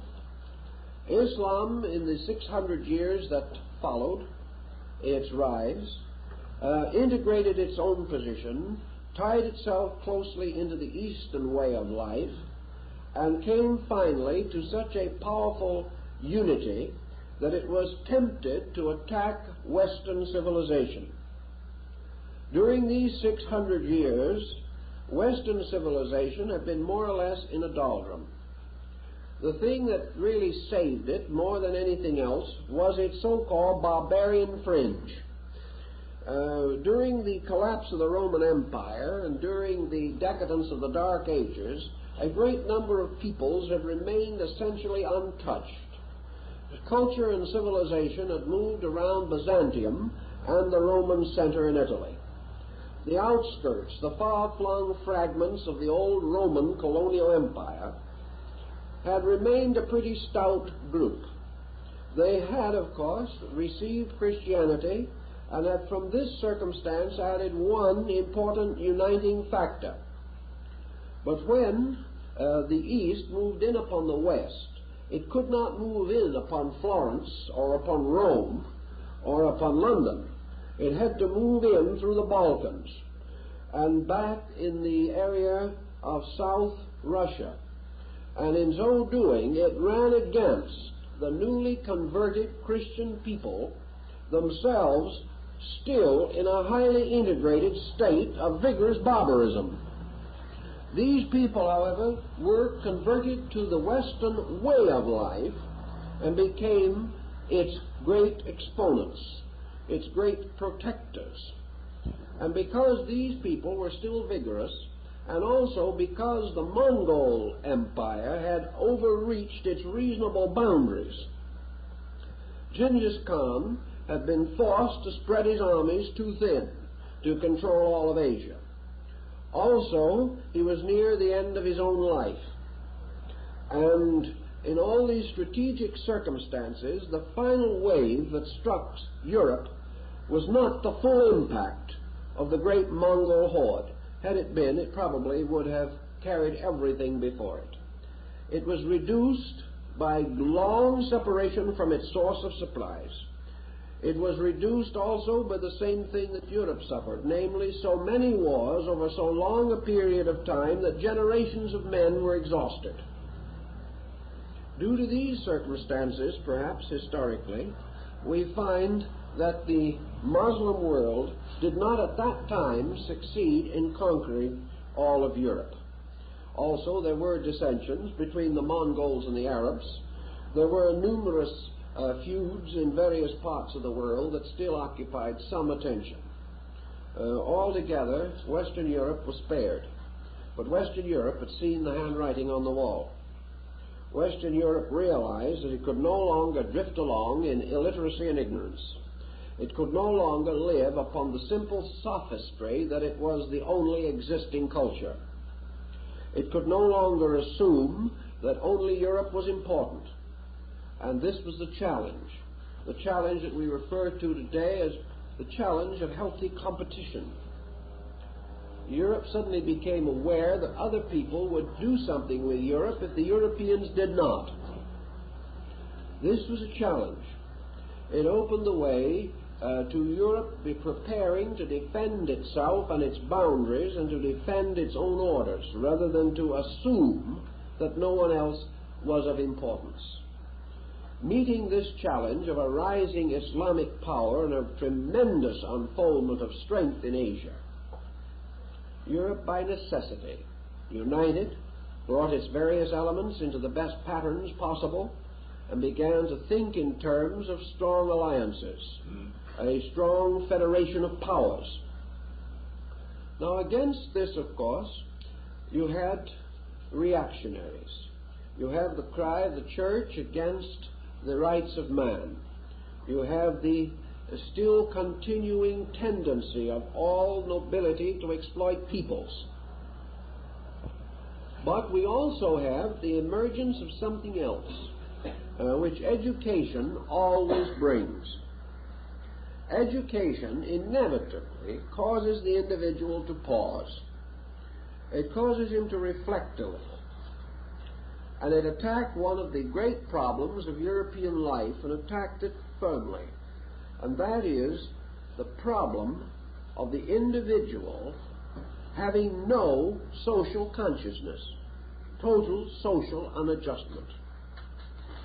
It began to be rather obvious with the breaking up of the feudal system and the arising of the embryos of nationalism that there were allegiances necessary.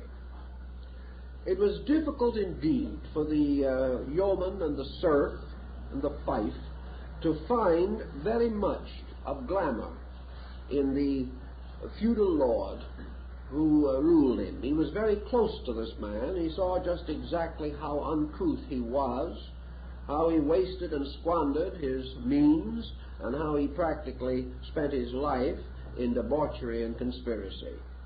It was not easy to have any great affection for such a person, and religion supplied the link by which the serf was morally obligated to serve his lord. Of course, there was also the problem of land and tenancy and the need of some way to make a living. But the inducements were not good, not essentially sound. But with the coming of nationalism, there came a new inducement to each citizen, namely that the state must be strong. That the citizen owed not only a duty to himself, but to the collective body of which he was a part. It became essential for him to recognize that he depended upon the state for his own survival. He had learned some of these principles from feudalism, but they were brought home to him in a larger pattern. Also, most of the citizens of a state were somewhat further removed from their leaders. States composed of many communities. The leader was more grand, more glorious, and less available. These were important considerations, because men with imagination build virtues where they do not exist. And the brilliant leader over a large group, with his splendid entourage, began to be impressive and to gain the respect and admiration and awe and veneration of these peoples. So the leader became more or less the symbol of the state, and devotion to the leader was devotion to the state, and vice versa. Thus, the preservation of the state began to involve many things previously never thought of. One was the common distribution of food. Under the feudal system, if the feudal lord was a man of some integrity, he held certain stores which were available to his tenants in time of famine. Under the state system, various taxes or means were devised, by means of which available goods in emergency were procurable.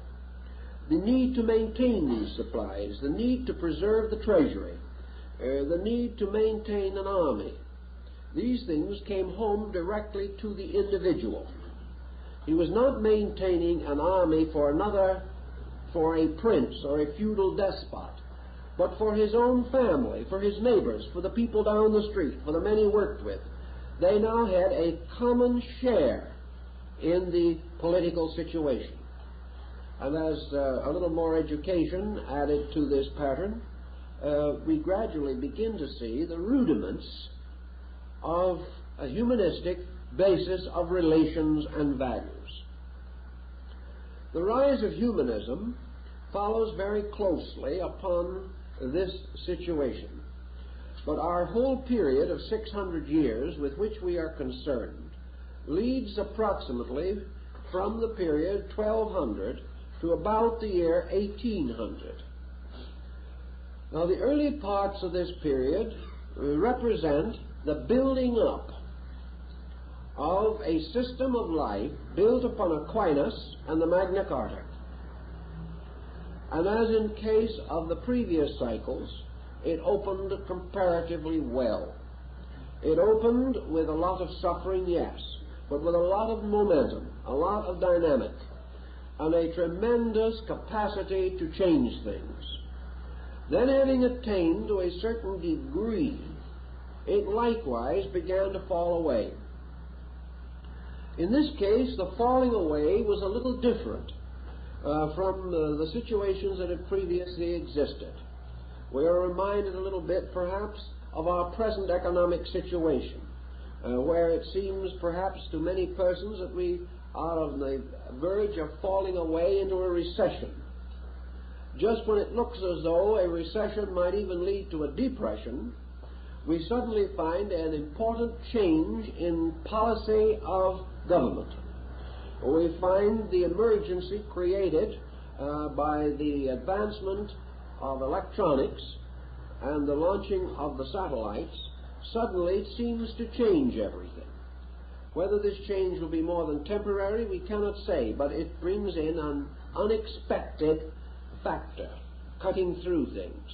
Now, the decline of Europe and its destiny between the 12th and the 18th century was made eccentric by a series of these unexpected factors. Factors which could have been prophesied as calculated risks, but the actual impact of these did not exactly meet the expectancy. The motion from the 12th century through the 13th and toward the 14th, this tremendous motion resulting from the period of the post-Crusades, the rise of Thomism, the motion of the Eastern culture into Europe, first by way of Byzantium, the returning Crusaders, and then upward from southern Europe, from Italy, from the Republic of Venice, from the great mercantile centers there, from the commerce of the Adriatic and of the Eastern Mediterranean and even North Africa. It moved into Europe and moved up through Europe into Rome, Florence, and finally into Germany and France. And this great cultural motion, which culminated in the most brilliant period in European medievalism, we know as the Renaissance. The Renaissance, therefore, was the golden age of the consequences of the Magna Carta and of Aquinas.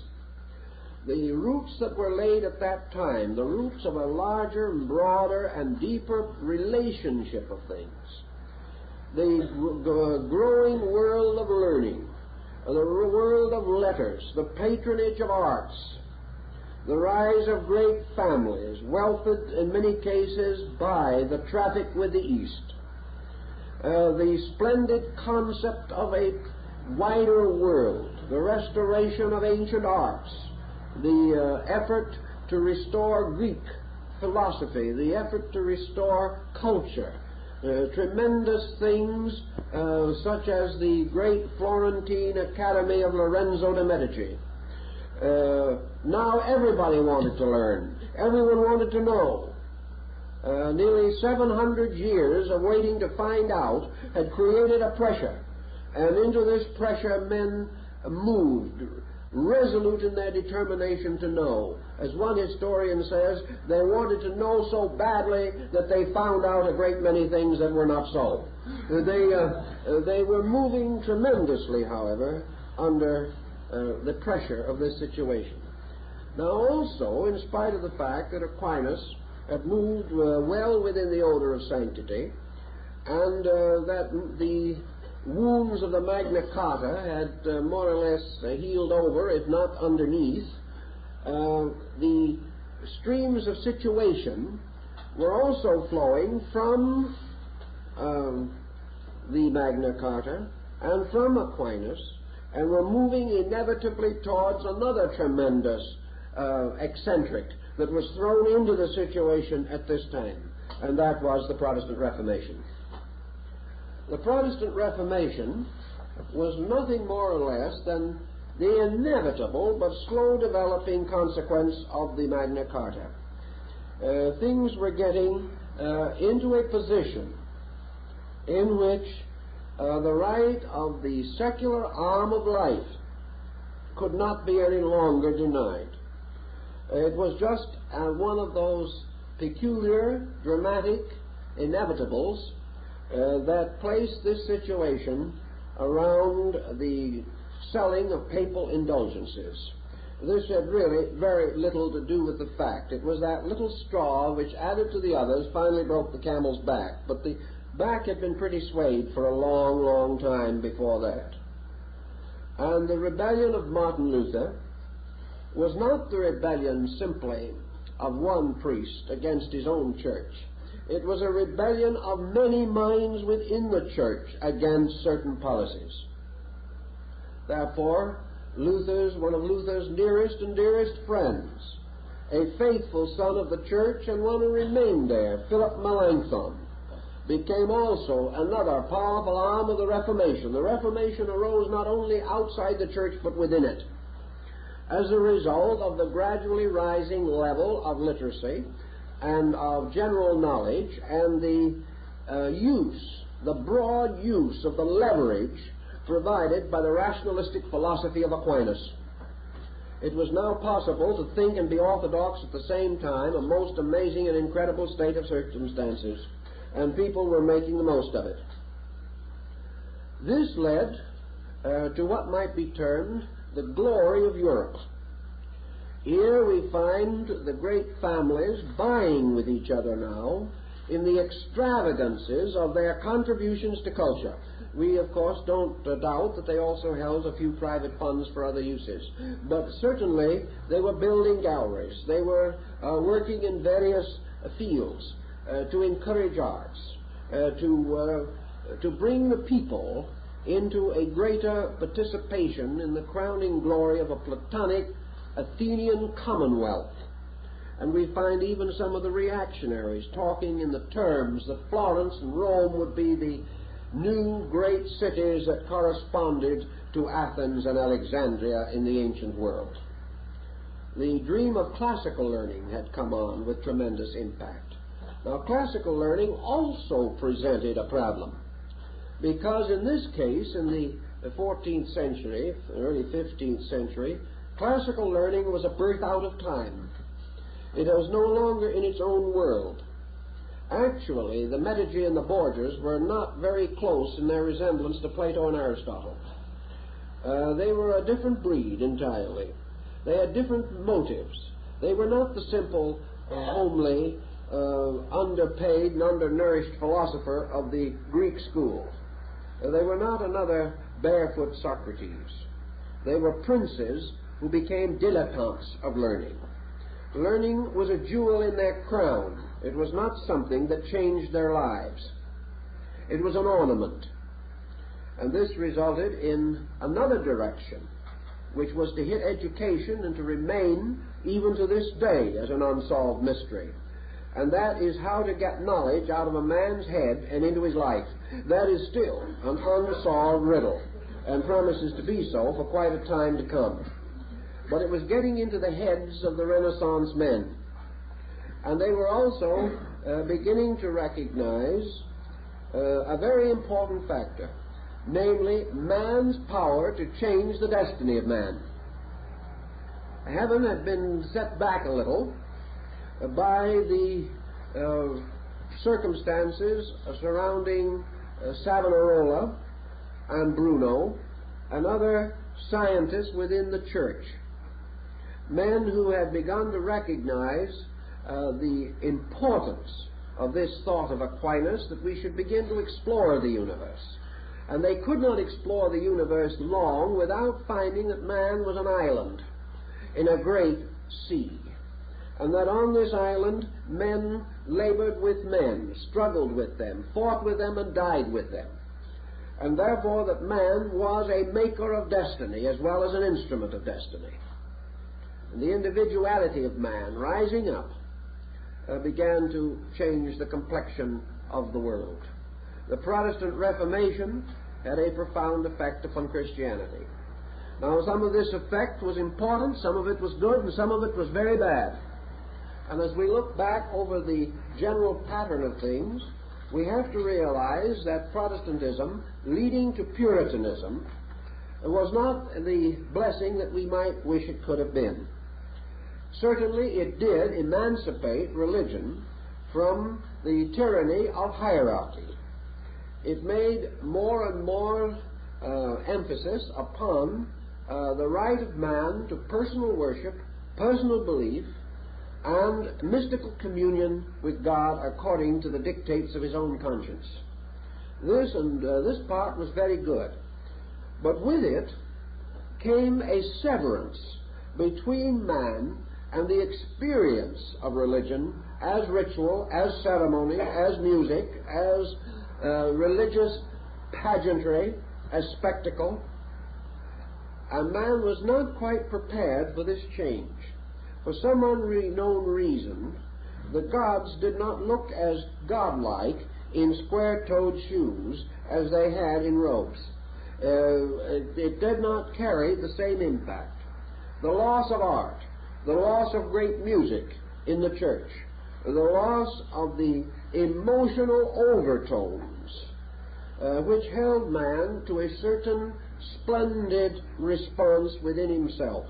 These things began to show serious deficits. There was need to meet these. And Protestantism has still been working with this problem, even today, and for many years tried to emphasize the lack of need for this. But the need for something which responds or creates response in the emotional, aesthetic nature of man has always been a religious necessity and will always remain one, as long as man must feel in order to believe. And he must have a powerful emotional incentive. Thus, in the breaking down of, we might say, ceremonialism and art within the church, art itself fell into the doldrums. And as soon as it was no longer guided by religion, art as value began to disappear. Art became hopelessly trivial, as can be shown or examined by going through one of the great palaces of France, such as the Louvre, or the Palais Versailles, or the Palais Royal. In these we have masses of spindly, gold-legged chairs. We have atrocious copies of French sculpturing and of Greek sculpturing and semi-classical art. We have gewgaws of all kinds, bric-a-brackery to the end of time, and no great, strong art. Then, of course, bereft of its spiritual guide and leadership, art was already to fall into the dilemma of the 19th century, which gave us such things as surrealism, post-impressionism, and caused a critic or judge on an art exhibition which I had the misfortune to be one of the judges on not too long ago, to say, well, after all, if it means anything, it isn't art. That was what came as the final result. Now this, if it means anything, it isn't art, is only another way of stating a whole group of problems that arose at this time, the time of the Protestant Reformation, which was a revulsion against the glory and grandeur of Florence and the Medici, a revulsion back to simple ways and simple things. But you have the same experience in daily life. I've heard so many people say that they wanted the simple life so badly they could hardly stand it. And when one gets it, he never wants to hear of it again. I know individuals who have said, I want to go off by myself and think. So they go somewhere, they last 12 hours and rush right back to civilization. They can't stand their own company. Now, in this rebellion in European culture, men were fighting for something less ornate, more real, more simple, but they were talking with their minds and not their hearts. They were saying things according to conviction, according to pressure, according to prejudice or disillusionment. But when they began to simplify this thing down to the pattern which they themselves declared to be right, they were no better off. Because even when we know the old story of the Pilgrim Fathers that came here for religious liberty, and the first thing they did was to exile into the wilderness some of their own members. It didn't work. It didn't produce a solution. But other factors now were also beginning to conspire. Here we have a Reformation rising, the glory of this period, the Renaissance, then the Reformation, things in Europe bubbling and boiling again, tremendous conflict, a conflict which had gradually reached a new state of security. And I think the keynote of the Renaissance was smug security of achievement. Everybody thought it would last forever. No one questioned for a moment that the golden age had come, that the splendor of things would lead to the eternal perfection of mankind. That is, such perfection as was desirable. No one probably wanted to be very perfect. They simply wanted to be rich and happy. But these things seemed to be within reach.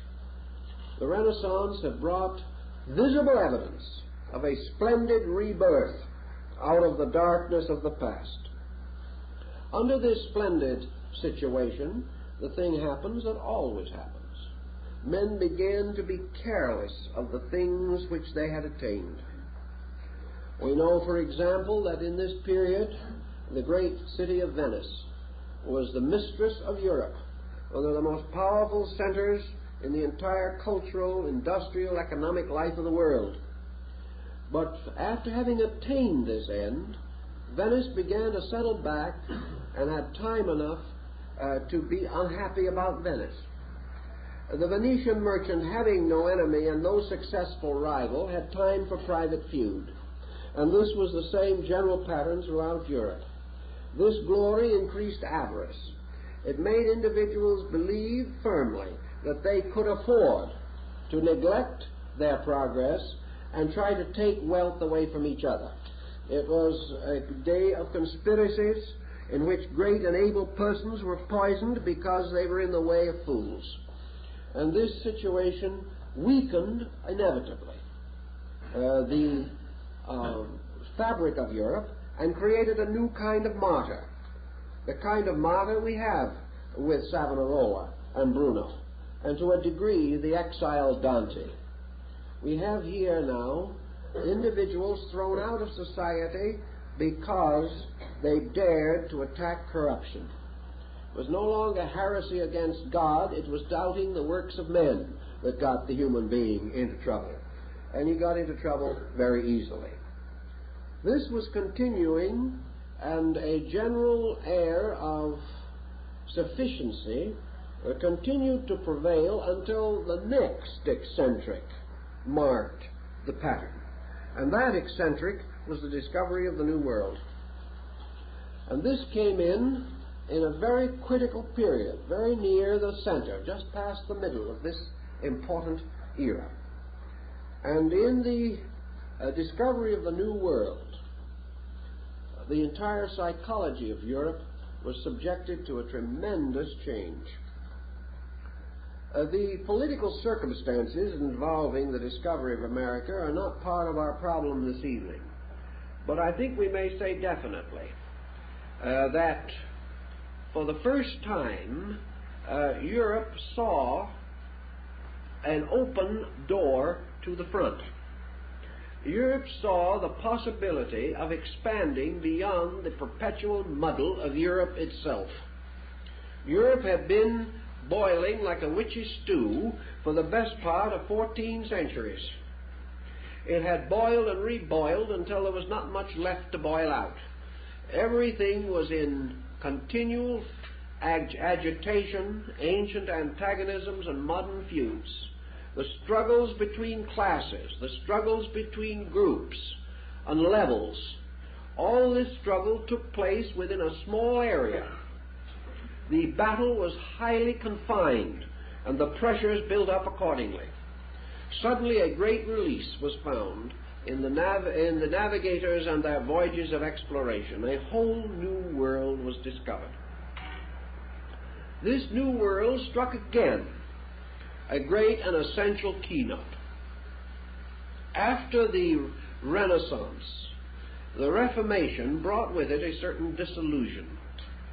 Its effect upon arts was so pronounced that for centuries it paralyzed the creative, emotional genius of many countries. They just remained completely unimaginative. They had an orthodoxy more orthodox than anything that had preceded them. But now this orthodoxy was too tight. Everything was closing in. And the great hope was an escape into a new way of life. Nobody believed with any enthusiasm that that new way of life could arise in Europe. The roots of the problems were too deep and too numerous. The hereditary feuds were too irreconcilable. The situation the individual had gotten into was so completely beset with results which he could not control that his only hope was speedy death. The only release from the snarl into which everything had finally fallen was death. So life was not valued very highly in those days. Man prayed almost to die as release from the burden of living. This situation, the New World, created an entirely new group of thinkers, a group of potential leaders, of idealists and visionaries that had been frustrated and held back by the helplessness of their cause. There was no use mentioning it. It meant nothing. Nothing could be done. And these more brilliant persons, and education was producing more of them, were simply placed in the position of knowing that things should be done, even suspecting what should be done, and being in a position where it was absolutely impossible to do it. Do you recognize the setting? We've got it right now, almost. Where a great many persons realize things that could be and should be done, but the individual is again impotent. The situation has locked him so tightly. He is so completely dominated by group, by collective pressure, that the penalty upon the individual is terrific. In the old days we were speaking of, the penalty for individuality might be death. Today, the penalty for individuality may be bankruptcy. But in both cases, the penalty is as heavy as the flesh can stand, and the individual is blocked. The New World became, to a great many idealists throughout Europe, the great focal point of hope. Here was a vast area sparsely populated by strange feathered creatures who we later were called Indians because they had not come from India. These peoples obviously were not developing their natural resources very rapidly, and vast areas of good land awaited those brave enough to hazard the long and dangerous journey in a small boat dependent upon rains and winds and tides, and would have the audacity to try to establish a way of life in the New World. Of course, here was a combination of circumstances also, because at that time we had a strong reactionary group moving into the New World. Exploration at that time was very largely under the control of Spain, and Spain at that time was still licking the wounds of the Inquisition. Spain was in a miserable state, and Spain also was tremendously dominated by theology. So, of course, in the real spirit of the occasion, Spain claimed the New Hemisphere totally for its own, and looked around Europe to see if there was anyone who would say no. And at that moment there just wasn't a single voice of objection raised. The reason being that Spain was then, in spite of its numerous difficulties, a greatly feared state, with supposedly almost an invincible military arm. This situation in Spain, backed as it was by most of the European Christian world, and unable to move because of the moral prestige of the church, which was thrown to Spain and demanded the allegiance of the rest of Europe to the purposes of Spain, this situation left a sort of miserable spot. But in this miserable moment, when again it looked as though history was going to follow an old course, and that the Inquisition would be set up in the New World, and that the Aborigines would end up speaking Spanish and quoting Latin, another situation broke into the picture. And that little situation was the Spanish Armada. The Spanish Armada, which had as its cause certain misunderstandings between Henry VIII and the Church of Rome, which resulted in the loss of influence and authority and prestige by Cardinal Wolsey, and the rise of the Church of England. This situation was rooted definitely in the feud that started with the Magna Carta and ended up with England creating its own church and removing the power of Rome. Rome, which did not like that very well at that time, began to counterplot the situation, and after failing to get Queen Elizabeth of England married to a Spanish prince and make a sort of an infiltration that way, the final showdown came with the Spanish Armada. Now, the Spanish Armada, due to natural circumstances and also to the skill of the English seafaring men, came to a dismal defeat. And with this defeat was the end of Spanish psychological domination of Europe. The defeat of the Armada was a blow from which Spain, as a world power, never recovered. Actually, also, it was the end of Spain's extravagant, fantastic claim in the New World.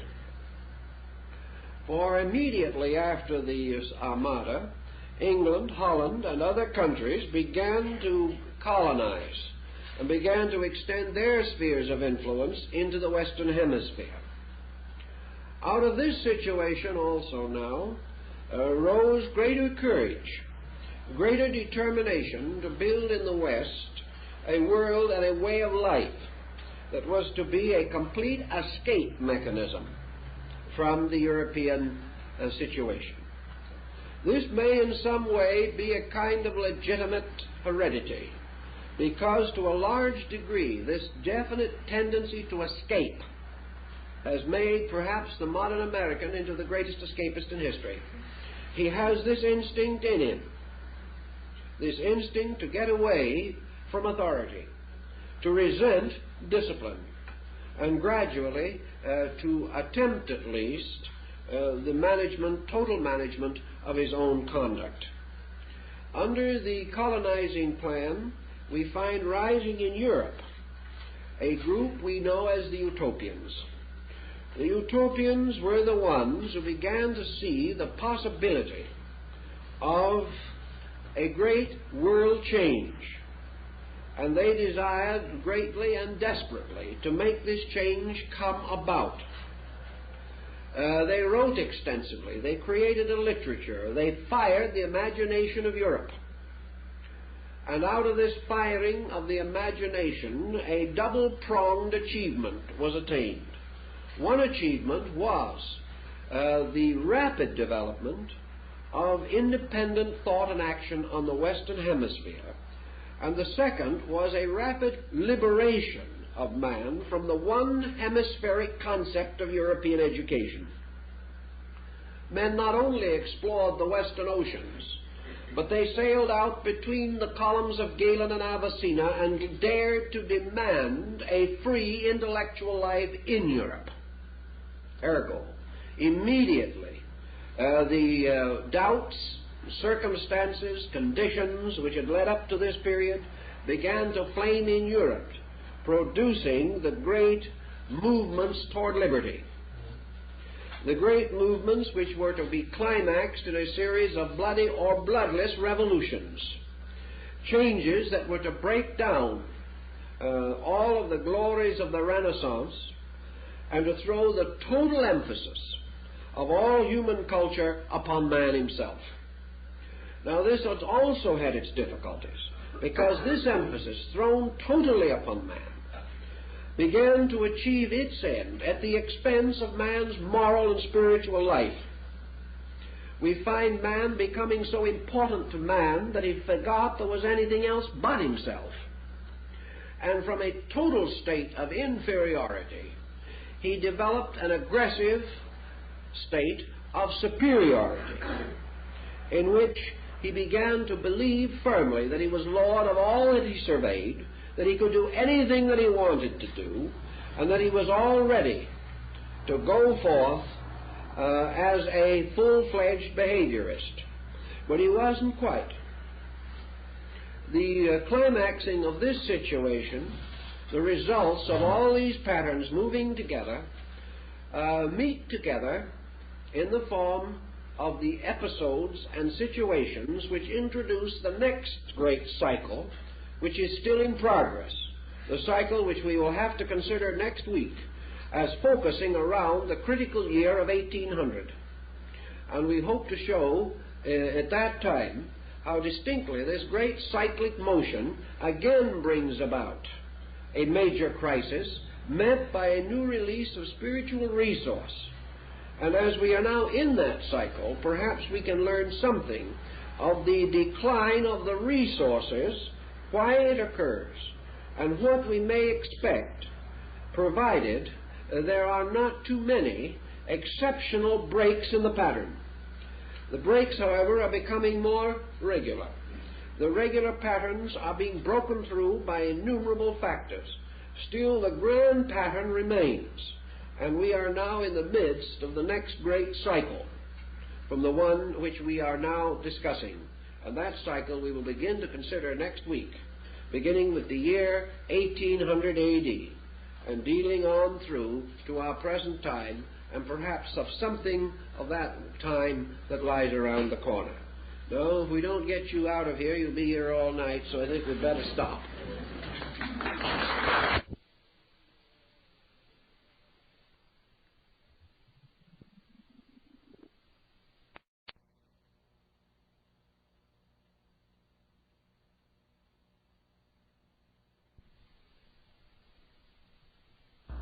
This series of studies on the philosophy of history,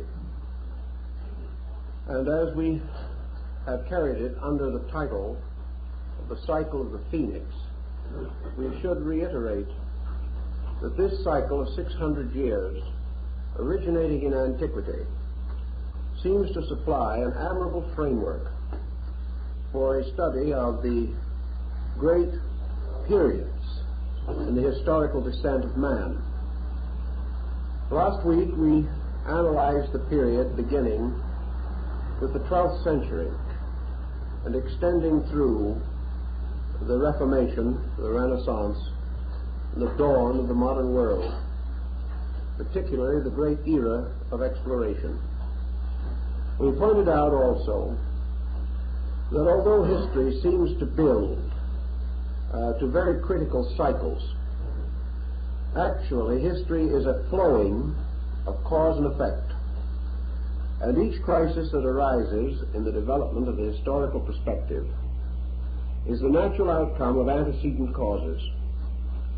Therefore, we realize that when we choose an arbitrary date, we are not choosing a beginning, but rather are choosing a point of crisis where various factors, long established, have been welded together into a kind of pattern that suddenly emerges and profoundly affects the destiny of human beings. Our next cycle of the Phoenix, therefore, passes from the year 1200 for approximately 600-year interval and brings us to approximately the year 1800.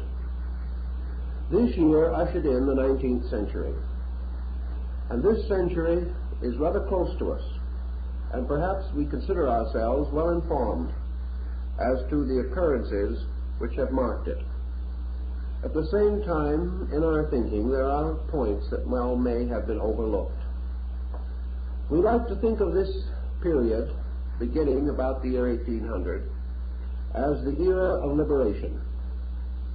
Here we find a tremendous emphasis upon the emergence of man, of the increasing influence of the human being as an equation in the motions of society. There is a gradual shift from minority rulership to the rulership by masses, by groups. Also a corresponding decrease in the individualization of the person, a decrease which has reached rather startling proportions in this, the middle of our 20th century. Gradually, the emphasis in history also changed. The historian became a new kind of person, and at approximately the period we note, about the year 1800, we observe a subtle modification occurring in man's relation to historical perspective. This modification had to do with the establishment of ancient history upon a scientific basis. As you probably realize, up to about this time, man's knowledge of history outside of contemporary affairs was extremely sketchy.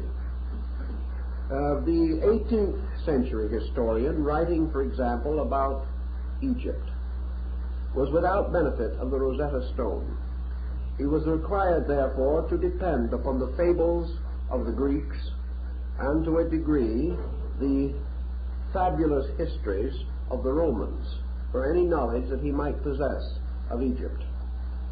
Yet very near the time we mention, the Rosetta Stone was discovered, and with it the modern Egyptologist opened 5,000 years of classical Egyptian history. Now, this opening had more value than might seem at first.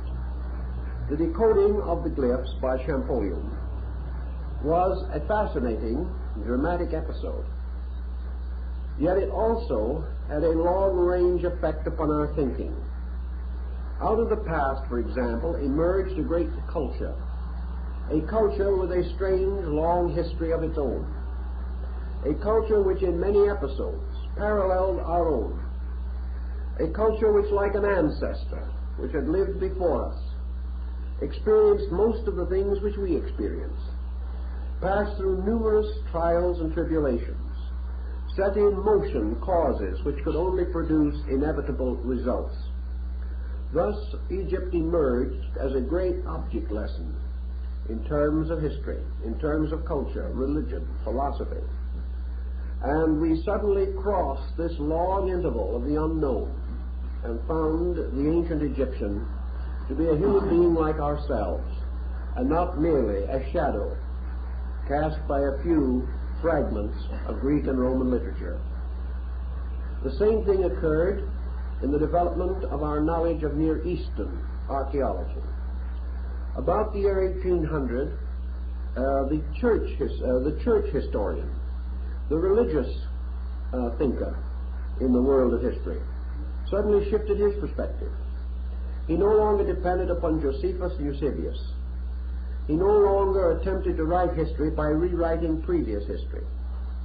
He became aware of archaeology. He became aware of the possibility of excavating within the regions of his interests, bringing to light lost records, lost objects, lost artifacts, by which, again, he was able to humanize the antiquity with which he was concerned.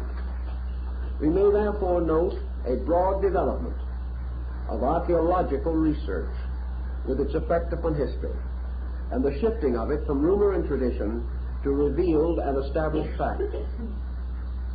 This was important because it helped the 19th century man to orient himself. He suddenly realized that he did not stand at a summit of an exclusive and isolated culture. He realized that behind him was wave after wave of integrated, orderly historical motion, that many nations had risen and fallen before his time, and that in a way he was heir to them all. This approach to history solved many mysteries and riddles, and it caused us to begin to realize that arts and sciences did not spring into existence full-grown like Minerva from the head of Zeus, but had gradually and painfully evolved over long periods of time. This emphasis began to establish the historical importance of the law of evolution. It also began to strengthen in man's thinking the importance of tracing his own origin. He began to conceive no longer 3,000, 4,000, 5,000 years of human existence, but pressed back the boundaries of man's life, coming to figures exceeding million or 10 million years. He began to have more and more proof of things which had previously seemed strange, unbelievable, and mysterious. All of this certainly affected our way of life. In these researches also, a more critical attitude was turned toward the achievements of the past. And in this critical attitude, man came upon a number of interesting and important facts still useful to him. He began to take a systematic study, make a systematic study, for example, of Roman law, and discovered that the Romans, in many respects, were better legislators than 19th century English and American judges and lawyers. He began to recognize the importance of man's experiment with the mystery of government. He observed now 5,000 years of administrative policies. He could see why some succeeded and others failed. He could observe the common traps into which most had fallen. He was able to contemplate the extreme measures and emergency processes which men of the past had set up, and which brought a variety of consequences, some good and some bad. Thus, a new perspective was given, not only in this field, but to medicine, to science in general, to mathematics, to art, music, literature. There was just a great opening, and the foundations that had been laid in the 17th and 18th centuries for the liberalizing of the human mind began to prove valuable.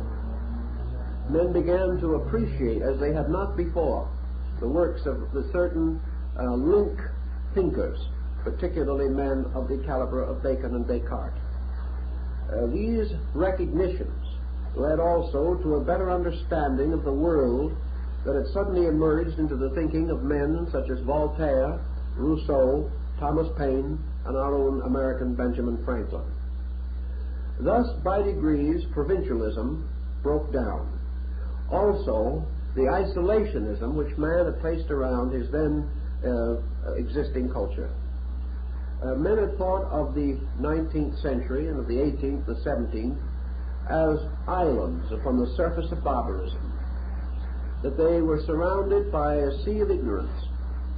Suddenly, men began to realize that they lived not on islands, but on great continents, intellectual continents, and that these continents sustained a variety of interesting and important knowledge and understanding. All these things led the way to what we might term the opening of the modern world as we know it. A world in which the individual was able to take new ideas without shock or stress to his personality, in which he no longer thought merely of his own culture, but of world culture, and also in which he had the courage to begin to fit man into a place in the plan, rather than to assume that the plan was devised solely for the benefit of man. To a degree, this may have seemed a bit humiliating to the human being who had regarded himself as unique. But with the coming of the 19th century, the unique man disappeared, and in his place arose a pattern of process, of procedure, of evolution, unfoldment, of gradual integration, and of the converging of innumerable streams of life to make possible the kind of world which we live in today.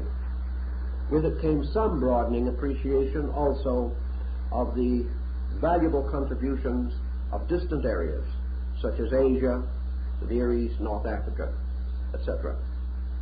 Now, this 19th century also brought with it, as one might suspect, the kind of extreme attitude with which change is nearly always marked.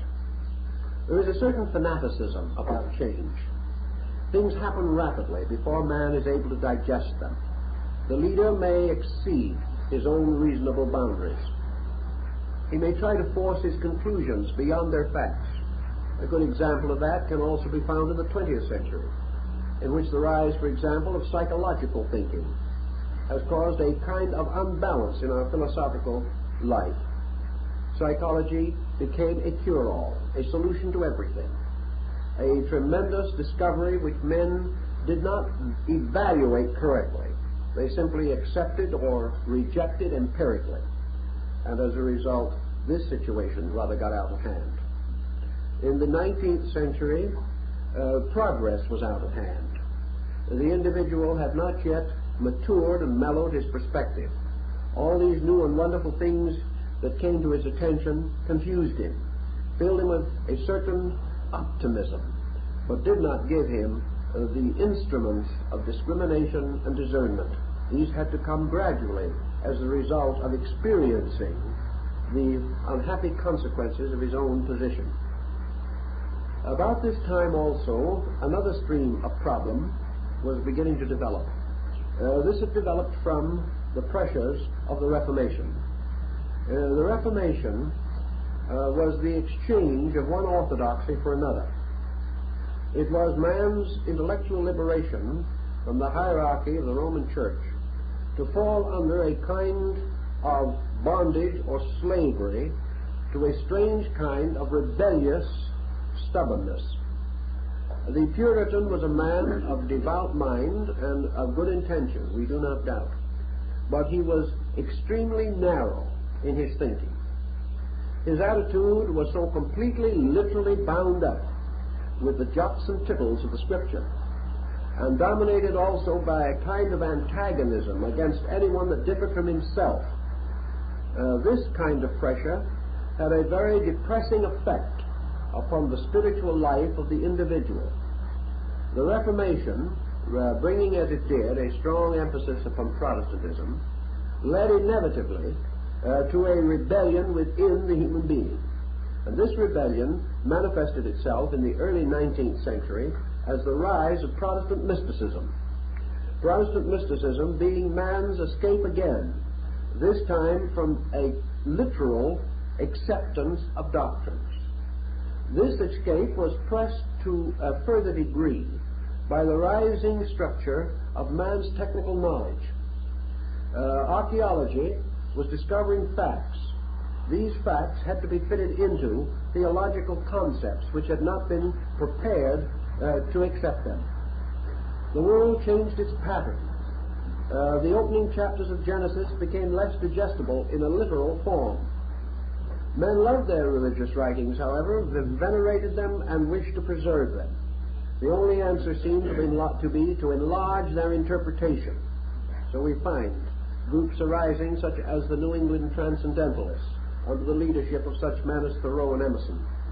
These individuals were fighting for the restoration of the beauty of a mystical religion, a mystical philosophy of life, a philosophy which was strong in idealistic overtones and yet was broad and deep enough to accept the discoveries of an ever increasingly strong scientific body. Thus we have at this time in America the rise of our first important school of letters. We find scholarship stretching out far into the hinterland for inspiration. Examination of Emerson's library is now partly possible because the old Massachusetts library which he used fortunately kept records of the books which were loaned to various persons. The books selected by Emerson have now become an important list.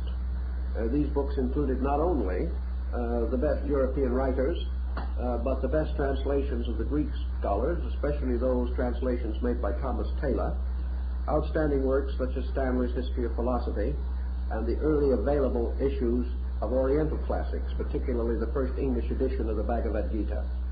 These books were all used by Emerson, and as a result, we begin to see why he came to be regarded as a geographical misfit, and why many people felt that he should have been born in a classical cultural group rather than in a rather square-toed, puritanical New England. But this break presented itself in a number of other forms, meaning in the early years of the 19th century that we had quite a revival of religious interests, many of them centering in the eastern part of the United States, but spreading out.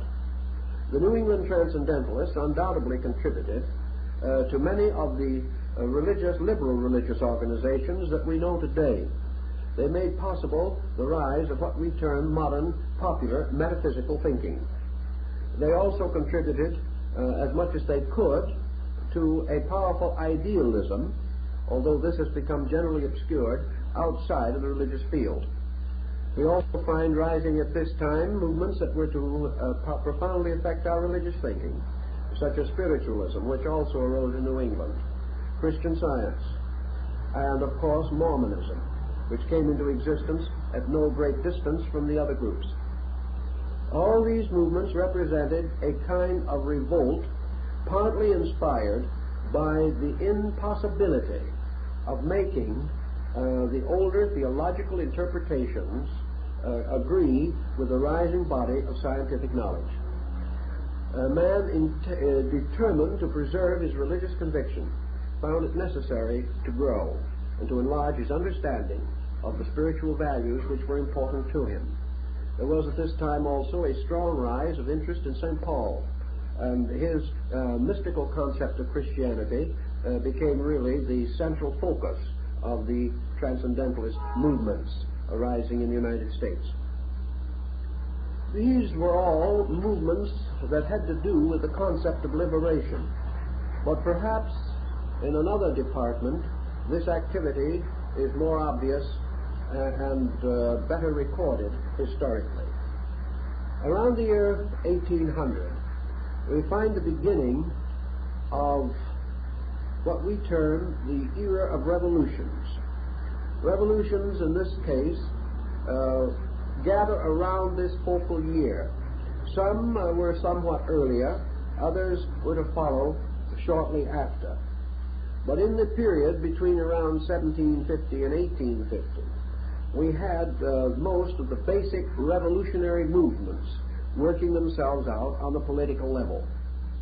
We know, for example, that the first important pronouncements of Karl Marx came into existence about 1840, that these had exercised at their time only a limited influence, but gradually intensified to form a positive basis for what was then known as socialism. Socialism being a movement of liberation on the political level. Around this same time, we see the results of the French Revolution, the reign of terror, and the rise of the Napoleonic Empire. We have, therefore, at this time a vast war pattern which almost parallels the 12th century conquest of Genghis Khan. Also at this time, we find the breaking away of colonial America, particularly from Spain. And we see the rise of a number of heroes and heroic personalities in the Latin area. Between 1800 and around 1840 or 50, thus we find coming some of the more important names that we associate with the rise of democracy in the West. In Mexico, Miguel Hidalgo, the liberator. One of the most powerful men of his time, although his own achievements were not marked with any great success, he formed a breach, or made a breach in a wall through which others were to pass later. At this time also we find Simón Bolívar, the liberator of Latin America in general, at least one of the most venerated names in the area, making his famous oath of Rome, that he was going to liberate his people from ignorance, superstition, and fear. He accomplished a great deal, was neglected, ignored, and very largely misused by those he had served so well, and it is said that he ended his career penniless, dying in a bed given to him by a friend in a borrowed nightshirt. The bed, and Bolivar had the nightshirt, not the friend. Anyway, the situation goes on. We find Benito Juarez appearing about this period and gradually developing the campaign which was to change again a large part of the history of the Latin American area. Thus, all through this early time, we see men struggling for liberation. We find also in this struggle the gradual liberating of slaves. We observe laws passed in one country after another, by means of which the freedom of the human being became more and more a concern of the public mind. In the earlier part of this period, we find the rise of the little Republic of Liberia, which was the beginning of Negro emancipation from the United States. And the cycle terminates, of course, with the Civil War and Abraham Lincoln's Emancipation Proclamation. Other nations, however, had also passed into this cycle of liberation. And one by one, these countries dissolved the laws by which slavery was possible and also by which imprisonment for debt was possible. These changes affected the political life of the world. They affected the estates of persons, and there were other important moves also made. Up to about the year 1800, and even a little later than that, education was very largely under the influence of religion. Up to the time we mentioned, nearly all the chairs of the doctorate of philosophy in our great schools were held by doctors of divinity, producing what has been called the cycle of the Scottish metaphysicians. The schools were very largely dominated by religious thinking on the level of philosophy and psychology. We see this beginning to break down and find the rise of the doctor of philosophy in his own right, without dependence upon theology or religion. This was almost inevitable in view of the situation that was gradually building up to the final discoveries and pronouncements of the Darwinian theory. Thus, the world was in transition. Intellectually, it was moving very rapidly. Physically, it had not yet changed to any appreciable degree, but the causes of change were beginning to become evident everywhere. Even as early as the year 1800, or shortly thereafter, we also observe another interesting economic situation which called for a lot of reorganization of human policy. Although we had not yet entered into an industrial era, what we termed business was beginning to loom large on the horizon. Business at that time was conducted in small offices by underpaid clerks who spent most of their time writing letters in beautiful Spencerian hands for their comparatively illiterate proprietors. It was not a particularly encouraging period. Good wages at that time in England were £12 a year for a good clerk, and perhaps some of these abuses are shown in Dickens' writings, especially his Christmas Carol. The situation, however, was that merchants were reaching out in all directions. The sea had become a more or less open area. Trade with various countries became more and more imperative to take care of the rising levels of life at home. It was becoming necessary to export goods, and it was also becoming increasingly important to import raw materials.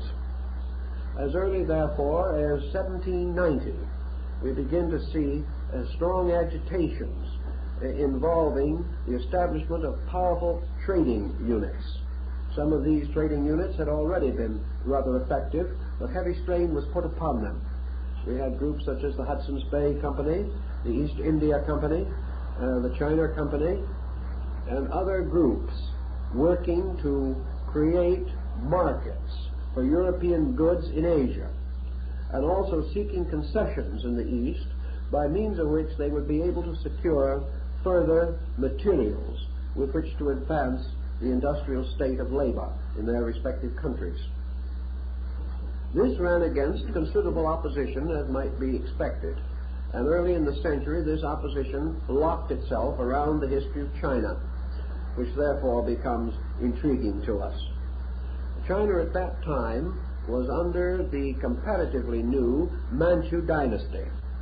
The Manchurians had more or less taken over, had established themselves strongly in Peking, and had also become strongly Chinese.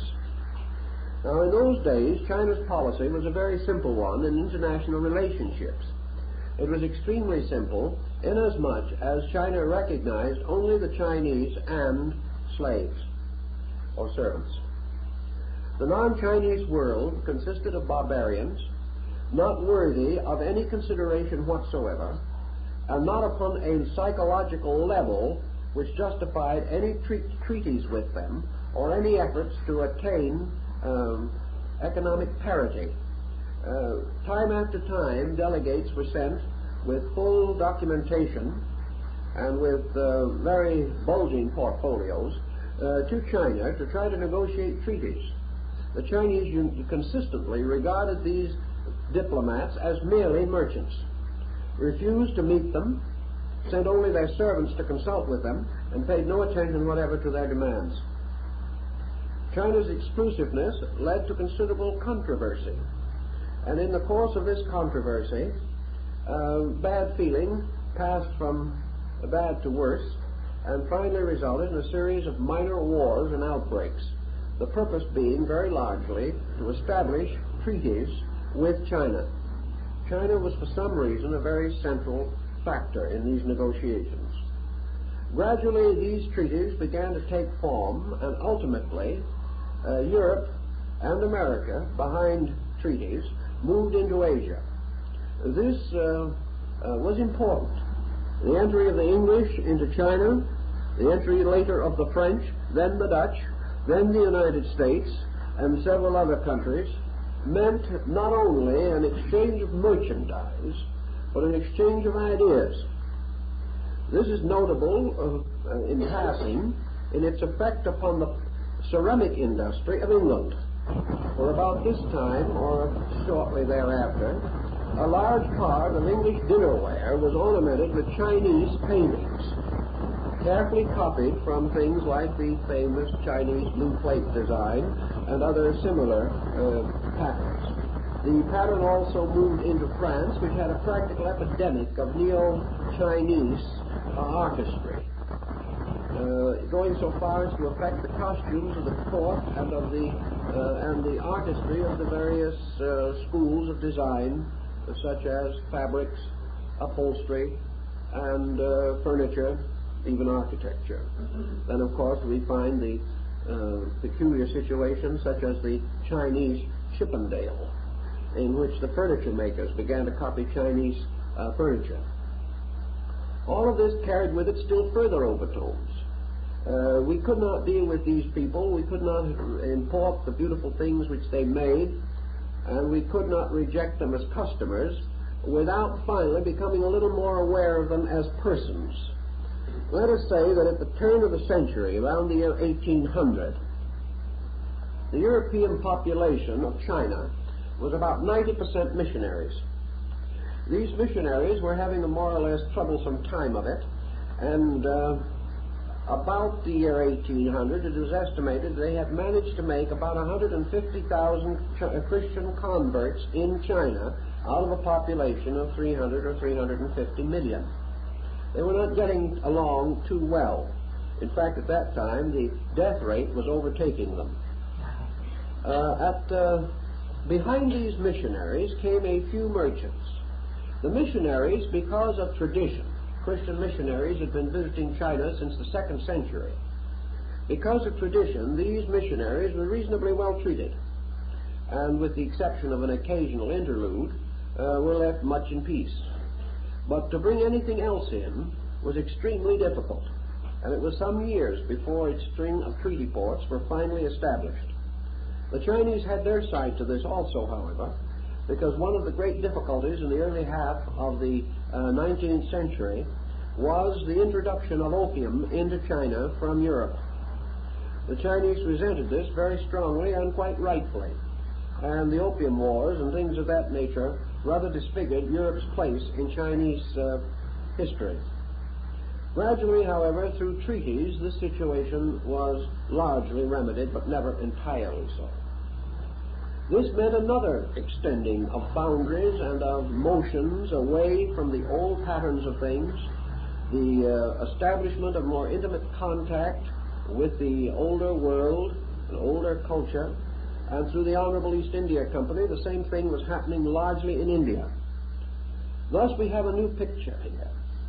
From the ancient classical times and the gradual infiltration of culture from Asia into Europe, a cultural infiltration which extended from about the 10th century BC down well into the medieval period in European history, we suddenly had a reverse.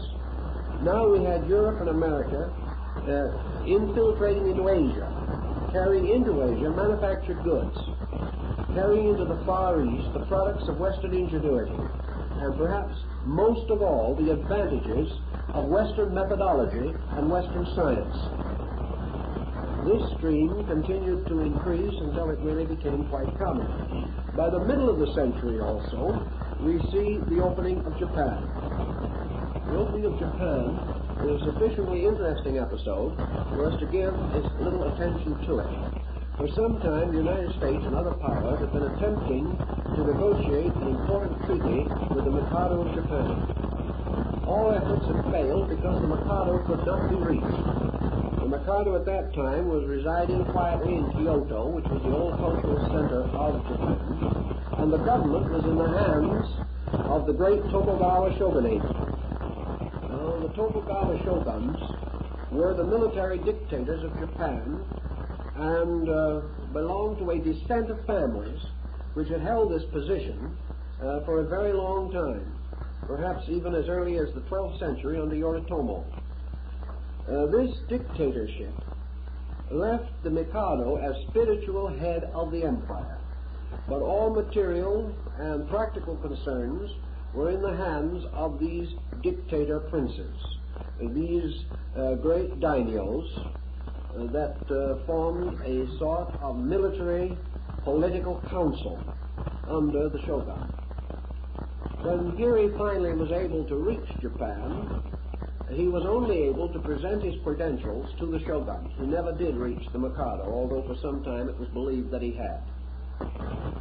Gradually, however, the effect of the entry of Hiri's fleet and the psychological consequence of this contact with the West began to bear fruit. The only previous contact of importance had been that of St. Francis Xavier, who had created a missionary colony in the province of Satsuma. And the moment it became obvious that the West and East must meet, Japan prepared for the blow. How Japan suddenly qualified for entrance into the Western family of nations is not entirely known to us, because so much of their history at this time remains as yet untranslated into English. But one thing is certain. Japan woke to the realization that it must join the other powers as a united nation, that it must have sovereignty vested in a person or in some recognized and generally revered leader. Up to that time, Japan had been in a state of feudalism, very similar to that of Europe in the 14th and 15th centuries. This could not be possible if it was to enter into contact with more highly organized political entities. After due deliberation and consideration, therefore, the last of the Tokugawa shoguns, the military dictator, presented his credentials to the emperor and resigned, returning all of his powers to the crown. This was done voluntarily, which is an unusual episode in anybody's history, that a family that had been in power probably for 600 years, or a descent of families, should voluntarily relinquish all of that power for the good of the nation. This the shogun did, however, and the Mikado emerged as both spiritual and temporal leader of Japan. From that time on, the history of Japan shows the increasing influence of Western culture, Western industrialism, Western progress, as we like to call it. And by the end of the 19th century, Japan was a recognized world power. This is another example of the impact which brought about a marked change in the psychology of international relationships. One other point might be made, however, to show that the Japanese dies hard. I remember that when I was in Japan about the time of the great earthquake in Tokyo, the first taxi cabs had been introduced.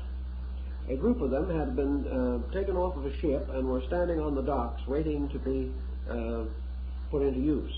The Japanese rickshaw men, forming a very quiet but powerful union of their own, went quietly down to the dock and dumped them all into the ocean because of the inevitable disastrous result of such conveyances in the economy of Japan. Now, however, we are informed that the rickshaw is almost extinct and is only to be found as an occasional novelty for the benefit of tourists, like some of the old horse-drawn carriages that you can still see parked at the south end of Central Park in New York, waiting for a stray customer. Japan did not move too quickly, but a gradual process of modernization was noted throughout its entire structure. Now we go to one of the more important phases of this, which is all moving in one direction, whether we realize it or not.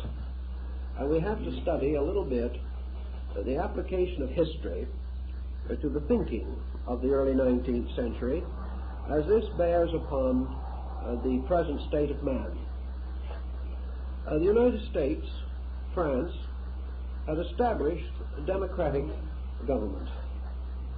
The government of the United States maintained its democracy, or its republican form of democracy, without any great mishap, although it had a number of very close shaves. On the other hand, the French did not do so well. They were not apparently of one mind in the matter of democracy. They had achieved their freedom against the autocracy of the Bourbon at a tremendous cost and with an extraordinary fanaticism that was bound to leave a great many scars.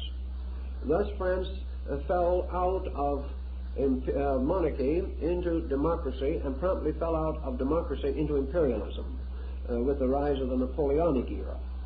From that time on, for a long while, the democracy as a functioning entity in France had numerous setbacks.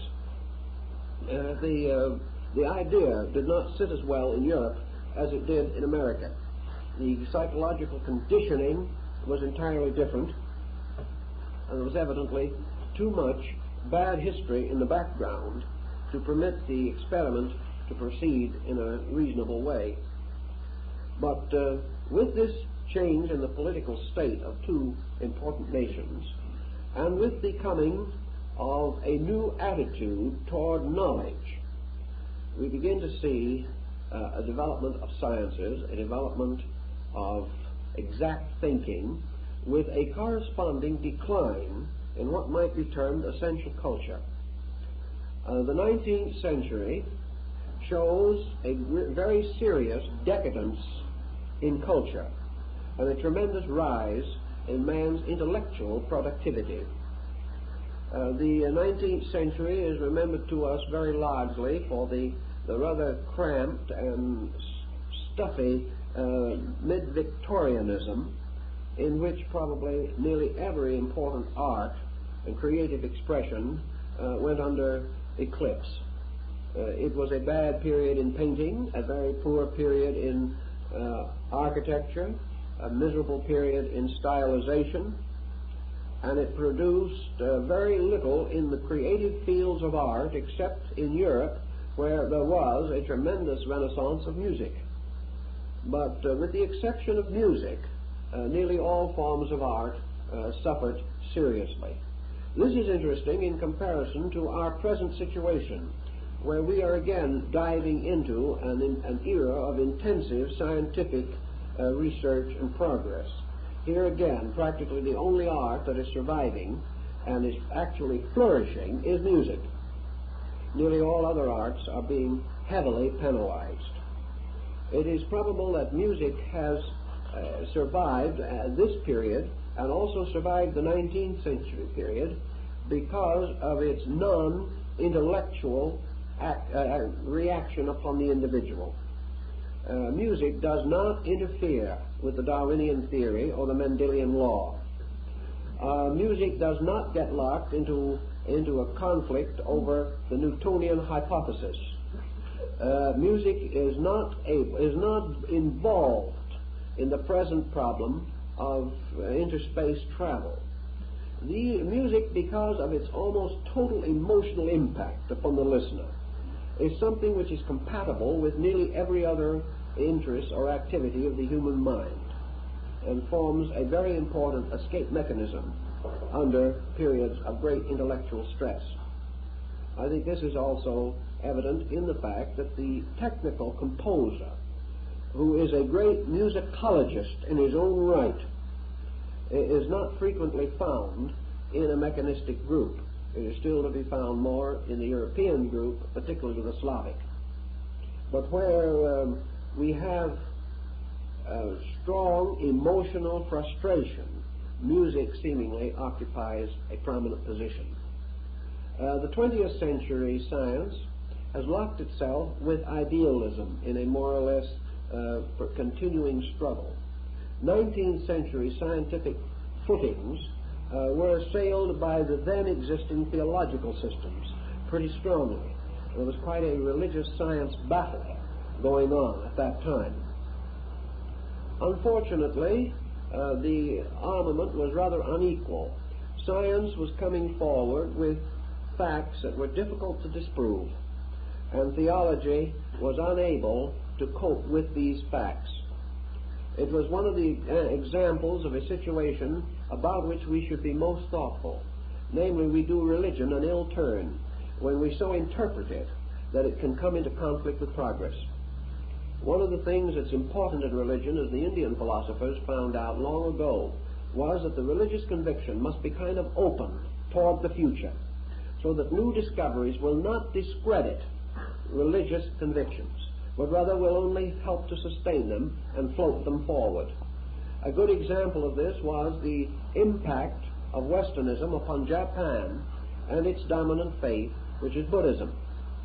As far as we can learn from historical records, the modernizing of Japan did not cause a moment's ruffle in the development of the Buddhistic faith in that country. There was never a time in which a Buddhist priest or anyone of that kind thundered against progress. There was never a time when modern scientific methodology or modern scientific concepts came into a head-on collision with a Buddhist doctrine. The reason being that Buddhism was very astute in not establishing any boundaries upon the human consciousness. Anything that man discovered, anything that he realized, anything that he was able to demonstrate in a laboratory was, as far as the Orient was concerned, good Buddhism, because there was nothing in the doctrine by means of which a heretic on the scientific level could be conceived possible. There was therefore comparative freedom from this rather unhappy situation. The year of liberation also began with a series of rather simple movements beginning in the lives of people. One thing that everyone has always wanted to be liberated from was taxation. And of course we can begin to appreciate today just exactly what that would mean. In fact, I saw a document not long ago being advanced by someone, hoping that it would catch the public opinion, stating that his idea of a good political party would be one that abolished all federal and state and city taxes. Now, he unfortunately forgot to tell us how these communities and the nation were to be supported otherwise, but at the same time he undoubtedly will gather a number of strong adherents to the concept. Taxation, while it was only a shadow of what we know today, was of concern in the early 19th century. The individual was beginning to enter into a new economic era. What we call today the average man began to have money in his pocket. Now, this would change any system of economy anywhere on earth. The old time of barter and exchange was fading out of our mind. Of course, even in the early half of the 19th century, the average physician was paid in eggs or whatever they happened to have. But gradually cash was beginning to emerge. This meant with it a rising tide of rebellion against such social barriers as had previously divided class groups, both in the United States and England, to a lesser degree on the continent, but certainly in these two areas prominently. The man with money in his pocket suddenly began to realize that he was a potential aristocrat. He also came to the final conclusion that a person who has no money in his pocket is also a potential socialist. And being of this mind and not having anything, was very enthusiastic in dividing it with other people. We learned one lesson. Those who had wanted to keep. Those who did not have wanted everyone else to share. This led to some intriguing political developments in this period of time. But while many of them, such as the populist movement and similar groups, did not exactly accomplish their goals or achieve anything in particular, they did leave a heritage of speculation, a heritage which later supported the single tax idea and now apparently is inspiring the no tax idea. This social growth, however, literally meant that human beings were beginning to accumulate things. While they had nothing, there was nothing to tax. But when they began to have things, when land began to be more valuable, when cities began to grow, when produce and construction procedures were under greater demand, the possibility of raising standards of living and of gradually integrating what we would term today the great middle class. These dreams took visualization and a great deal of form. So in this period also we begin to see the rise of labor organizations, the beginning of man's effort to participate in the profits of production, and of course the great slogan of early socialism, production for use instead of for profit. These things were coming. All of these procedures increased in many ways the costs and responsibilities of government. And it has been pointed out again and again that the political situation in the United States in the first half of the 19th century was extremely a caricature, a kind of cartoon of things that were to come.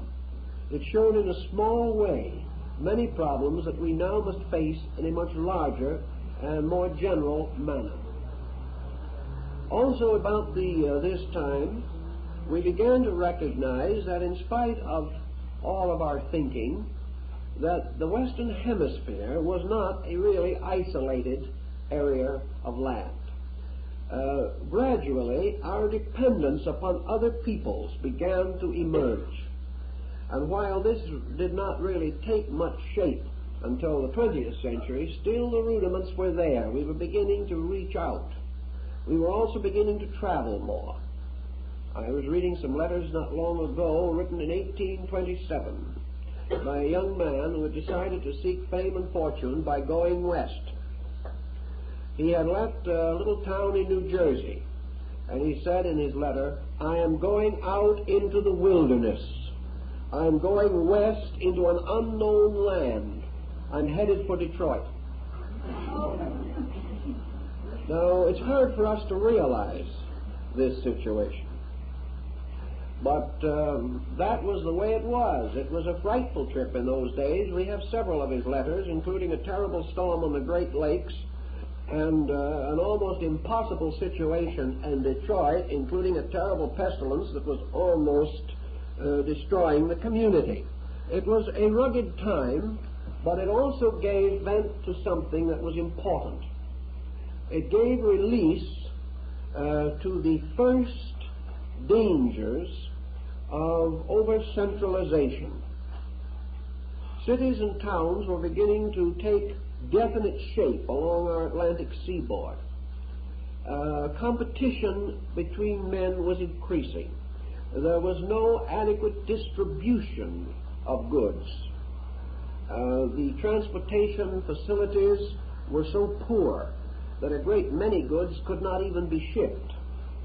Therefore, in local areas, life was becoming stifling.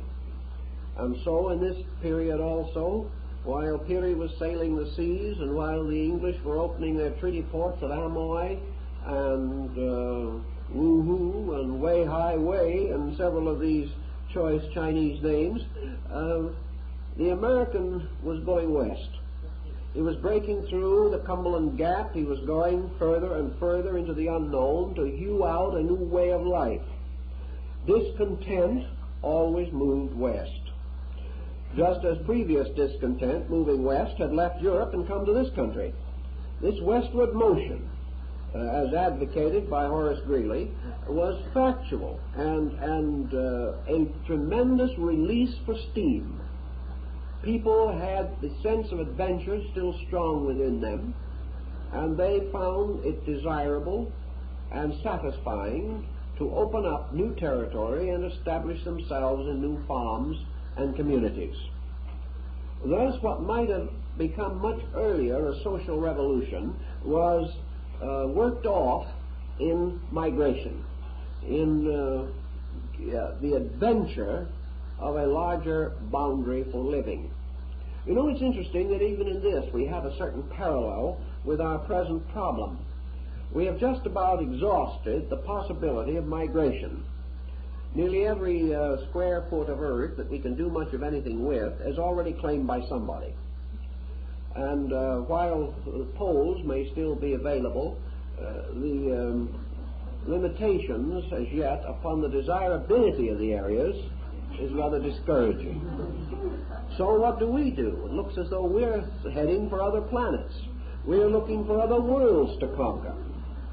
It seemingly is part of a psychological pressure within man to break through any limitation that becomes difficult. And the escape from repression, from frustration, pushed the 19th century man west.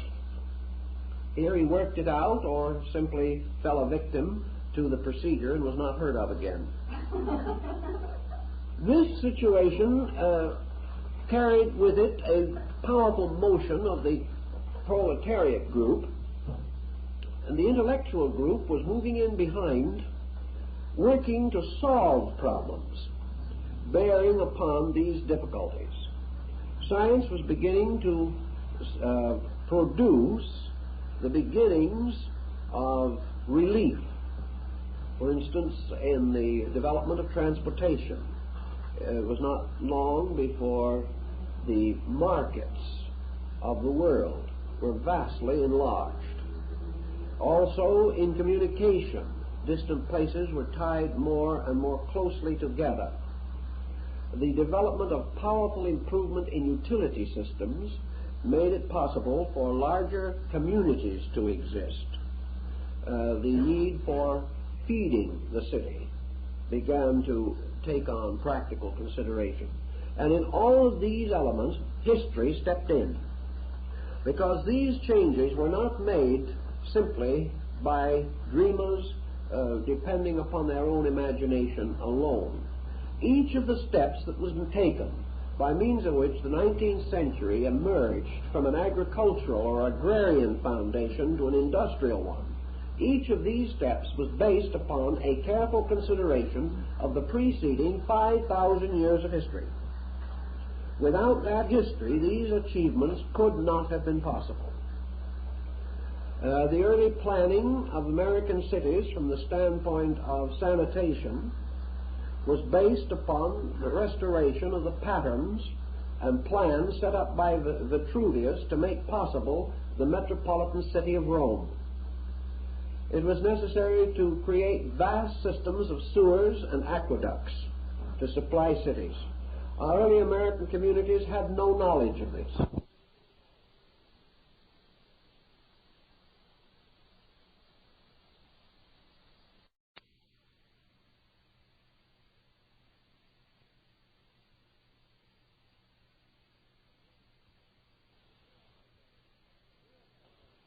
Europe had very little knowledge of it, except in those areas where the ancient Roman remains still existed. But in a comparatively short time, based upon the old Roman pattern, the city of New York became capable of becoming a great world metropolis. It was back to these old ideas, reformed, reconstructed, and redirected. The same is true in almost every field in which progress was made. In some cases, more ingenuity was presently applied than in others. But in each case, there was some inspiration derived from the common experience of man, the experience of tradition, legendary, and history. In this situation, we also see education moving into a new pattern. Education began to attract more and more people. While the communities were scattered, and while man was almost completely the servant of nature in these respects, education was restricted to a comparatively small group. The average farm boy of 125 years ago had to have his education according to the seasons of the year. The only time he could go to school was in winter, when it was very difficult to get there. In almost all other seasons, he was an essential part of economy. He had to be present for the harvesting. He had to be present for the sowing. He had to be present for all of the various duties which had to do with survival. And if he was able to secure 2 or 3 years of education, it was at great sacrifice to his family because of his need in the economy of his time. I know one case of a man who passed on only a few years ago, who in order to reach the school where he went to school had to swim through 3 rivers every day. And in the early spring and late fall, when these rivers were partly frozen, it was no easy task.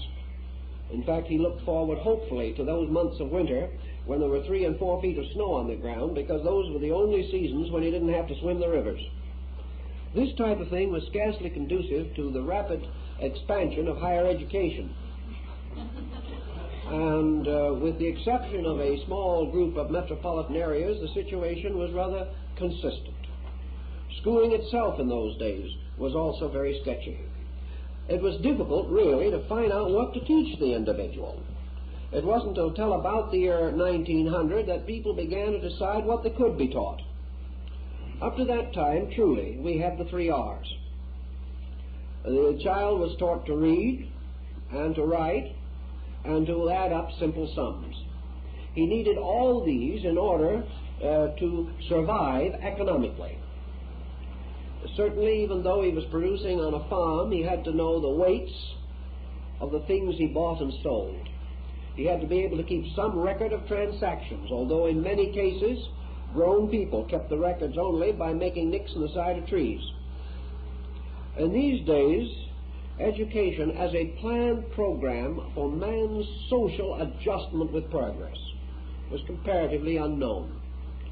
His education was largely in order that he might live, that he might exist, that he might keep some records of his daily transactions, that he might communicate with his loved ones, should they be at a distance or he be traveling, or that he could read his Bible.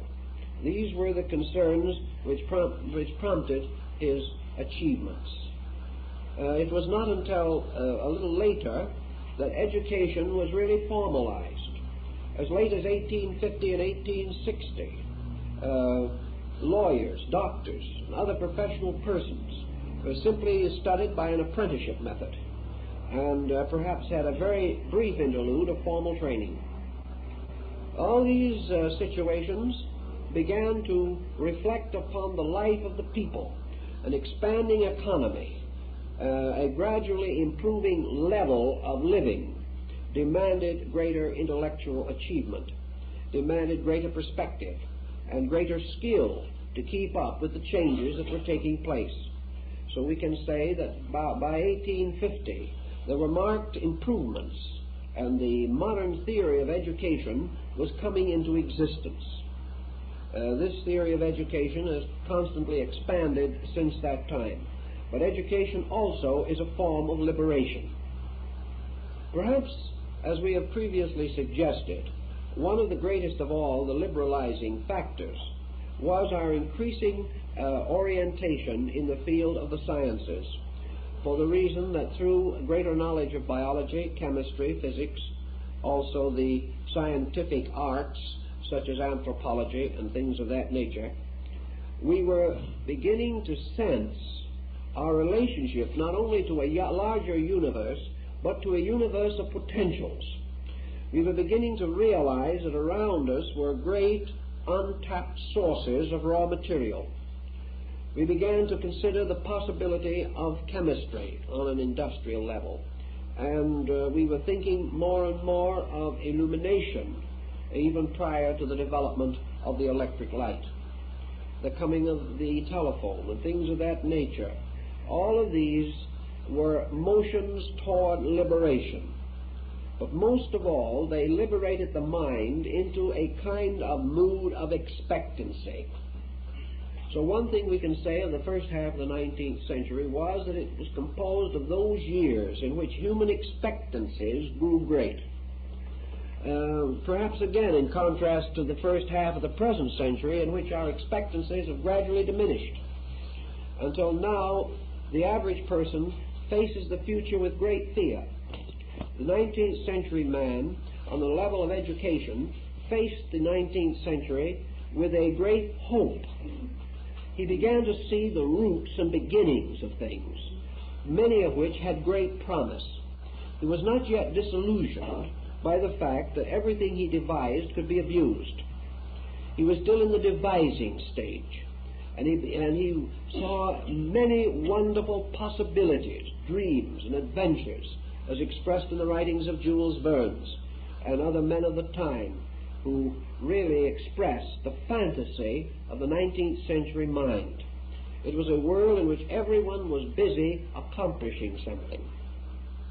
Each one saw an opportunity to improve himself in some way, perhaps only in his comforts and commodities, but certainly he was working for objectives. Now, labor at this time also began to come into conflict with education. Labor at that time, and we can go back to our statistics because I checked some of these in official records. A laboring man around the turn of the century, around the year 1800 to 1810, usually went to work at 5 o'clock in the morning and ended what he called an ordinary day at 7 o'clock at night. Therefore, a fair working day was about 14 hours. During these 14 hours also, he was not allowed very much leisure. There were not many coffee breaks in those days. Usually, his work was being watched carefully, not by a foreman, but by a prudent farmer or someone of that nature who had learned from his cattle and his horses that in order to get the best results, you drove them hard. At that time, there was not too much consideration for what it might mean to the individual to have a little rest or a few privileges. At last, there was a tremendous revolution that threatened to rock the foundations of American economy. And by means of this revolution, the working day was shortened to the hideously restricted period of 12 hours. No one believed that the nation would survive the shock. One man got up and said, in that length of time, nothing worthwhile can be done. The struggle also to determine whether the other 2 hours should be paid for that were no longer being used took 50 years to settle. But with that kind of work, and it was a 6-day week, the individual had only 1 day of the week left. He had very little method of illumination in his home. Therefore, with a few exceptions, he did no evening reading or anything of that kind. He was too tired, and his way of life did not provide adequate facilities or inducements. Even with the 12-hour day, he was rather busy, because in that same period, the 7th day was also a rather arduous day. A good family in good orthodox standing started its religious observances on Sunday morning by early prayer at anywhere from 5:30 to 6 a.m. From about 8 o'clock in the morning till 1 or 2 o'clock in the afternoon was devoted entirely to religious services. And the really devout went back and had a further treatment in the evening. In order to get to your place of worship, you might have to drive 2 or 3 hours in a dashboard buggy. So Sunday was not exactly a day all to yourself. Somewhere in this pattern also, the devout woman, who of course had to go to church and fulfill all the services, and on this day was expected to bring the hired people in also, the maids, or the gardeners, or the hired men, whatever it might be. They all had the right to go to church and to put on their best suits and to fix up their boots with goose grease and be at their very best. After this was all over, sometime during the day, the good woman of the house might be expected to prepare a Sunday dinner for anywhere from 12 to 40 people. So it was not what might be termed a quiet Sabbath. Under these conditions, it was evident that the intellectual life of the people was not inclined to flourish. It was necessary to begin to restrict hours of labor in order to release men for the privileges of study. Around 1810, one of the first of these moves was made in an attack upon the employment of small children in labor.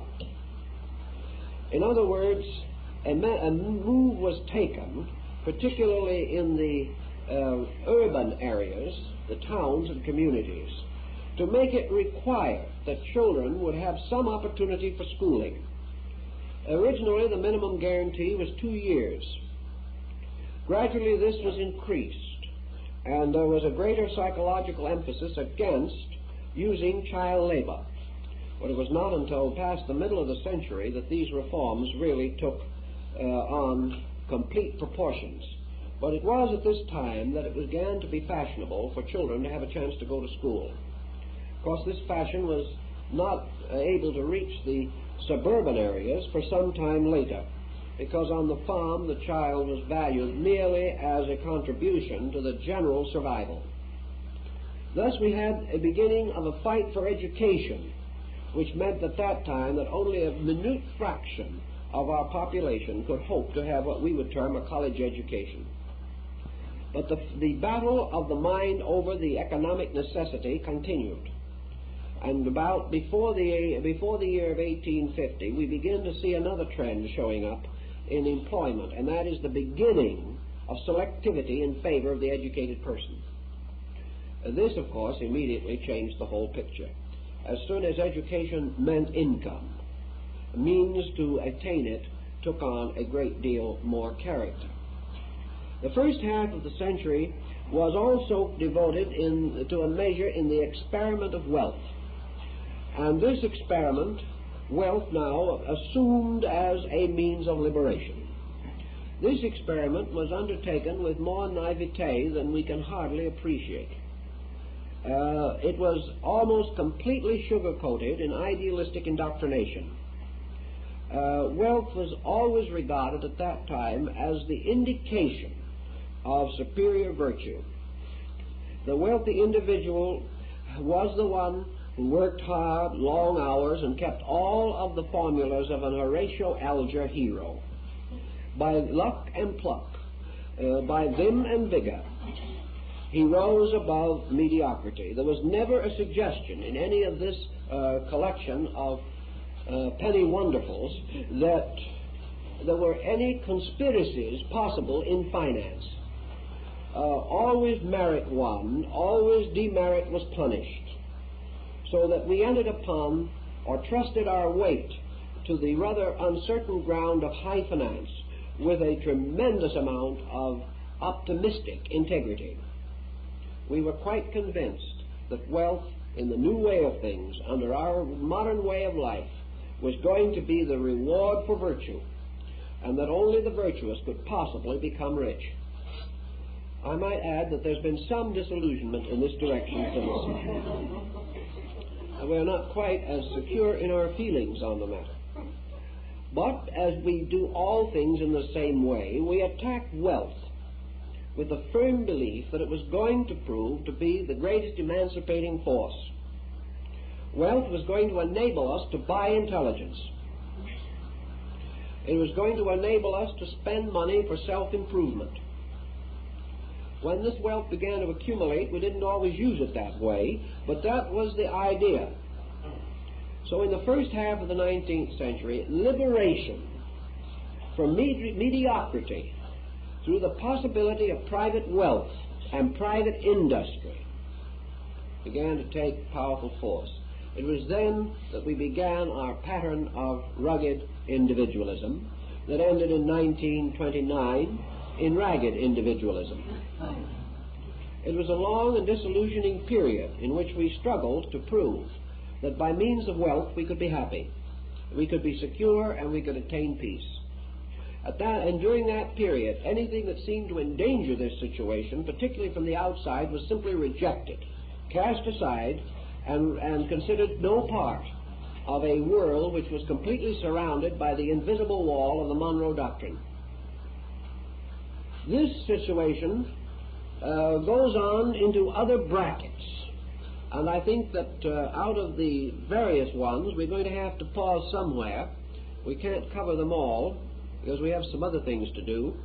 But we will mention only that the rising of economics, the rising tide of transportation and communication opening the world, industrial and trade alliances with other nations, and the development of science, particularly first in England and Germany and later in the United States, meant that the 19th century separated itself from all preceding time. And we began to see the emerging of the organized human society that we recognize today, a society heavily dependent upon the provisions of science, a society made as secure as it is by the tremendous advancement which we have made, particularly in scientific industrialism. Now, in this period, of course, we had this conviction that everything that we were doing was being done for the good of man. Man was taking under humanism, which had been developing in the 18th century, a very large place in the pattern. The 18th century humanists, like Rousseau or Montesquieu or even Voltaire, had stated clearly that man is king of his world, that in this material world man can do anything that he can do, that there is no limitation upon him except the limitation which he places upon himself, that anything that he can capture in nature he has a right to. And this gradually developed into a rather rugged attitude that nature existed only to be exploited by man. Natural resources, everything, were available for man to use as he pleased. and scientific progress was teaching him how to use these things according to a code which was becoming intensively materialistic.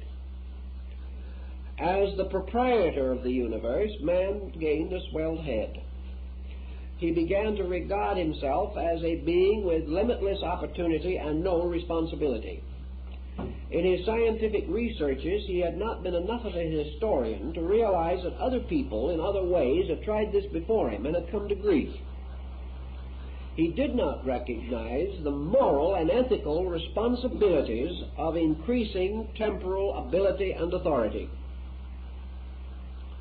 This tragedy was pointed out over 100 years ago, but men were too busy succeeding at that time to pay much attention to it. They could not conceive that their own individual rights should be subjected voluntarily to a pattern of ethics. So the 19th century, from the beginning of end to end, shows a rising tide of rights and a slowly lowering level of ethics. This meant that by the end of the 19th century, liberated man had fallen almost completely into the slough of materialism. He had achieved a vast amount of skill. He was gradually solving the problems of sanitation and of housing and of ventilation. He was beginning to attack very boldly the matter of income and private wealth and private ownership. And yet with all these things, he was not achieving his primary end, security. This security was still eluding him.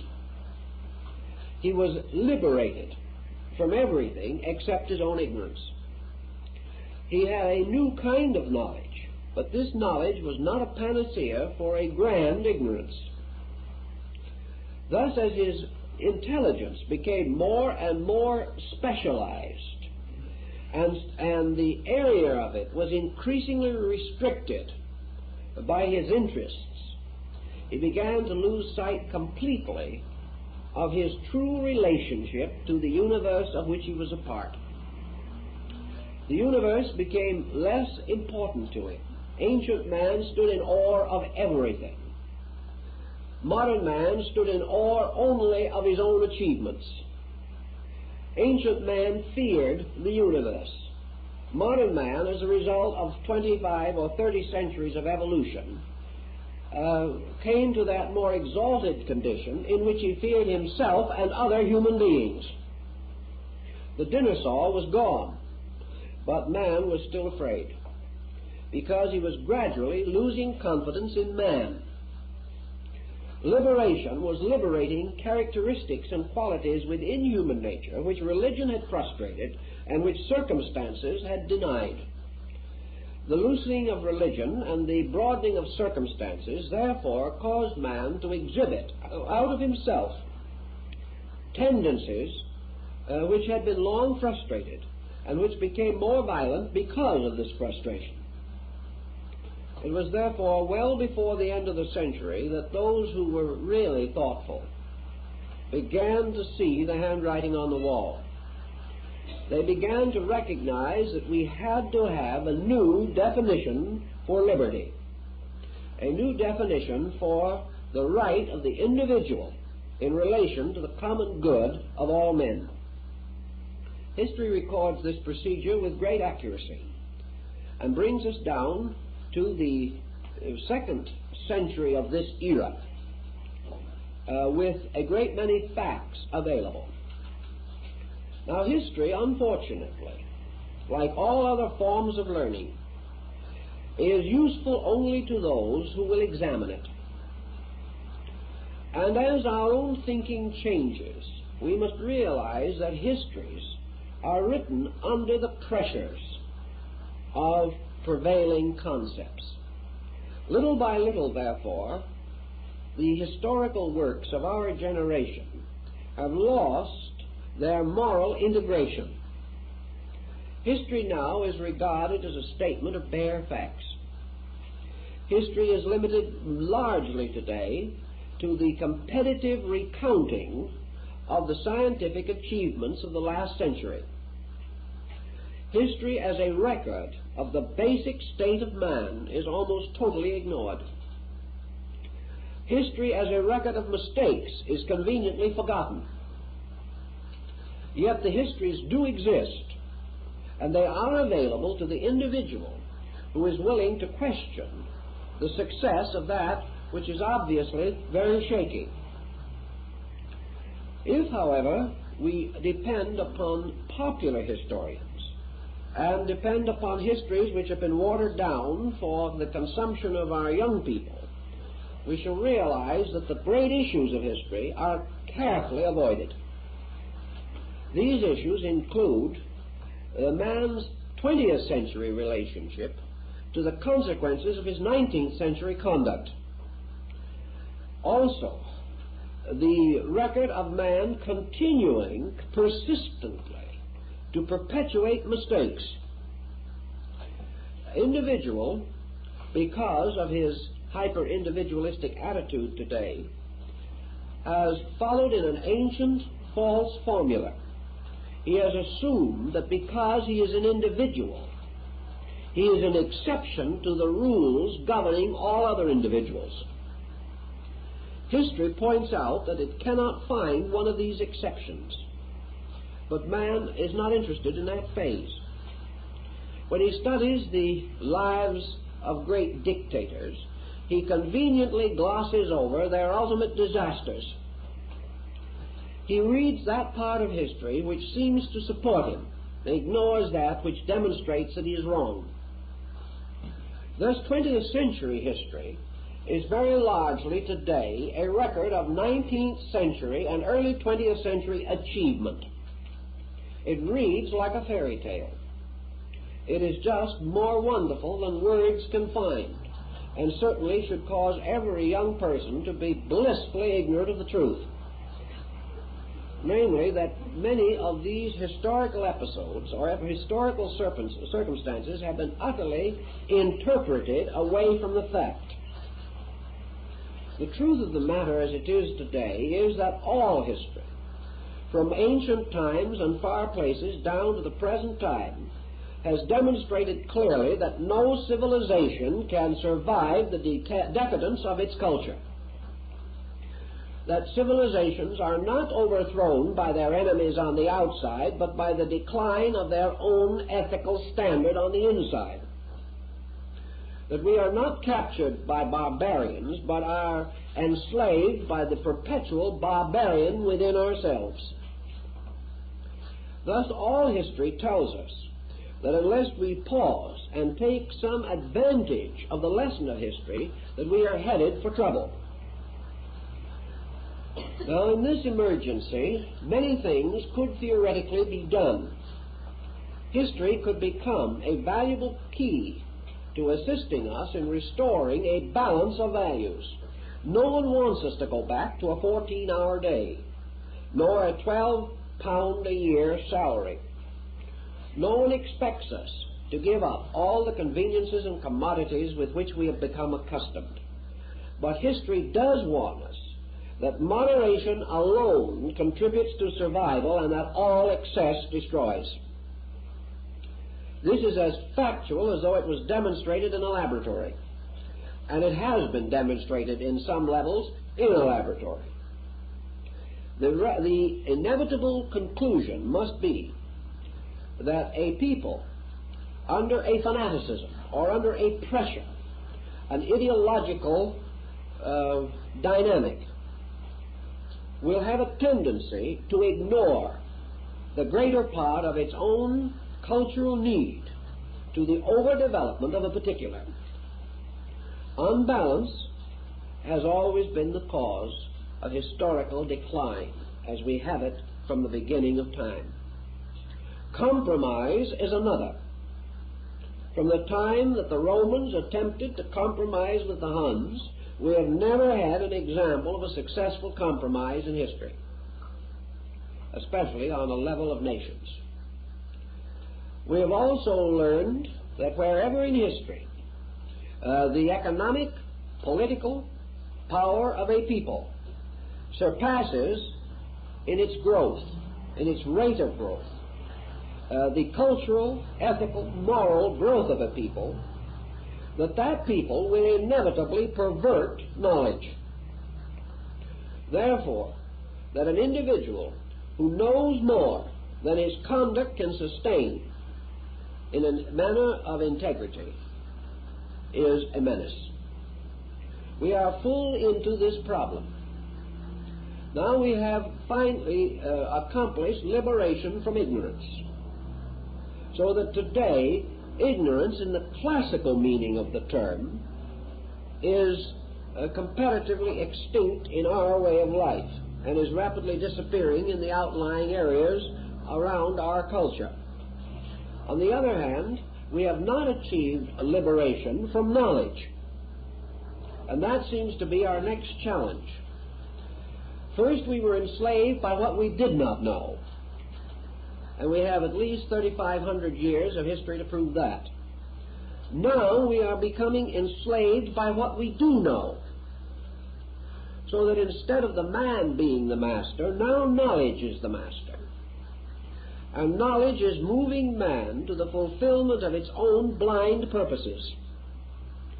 Man has given up serving other men, but he is now serving the thoughts of specialists. As a result of this kind of slavery, the individual as an individual is rapidly disappearing. And in his place, dominion is in the hands of policy. It is assumed that man must act according to the progress of his sciences, must adjust himself to the motions of his industries, and must accept whatever directive his economy imposes upon him. In other words, his achievements have become too big for him. And in the presence of this utter inconsistency, we must also come to the realization that science, industry, and economics are not beings. They are not rational creatures. They are not moral structures. They are simply techniques. They are methods. They are means for accomplishing certain purposes. And within the structure of each means is only the directive to its own ends. Therefore, anything lying beyond the original ends will not be considered by the means by which those ends are attained. In this way, we have placed ourselves under the complete dominion of an amoral force, a force which could not teach us anything on an ethical level, because it is not a rational creature capable of devising an ethical code.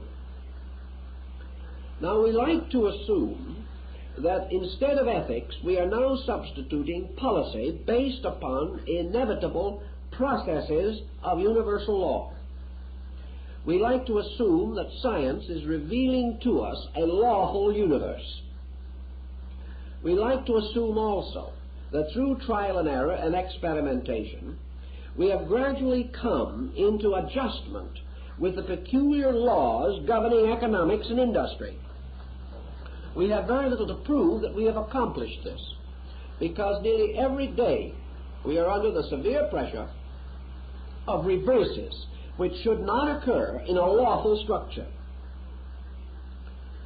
In substance, then, the ancient man was in slavery to a class of aristocrats. Modern man is in slavery to a group of ideas. These ideas are not bad, any more than an automobile is bad. But an automobile is a deadly weapon in the hands of a psychologically imbalanced person. It is also a deadly weapon in the hands of an ethically immature person. There is nothing wrong with the automobile. The trouble lies in the lack of responsibility and integrity, understanding, or skill of the driver, or in the case of the so-called unavoidable accident, perhaps of the construction of the vehicle itself. Actually, however, in our modern way of life, we need history. History comes to us in the form of a kind of religion. History tells us, beyond any doubt, that the essential theme of the ancient fairy tale is more true than the products of the modern laboratory. For it was the essence of the ancient fable that good must triumph. It was the essence of the ancient legend that with many adversities and reverses and great hazards and dangers, the hero must be true to his principles and must finally demonstrate his own integrity, thus establishing himself as a true hero, as a superior person entitled to live happily ever after. Our present policy is not assuring us of any of these things. Thus we come into the second century of our great cycle, beginning in the year 1900, inheriting a series of mistakes which have never been corrected, and inheriting also a new vista of time. Because one thing that we haven't pointed out as yet in relation to the philosophy of history is that history is related to time. And time, in its largest dimension, as far as our moral life is concerned, is opportunity. Time for us today is future. Time is an allotment between the sowing and reaping, during which it is our privilege and duty to act properly in the gardening of our crop. If we do not use the interval between cause and effect with a certain moral definition, the effect is going to be correspondingly deformed. Thus, time is available to us to make history. Out of the consideration of the past, man could evolve a complete historical theology. History can convince him on the level of fact of practically every element of ancient religion. History can prove to him the 10 Commandments of the Mosaic Code with greater certainty than any moralist can define them. History can prove conclusively the integrity of the Sermon on the Mount. Yet at the same time, at any moment in history, men may violently deny these ethical principles and presumably demonstrate they can survive without them. But history, again, is a measure of survival. History is not something which merely extends around the immediate moment. History is that condition or that motion in time by which all things finally leave their immediate significance to gradually increase in perspective until they become world values. Thus, I think we should take into consideration that this era of liberation, which must go on for the best part of 450 years into the future, represents, as we see it today, certainly at this period in its development, the desperate need to untangle the heritage which we received. We have become like a group of children who have inherited a parental estate and are now squabbling over it. We do not want to be like those children who also squander the estate. For we know today that in the majority of cases, children will squander their inheritances. To squander the inheritance of history is to bankrupt a civilization. It is to destroy its relationship to the laws which govern the socialized motion of species and groups. Thus, in the future, man must continually liberate himself. And we can turn to some of the philosophical episodes marked in history to determine how this can be done. And wherever it has successfully been assailed and has achieved at least a temporary victory, This has always resulted from the individual gradually gaining a moderate attitude toward the situations in which he finds himself. The motion away from extreme. Now let us take an example of an extreme as we know it today. We are concerned constantly over the increased cost of living. We are threatened that in many fields of activity it will probably rise 1% a month for some time yet. It is quite possible that this rise will be blocked by the early introduction of effects from some of the immediately preceding causes, and this may be blocked to some degree, but we are concerned very seriously with it at the moment. Yet on every hand we find that the individual declines to moderate his own demands upon life. He is constantly seeking more with which to meet the rising costs of life. This can go on to a most exaggerated state, or it can result in the complete collapse of what might otherwise be a very useful economic theory. It rests again with the individual, or with the group of individuals, who must regain control over the policies which they themselves have established. These policies cannot be permitted to run headlong, or to act like a horse that once escaped and ran away. These commodities, these policies, these processes, these patterns must finally be moderated. They must be brought within the pattern of the reasonable, or they cannot survive. And in our busy day, with our tremendous emphasis upon achievement, we have forgotten the science of reason. And being deprived of the science of reason, we do not know how to be reasonable. I talked to a man about it not long ago, and he said, well, that's all right. I guess you're supposed to be reasonable. Perhaps it would help. But he said, I've got a private philosophy of my own, which seems to be working for me.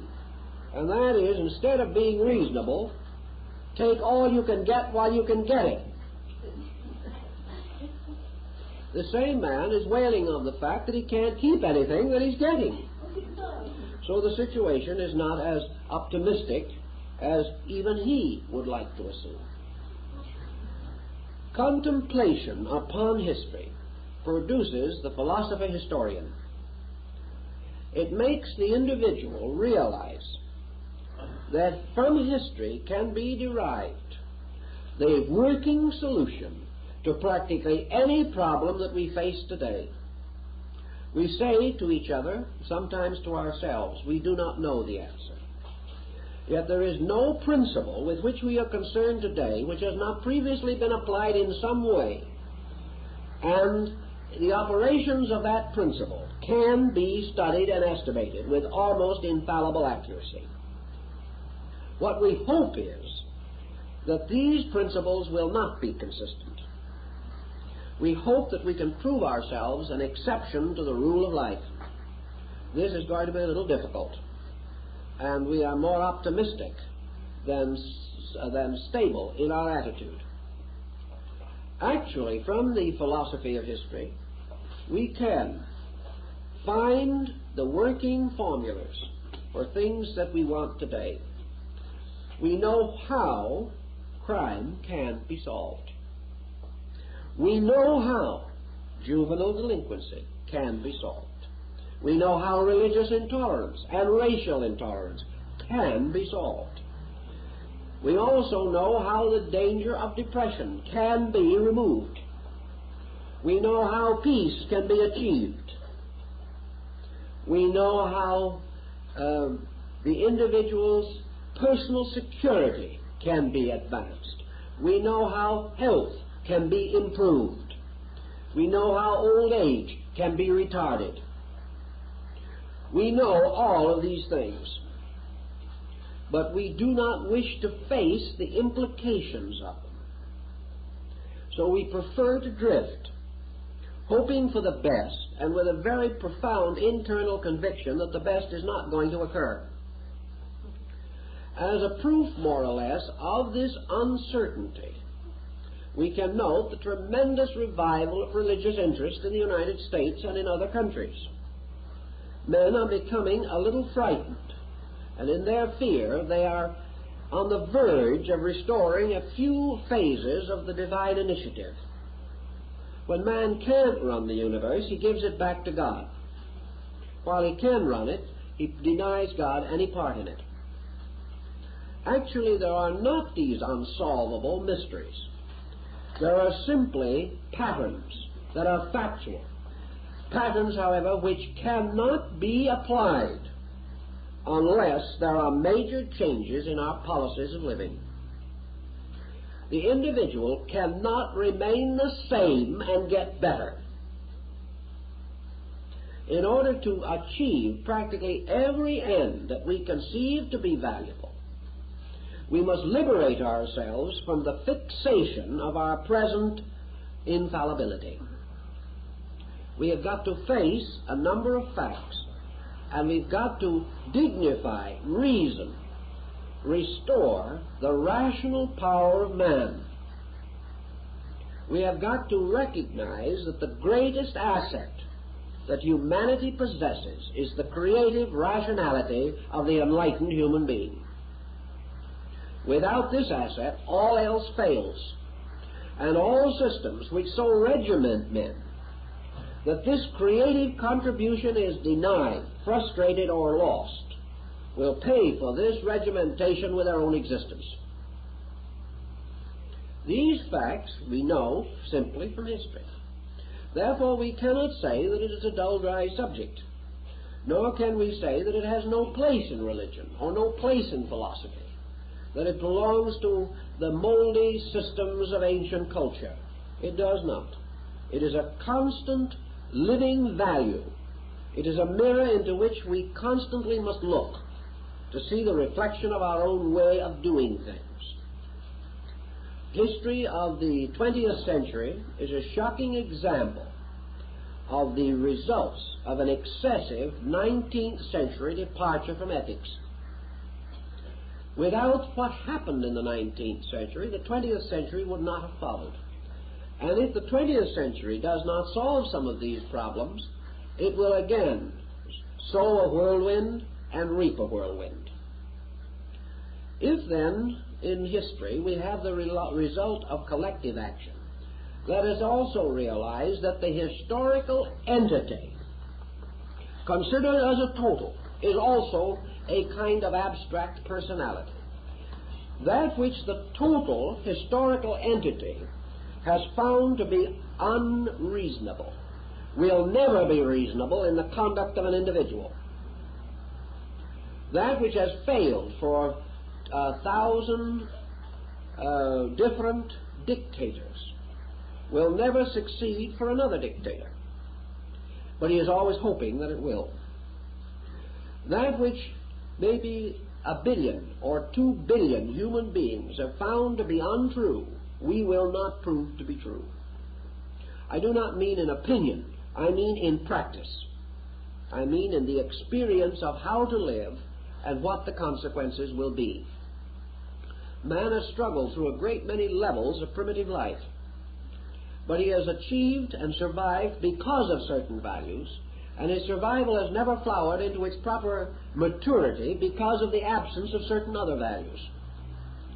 As long as values remain as they are, some present and other important ones absent, our civilizations will continue to be inconclusive.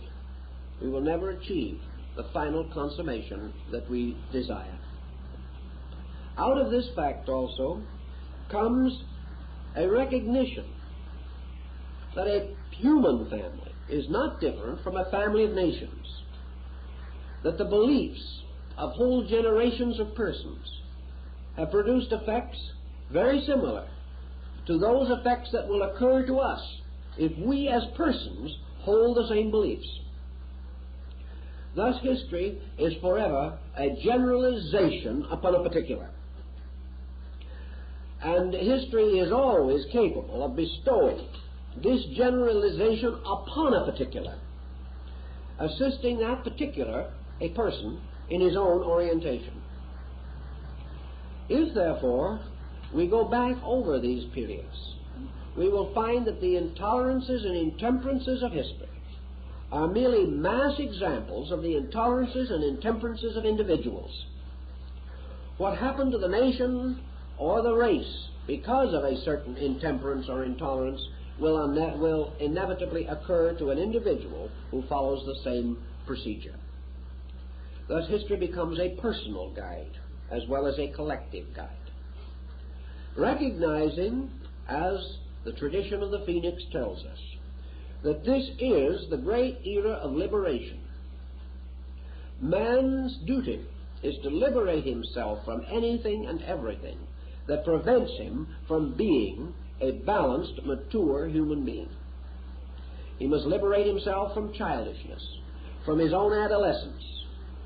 He must liberate himself from false, glamorous hopes.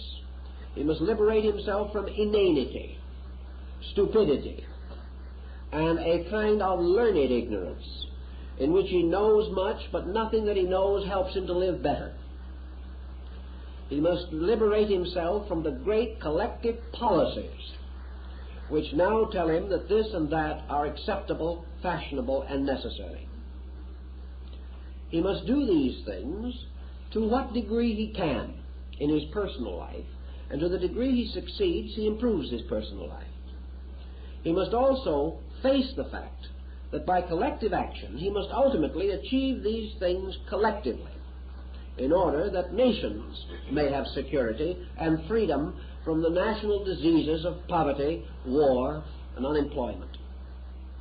These problems are all scientifically understandable and demonstrable, and the purpose of science is to discover the whole truth, and that whole truth is that the world of knowledge is suspended from a world of good laws, and that the universe of scientific achievement is meaningless unless it is governed by ethical attainment. These patterns may astonish us, may disturb us, may worry us, but we must ultimately face them historically, namely that these things must be done, and until they are done, there will be no change in our patterns of security and insecurity. Consequently, a philosophy of history, which makes the whole subject worthwhile, brings us into kinship with the ancient world, shows us how we are really reaching our hands across time to clasp the hands of heroes who have shown us good ways before, that our understanding is, in a sense, completely beyond chronological limitation. In the urgent need of mankind, it is not nearness or remoteness of time, but essential value of quality that is important. In order to win our final fight, we must learn from all that knew more than we do, and we must teach all that know less. And until these ends are attained, history will be a record of trial and error, of some success and many failures. But we can improve it, and we can gain from it, and we can grow through the contemplation of it into a better way of life for ourselves. And now our time is up, so next week we will begin a new series of studies in which we are going to take